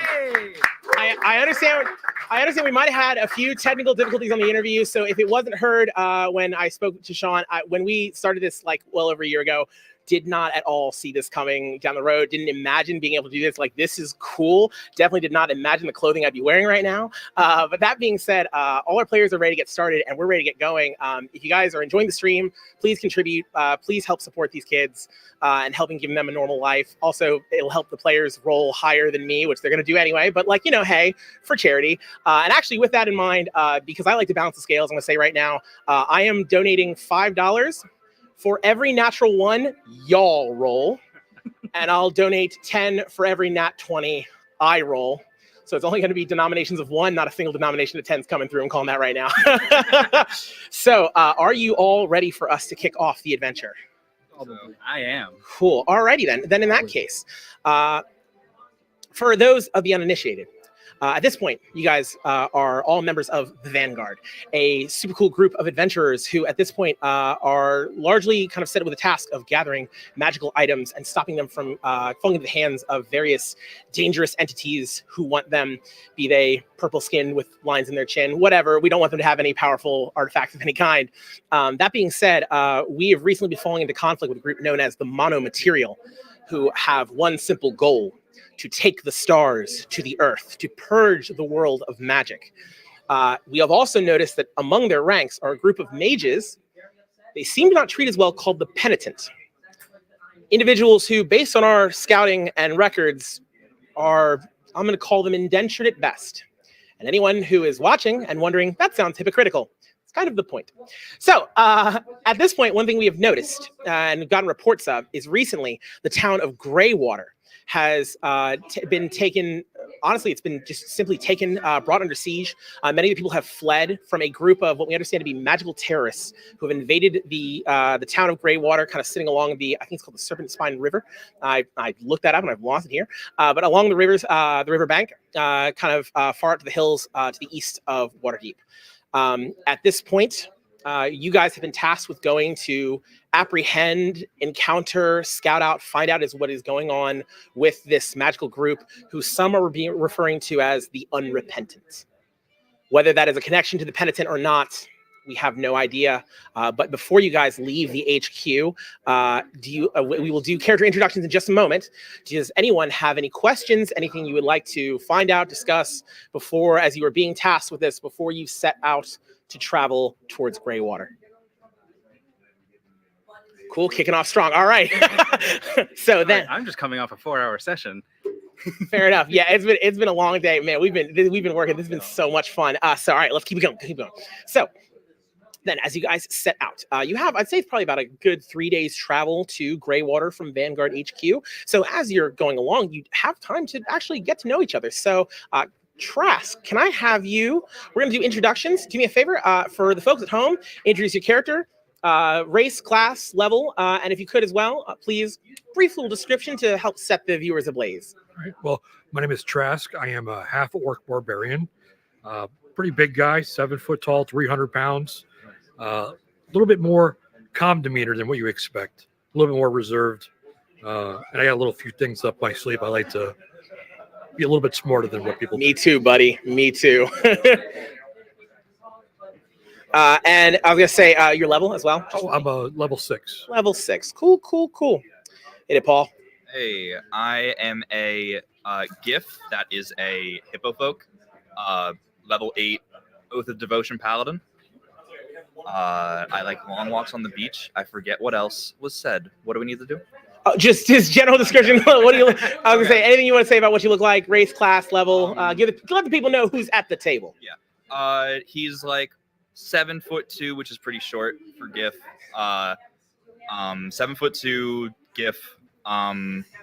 Proud paladin of Lathander, the Dawnfather. So he's adorned in all white and gold armor with a cape, and he has a celestial steed named Sunrise. Very nice. If you were something, I get the sense if you were a Oathbreaker paladin, your name would be a GIF, not a GIF. That's a terrible joke. Go ahead. Next. My character's name is Bartolomeo. He's a lizard folk, ranger, I believe. Yep. He's level 4. Yeah. Cool. No, solid. I was gonna say, well, what does he look like? What does he wear? What's his general vibe? You know, is he leaning against the back wall, kind of like flipping a knife, screaming internally? Ask me about my backstory. Like, what's the vibe? He's a chill guy. He just goes with the flow, does whatever you need. Cool. And I was gonna say, and what's your race? Lizard folk. Yep, that good. I almost put elf, and that's the wrong answer. Cool. And also, I should point out, correct me if I'm wrong, but have you ever played a game of Dungeons and Dragons before in your entire life? I have not. My guy, we have a brand new player at the table today. Now, from the inexperienced and about to find out, to very experienced, our DM from earlier, the most recent session, Charlotte, please. I'm sorry, I just ate a chip, so I'm sorry if you hear some crunching in the mic. Charlotte, Tim, why don't you hit it? All right. My character's Monica the Hound. She used to be a bounty hunter. She worked on both sides of the law, whoever paid most. She recently joined the Vanguard because she wanted a steady income and a place to stay, and she was sick of getting tied up in crime syndicate drama. Hate that crime syndicate drama. And one more time, what's your class? Oh, Gloomstalker Ranger, level 5. Very cool. More Rangers to the party. Awesome. Love that. That's a mark. Cool. All right. Now back to me. Apologize for that. So hi, I'm Charlotte. I'm going to be playing Farah Bright Eye. She is a level 6 artillerist artificer. She has her trusty little Eldritch Cannon. She is a black cat tabaxi. And oddly among tabaxi, she wears boots because she works in a place where there are hot metal shards everywhere, and she does not want to step on those with her little toe pads. Say with the little pads you have protected. No, yeah.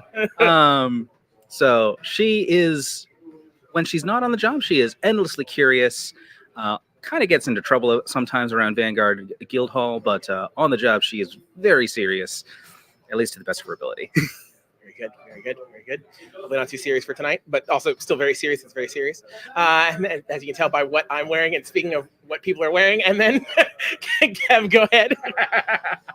So Lars is a level 5 paladin with the Oath of the Watchers. He's a hill dwarf, relatively large for a hill dwarf, at a huge 5 foot tall, 200 pounds. Yeah, big guy. He generally wears chainmail. With a white tabard, having a symbol that is essentially an anvil with an eye inscribed in it for his dual devotion to Moradin and to his Oath of the Watchers. And he has black in his beard because he often strokes it thoughtfully after crafting and getting soot all through his beard.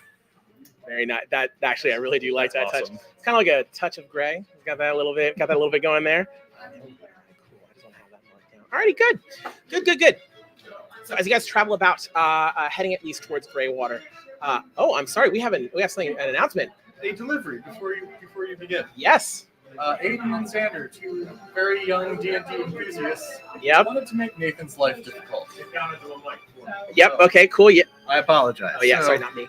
Aiden and Xander, two very young D&D enthusiasts. I know what they're doing. Wanted to make Nathan's life difficult. Mm-hmm. So we got 4 20s. Okay, so a few silvery barbs. Oh, he's still going. Silvery and barbs. 1 airdrop with a potion and some extra stuff. Oh my god. Also, Charlotte was gifted a 20. Okay. For players. And the same person gifted just 1 more. Because Nathan. Enjoy. Love you, Nathan. We're doing this for the kids, everybody. For the kids. I know who those two were, and I'm only going to say thank you because it's for the kids and also because they helped build my map earlier. So if anyone's curious what just happened there, you can donate right now to influence the game in ways that I might enjoy or ways I might not. Would you say the players just got gifted? Is that? Don't tell me that's 4. That's 5. I'm kind of automatic natural 20s. I think every one of us could have one just on hand. Yep. We like to pass those out. I have 2. So. Oh, okay. And then free casts of silvery barbs, which if you don't know what that does, short version, it makes things harder for me, or for one of my guys. Free inspiration, free temp HP, all this through donation. So if you want to also contribute to that and make the game more challenging or easier in any way, do consider giving a donation towards any of those. You can specify them in the comments. They also have a free Revivify, free potions too. You guys have been popping. Again, we hit over 10,000 for a reason. I'm amazed. And it's because this is pay to win. But but again, it's a good time. So it only means I'm just gonna have to step up my game. Pass me one of those nat ones. Take the nat 1, please. Barbs. Oh, it's not for me. Silvery barbs. Alrighty then. As you guys approach the city of Greywater, you can see it's I'd say probably a bit more of a trading town. It's on along the riverbank itself. As you kind of breach through some of the trees and head over bits of lowland and flatland, as you do, the air tends to get a little bit damper. As the sun begins to set and kind of creeps lower and lower, you are able to see what appears to be a clear plume of smoke coming from the town off on the horizon as you continue to inch towards the city. You also do notice what appear to be several campfires set up, I'd say a good 200 yards away from the town of Greywater itself proper. You notice there appears to be a lot of activity. You see, like when I say several tents, I mean like there's like a couple dozen just tents and kind of campfires that appear to be set up outside of it. As you approach as well, the sun also begins to set. You do notice several individuals on horseback. One kind of takes off on the road, goes about large kind of shining armor reflecting gold off the setting sun as they head further off. At this stage, as you guys get a little bit closer, so again, smoke coming from all the campfires, smoke coming from within the town itself. And at that point, that kind of nice little bit of swampy smell you get when you're near water sometimes, kind of starting to creep in a little bit.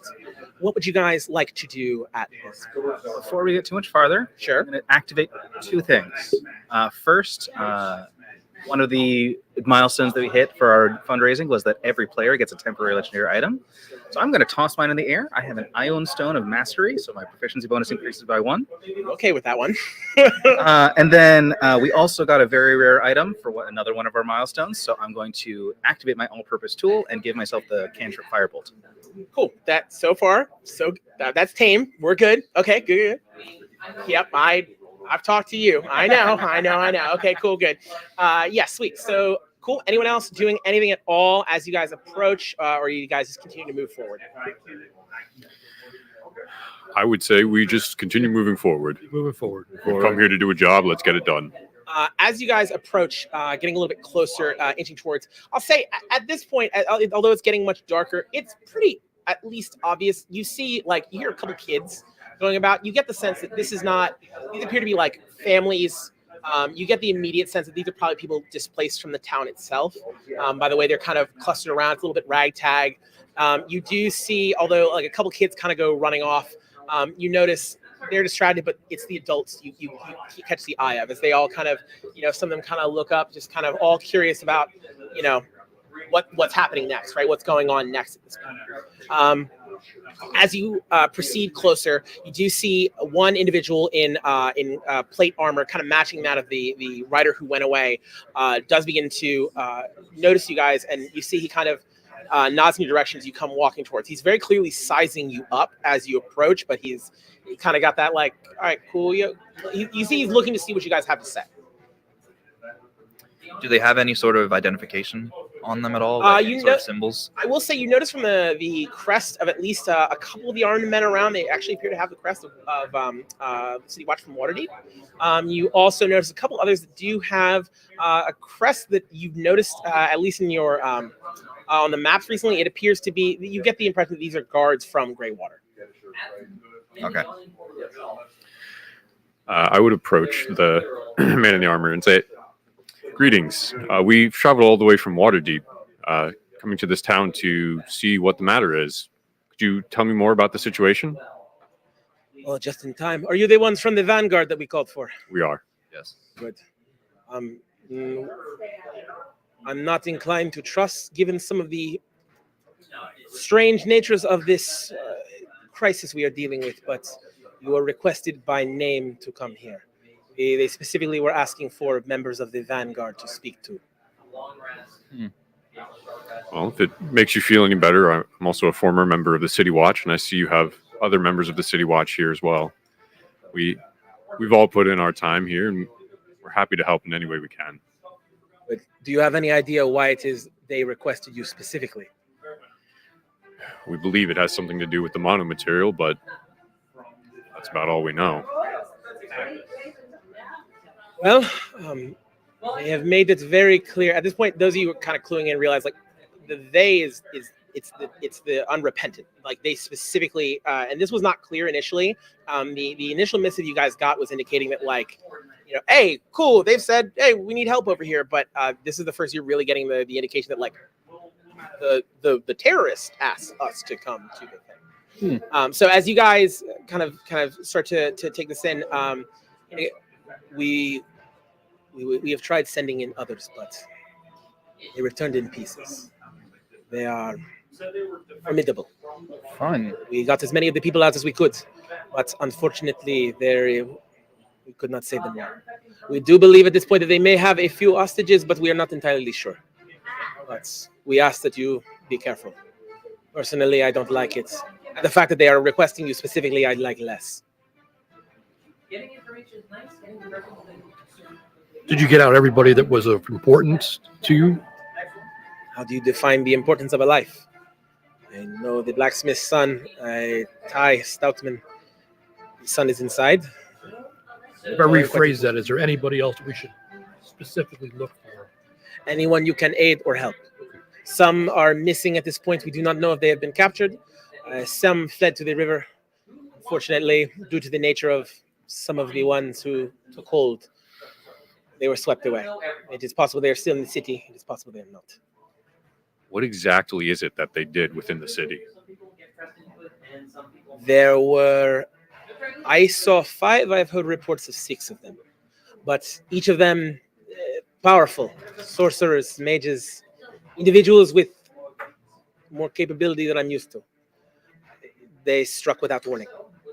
First act was, I believe they blew up one of the local bars, the Mud in the Muck.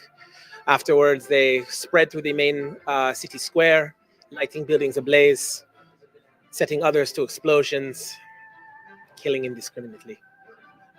As we fled, gathered as many as we could out, we did notice their pursuit seemed to slow. At least through my instinct, it seemed they got the attention they wanted. After a period of time we've been here now, we've tried sending in emissaries. The one that has come out to speak to us has only indicated one thing, that they will speak to no one coming in the city aside from members of the Vanguard.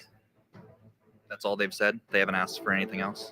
No, only to speak to representatives of the Vanguard. As you sent people in, or as you were fleeing out, did you notice anything set up as traps or other such to be triggered on the way into the town? Not at the time, no, as we were largely heading out as fast as we possibly could.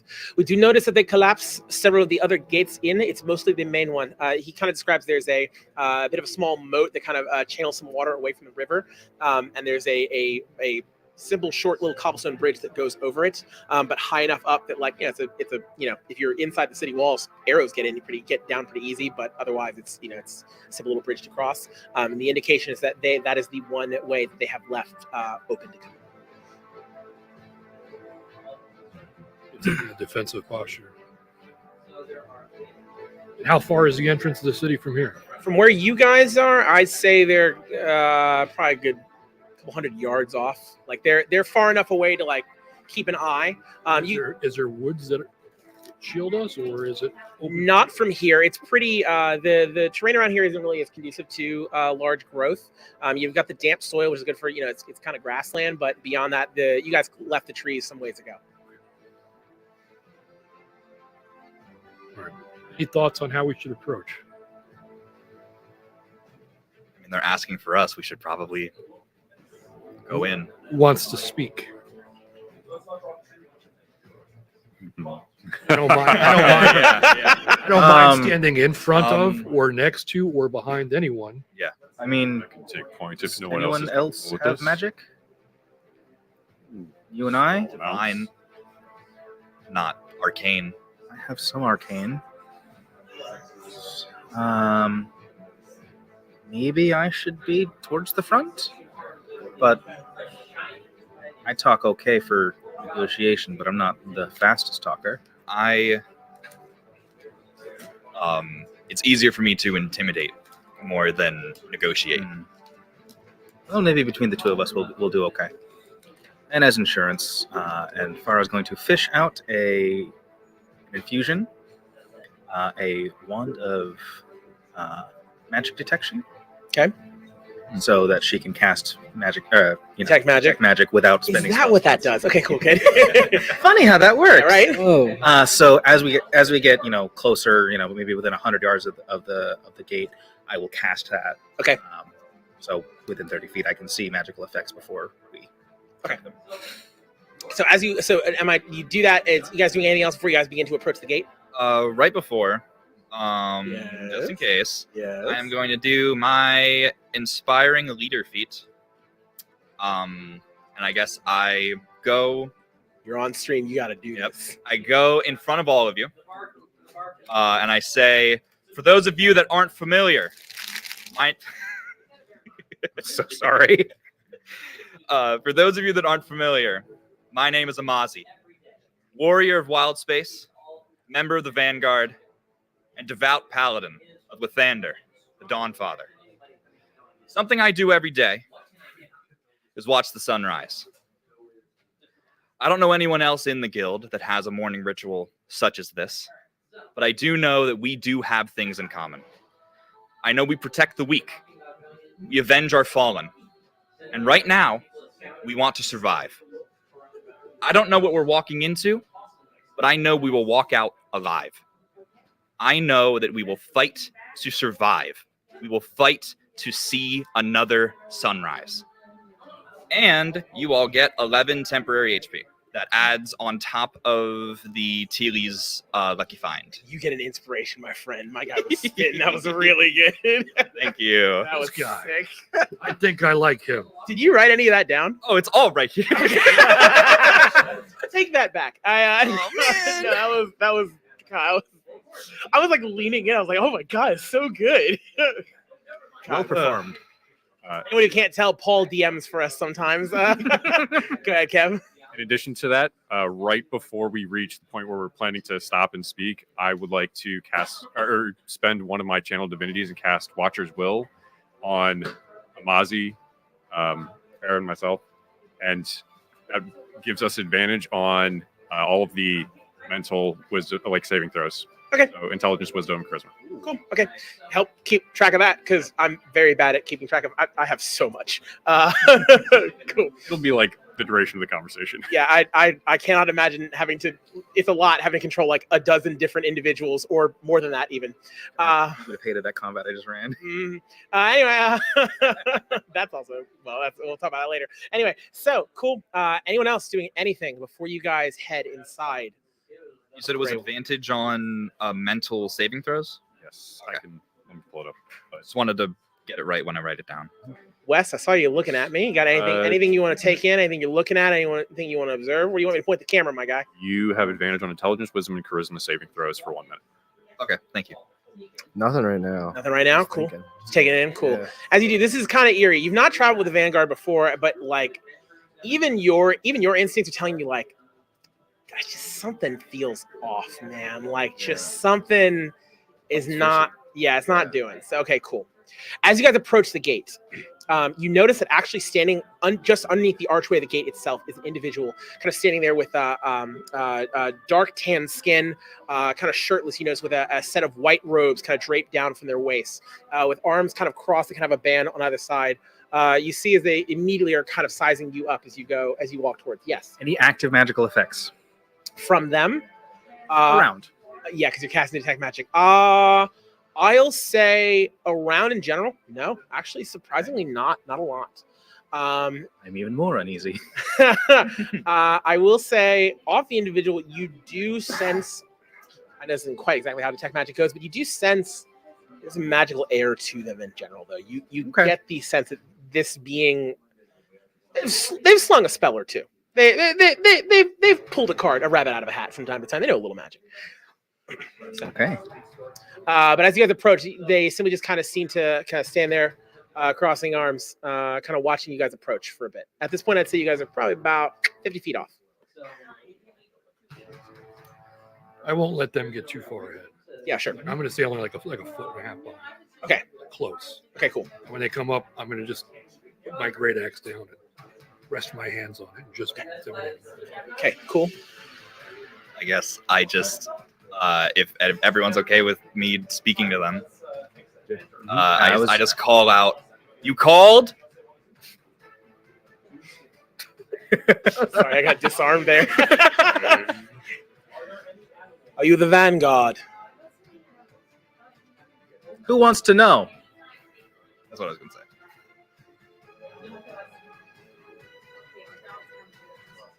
Those with the same enemies as you. And those who just want to talk. You got a funny way of asking for a talk.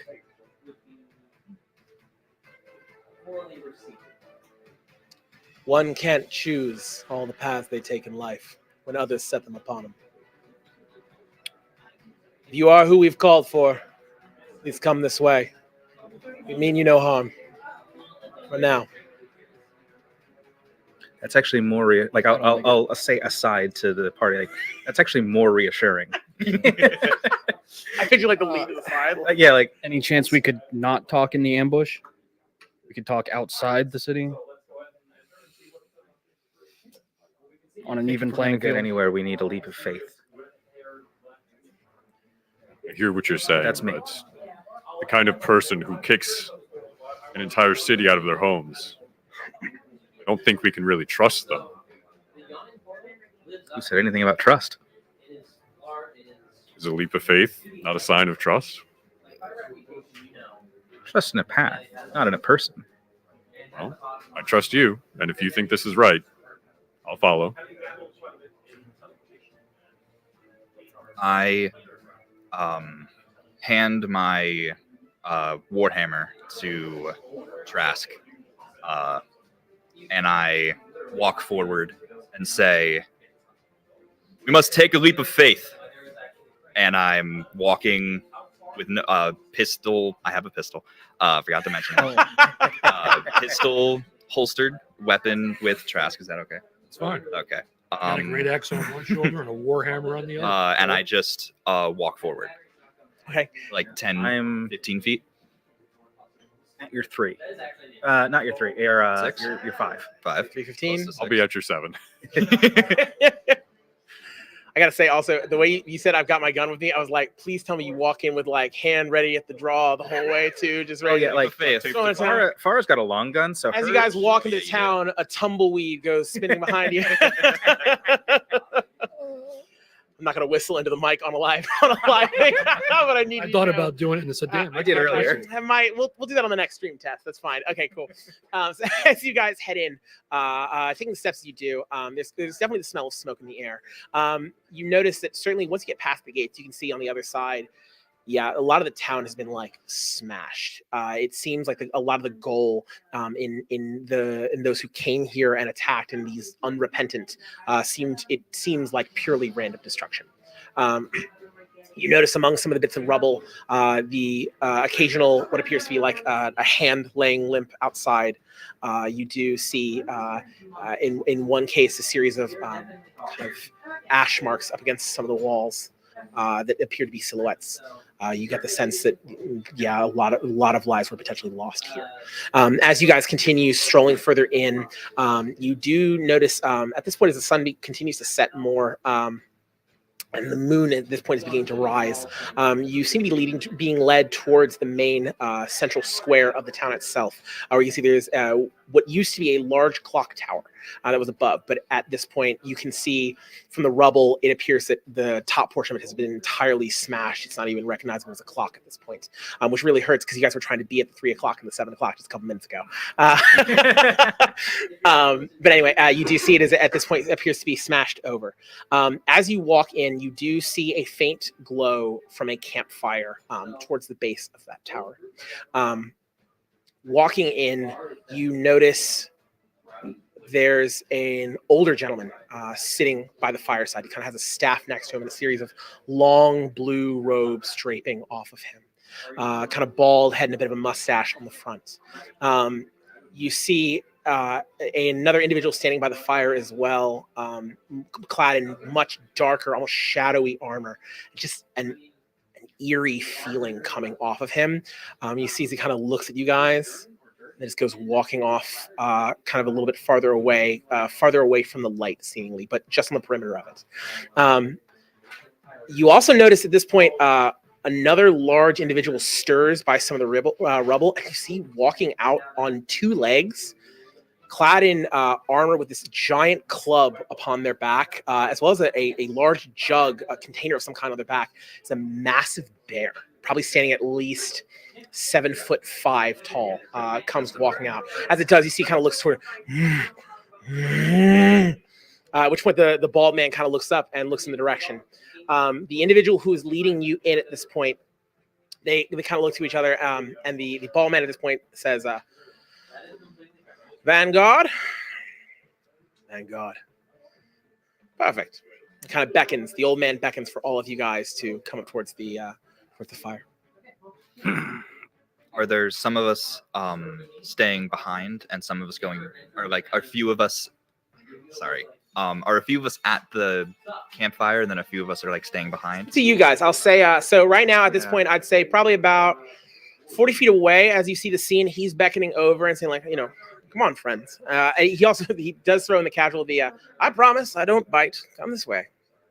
As we're walking up, I'm going to drop my Eldritch Cannon just so that it's there. And if they get the jump on us, one of us won't be. Cool. Good. Sweet. So you just set up all right. I'm setting the sentry. Got it. Cool. Putting a sentry here. Yep. Thank you. I didn't remember the line. It's been years since I played TF2. I don't think that's the line, but it's good enough. All right. Cool. Good enough. Yep. Someone in the comments, please give us that engagement. Help us out. Donate to tell us we're wrong if you want. Also, of course, is to give more nat 20s as well and help in any way possible. So cool. So you're walking up. Is anyone staying like kind of farther back, not wanting to get too close? Yeah. Okay, you're staying back. Skeptical still. I don't trust anything. All right, cool. You sound like a regular player already. You also? Yeah. Cool, good. I can tell you both play Baldur's Gate. I'm following them, and I'm following the group, sitting down at the campfire if they want us to sit. All right, cool. Are you campfire or hanging back? No, I'm right up front. I'm right there with them. Okay, campfire. What do you? I'm right next to Amazi with my shield, just like out and ready. So we got 4 campfires and 2 who have seen movies. Got it. Right, good. Come, friends, gather round. Been a long time. Sit if you want. Have tea. Anything you might need. Yes, his accent has shifted because I forgot what it was when we started. It was kind of the same one as the guard. Yeah, I know. I caught it. Yes, and. Why have you brought us here, friend? Well, my understanding is that you are good and straight for business, so good to see your reputations do carry with you. Well, friends, at this point, you're not going to like the first thing I have to say, but somehow that doesn't surprise me. As it should. Fortunately, we brought you here with the intention, so I must say truthfully, of ending your lives. Killing every single one of you here. You might ask why the cordial invitation. That's because we don't particularly want to. But at this point, it is a matter of your lives or ours. Are there any questions before we continue the discussion? I promise at this point, surely I will say, no harm will come upon you intentionally until it is clear the terms of what is about to occur tonight. Unless, of course, you want to kick things off prematurely. But unfortunately, I say again, your lives are in jeopardy here tonight. Who hired you? Truthfully, I can say no one. So this is just a game? That indeed it is, friend. But I think, based on your suspicions, I'm willing to bet that you don't understand who the players are and who is the one who arranged it. A sort of master of ceremonies, a dungeon master, if you will. I hate that so much. Friend, I think this is going to be fun. Fortunately, I do not. I assume at this point you guys are familiar and have had many encounters with our employers, I believe is a better word for it. Monomaterial. That's the answer to who hired you then. I say again, friend, we were not hired. Hire implies that we are being paid for this and that we signed up for it, volunteered, intending to better our lives. But I assure you, we are here not to better our lives, simply because we are told to do. In fact, the reason we've called you here is in the hopes that you might better the lives of more individuals. Well, that is always our goal. I do have one question before we continue these discussions. Sure. We heard you call yourselves the Unrepentant. Is that what they're calling us now? That's what we heard. Friends, I'm here to inform you that you have already seen and touched up against some of the massive propaganda being spread about us. We did not name ourselves the Unrepentant. I myself have named myself Yeoman. Zinzin is the one who led you in here. Anime is the individual who's been robbed of her speech. Plaus is the very friendly gentleman, I assure you there. And Piero DeMaro is up above in the clock tower watching for as we very speak at this moment, waiting surely for everything to begin. We do not call ourselves unrepentant. But are you? We are indeed. Friends, are you familiar with the Department of Research and Destabilization among the Monomaterial? Cleaned up one of them messes a couple months ago. That you did. I did hear about that coming through.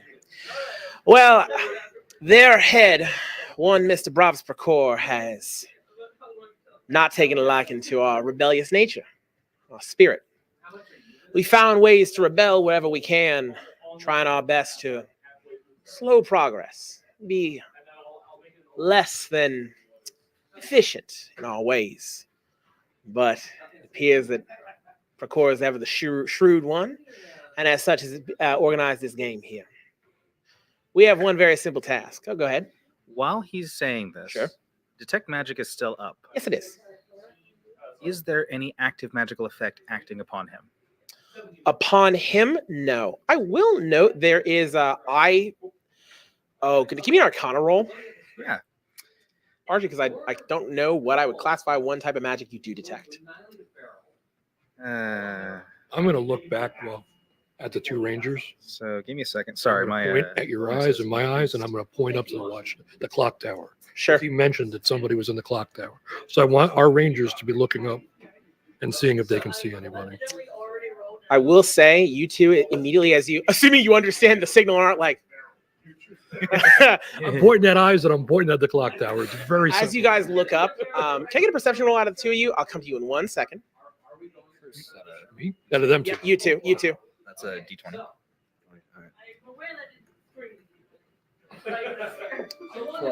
12? 10? Cool. 18. 14. Okay, cool. Luckily, it's pretty easy because you actually do look up and you see kind of silhouette against the moon. At first, you don't catch it because it's kind of misshapen by the rubble, but you notice a bit of movement and you recognize that there is an individual up at the top. And sure enough, you see them waving down to you two specifically. And you get the sense like, okay, cool. Nope, that probably saw that whole interaction there. What'd you roll? 22. 22. I'll say you do detect an active magical effect coming off of the bear. Okay. I forgot that the bear was there.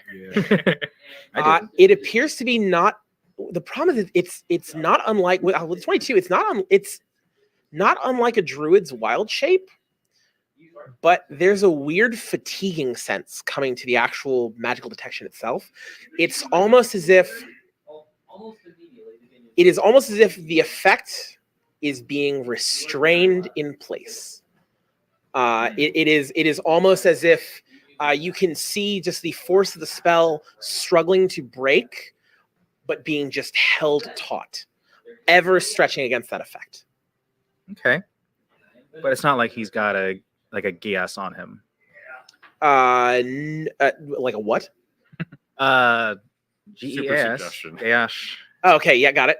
It is a compulsion. Yeah, no, nothing like that. No active magical compulsion. Okay. No, if anything, the only compulsion seems to be a force to be in that shape and in that form. That's about it. Okay. Go ahead, Squinty. I see that. That's a favorite reaction I get from a player is when they squint at me with something suspicious. Would you guys like to do, or ask, or say? I think what was the guy that's talking? What is his name again? Eoman. Eoman. Okay. I say to him, you keep referring to this as a game, so why can't you just stop playing? For the same reason that many unoppressed people don't simply stop. Because our lives aren't the only ones in the balance, and we do have individuals who are not in front of you today whose lives are threatened. We come with a very simple bit of information. We were told by Mr. Procor that if we come to this town, wreak havoc, as much destruction and death, truthfully, as we possibly can, and believe me, he has eyes everywhere.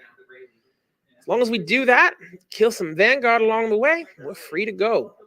As long as we must continue and maintain our personas as disgruntled wizards in whatever kind of propaganda campaign he's no doubt set. The fact that you've come here with a name already decided for us tells me his spies and scouts are far at work. So, the other reason, and the reason we're having a cordial invitation, truth be told, we're hoping you might end our campaign.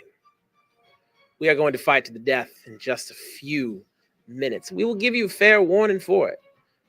Truth be told, you manage to get out, you can carry the information we have here and hopefully stop the furthering of the Monomaterial's plans.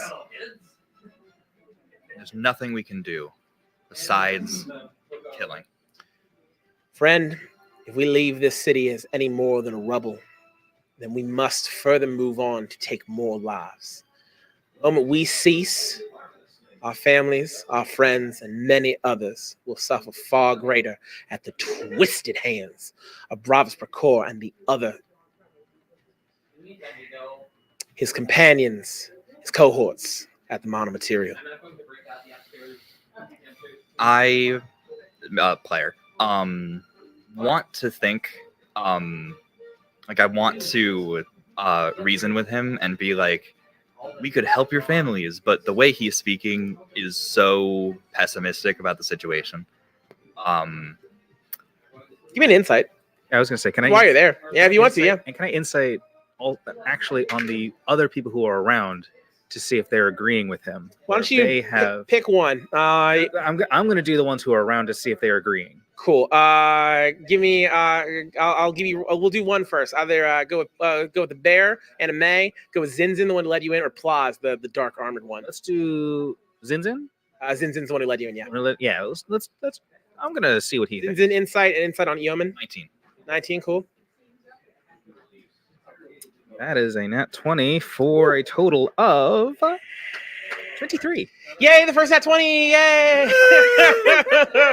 Okay, cool. Pocketbooks out. I'll say from I'll come to Zinzin. Actually, Zinzin, you notice his head appears to be down, kind of arms crossed. He's doing the rogue thing. He's leaning against the thing, and you see as he kind of listens, he at the mention of the words "people we care about," you see a very flash and you miss it, just a very faint smile, just kind of go.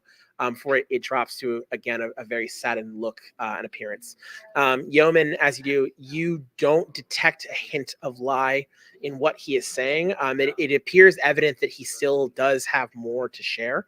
You get the sense that he's still holding back a bit of information. If anything, you get the sense that he's somewhat enjoying the conversation. I will stand up and say, we will find your families and protect them from the monomaterial. But if there's nothing we can do to stop you, I put my hand out to shake his hand. It was a pleasant conversation, implying that we're going to kill each other. Before you go, you should know. Monomaterial is planning something grave and dark. You're aware of the glaive they hunt and seek, the mage killer? Yes. Terrible thing, should not exist. But unfortunately for us, it does. And it exists as a siphon, able to absorb and nullify all sorts of magical energies. They are planning at this point a merger of sorts. They're not stopped. Once they have the mage killer, it will serve as a funnel, as a nexus point through which a hole can be created in the very weave of magic itself. And they'll use an army of spellcasting individuals, we might say those they hired, to do so. Once it begins, the chain reaction will be devastating and every single bit of magical energy will be sucked from this plane. With it, catastrophic loss of life. Mana Weave holds up way more than just a cheap trick or two. Very air you breathe, the grass you step on, the bugs that feed that which feeds you. Every bit of it cannot sustain. Not to mention all the horrible, horrible beings from beyond this plane that would love to find us ripe for the picking without the arcane needs to defend ourselves. Robs McCoy is at the lead of this merging efforts. He's been trying to recreate it on his own without magical sources. One of your party was already lost not too long ago in such a manner. Should you get through this, when you get through this, please stop them. Deal, my friend? Deal. Fair enough. What's Zinzin thinking about all this? I've still got half an eye on him. Yeah, still with the insight. He at this point you can see. Well, at that moment, you notice as Yeoman kind of says, "Give yourselves good 10 paces, a few moments. Start in just a second. I'll talk to my crew." Zinzin at this point kind of leans forward. You see, he's kind of has this resigned effect to him, almost thinking like, "Here we go again." Kind of this energy to him. You see, he's very much in the zone. Kind of, you see, he's starting to kind of bounce foot to foot, hyping himself up a little bit. All right. Does anyone have anything else they would like to say to the unrepentant? Just a question for Farah. Well, for you about Farah. Does the detect magic does she sense any scrying on the events that are happening right now? I'll say as you walk away, you're able to ask that question. And I'm assuming you then try and see. You know what?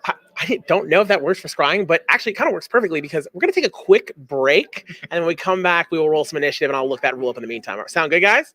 Good. All right, stay tuned, everybody. And we'll be right back after this brief message.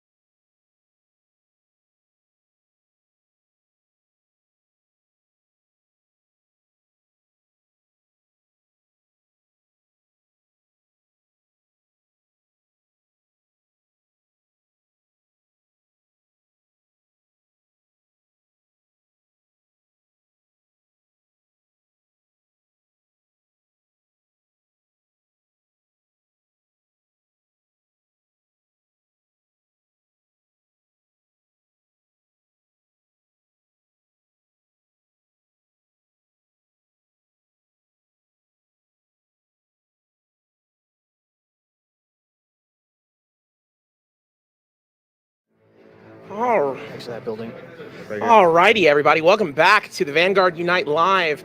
If you are just tuning in at this point, a fight is about to kick off between our players, the Vanguard, as well as a series of, well, they've been called magical terrorists. I like to think of them as teachers. That being said, the laser point is mostly from my party because I don't think it's going to be seen on stream. So there you guys are. Just for what it is worth, that is Plaz. He's the dark armored one. That is Zinzin. This is Yeoman up in the tower. For the record, he's poking his head out the window, but that there is Pierre Tomorrow. And you have the bear, Anime. At this point, if I could please have everybody roll initiative. 22. I'm sorry. Thank you for reminding me. Sorry? I said thank you for reminding me also the next thing I have to do too. And while they all roll, I'm going to go ahead and tell everyone who's watching. So I just keep things moving at a brisk pace. I do group initiative. This is my own personal house rule that I bring, just keep things moving smoothly. So the way it works is every player who rolls higher than me, all my enemies are going to act together. So if you rolled higher than, we're looking at a 17. Did anyone roll higher than 17? Cool. So you two will go first. You may go in any order between the two of you want. Then all of my enemies will go. And then you all may go as a group. I don't care the order you take. So if to synchronize your actions or your turns a little bit better, you want to be like, oh, hey, I would go first, and then we combo into that. You're totally free to do that, as are the enemies. And the only other thing I will ask as well too is you do have your free revivify and the potions you got. Please establish at this point who is carrying those items. I guess not the paladins because we have so many healing capabilities. So I do notice this is a greater healing one because I did get donated one by the Braden Box, I believe, or my mom. I forget. Hi, mom. Hi, moms. I think my mom might be watching as well too. Hi, moms. Do you have any healing? I'm losing my. I have some for myself. Okay. Cool. I have one potion of my own too. Can I grab one? Because I do have healing, but like my action economy is so bad. I'd rather go somebody else because I have a potion of greater healing. Cool. So then we're all set. Alrighty then, gang. And then in that case, if I can please have to kick off, do you want to go first for your first comment, or do you want to watch someone else go first? I want to watch someone else. And actually, just so, did you give him the rundown?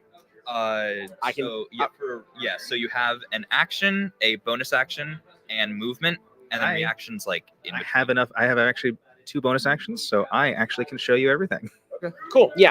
I was gonna say just for anyone who's not seen D&D before too. As Paul was just saying too, every round of combat takes about 6 seconds. So all of our players before we were free form. You're like, where does the turns in this game? This is where the turns actually come in. So all of our players are going to be able to move up to a certain movement speed anytime they want, or any amount they want on their given turn. Take an action, take a reaction. When in doubt, say I'd like to try and do this, and we will try and make it fit the rules as best as we can. We went to break real quick. I just want to say when we were going to get our paces and step back, I was going to hand him back the hammer. Yeah. I was going to rage. Yeah, sure. Go ahead as the rage goes. Cool. Because also at this point, I'll say as you guys go staring at each other, it's kind of that tumbleweed comes back again. And as the moment as you guys watch, there's if the clock tower was still standing, you'd hear it go bonging at that point. At which point the action does fully begin in earnest. So Go ahead, Farah. Just looking at the group, the old man is kind of the leader type, but the bear is close enough that it is worrying me. So I am going to take some shots at the bear. Okay. So my action is going to be take an attack action with my musket. And using that, I roll. Where's my D20? So I roll a 17. 17. Just double checking here. 17 on the bear. Pretty confident that hits. Yes, 17 does indeed hit. And just to make things easier, I'm going to also roll my bonus action, which is going to be attacking with my Eldritch Cannon, which is in Force Cannon mode. It's actually going to scoot back 10 feet towards me. The word Force Cannon mode just scared me. I was like, oh my God. I was like, I don't even know what it does. So it is, I just have to check something. Nope, it is not at the level where it upgrades yet, so it is still just doing that. So I roll it again. That's going to be a 23.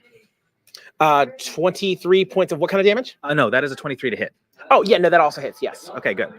So I roll 2d8 for the Eldritch Cannon, and then already off to a fantastic start. So that is 9 points of force damage. Okay. Plus, Your dice are really cool. The dice have an LED in them. They glow. yeah, It's really cool. and then another. Oh shoot, 5 piercing damage. Okay. So this is a trick that I've been practicing with my cannon. I take a breath in, I take a breath out, and I am almost in 2 places at once as I fire both shots at the bear. I remember that from our previous game. That's awesome. So cool. So you've got your actual gunshot itself, and then you've got the cannon. Cool. Yeah. So sure enough, just as far described, she kind of aims the shot, lines it up. It's like as the bear at this point, as it kind of pounds its chest and begins to step towards you. It's kind of like what is that movie, The Revenant? Basically, you see the bear going, and at this point, you take the shot same time as the gun. You see the, but it's not its turn yet.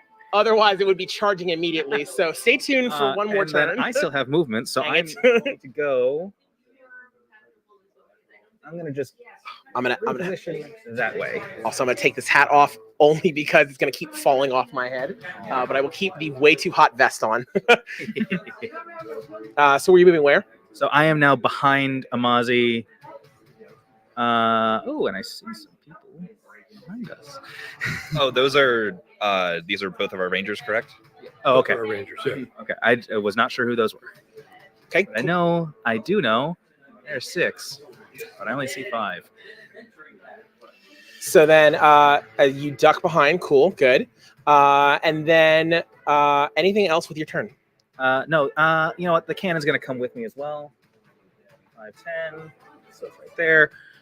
So that is the end of my turn. Okay, cool. Wes. All right. So I got this right. I want to use a hunter's mark against the one in the black armor. Okay, cool. Okay, cool. Yeah, roll to hit. Yeah. Is the Hunter's Mark 2 hit? No, a Hunter's Mark is just okay. So add extra piercing damage. And then now you're attacking at time. Cool. Got it. Cool. All right, I got 1. Oh no! For 1, $5 for the kids, everybody. $5 for the kids. I paid good money for that. Cool. Yeah, you can use your inspiration. We started with inspiration, right? Yeah. Yes. Okay. You may, and for the record, if you re-roll in that instance, I will still give the money to the kids. All right. So we did roll. So 15. Nice. And then you add you have an attack bonus with your weapon. So what do you add? +4. So that's a 22. 22. So if 22 is higher than what you needed to hit him, then he will take the damage. And actually, I just kind of looked at stats earlier. I happen to know 22 is definitely high enough that he does take the damage. So go ahead, and at this point now you will roll the damage for that with your weapon. So for our new people who are watching, D20 is typically what you roll to determine if you succeed. The other die, which is what he's going to roll now, and they're different for every weapon, determine how much damage he does. You want to know how to do that? I recommend getting yourself a copy of the Player's Handbook, which you can find at your LGS. And we personally recommend Days of Nights because they're hosting us here. They're also where you can find the brand newly released Dungeon Master's Guide as well. And if you want to know more about the contents of those books, well, actually, we also have a podcast too, where we recently on our YouTube channel discussed the new Player's Handbook. And in an upcoming episode, we'll be talking about the new Dungeon Master's Guide too. But that's enough plugging for now. It's mostly to let Wes get ready. Did you take the roll? Good. 6 and a 3. Okay, so just 9. Nice. So that's 11. Okay, so 11. Okay, 11 points of piercing damage. Cool. Oh, wow. I'll mark Is that that who it's down in from? just a second. Okay. I have 4. Awesome. Cool. 11 points of piercing damage to Plaz. Geez, sorry. For those who don't know, normally I stand up, but now I'm constrained underneath the mic too. So that's why I'm like fidgeting all around. So I'm trying to find my places to do my stuff. But yes, all right, cool. 11 points of piercing damage onto Plaz. There it is. Cool. Bo, right?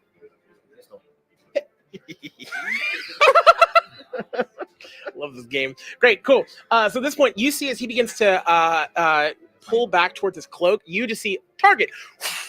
As you do, drawing the pistol up, just quick fire shot, boom, rings out through the air. You notice that you hear the ping, and at first you're about to be mad as it hits onto his armor, but you distinctly notice him reaching down, and you see you left a hole. That armor is not actually as durable as you thought it was.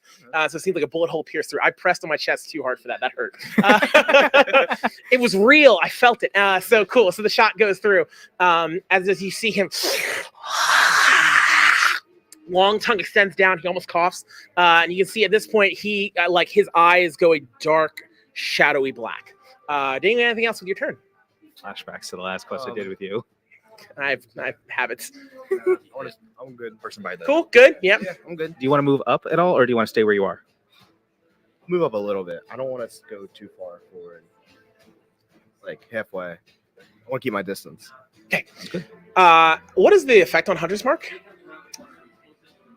I believe it's an extra D6 when a ranger hits. Is that? Doesn't it do something else? Doesn't it also? Yeah, that's the important part I need. Advantage on perception and there's like perception tracking and insight to track. Yeah. Track. Okay, cool. Double I check. don't think it does anything here. Let's double check that in a moment. Find like spells or something. Just click on it. Yeah, you see at this moment, as he kind of looks towards you, you watch as Plaz reaches inside of his cloak, pulling it back. You hear him say, "Get reinforcements." You guys watch as two shadowy, kind of warped beings popping themselves all out, clawing into. You watch as they claw forward, almost kind of just being birthed from the folds of his robes as they do. Shadow and inky black ichor dripping off of them. You see as they both kind of reach their claws into the ground, opening up a space. You don't see dirt. You see stars beyond. You watch as both of them dive in and disappear. Where they are, no idea. You then see as he pulls his cape up, goes to swirl it forward. There's a kind of wisp of shadow. A wasp comes by too. And you see as he vanishes. Can I have his model? Unless that Hunter's Mark gives a bit of a tracking ability. This one? It does give him advantage on perception to find him. Cool. Perception and survival. Cool. In the meantime, please take him off the board. He's still there. We just don't know where at the moment. Oh, he's invisible. Okay. The red one. He seems to have dropped into shadow specifically. Cool. That is his turn. I will say at this point, the bear is... Oh, you went behind people. Who is my individual right there next to Amazi? That one right there? Cool. You're bear food. So at this point, Anne-Marie is going to come walking directly up to you, and she's just going to take a flat swing against you. God, I'm cramped. Oh, my goodness. All right, cool. Do you need me to hold something? No, I'm good. It's because I need them for a quick reference. I have like 30 books back here, a dice thing, and goodies. That is going to be... that is going to be a 15 to hit. Yes, sir. Good. I love that. We're going to do...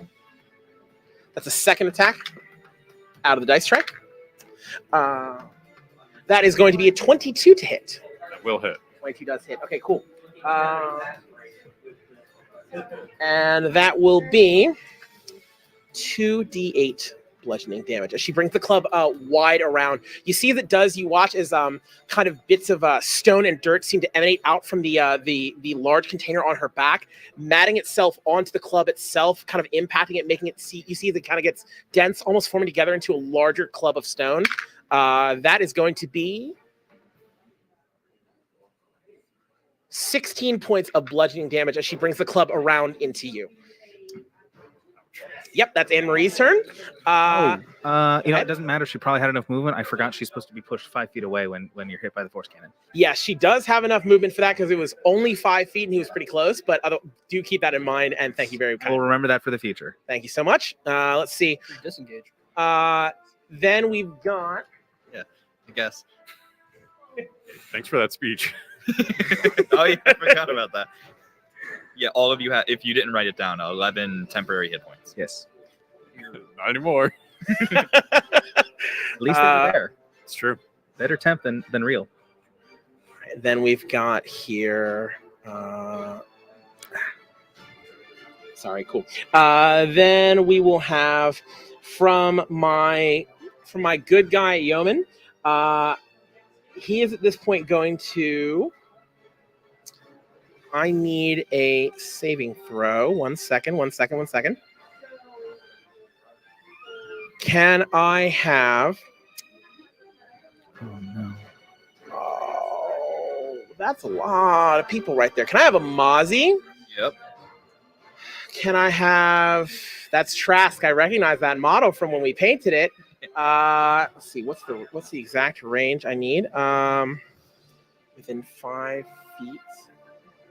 I would say that Farah is just out of range. So it's going to be a Mozzie. It's going to be Trask. And who is that on the other side of the bear that I can't see?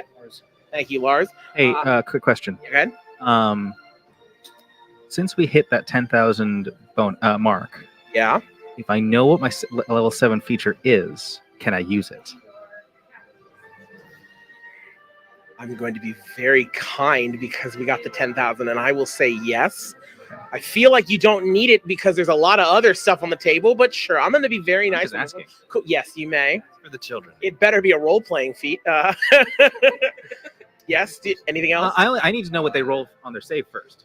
Oh, great. Cool. Yeah, it's going to have a save from you three. From Mozzie, from Lars, and from Trask. What is the saving throw you said? That's going to be a dexterity saving throw. Oh, no. I suck. Hey, you both have your auras up, right? Thank you. Forgot about that. Love this. It's all saves. Okay. That is a 15 dex save. Okay. All right. I have not, because I'm just hitting level 5. I don't know what the aura is. I don't. Oh, you don't have the aura. Then it's 6, and then there's another one that's 7. Right. Am I affected by yours? You are within 5 feet. I think You're it's for sure I within think it's it. Yeah, you're within 5 it. feet. I think it's. I'll check if it's more to see if more people can get it. For sure, it was 20.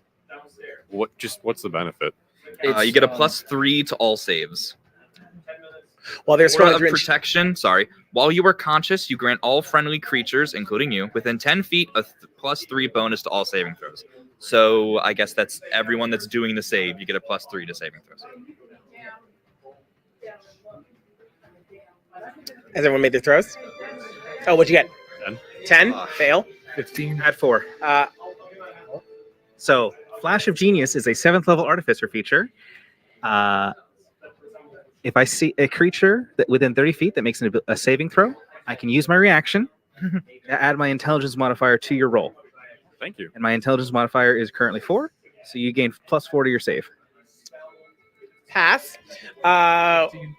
15. 15 passes. 15. Cool. You guys will take half as much damage on this. That's going to be 7, 6, 13. So that'll be 6 points of lightning damage as you guys watch as there's kind of a faint smell of ozone around you immediately. You guys look up realizing, if your effect does have it, yes. Then you realize oh no, as you look up immediately, kaboom! This flash of lightning comes smashing down to the ground right by you. Those who are around watch as he just called lightning down. At this point, you watch as he begins to take steps back. He's going to go up the stairs. We'll call that, I think that'd be 5, 10, 15, 20, 25, 30. I think just gets him to just at the top of the stairs. Do that. And then, because he's probably not going to move as much next turn anyway. So cool. So he kind of retreats to the position up there. So yes, he casts Call Lightning on you guys. As his eyes glow a bright bluish white, you also see as bits of some of dirt and other elemental bits of wind, water, all begin to kind of rise up and levitate around him as he does. You see at this point, as he continues to face up towards the sky, his mouth kind of muttering some kind of incantation. You get the sense he's continuing to concentrate on that spell as he does. That being said, we then have Zin Zin is going to step forward, and he's going to go towards Trask. 20 feet of movement. And then Trask, that is going to be 3 unarmed strikes against you. That is going to be a 16 to hit, 21 to hit, and 7 to hit. 2 hit. 2 hit, cool, good. And in that case, that's going to be, let's see. I need you to make 2 strength saving throws for me. Should be good. You're raging. And you get the +3 from me. Raging, so you have You're raging, so you have advantage. That's right. And it will be 10 points of bludgeoning damage when you are done. But first, the strength save. So the strength save is +3 from you and +10 from me. So 29. Cool. Let me get another strength. Yeah, cool. Barbarian drew a strength save. 31. You fail because I said no. Go ahead. Yeah, that's fine. So 31 on that. The second one. Yep. We're good. Yep. Cool. And I get 10, so 5. Yep. Yes. That's how having works. Yes, you do indeed because you were raging. But it is 31, not that. Yeah, because you're +3 plus my +10 on an 18. I'll say his fists basically feel like acupuncture, but as he does come up and just kind of at this point he's like full on just using your abs as a speed bag, and like a couple of them are hurting a little bit. You're like, God, this is a little bit sore, but it's more from the repetition. Don't brush off. Don't be disrespectful like that. Cool as every shot comes through, and then with that, the last one we'll do. Actually, as that occurs, that's also going to be, as you seem distracted by that, all of a sudden you feel something hit you. Be sure I want to be sure I got this right. That's a fast summon. Yep, there it is. As you look up, you see that it's from a bright glowing dart that appears to have come up from the clock tower. You see as 2 more of these magic missiles come from the clock tower down at you.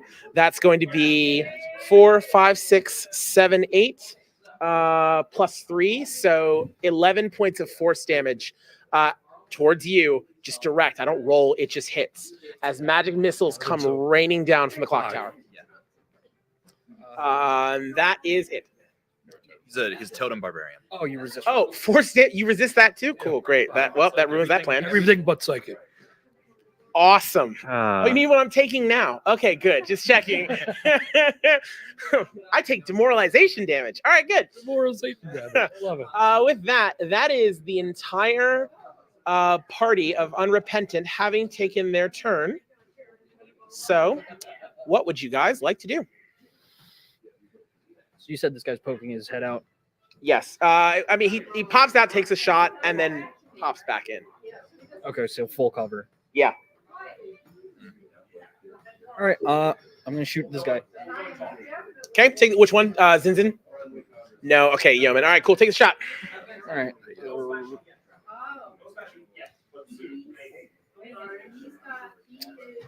Does a 30 hit? Yeah, 30 hits. Yeah, Tim. Hey, for the record, just tell me it hits next time. Don't. The people don't want to know that you rolled the 30. It's quite okay. Some of us want to know. Yeah, for the record, please do let me. I do actually need to know the numbers, but yes, cool. 30 does hit. So he takes 9 piercing damage. Okay. I'm gonna spend my bonus action to apply favored foe. Is that on here? Does a 30 hit? I gotta ask. Yeah, I love those. Yep. On both sides of the screen. Look, sometimes plate. Sometimes it doesn't. All right. Barbarians resistant to force damage. Does a 30 hit? Yeah, we're having a good time. It's what you got? Did you roll the concentration check? Oh, that's right. It's how much damage do you do first? Oh, it was 9 piercing damage. Okay, cool. That's right. That's a natural 19. Yeah, that's enough because it'll hit. Okay. Yep. Cool. Sweet. Okay. It's 10 or the damage, I believe. It's been a while. 10 or half the damage. It's been a while since I've had to make a concentration save as a DM. I never have to do that. 10 or half the damage. Yeah. Cool. Thank you. Okay. I'm gonna my extra attack. Nat 1. I'm gonna Nat 1. $5 for the children, everybody. Cool. I'm gonna use my inspiration for that. Yep. They still get the money. It's a 24 to hit. 24 does hit. Go ahead. Okay. Good. And let me get ready with my con save again. 7 for concentration. Plus 2 is 9 piercing damage. 9 piercing damage. Cool. Okay, and then I'm going to use my Dread Ambusher attack. Natural 17. I'm not going to look at the mod. Your what? My Dread Ambusher attack. Okay, cool. Just didn't know what that was. All right, cool. Yep, sure. That's a 27 to hit. Yeah, that does hit. Yeah, All right. So the bow's natural damage is 12 piercing, and then the favored foe is 2 piercing, and then the extra damage from Dread Ambusher is My guy, I'm buying you dice. 7. He has some. So I have dice. I'm using D&D Beyond for the first time. Oh, I see. Okay, cool. So what was the total on that last one? You said a lot of numbers. Okay, so the whole last attack was 21 piercing damage. Each square. Okay, cool. Okay, so Jesus. So then that's 21. You said. Yeah. And then quick match. Jesus. Okay, cool. God. Concentration. And 2 more concentration checks. That's the first one. Oh fuck. Because it was 20. Well, that whole last attack was 21, right? Yeah. Oh, which also would be halfer, which is higher. That's a natural 14. So still good. Okay. And then the one before that was 9. Okay, cool. The second attack was. I did roll for that one already. That one's already good. Okay. We got a 17. It was 19 to 17, and then that was a 14, I think. So, Okay. So he's Whittling it down. Jesus. Okay, good. Can I get up into that building, or do I have to roll for it? I would say, where are you right now? The unpainted one. Oh my goodness, behind the terrain. Yeah, sorry. With the 3D terrain, another downside of having to sit down is I can't see. So cool. There you are, right there. Boom. What's your movement to get to the actual wall itself? So he's at the wall. There's another one behind. Yeah, I'm on the wall. Oh, I think it's. I believe it's half your movement speed for climb. That sound. Yeah, cool. I don't have a climbing speed. That's about a 10-foot wall, so you Yeah, so travel up it. Yeah, so 20 feet of movement. You can go ahead and get up there. Okay. And then, do you want like at the corner, or? And I'd say you technically would have 5 then to get on. So now you're on that position. You have 5 feet of movement to use if you want. You can jump back down. Yeah, I'm just gonna sit there for now. Okay, cool. Cool. And that is my turn.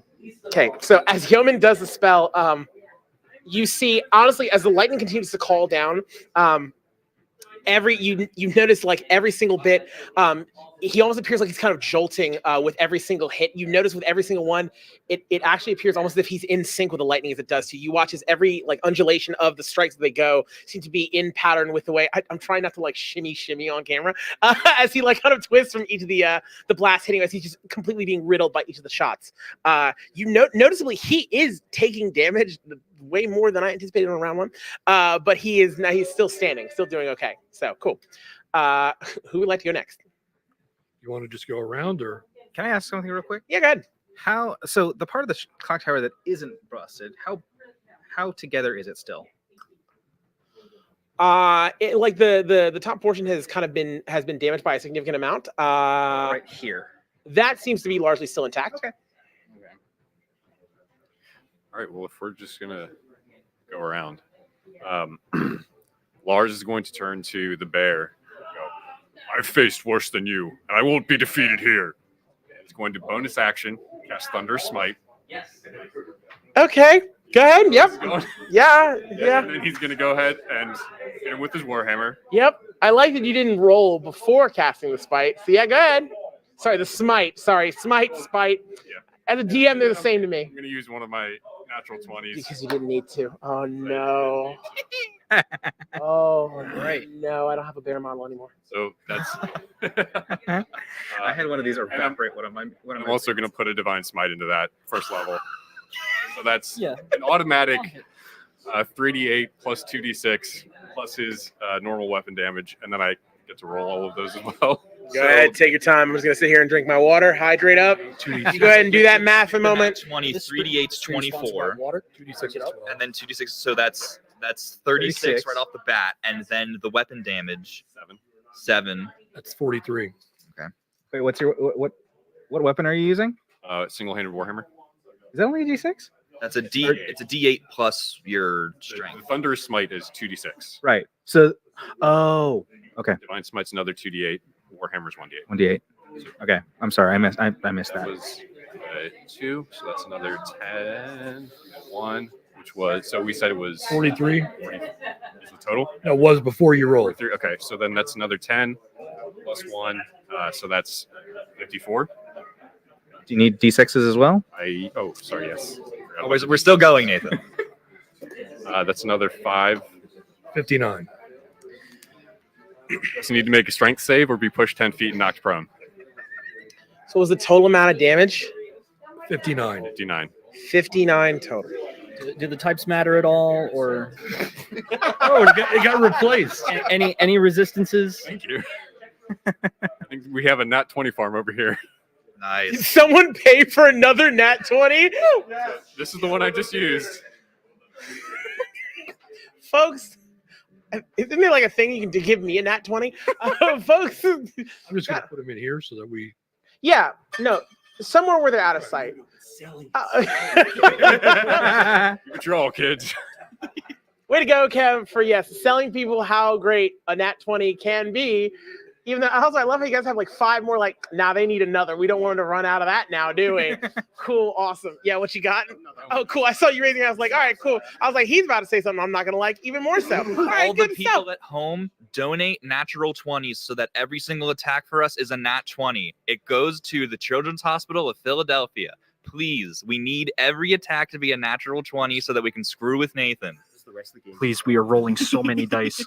All right, for the record, I'm gonna say right now, be careful, everybody, because if you keep giving them nat 20s, I am prepared to escalate this depending on how much goes. Y'all think you can pay to win? Oh, I've already paid. So if you want to see that, hit the table. But in the meantime, yeah, okay. What am I rolling? What's my strength saving throw for this? You need to beat a 14. Oh, Not very high. easy. 19. I didn't even need the mods for that. She's like a -10, but I'm kidding. No. With a positive mod, yeah, it's a 19. So no, we succeed. I'm gonna hit him again. Second attack. But it's okay. I'm You at can level only 5. smite I have once. extra attack. Yeah, go ahead. Go ahead. You want to use it? Hey, they just paid for it. You want to use it again? That was cocked. You should re-roll that. We'll see. That's a 13 plus. So does a 23 hit?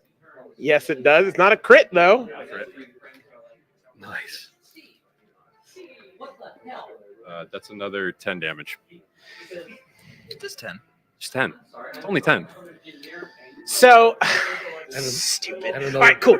So at this point, as you see the bear kind of pun not intended bearing down, as you take what weapon are you rocking with again? Warhammer. Warhammer, cool. You manage to hit it, clearing the side. It goes to block the weapon, but you see as it kind of goes spinning off the side, sends the creature spinning. As it does, it presents its back and the container on its back to you. You take the hammer up and simply slam it down. It would be like slamming a hammer into someone's backpack, but their backpack is made of rocks. So all of that weight of your hammer and all the rocks and all the debris goes. You see as just rubble, dirt, sand, rock all explodes out of it. And you see as the cloud of dust clears, it appears that Anne-Marie has fallen. You watch as some of the dirt kind of begins to swirl around, seemingly dissipating a bit. You're not entirely sure what for, but can someone hand me that bear model that I worked really hard on, please? Goodness me. All right, well, first one fallen. Anything else with your turn? Don't do that.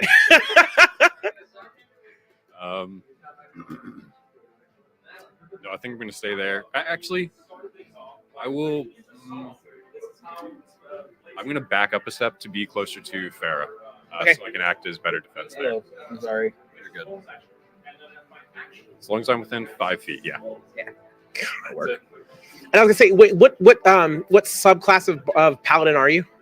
Watcher. Is that from 2014 or 2024? It's 2014, but it's not like base content. Okay, cool. All right, that's why I wasn't sure. I was gonna say because by the way, It's for like extra planar stuff. got it. Oh, I know. I remember. It's in Xanthar's. Yeah, I think it is. Yeah, that tracks. All right, cool.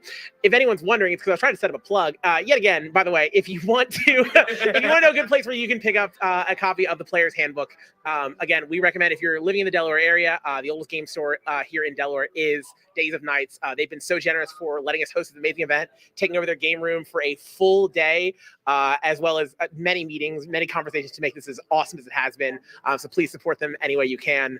But that being said, all right, cool. Who's next? Trask?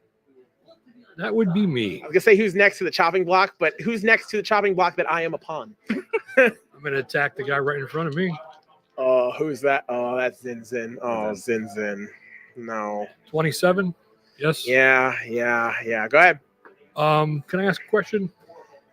I don't like that. Yeah. Yes, you may. What species is Zinzin? Zinzin appears human. Okay. I heard that inhale What? on the word appears. Yeah, actually. Oh, because if I know what that you have, no. It's not. Okay, all right. Well, Are they human?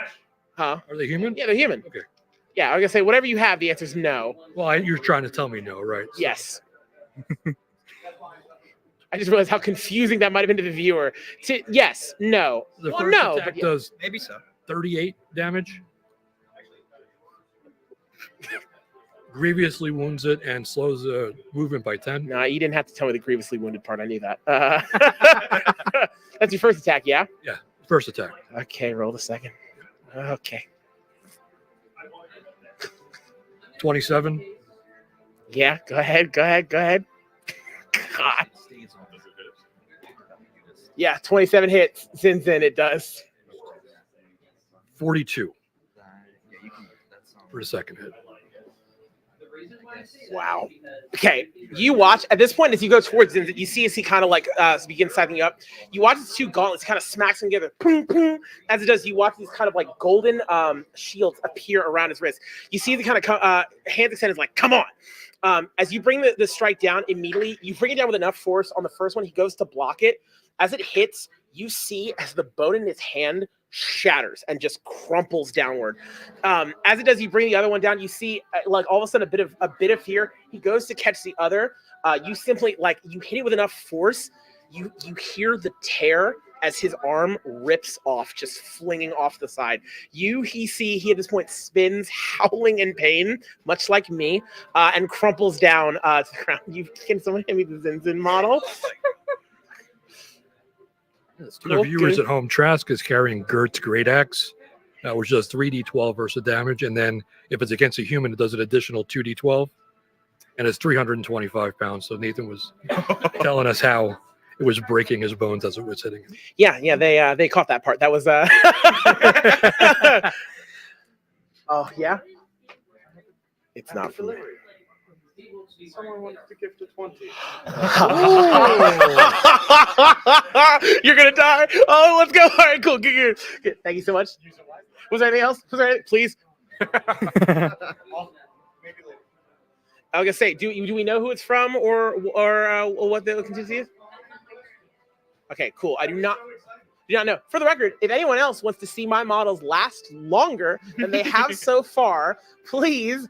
This will be put to very good use at the very right time. Oh my God, it's from, okay, yes, it's from Matt. Matt's one of my students from another community I used to be a part of, the exact kind of community we're trying to bring here. That's Matt, my guy. I love you so much. Thank you. This will be getting put to use. Oh my God, that's so cool. God, I have stories for all of you later. We'll share that later. Oh my God. Cool.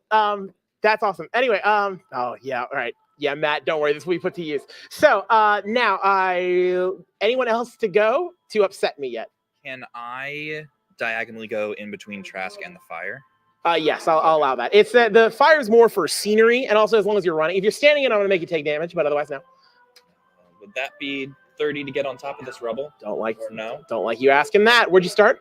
I started right here, and then it was 20 to get to the rubble. Oh, yeah, I'll say 10 to get on top. Okay.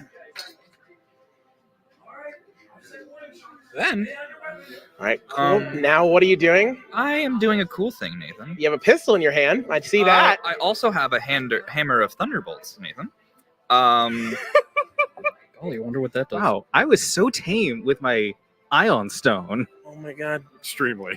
When you realize the things that you knew were going to be a problem in the game haven't even happened and things are already a problem in the game.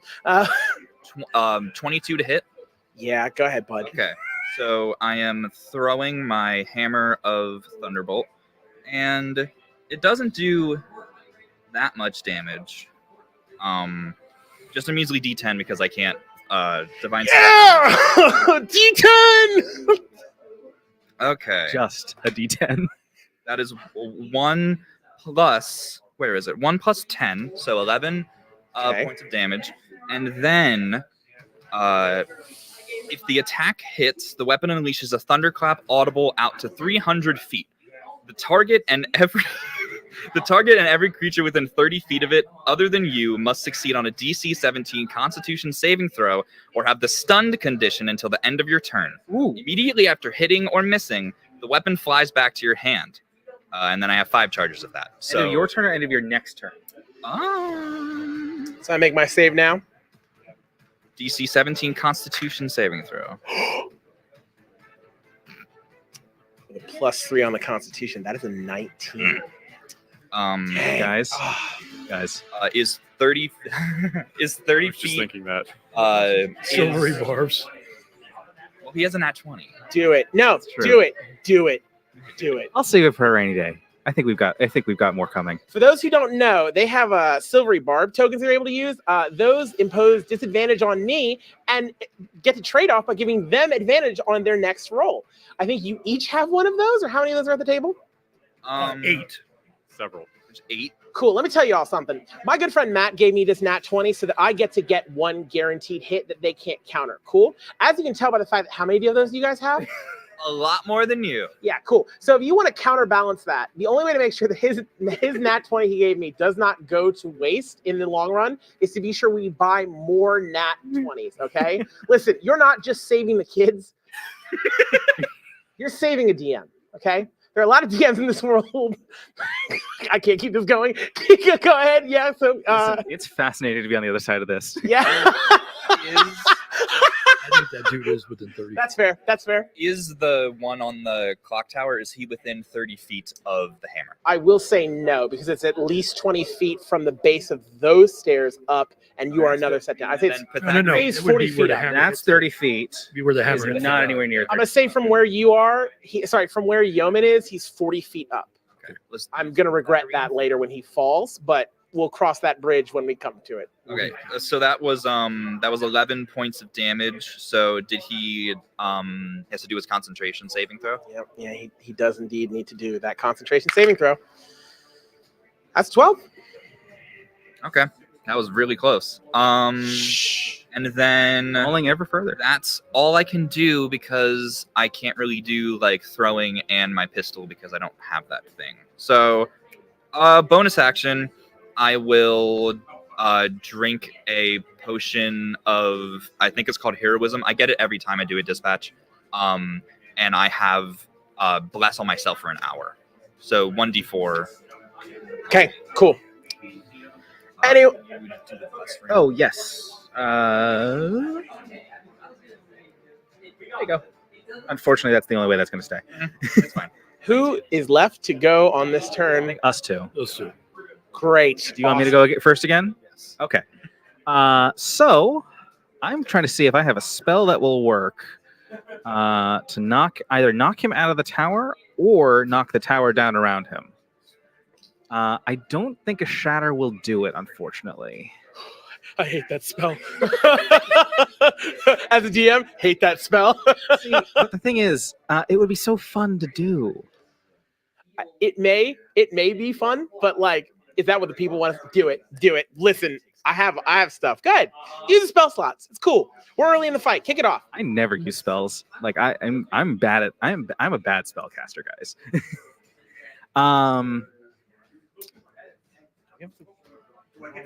I have a weird rules interaction question. Go ahead, hit me. I have to use my bonus action to activate the cannon for it to take its attack. Sure, okay.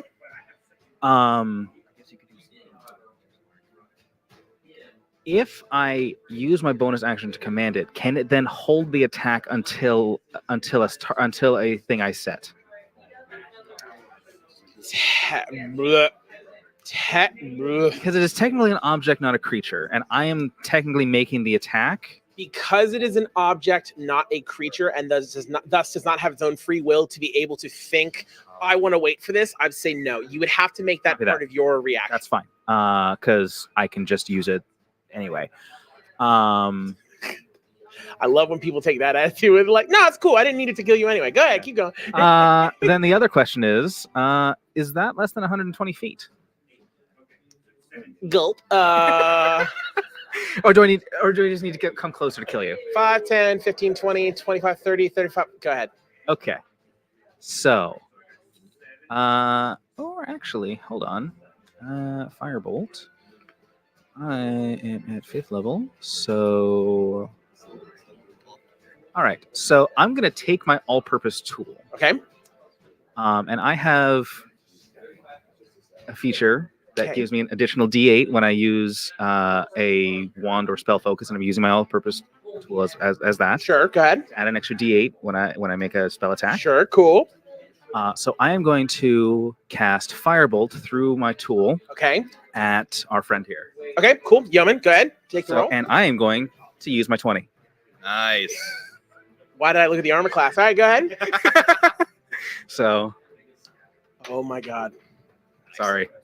I got there. So that is 28 to start, and then I roll 28 to start. 2d10 plus 1d8. Yeah. Yeah, that is indeed what that is. Okay, cool. For those who don't know, at the Vanguard here, specifically one thing we do, just to kind of make all those crits impactful, is it's max, where some people will do the roll 2 dice, or roll double. Some people will do max damage. We do max damage on the 1, and then you roll the second. So you only roll the normal amount, but you're guaranteed max damage on what would be the second set of die you would roll. That's going to be 43 points of fire damage. Cool. I'm going to get to that in 2 seconds. If you want to know about our home rules, you can find this on our wiki page where we have a lot of other information. Write-ups of all the sessions will appear there too. That's on vanguardguild.fandom.com. I'm just stalling for time so that way I don't cry, because how much damage was that? 43. Cool. See, Nathan is a much better DM than I am, because if I had had that dropped on me, I would have actually stopped. Yep, I'm not going to stop, but Yeoman will. Because at this point, as he extends forward, calling down, almost appearing as a martyr, he completely immolates as the firebolt hits. You see as his arms kind of holding up, calling the lightning, and you see as the light of his eyes kind of is overcome by the light of the bright orange fire that engulfs him, as his arms slowly fall, and he collapses into a husk. And please hand me that model. I painted really hard. Awesome. Cool, good. Who is... It's just you. Hold on. She's not done. Wait your turn. Go ahead. Go ahead. Can the Eldritch Cannon swing out to have a bead on... Actually, I don't think there's 120 feet line of sight. Also, he is heavily obscured too. Well, that's why I was going to have him swing this way. You know. I'm sorry, total cover. But yeah, I mean, is it able to move? How far can it move? It can move 20 feet. I don't think I can do it. Where would you put it? Probably something like... I'm going to stand real quick. Here? No.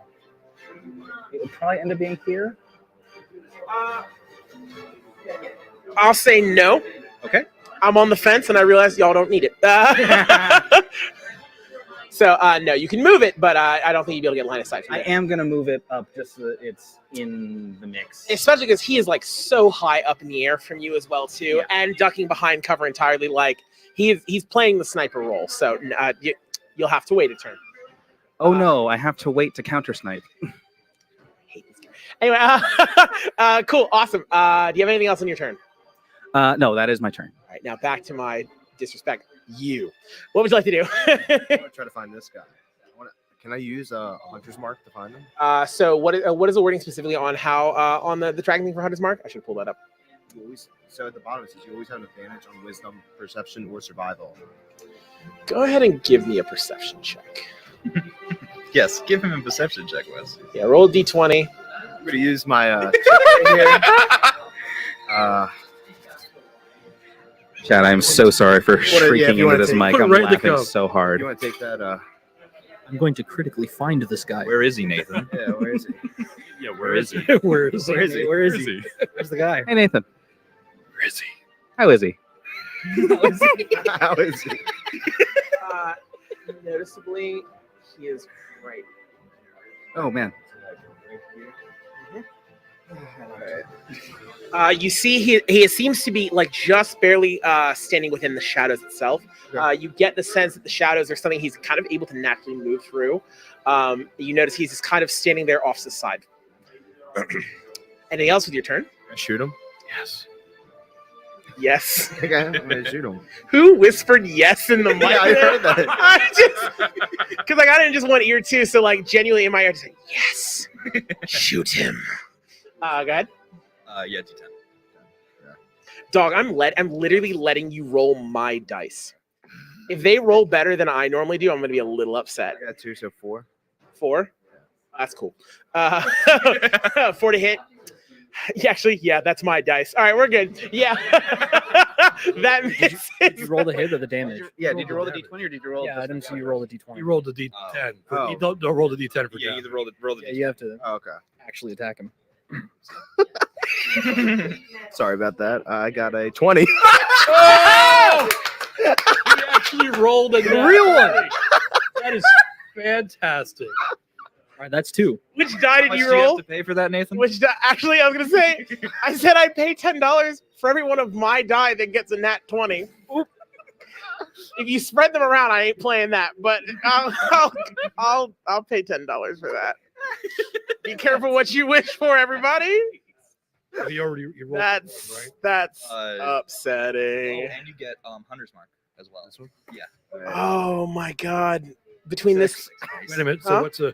He gets the crit because you rolled a Oh, 20. yeah, you do. So he gets it's max, and plus what he rolls on the dice. It's 12 plus 6 is 18, and then 18, and then that's 20, and then that's 26. so what's the total? 26. The total. I didn't know. I thought those were all different numbers we're adding together. No, the total is 26. Yeah. And I think it was like, sorry that I'm taking this from you, Wes. 12 points of force damage, if that means anything. So, yeah, 12 force, 14 piercing. Because his Hunter's Mark is force. I didn't know that. Cool. All right. Then in that case, you suck. So at this point, you kind of extend your ear out, just trying to listen to the wind. It doesn't matter. Listen to the trailing of the dust. Listen. You notice there is what appears to be, despite the still air, there's almost appears a breeze of dust kind of moving about a little bit. And yet you're still listening for something else. You hear the faint whoosh of whispers not far off. And oh goodness, what's the scene? It's there's that scene. I think it's from Avengers where I think it's like Loki sneaking up on Hawkeye and just out of nowhere. No, it's in Age of Ultron where Scarlet Witch goes to sneak up on Hawkeye and just like takes the shot. Yeah. Immediately as you do, all of a sudden you see just one clawed hand just extending out. Almost like it's about to cast something, and all of a sudden that arrow goes through and pierces just kind of right under the armpit. You hear, Hey, question. What? I didn't use my bonus action. Oh, you did. Yeah. And we're moving in basically a player phase. Can I take that shot? Yeah, Nathan, could we take that shot? targeting what, the guy? Yeah. He wasn't visible to you when you took that, and we weren't gonna wait for the reaction. That's the only reason I'm not gonna. I wouldn't call it on. The reason I'm asking if this is different because it's technically we're player phasing. All for the yeah. So the reason I'll say no is because it's because you haven't up. No, the reason I'll say no is because I'm still having you guys take your full turn. So your turn is you've ceded your turn. It's over. Completely. Yeah. Fair. For the record, if it was anything else, or if it was a case where it was like, oh, like I say, like, hey, while you finish your turn, we're gonna do something else here. I treat that a little bit different, but just because technically you were done, I'll count that out. I say again that you really do not need. I think you guys are doing just all right. It's close to Baldur's Gate rules. I figured it was worth an ask. My PC can't run Baldur's Gate. All right, cool. My current one probably can't either. Anything else you'd like to do to upset me very much? Think you can move. Yeah, I want to move. I think he's a skilled enough player. He just shot a dude out of the darkness. Sorry, no, you're good. You're good. You're good. Yeah, I want to move a little closer. While he's deciding where to move. Again, I say this seriously. Anyone who is interested in joining the Vanguard at all or participating or just want to see these stories, recaps the other stories that we had, we encourage all of our players afterwards. Not only do the DMs write summaries of every adventure and post it onto our wiki at vanguardguild.dnd, vanguardguild.fandom.com. almost got that mixed. VanguardGuild.fandom.com. And not only will I post a write-up of this, but all of our players will as well. Gives them inspiration and potions to use in further sessions as we continue to build and weave this crowdsourced campaign together. It's such a cool experience, and it goes well beyond the table here. And it's another way that we're able to share this with you guys if you are watching and curious about what it is we do. So yeah, awesome. Anything else, Wes, that you have? Of him. He feels like he's going to put him too close. I would tell him just to hang back a little bit. Yeah, about Nah, he grown. Let him do what he wants. Good there. I'm done. Behind the pally. That's right. Cool. All right. In that case, I think at this point, do we want to do I was gonna say, oh no. Oh my God! Everything's wrong. Oh my God! Oh, guys, see who's wrong. Thank you very much, my guys. Thank you very much, my guys. From some of the other DMs here at the Vanguard, I have two more. And actually, I was going to say, real quick before we do, because something big is about to happen, I was going to say, why don't we take a quick break real quick, just take an opportunity to share some of the good words from our people at Chop, and then I will take my turn.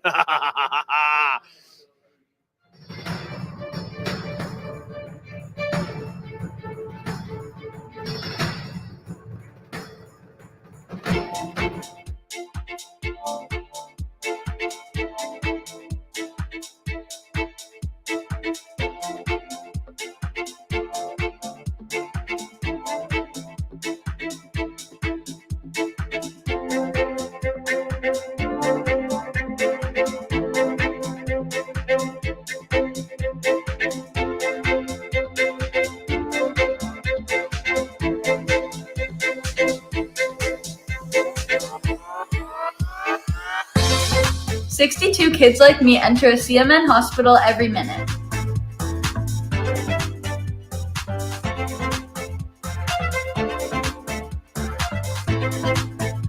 My name is Sean Gorey.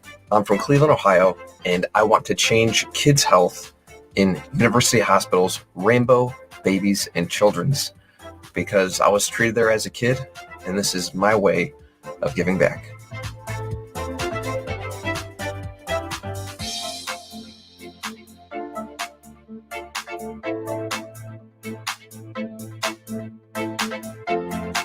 Kids can't wait.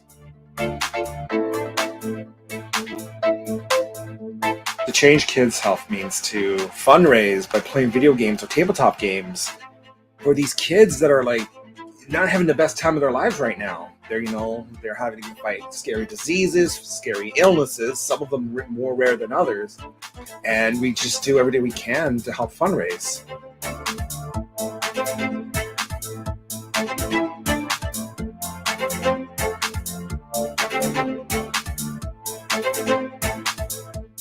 What's up, Extra Life? I'm so inspired to hear about all you're doing to help sick and injured kids treated in your local community, and the fact that you guys are playing games to help these kids is it's amazing on many levels. It's fun, but it's also making such a huge impact. So congrats on the millions of dollars raised today, and good luck with the rest of game day. And break a leg. Do you say break a leg when you're playing games? Probably not. That's more of an actor thing. Okay, just have fun.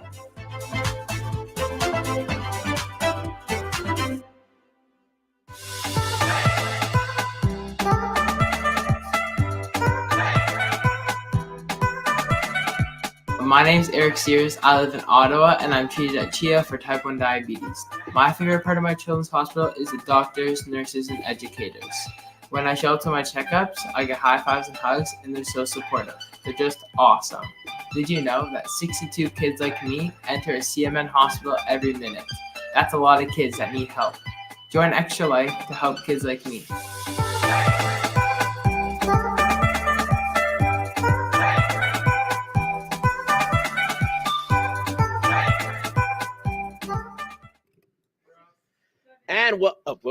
And welcome back, everybody. I was a little bit early on that. Live show, folks. All right, cool. As we return to it, it's now my turn, and I'm about to put this to use. Oh my God, we gotta pick this up. All right, so at this point, you guys see as the individual you shot as applause recoils his hand back. you see as he extends his hand out again and goes, "No!" You see above the field, this kind of dark orb begins to open up. You see as a pair of claws breach out of nothing. As their hands extend, you see one of the shadowy figures extend its head forward. Its tongue kind of lolls out. You see as it pulls itself out, its hand reaching back into whatever voided rift it has left before. As it pulls forward, you see it kind of with great effort, it kind of yanks before tumbling back, and a being comes out of the rift.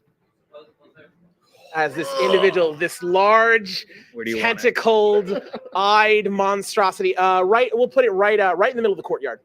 Yeah, right there. That's cool. Yeah, kick that fire out the way. Sorry. You notice as all of the nearby lights snuff out as this creature comes popping out.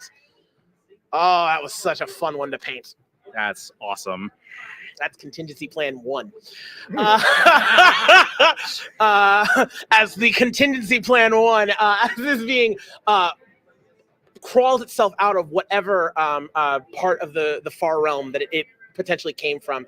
You see as the being itself kind of almost like a dog kind of looks back towards Plas. Good. You see as he kind of pulls his hand back and the creature flies back into his cloak and he poofs out again. Hand Plas back to me.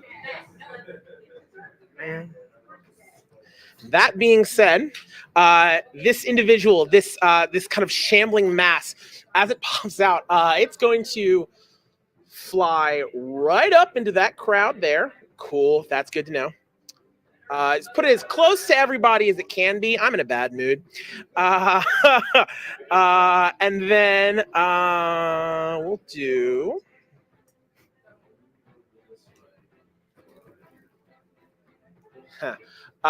to... Oh my goodness, I gotta be sure. To Farah. Oh no. That is going to be a slam attack against you. And I'm just going to use a nat 20. That is going to be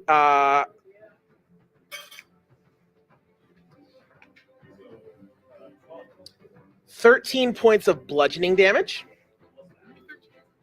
Sorry. Plus 19 points of necrotic damage. As the tentacle kind of lashes out, as it does, you see as it's literally like shredding bits of reality past itself as it goes, slamming itself into you. I'm so sorry. Who is? I know Trask Monix was there when he painted it. Who's the other paladin right there? Lars. Thank you. Remind me that like 80 more times. Another slam attack towards you. Hey, Nathan. Yeah, go ahead. That's Lars. The tentacle goes towards you, but it seems to go back towards Farah. Now, that's going to be another nat 20, which is crazy. Man, I'm on a hot streak. Everyone, please keep donating. Please, at this rate, I'm going to need as many nat 20s as I can get. That's going to be 6 plus another 6. It's going to be 12 points of bludgeoning damage to... Who's that person there? No, I'm kidding. Lars. Plus... another 19 points of necrotic damage as that tentacle slams into you. And then to Trask, I need you make a dexterity saving throw for me. Jack is my cat. I will thank him. Thank you, Jack the cat. You're too far away from me now, right? Yeah, I'm too far. 12. 12 fails, my friend. Hold on. Yay! Add 4. So 16. 16 fails, my friend. Hey, it was worth a shot. Yay! Cool. You see as from the eye, you see from the central eye as the kind of slit opens up, another kind of silvery tentacle extends out and simply just it seems to almost impacts you for a moment as you kind of recoil, wondering what is happening. See. It just seems to, it seems only to just kind of leave this, you see this bit of silvery growth beginning to just kind of expand itself on you a little bit. What exactly it is doing, you're not entirely sure. But please just write on your page, transforming tendril, and I'll explain that later. throw a magical effects token on him. Yeah, cool. That works. Sure. And also, for what it is worth, everyone, I only have one of these nat 20s left, and y'all saw that was barely a ding and a dent. So if you would like to help this story continue on, if you would like to help me at all, please continue to donate to give me more nat 20s against this group, so I don't have to rely on my DM dice. Funny you would say that. Oh, please. Someone has done a 20. But yeah. But it's not for you. Yeah. Or if we just want to make this a. It says you should smite. Who was it? Jake. Says you should Oh, smite. oh, cool. You Oh, should Jake. Dang it, Jake. Someone that. Okay. I know a Jake. I didn't know if it was him or I not. want to tell everybody this is one of the most positive communities I've ever been a part of. Like it's rare that you get opportunities. It's been years since I've been in one like this. One that actually a community member from donated from earlier. I got to tell you right now. That being said, as loving as this is, it would bring me no greater joy than if we could raise more money from CHOP by starting the pettiest war of donations in order to give me 20s and the players 20s. So that way it's not rolling dice. It's just who has the bigger toys. And as the player with the monster manual and a bit of a complex, I can guarantee it will be me. So please continue to donate to give both sides nat 20s. You can also give them silvery barbs to hurt me, but no, we don't need that. More nat 20s, please. Unless, of course, you want to. Because, again, all of this, this is the spirit we try and bring, and I'm having a blast. Guys, are you guys having fun doing this? This is so much fun. This is so cool. This is so cool. Instead of rolling dice, I'm gambling by appealing to people for money. It's so much fun. I know it has, like, to the stream, I know it has looked like I've been on my phone the whole time. If I'm not on my character sheet, it's just the ADHD. Yeah. I'm also on mine as well for quick lookups because I don't have a lot of space here. Fun fact, one of the coolest things about the new edition of the Player's Handbook, which again, I don't have the physical space for, is actually, it means I have to be on my phone less because it's organized a lot more. So totally recommend picking up that book. Again, at days of nights, if at all possible. If not, of course, by supporting your local game store as soon as you're done supporting the Children's Hospital of Philadelphia. That being said, as this is now breached through, everyone, there's a new challenger on the field. What would you all like to do? First thing I'm going to do is shout out VanguardGuild.fandom.com because that, if you go there, we do have instructions for how to set up online character sheets if you do not want to futz with paper at a table like this. Thank you very much. Yeah, awesome. I am going to. You said it was 10 to get on the rubble, correct? Yeah. So that's 10 to get off of it. Yeah, because you have to cross like one square of space. And so that's are me and Lars adjacent. Opposite. You are a line drawn from the Yes. two of you would cross through the middle of its space. Well, it doesn't matter because I'm gonna burn a nat 20. 2 of my nat 20s, and give me a sec. I'm gonna burn 2 of my nat 20s and 2 of my second level spell slots to do 8, 16, 24. Okay, then that's 48.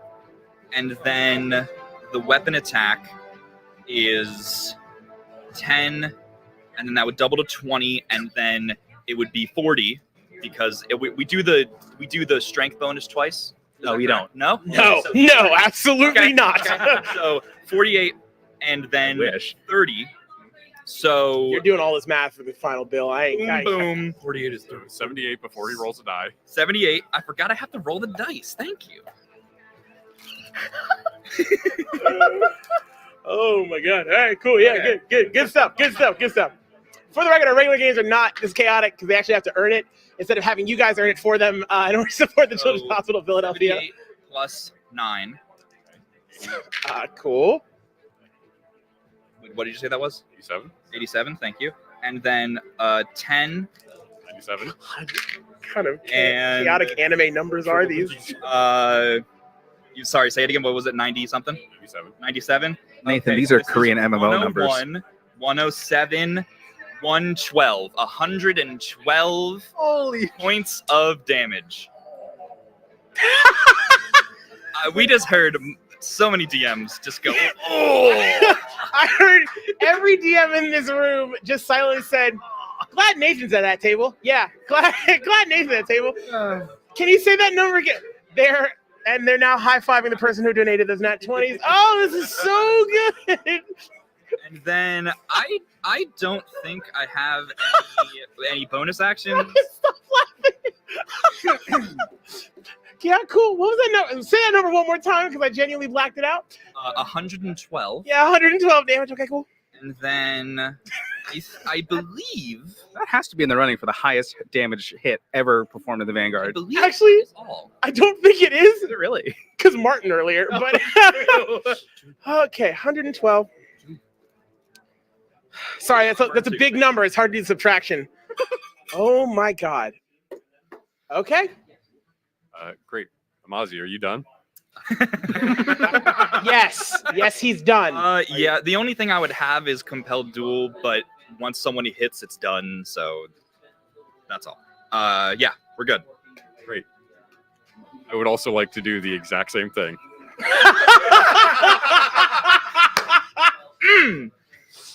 Cool, good. So I also have 2 nat 20s. I also have 2 second-level spells that I would love to burn for Divine Smite. On what? Oh, Divine. Oh, wow. Okay, cool. Yeah, go ahead, do a Divine Smite. Yeah, go ahead. Sharing Good. Really cool podcast. I think you're on. Oh, thank God. My co-host. From my co-host on the Vanguard Chronicles. Actually, for that, I'm gonna go ahead and do a quick plug as well. Oh my God. If you we're off the rails. If you want to know a little bit more about the planning process that goes into it, and you want to see more of myself, me in better spirits than I am right now, you should totally tune into on our YouTube channel, on Spotify, on Apple Music, on I think Prime too. Please follow the Vanguard Chronicles podcast. If you're on our YouTube channel right now, congratulations. It's right there. You can watch it as soon as you're done the stream. Absolutely give it a listen to. We talk a lot about the planning process that goes into everything we do here. We give general advice for new and interested DMs. Again, we gave our review, not really a product review, more of our thoughts on the player's handbook. And if you want to know about what went into this, our next episode in 2 weeks will be about the running of this event.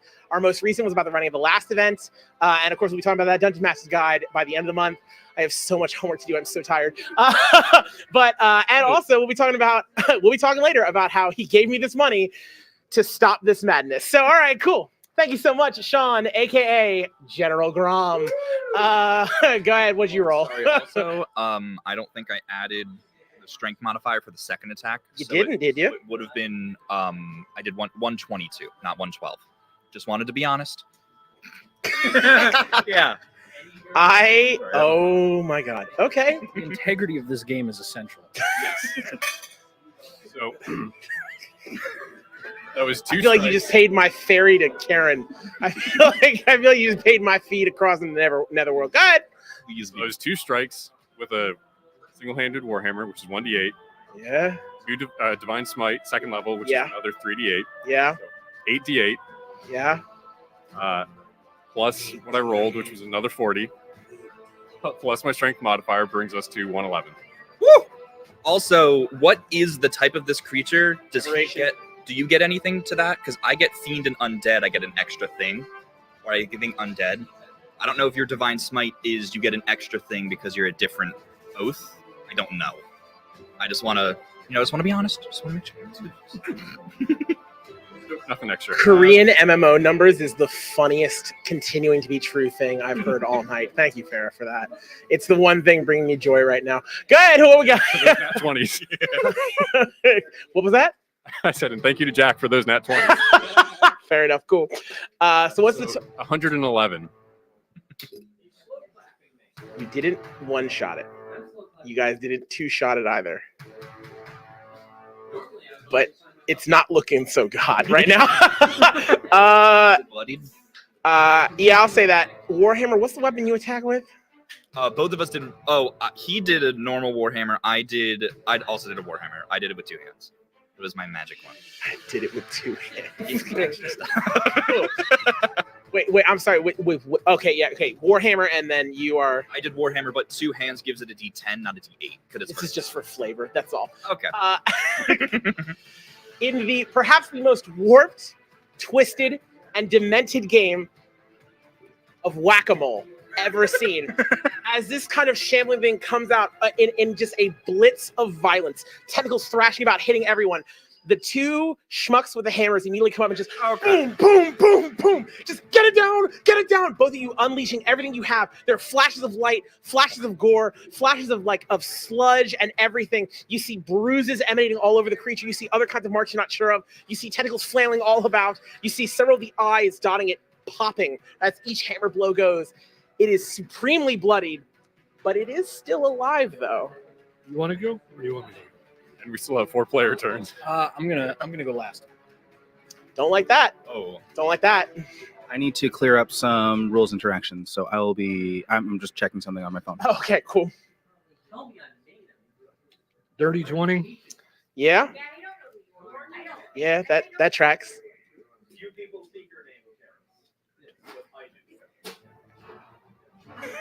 22 points of damage 22 points of damage.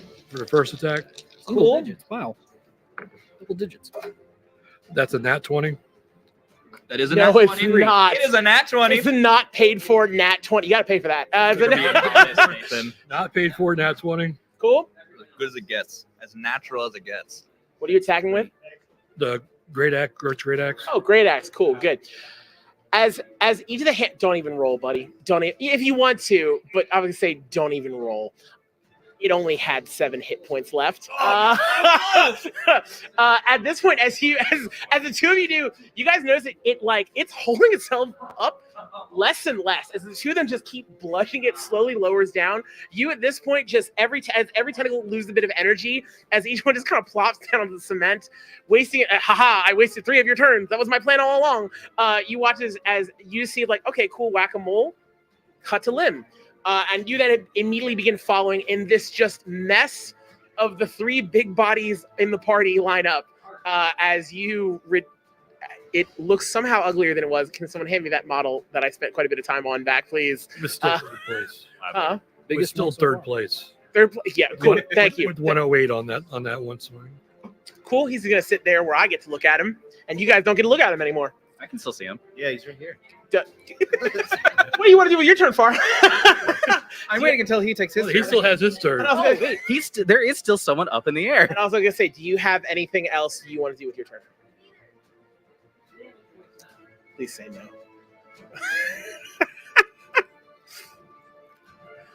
112 damage. This is the dumbest. Anyway, go ahead. That one was all natural. I am gonna move. If you could just take me diagonally across the middle to 2 squares towards Farah, next to her cannon. Oh, like that? Yep, go all the way out. Past the cannon, and then 1 more towards her. Right there. Yep. I'm gonna mess with the mic. Sorry, I had food on my right hand that was able to move. Right there. I just came on stream to get bullied. That's really what this is. Go ahead. Listen, the children. the hours of 6 to 10 p.m. were certified Nathan bullying. Can I ask a question? Yeah, go ahead. Do I still have that magical effect on me with that creature going down? Oh, wow. Actually, that's a really good question. Yeah, that's actually something that was on my mind because It was on my mind too. I mean, if he's got to do damage, he has to. Do you want me It to goes keep- away? You do still have that on you. Okay. Thank you for reminding me. 100%. And at the end of your turn, oh my God, thank you so much, guys. At the end of your turn, you notice, you notice at this point, all of a sudden you feel kind of a throbbing as it reminds you, and me too, and you see as kind of this silvery patch in your skin begins to expand, getting larger. And with that, you do take 2d6 necrotic damage from that effect. Okay. That is going to be 9 points of necrotic damage. So 4. You have everything but psychic. Yep, 4. Mm-hmm. My temporary hit points are now gone.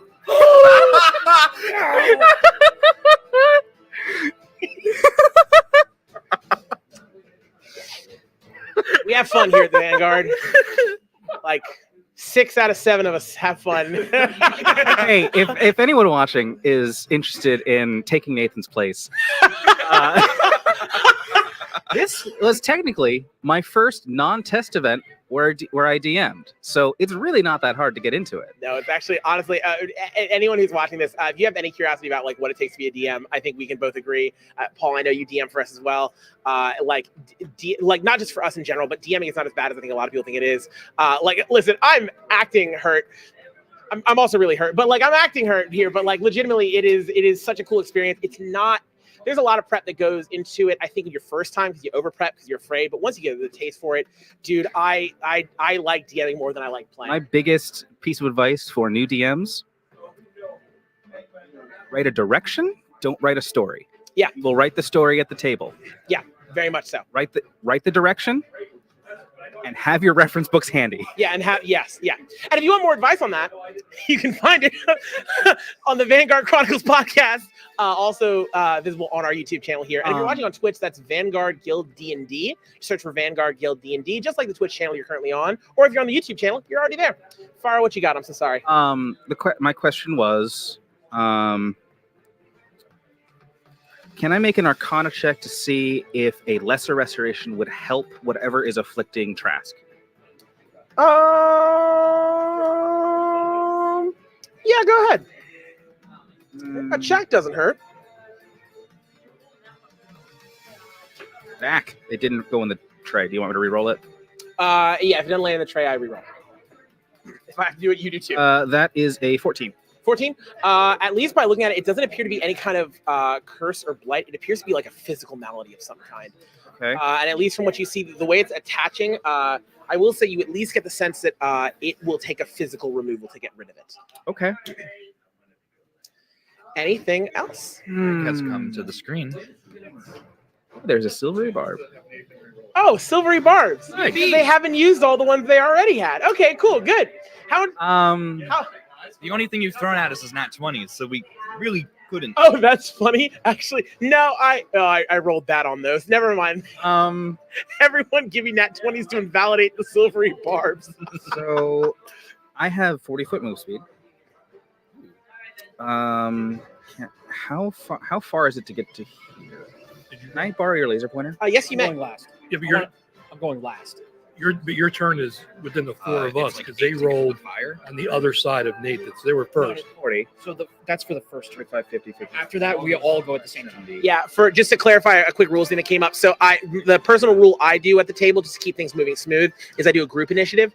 So at the start of the initiative, right, everyone who rolled higher than my enemies all go at once. Anyone who rolled higher than my enemies, they get to basically go for free once. Then all my enemies act, and then every one of the players now just acts all together. They can take those turns in any order they want, but I also get to consider and take my turns and rearrange them as I so. Did I misremembered that. I don't get 40 speed. I just get to move twice. You guys just jumped in smites and they're like, and also, real quick, before I do forget, guys. Sorry, I'm confused now, and I'm checking my references. While you check that, I also forgot. I got so lost in the tentacle dude doing stuff. I forgot to have the other person who's still alive do something. And so, actually, we're going to real quick. I'm going to have. It's going to Amazi. That's going to be 9 points of force damage as another. I just picked up a ring of force resistance, and that's the first time I got hit by force. That made me way more happy than it had to be. I'm sorry.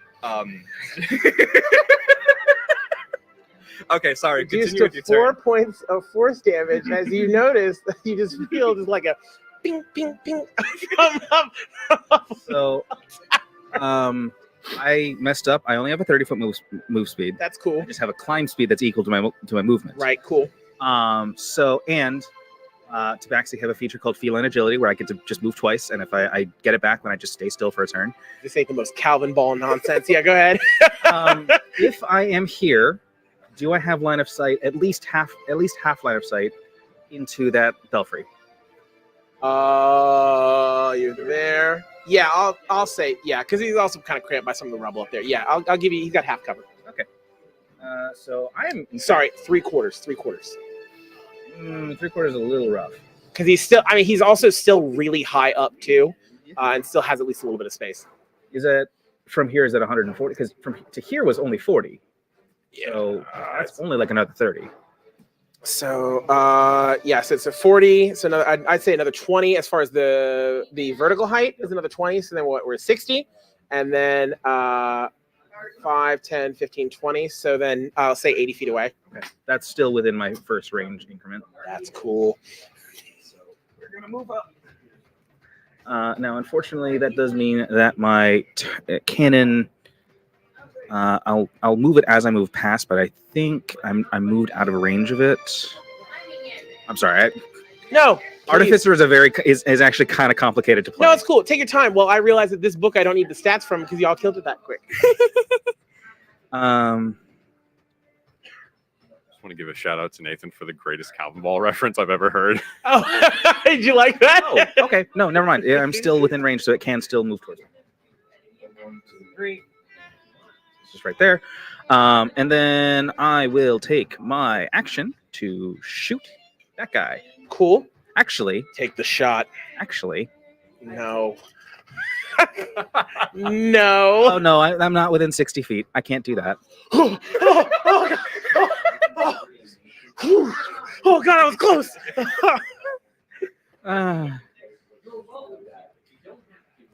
Lucky you, I'm such a conscientious player. Yeah, Tim, what were you about to say? I saw that. Real quick, the guy that summoned the thing, where did he go?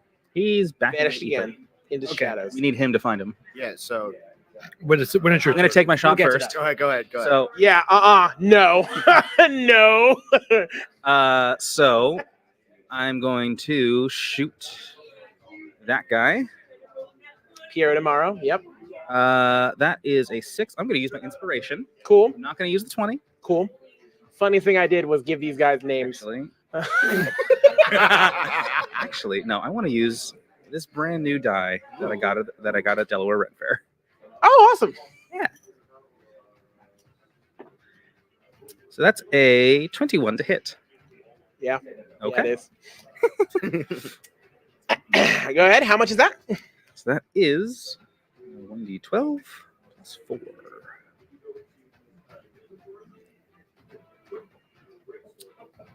That's kind of dookie.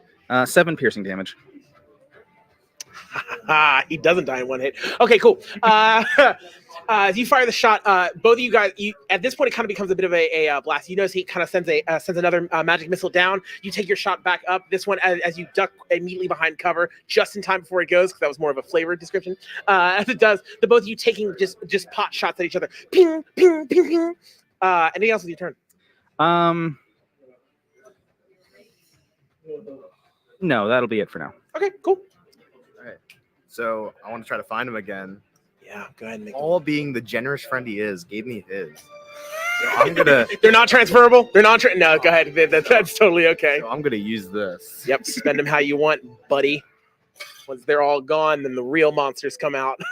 No, you did it in that 20, so you just find him. Yeah, so find him. Yeah, find him. So where would he be? It is as successful as it possibly could be. It doesn't mean you just find him. Okay, I know. However, However, could you please just wherever we see that door by the fire? Actually, here I'm a laser point for you. Right there. Cool. Fascinating. All right. Anything else? Shoot him with my gun. Yeah.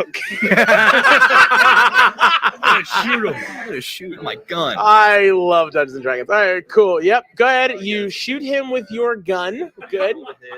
Good. Cool. Good. 19. 19. Plus your bonus. He doesn't need that. Just 19 hits. Yeah, the D10 and the D6. Yeah, so so- yeah. 2 and 0. Well, that's a 10. That's 10. And okay. And then, No, it's 0. It's a. I say at my table, it's a 0. Bonus, right? Yeah, 2 and 10. Plus 2. Because you're dead. So 14. Anything else before I describe this cool move? Bow again, right? Pistol. Sorry, pistol. Thank you. I shoot him with my gun. Yeah. I think I'm done. So Loads pistol with murderous intent. yet again, as you like turn to look, you see as he kind of pause. All this other chaos is going around, like everywhere, and you just kind of close your eyes and tune it out, just listening. There you are. As the shot goes out, you see it go yet again. You go, ah, son of a. And that's all. Anything else with your turn? Nah. You got one more player. Yeah, we have. Yeah, I know. Go ahead, Tim. I was waiting to see if that guy showed up. Oh, that's why. Oh, cool. I got screwed. Yeah. So I'm gonna make an attack against the guy next to me. I'm going to declare sharpshooter, so taking a -5 and a +10 damage. Don't. Does a 24 hit? Yes, it does. Cool. With the damn. That's Gosh darn. that is Yeah, I just realized that was with the 17 piercing damage. Yep. Anything else? I'm going to tag him with favored foe. Remind me, are you using a gun too? No, I'm using a +3 longbow. Yeah. Okay. Cool. Yeah, you've got the Hawkeye moment. Okay. Cool. Keep going. Tagged him with favored foe. Second attack. I'm going to declare sharpshooter again. Does a 13 hit. 13 misses. Okay. When's the last time we And, missed something? Guys, they missed an attack. is it too late to use my D20? My nat 20? Yes, you could use your inspiration chip. I already used my intro. Oh, okay, never mind then. Yes. Oh no, you'll get a nat 20 later. Hey, here's one on the table. Okay, I'm gonna use my nat 20. Use your inspiration to reroll. I would just reroll it. Like honestly, just reroll it. All right. You save the nat 20 for No, use the nat 20. next edition. Use the nat 20. Come on. No, I am gonna use the nat 20 actually. Are you really? Yeah. Okay. You're helping charity, and not helping me. Okay, so just so I know, while he's tagging, how many nat 20s are left at the table? How many free nat 20s? Free nat 20s are there? I have One, not used mine yet. two. Oh, guys, if you want to see the party make it through the evening and past my DM's ego, they only have 2 of these nat 20s left and a bunch of silvery barbs and a bunch of other things. But the point is, I have one more crit than they do. You want to see Nathan lose his mind? Give Trask another nat And 20. it's all I need. $20. You can put an end to tyranny.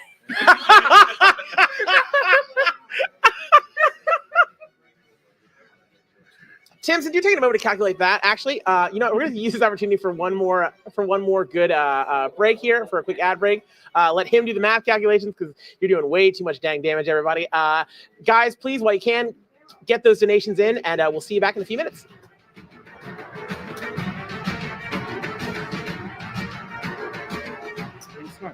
I thought it was gonna peak, but then it just kept going and going and going. Oh my God.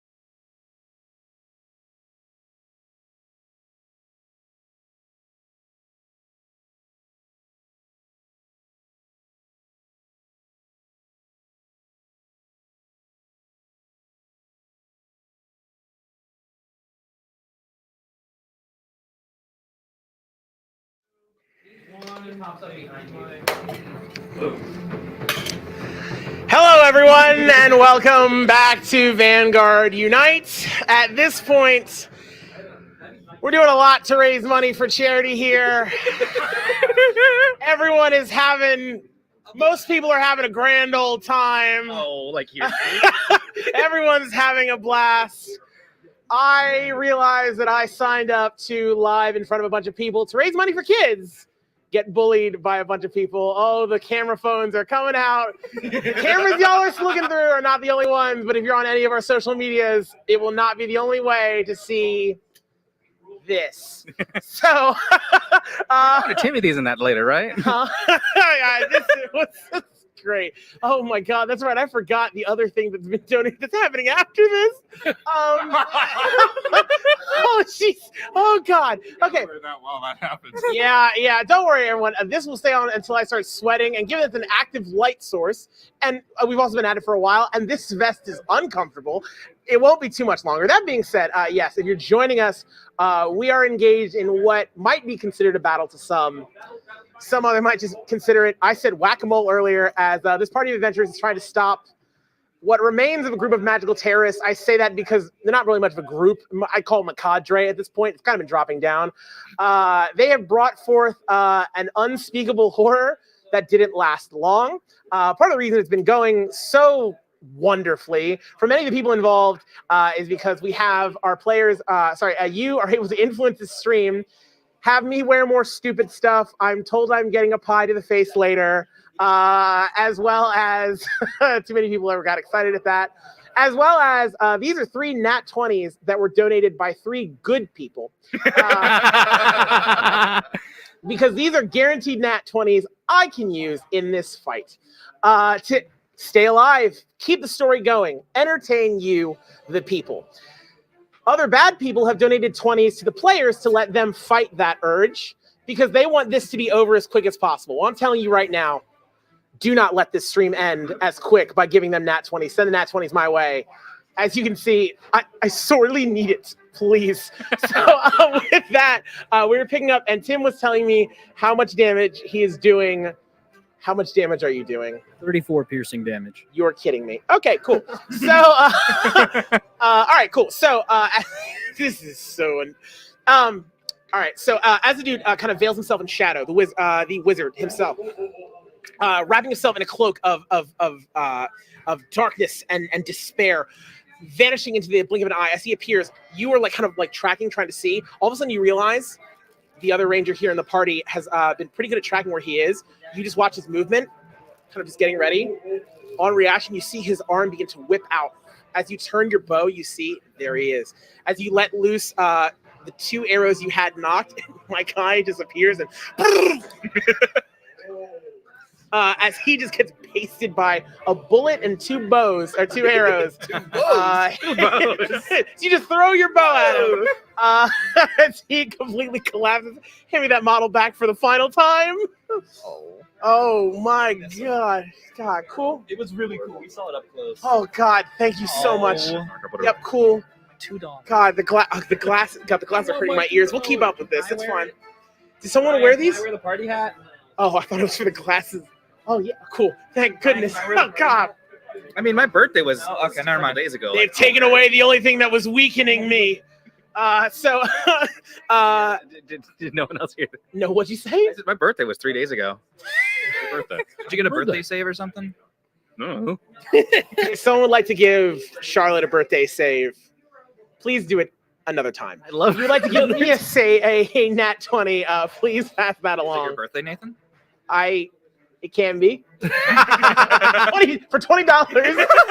For $20 to the Children's Hospital Philadelphia, 100% can be. God bless it be. All right. Next, have you guys all taken your turns? I think so. Yes. Are you sure? You went last. Yeah. I went last. To go last. Yeah. Because I was waiting for that guy. If not, I was going to ready action against this guy. Okay, cool. Good. A lot happens all at once. First and foremost, you guys notice distinctly another figure emerges from behind this building and goes running up to Farah. It appears identical to Zinzin, but appears to actually have an entirely different style of robe. because I thought at some point both of them would be on the table at the same time, but that kind of didn't work. You want him right here? Yeah, no, because he's punching you 3 times. Okay. I want to be very sorry. Okay. He's punching your character 3 times at this point. Sorry. Got a little aggression. Anger came out there. So it's gonna be 3 unarmed strikes towards you. Oh my god. I'm gonna go ahead and tell you right now, the first one was a natural 2, and the others aren't that much better.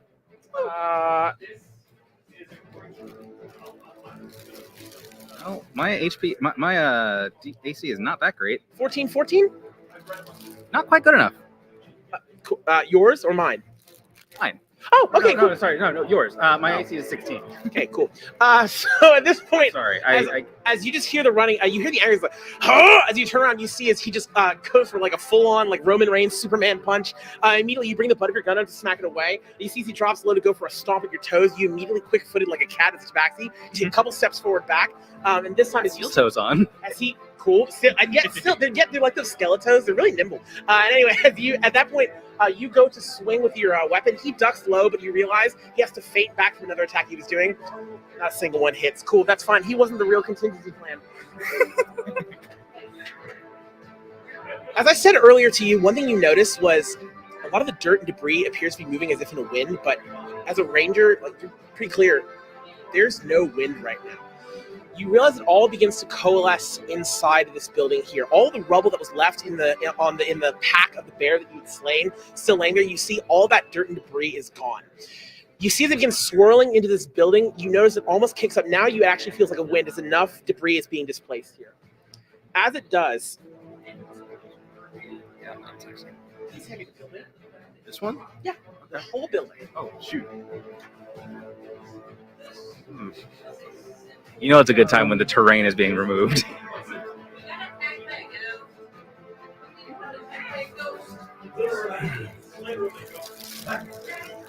You notice all of the building begins to swirl around and coalesce.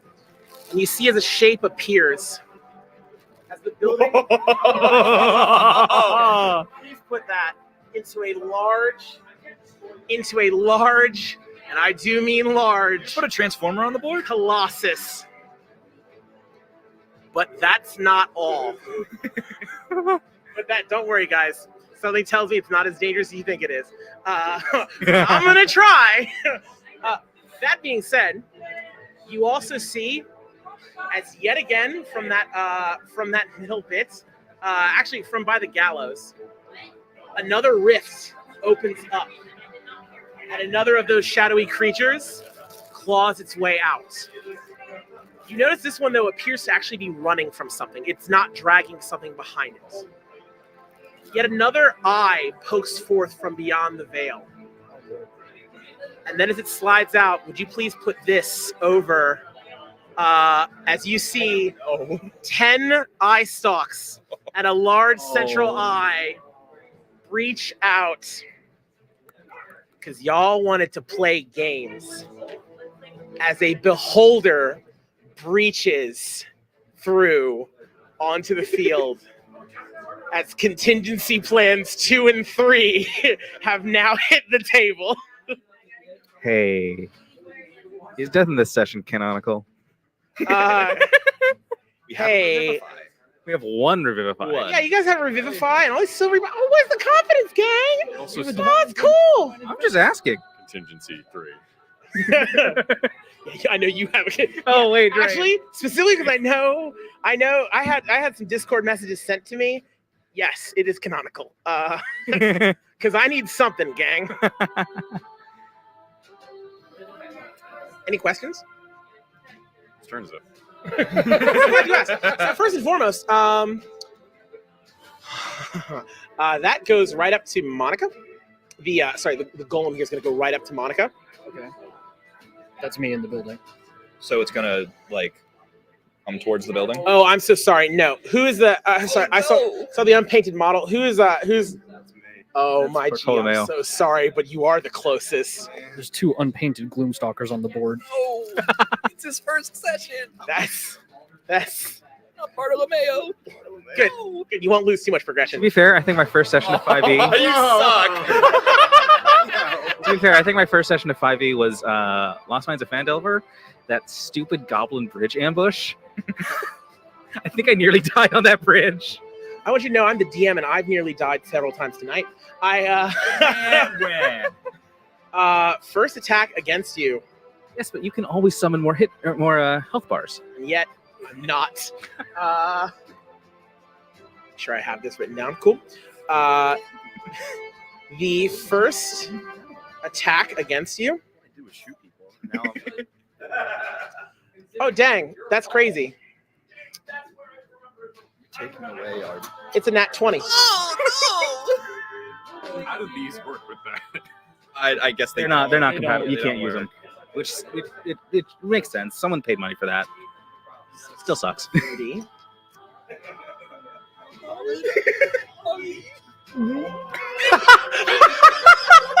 That got picked up. I think that got picked up by the gulp you two just did. I think that got picked up on the mics.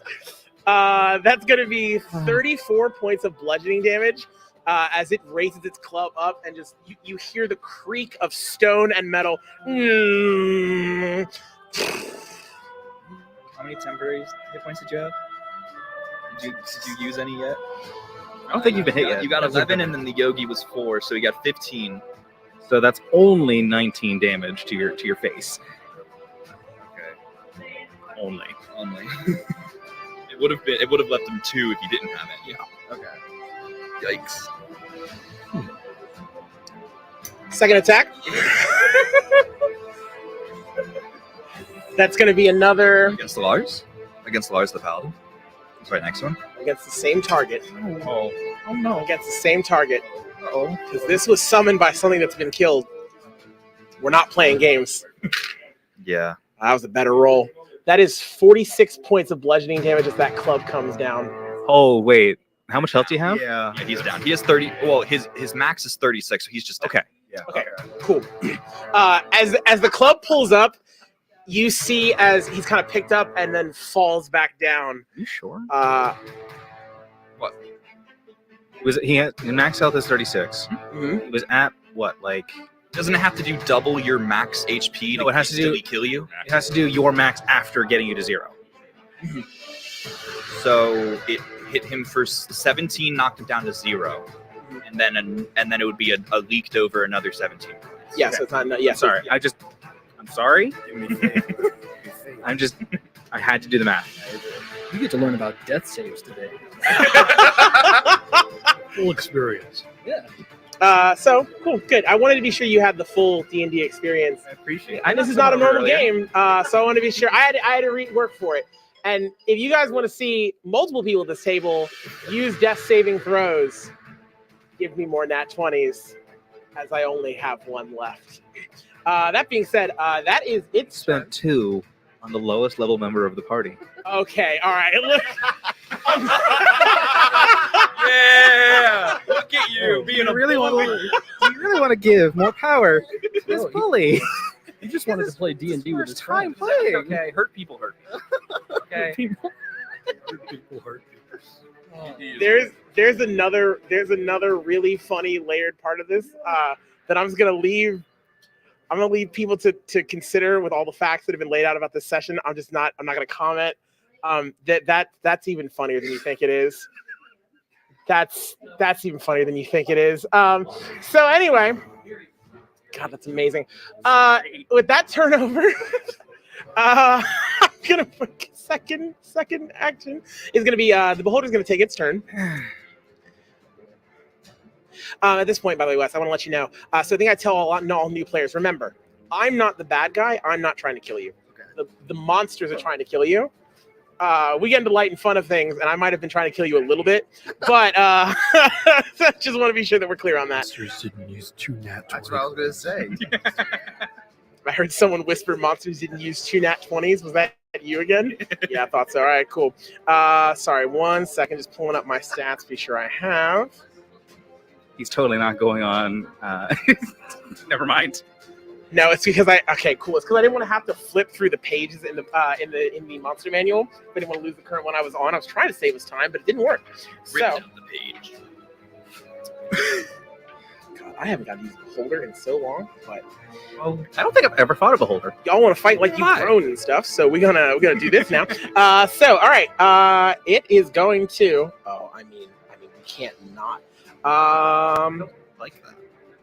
Yeah, we can't not. That's going to be one eye right at Amazi. One shot going right at Amazi. That's going to be.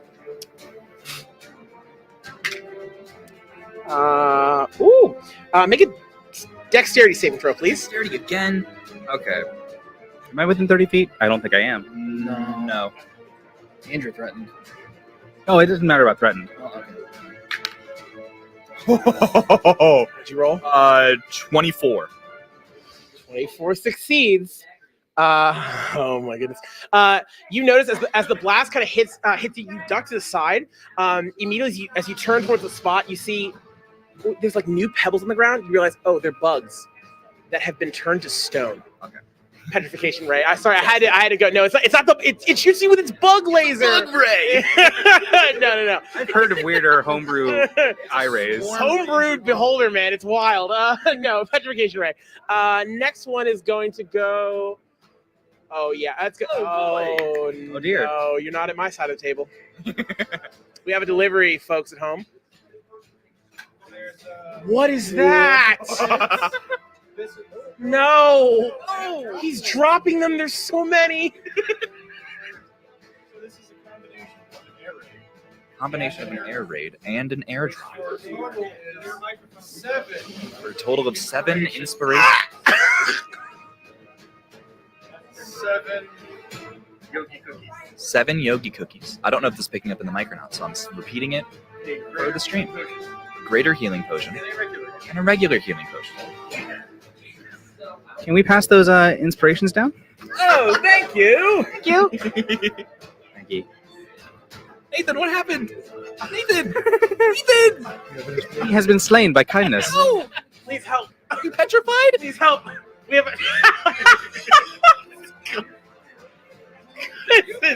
That's what. I haven't used any of my inspirations. I have 5. If I roll a 1, I This is some petty, ignorant nonsense. This is ridiculous. Use a book. There's one left.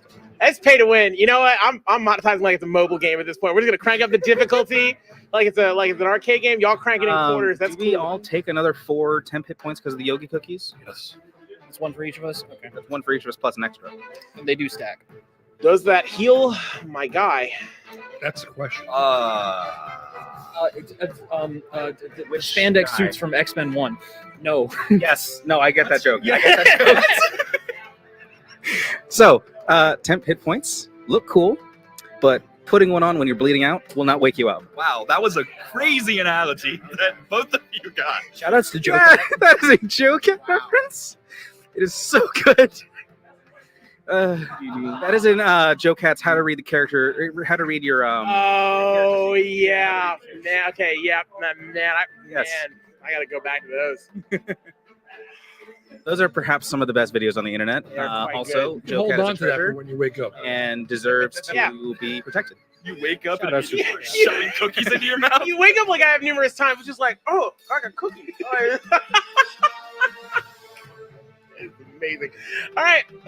Next shot is going up towards. It is going towards Monica though, and it's going to be. Sorry, that breath got picked up. Oh, sure. I'll do you afterwards. Lars, you're first.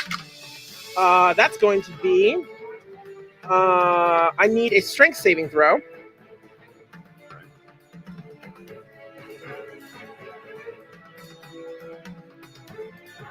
That's a 15. 15. That fails. Use an inspiration. Yeah, cool. That wasn't actually encouraging. It was just me not wanting to get my hopes up. 15. I love this game. All right. You see as the eye, everyone else kind of watches the eye, and one starts kind of shoots and looks towards Lars, and then immediately like just kind of seems to look up, and you're like, what's it doing? You realize as it does, Lars also is lifted 30 feet into the air. It's a telekinetic ray. Oh, shoot. And you are just hovering 30 feet in the Do you air. have anything to like put him 30 feet in the air? I didn't. My dad got me like these like plastic things. Yeah. Anyone have a bottle of nail polish? Yeah, we've literally used a bottle of nail polish before. Anyone have a wine glass that we can flip upside down? I have a Coke can. Whoa! Do it. about to Yeah, say go water ahead, do it. Yep, we're just gonna improv this. So much. You use one of the potion bottles. That's close. Oh yeah, potion bottles the better. Yeah, Is that smaller? Potion bottles thinner and it's glass. Lars is being raised. Cool. Lars is being so that potion bottle. For anyone's looking at that potion bottle to simulate him being up because apparently we need to upgrade our set a little bit more. Is he? I don't know if this makes a difference. Is he prone being raised up, or is he just being raised up? So specifically, 30 feet in any direction is restrained by the raised telekinetic grip until the start of the beholder's next turn, or until the beholder is incapacitated. Start of my turn, you get dropped, or if it's incapacitated. Yeah, but you're just being held there. Oh, hello. Awesome. Oh wow. Okay, cool, good. That's fine. Yeah. Who donated for this? Sean has donated from his own personal supply, a riser to lift you up in the air. You raise me up. God. And then, now, Tim, I said the last one's coming to you. Yeah, okay. That's going to be con saving throw. That's actually like 30. That's actually like 9-ish. I don't even know. I have 13. But they're not with me right now. 13. Sorry, buddy. That's actually about 60. That is a fail. Do you want to use anything before I roll these wonderful dice? Who are you? What were you talking to me? I'm sorry. No. Oh. That's a fail. 13 You can use fails. inspiration Right. when you roll if you like. What did I actually roll? Yeah, I'll inspire that. 19. DC was 18. So you take half. All right. 7, 15, 21, 26, 31. 31 points of necrotic damage as you are blasted by an enervation ray from that eye stalk. That already halved? No, that is not halved. Okay, so 25. 31, so 15. Yeah. Yeah, it's cool. It's all right. It's all right. I was like, yeah. Wait, no. God, blessed be the. Oh my goodness. God. That is both their turns. All right, guys. Do something else cool. You guys don't know. All right, how to so take this off. I'm going to just. Don't say it like that. Don't say it like that. Farah's gonna lean a little bit over and have the cannon shoot Tenzin over here.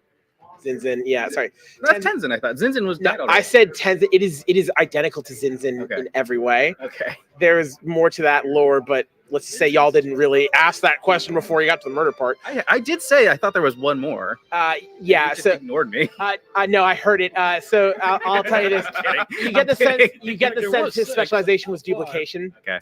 Because he's identical in every way. You would have seen them both at the same time, but again, the other one didn't last that long. Anyway, go ahead. So I lean to the side and the cannon shoots. It's a +8. Shoot. That's a hot 10, but I have 2 inspirations, so I'm gonna use one of them. No, it's that's an 8. That's a 13. 13 to hit. Yes. And this is unfortunately. I'm surprised actually. So unfortunately, I don't have a ton I can do unless I.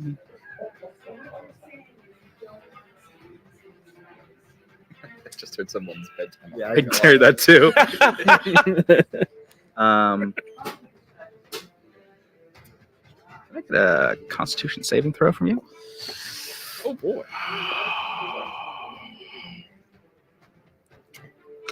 Nope. 13. That will fail. Cool. What happens? So you're going to take 3d8 thunder damage. What are you using? I'm using Thunder Wave at 2nd level. Okay. Cool. Yeah. Cool. Oh, it's just one. Oh my God! Oh, let's go! Oh my God, money! I I'm getting slaughtered out here, guys.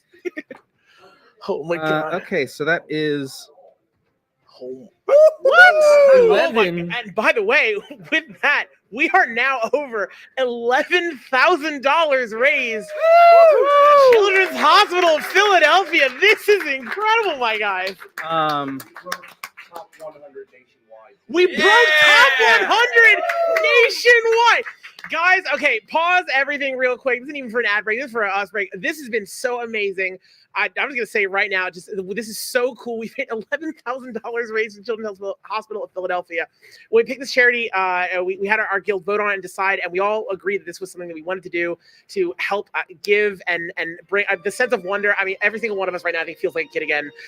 Certainly me being bullied. But anyway, but as we are all having, and we just want to try and bring that joy to kids who are themselves struggling to have that as they're being faced with realities that many of us haven't gotten to face in our adult lives way too soon. And to be able to do that, to be able to bring this energy, also for bragging rights, to be able to be like top 100 in the nation, like that's pretty cool too.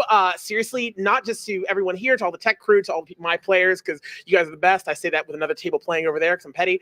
And also, I mean, legitimately to everyone who has donated so far. We are not done this stream because they're not dead yet. But I have to say a huge thank you to everyone. Seriously, this is awesome.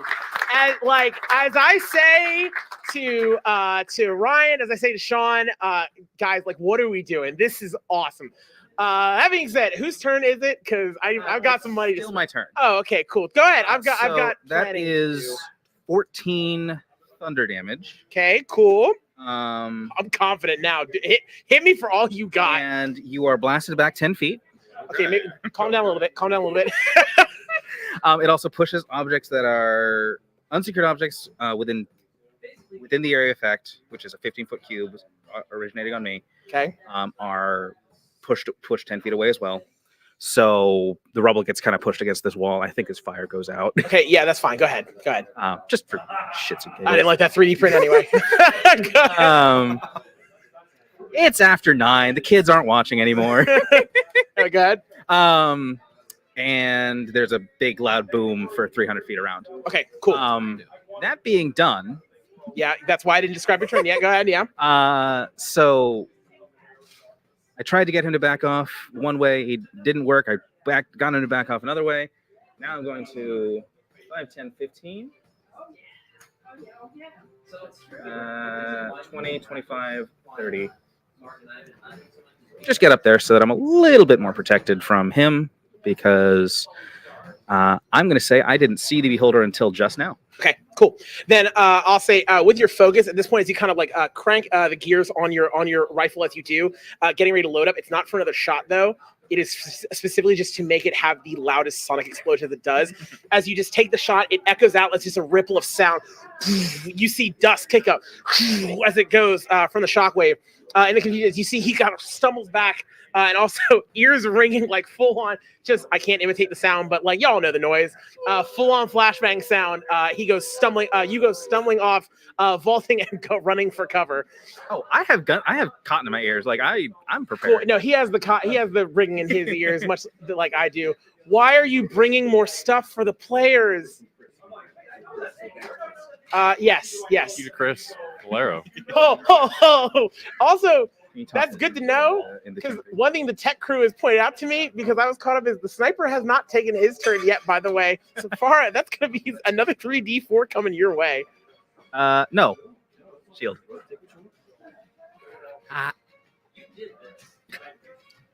Is that a spell? That's a spell. The shield spell. It just blocks it. So sorry. Did you cast Thunderwave this round? Shield is a reaction. It is not. This is last turn. Oh, okay. Yes. Shield is a reaction. It's not. Okay. It's not on my turn that I'm using it. Yes. Okay. Plus 5 to AC. Take no damage. I just ignore it. From magic missile.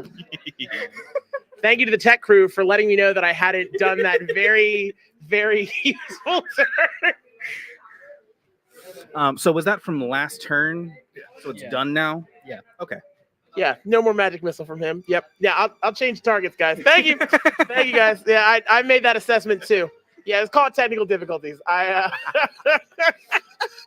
Okay, cool. Anything else with your turn? Um, So I can spend my 5 coins.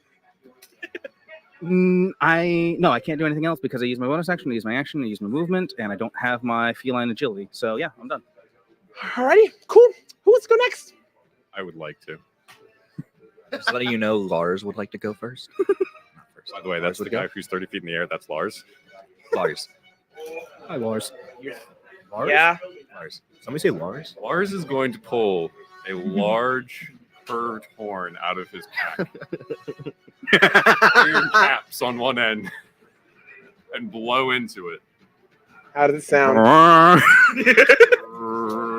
Ooh, yep. And he's going to summon 10 of his ancestors to fight alongside him.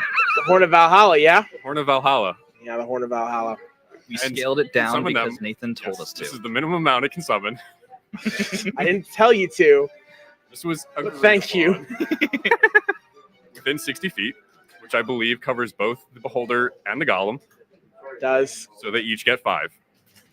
Okay, do you have 10 barbarian models you would like to put onto this board that I worked really hard to put together? I do. Courtesy of my father in the 80s. Oh my god. Yeah, so while he's doing this shenanigans, the whole idea of this was to incentivize also our regular One of players those is a goblin that I got that lent to me. for this session as a milestone. If they donated enough money, then we would let them for this very fun and special session and never again for the rest of time get to bring in legendary items. Hey, no, we're raffling one off at the holiday party. You're raffling one off at the holiday party. That being said, what's really funny is Kevin wasn't going to tell me he was bringing this, so I was just going to be surprised out of nowhere. And what's really funny is I said, all right, cool, I'm going to balance my players, and I brought a lot more, and it didn't matter. As I wasn't ready for the everything else that has been brought to bear, but cool. Are they wearing kilts? Monica back up there. So are those kilting Celtic barbarian warriors? these are my father. Like I said, these are literally my father's from the 80s. And that's badass. If anything, that makes them feel more like they're ancestral. yeah, so they are legitimately like these. My dad played AD&D with these. Oh, that's sick. Oh, that's actually sick. Literally earlier this week, he gave me his cases of minis. And so I am sharing them with the Vanguard. That's a cool donation. That's sick. Shout outs to your dad. I just don't like how it's being used right now, but that's legitimately that's awesome. Thank you so much to Charlotte's dad for putting this nonsense in my field. Cool. What are the barbarians doing? They're all recklessly attacking. Oh, that's so many D20s. Would you like some D20s? No, I've created a spreadsheet. Just the spreadsheet. Yeah, he did actually. He's like, just so I know it's a lot, so I created a spreadsheet awesome. for the average damage. Just tell me what's happening to the Beholder and tell me what's happening to the Golem. God almighty. We're not rolling for you. You're just looking at that. I have a spreadsheet that automatically rolls. While he pulls that up, it's been brought to my attention. I thought it'd be really cool. One of my favorite things about the 2024 Player's Handbook. I want to bring this up now. Any DM who's had DMs, if you've had paladins at your table, might I recommend Dungeons and Dragons 5th edition, 2024 edition, because all that nonsense with Smite got patched. It is not as ridiculous. I think Smites are now a bonus action officially. You're allowed to ban players from your table. That part might not be on there, but the point is, paladins are not as upsetting as they have You can't been. stack 3 spell slots on 1 smite anymore. Yeah, which is really good if you're ever, running a stream where players get automatic nat 20s and get to increase that damage. Oh my! If I even get to use these, but yes, I'll have some. Our favorite thing about the DM's guide coming out, or it's already out, I don't remember, this November at Days of Nights and wherever you. It's out now. Yep, you pick it out. Yes, yeah. It explicitly says that Nathan Sims cannot DM. It actually says it in the fine print. Go look on the receipt and then flip it over where you get the coupons. It says Nathan Sims cannot DM. I need you to understand what heartbreak is. because I was like, oh, cool. Paul's helping with the plug. Like, cool. We're keeping this show rolling. Got all in the Spirit Children's House in Philadelphia. Nathan cannot DM. You know what? If it's for the kids, it's worth it. Good. How much damage is on your dang spread? The Beholder's AC. Don't like that. 18. Okay. So the Beholder takes 46 damage.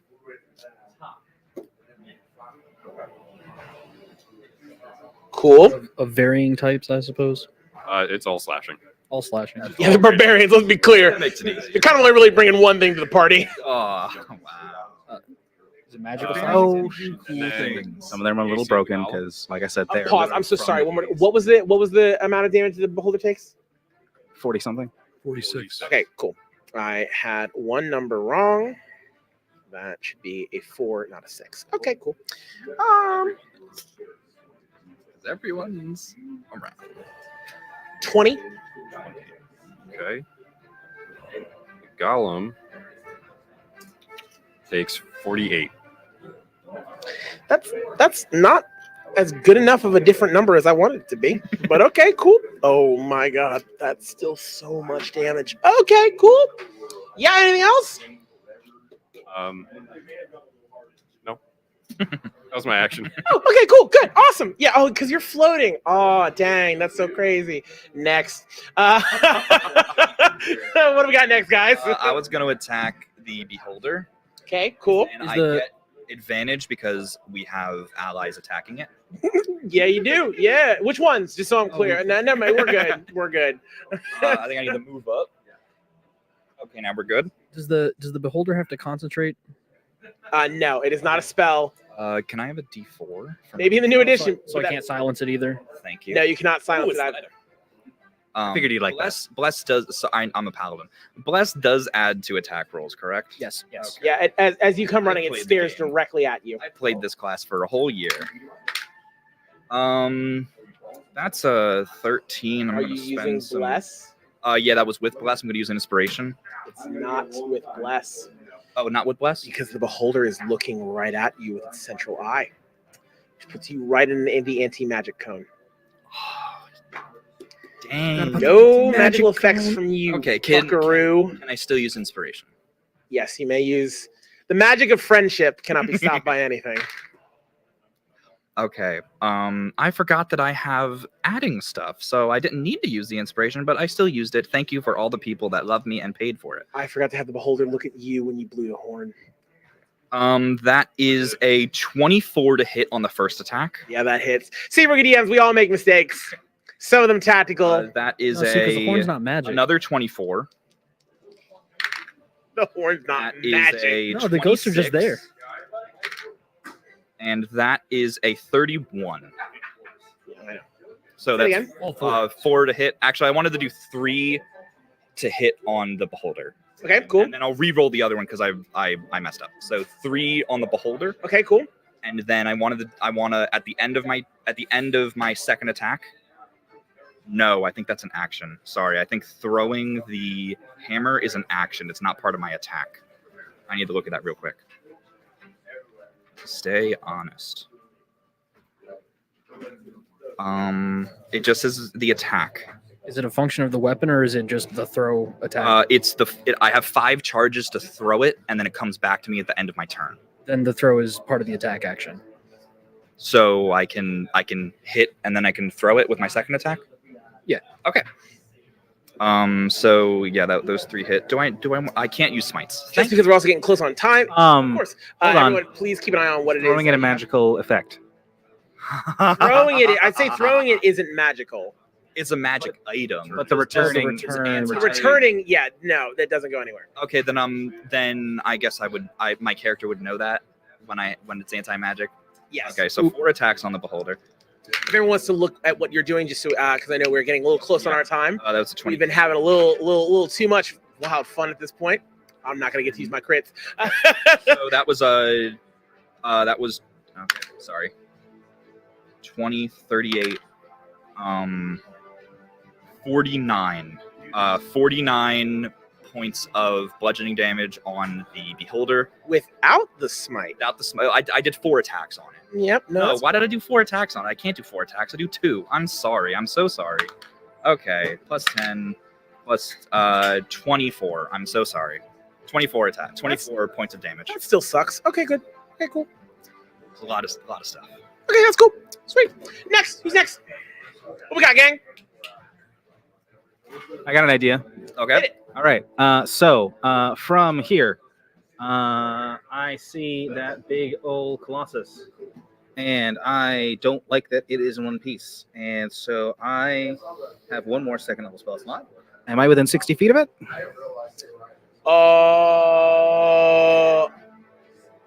10, 15, 20, 30, 40, 45, 50. It's I'll say you're just. It's also huge. I'll allow the shot. Okay. Because I could also just center like 10 feet in front of it. And Yeah, stick it's fine. It's fine. I'm sorry. Some of your barbarians might get caught in this. We're already dead.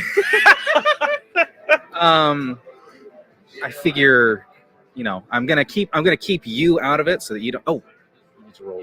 Okay, we'll figure that out. We get that. I'm gonna keep you out of it, but I think the guy that's in the Colossus's hair is gonna get caught, unfortunately. So I need a Constitution saving throw, and I need one from the column at disadvantage. Because it's made of metal. Or Also, whatever. are all magic items affected by the anti-magic cone? Anything in that is affected. I will remove the damage because my belt of giant strength got taken away, so I need the roll with my normal strength. I'll absorb it because we're closing towards the end, and I'm gonna tell you right I just now. need to get done with it. Do you know how many barbarians are on this field right now? Thank you. Oh, sorry, 11. I get. I borrow a D8 from someone. A D8. Yeah, so just to make it easier. So what did you roll? 13. Fail. 6. Fail. So that's crap. 10 thunder damage.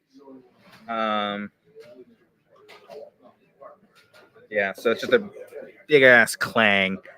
And then I'm also going to have the cannon shoot Zinzin again. Yep. And just because we're hitting the end of the stream, does anyone mind if I use one of our 20s? All right. Cool. Dust his bones. Go for it. So that is just straight up 2d8 plus 16 damage. Here, you can have that back. Jesus. And that's much better damage. So that is 30 damage. God. Okay, cool. Who's next? And then I'm going to just reposition. Is this 30? Yeah, I'd say yeah. Okay. And at this point, by the way, it's just full on boom, boom. Like every single No, time. I was told we were not allowed to do bolt actions. I wanted to do a bolt action. I'd say, well, that's what it feels like with the arcane cannon you have going. Yeah. It is just both of them just rapid fire go. Yeah, pretty much. It's almost like you have a pull start. Just boom, just going between each of them. Who's next? That'll be me. I'm just gonna run up and smash it twice. Yep, cool. Use one nat 20. Yep, cool. 27 on the other one to hit. Okay, yeah, both hit. The nat 20 misses weirdly. Right.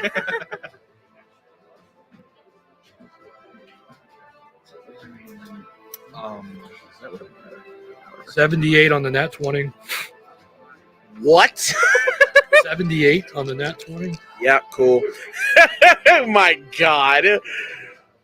Oh my god. 33 on the not nat 20. Oh my god. And it doesn't, there's no magic, right? No, you're fine. You're not in the cone. I can use my magic. Your magic stuff is fine. I want you to know you just did like almost 70% of its max health and damage. Right. So with the axe, I'm gonna do what the axe has, which is instead of heat metal, it's cold metal. So it's 2d8 ice damage. Okay, cool. Was that on the critted strike? Yes. Cool. So then the max amount, cool. Yep. So that's 16 plus the 2. Yep. Shatter it. Oh Wait, my. look, there's one. I get one more because I get the extra dice because of the savage, right? Yep. So that was 32 plus 6 plus 6, 43 or 44, 45 cold damage. For the children, Nathan. For the children. Chill. Axe, right? Yep. As you bring the axe in, sweeping it into the legs, as it does, it chops, and you notice that a bit of it just kind of chips off. You didn't hit it hard enough. As you pull it back, you go to swing again. This time, you notice it chips a bit more. It's not brittle enough. This time, as you kind of tense and focus your energies in, a blitz of cold goes in, and you hear as bits of the actual leg begins to become much more brittle, almost turning like ice. As you bring the axe back one more time, it goes in like glass. As the golem begins to go fall over, you see as more of it begins to turn to snow and ice, breaking, and you find yourself buried in a tundra of snow as the entire thing crumbles lightly on top of you. Yes! You guys watch the barbarian pops out of a sudden snowdrift. Yes! Who is left to go? God, That scrapes off the goo. I was going to say, Nathan, you seem a bit stressed. It looks like you need to chillax. Guys, thank you for tuning in. Go ahead, Tim. What you got? So you could take that big. Oh yeah, take the cool thing. I was up till 2:30 painting. Yeah, take that thing off the table. All your ancestors are still alive. Yeah. Yep, they are. I don't think a snowball fight can live there. Oh, cool, good. Dude, because of how dangerous this thing is, if that hammer snaps, I'm gonna cry. So I will put him down. Otherwise, I would leave him. What you got, Tim? All right, I'm gonna Zin and the Beholder. Yeah, I'm gonna attack My favorite sitcom. I'm gonna attack the Beholder. 24. 24. Yep. To who? To the Beholder. Yeah. Okay. That's 10 damage. Okay. I'm gonna spend the bonus action to mark it favored foe. My God. My last one. Don't worry. Second attack. Okay. Nat 1. Nat 1 for the kids. Let's go. Inspiration. We had $5. Gave the inspiration. Just listen. You still Kids get paid. still get it, right? I cheered for the kids. They're still getting the $5. Still Go ahead. get it. All right. The reroll is 19. Yeah, it's 18 AC. Go ahead. And that's gonna be. For the record, this is not the normal difficulty scaling we have at the Vanguard. This is for the special event, and honestly, it's been an absolute and total blast. But I did just And want to very spell it. necessary. In case you're like, is this how their normal games are? Not at all. Not at all. Not at all. This does not fly normally, but it's for the children. For one thing, because we don't have these, but I'm telling you guys, I'm keeping these 6 that I have, and I don't know how I'm going to balance it in our regular games, but they are going past the stream. Yours are not. Anyway, go ahead, Tim. Second attack's 13 piercing damage. God bless. All right, cool. Does anyone else have anything they would want to use for their turn? I'm going to Paul. Yes. Can you move Monica back into the next room around the corner? Like right here? Around the corner? Yeah. So you can't see it. For the sake for the sake of wrapping, because it is 9:38, so we do have to wrap soon. And also, I think because viewers will agree, there are how many barbarian on the field? 11. Yeah. So I got 3 people on the field. Not a single one has more than 90 hits left, and that's generous for this. So I will right. So at this point, since it's brevity, I'm going to keep this interesting. I almost want to make that very fourth too gross. So everyone rolls flat. Actually, everyone make me attack. Whatever you want to attack, go ahead and make attack. I will. Oh no, you're dead on. You're knocked out. So whatever, give me your best attack roll. Whatever you can cast a spell. 28. 25. Okay, 28 going to be. Not 20. Not 20. One right now. What I've got. He's in bed since. Oh, that's right! Yes, you're dead since. You live? Go away, real quick. What's going on? Oh, yeah. All right, great. That's right. Yeah. All right. So, nat 20, dirty 20. So, sorry, nat 20. What would you like to JK. I'm completely endorse that. The children. Sorry, not endorsed. I would like to kill people. Yes. Who would you like to kill? Zin or the sniper? I'll kill Zin. How do you want to make this? So.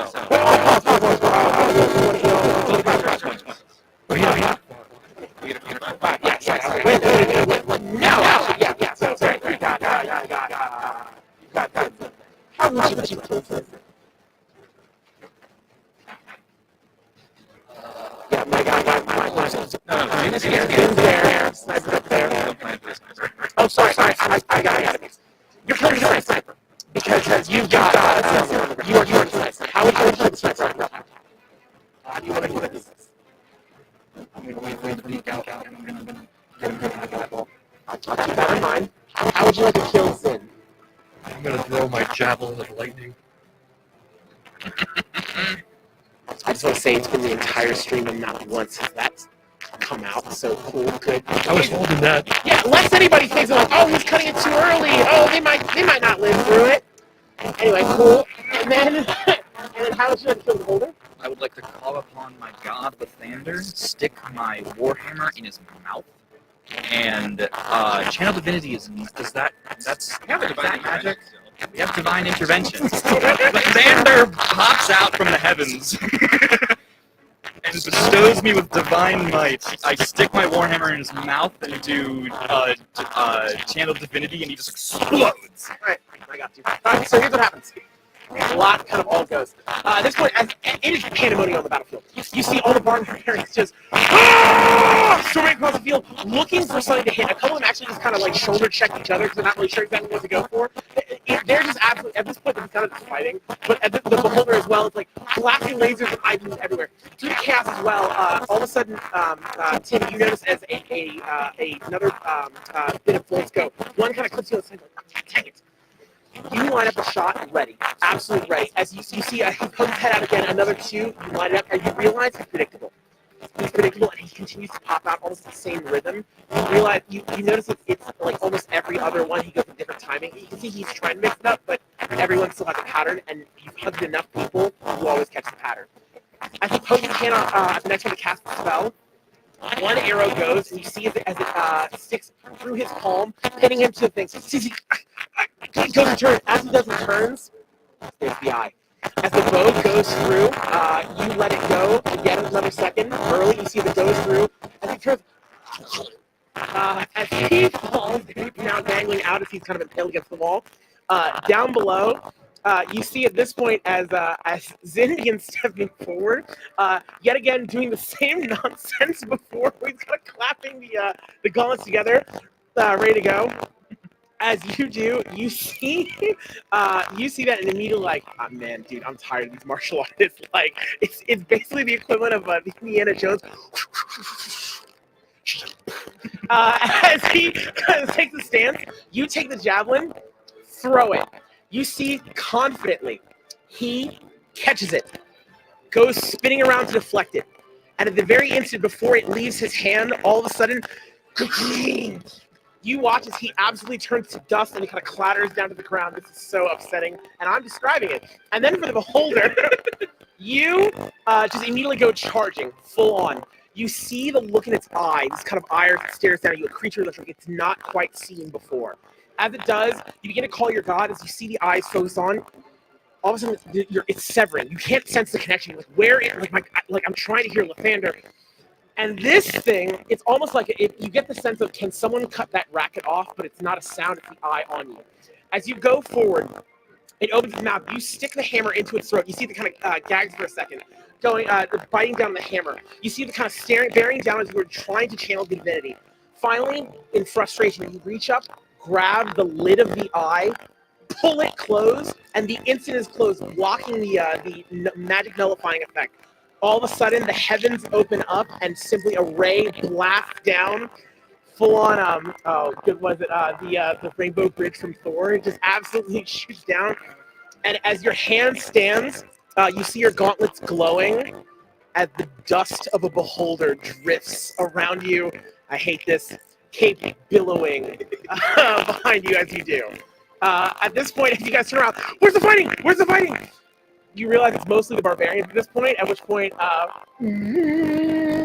as all of them call to attention, and you guys, as the dust settle, realize the foregone conclusion that was, that you have managed to stop the unrepentant and have news to bring back to the Vanguard. What is our current total on the donations right now, guys? Oh, cool. We'll talk about that in a minute, but for the record, that is the end of our session here. We have a little bit more we'll be doing afterwards. Thank you all so much for watching, and thank you guys for playing. Woo-hoo!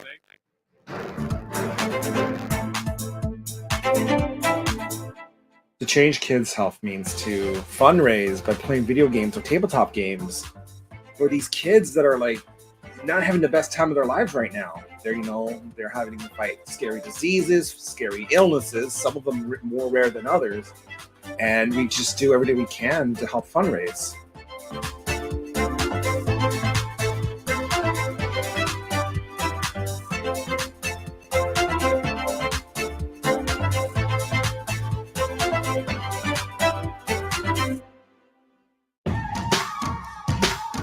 Oh, hi there. Time for Extra Life again?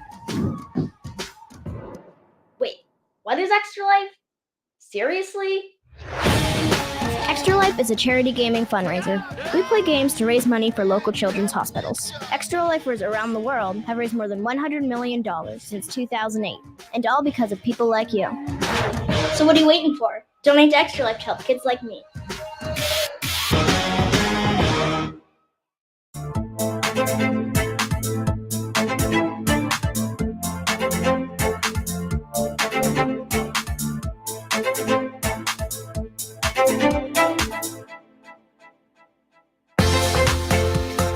To the Extra Life community, thank you so much for helping kids like me treated at the IWK Health Center and TMN hospitals. Since 2008, Extra Lifers have raised millions of dollars to help kids treated at 170 children's hospitals in the US and Canada. Those funds go directly to the hospital.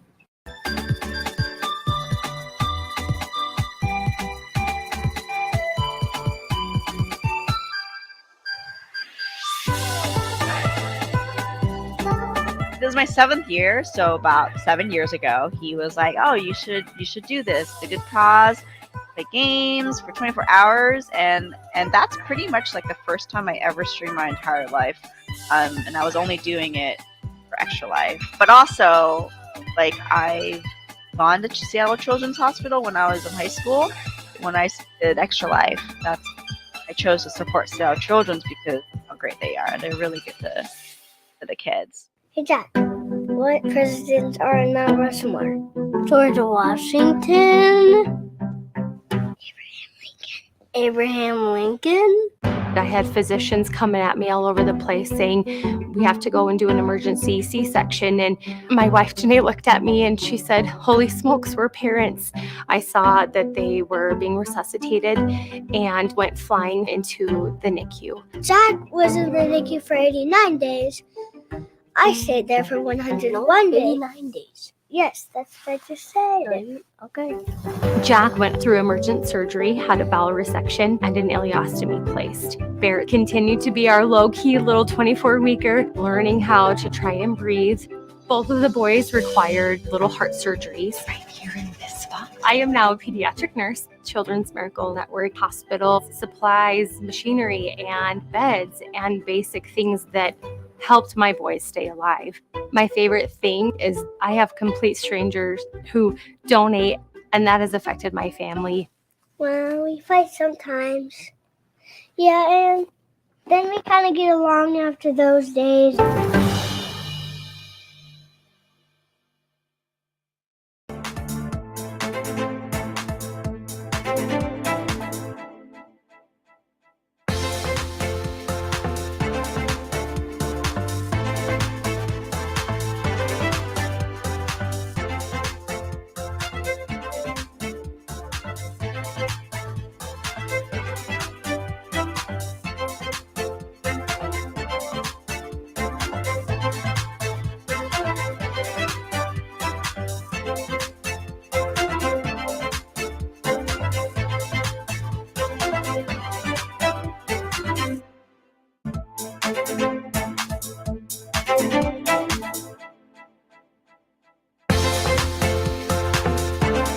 My name is Sean Gorey.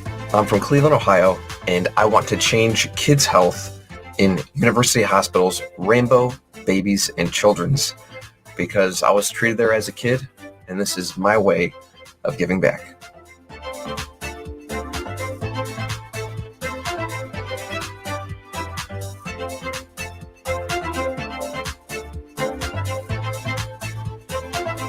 Kids can't wait. My dad, he was always managed to make somebody laugh. He took me fishing all the time. He called me his little firecracker. He was definitely my best friend. I loved him. I still love him. So when I was 8 years old, my father passed away. At that young, I didn't believe it, I guess. Around 4th grade, it hit me that he was really dead. That really affected me in a lot of ways. I had a group of friends also that were literally like, have some razors, you know, it helps. My first hospital visit was back in 2019. I was in the ER. The CRT lady, she told me that I needed to be evaluated and sent to show dare. When I first went to show dare, I will say I was a big troublemaker. I rebelled a lot. I just wanted to leave. I wanted to run, but eventually that all changed.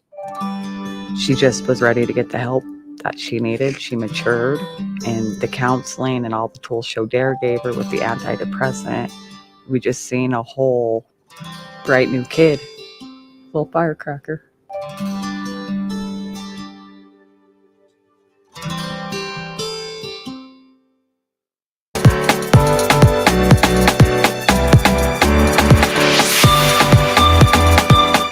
My name is Defy, and I'm from the East Coast of Canada, and I want to change kids' health at the IWK Children's Hospital because as a father myself, I know they're always going to be there for me if and when I need them.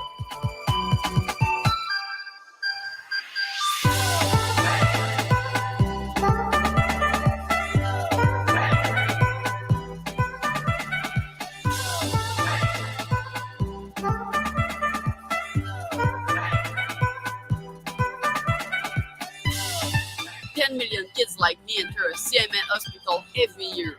For me, I entered my children's hospital when I was 9 years old for my miracle story. Happy to report that my health is on the up, and it's all because of gamers like you. Welcome back, everyone.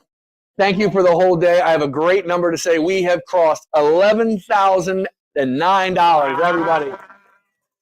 So proud.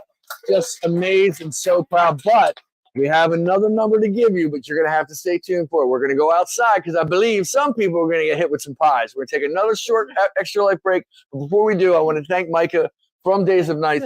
Thank you so much for letting us do this and be here for this entire day. It's been a wonderful time. So everybody, for Micah and Days of Night. Days of Night. If you like this cool merch, go to the merch store. That's going to be open for another week. So you can, last opportunity to get some shirts, hats, hoodies, beanies. We got it all. Definitely check it out. We'll have links and we'll hit another social media blast to let you know about it. So we're going to take this break and we're going to go outside and watch some dudes get hit with some pies. Stay tuned.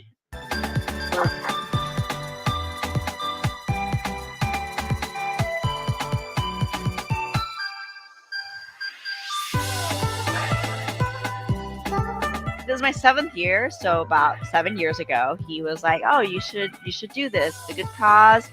play games for 24 hours, and that's pretty much like the first time I ever streamed my entire life. And I was only doing it for Extra Life. But also, like, I've gone to Seattle Children's Hospital when I was in high school. When I did Extra Life, I chose to support Seattle Children's because of how great they are. They're really good to the kids. Hey, Jack, what presidents are in Mount Rushmore? George Washington. Abraham Lincoln. I had physicians coming at me all over the place saying, we have to go and do an emergency C-section. And my wife, Janae, looked at me and she said, holy smokes, we're parents. I saw that they were being resuscitated and went flying into the NICU. Jack was in the NICU for 89 days. I stayed there for 101 days. 89 days. Yes, that's what I just said. Okay. Jack went through emergent surgery, had a bowel resection, and an ileostomy placed. Barrett continued to be our low-key little 24-weeker, learning how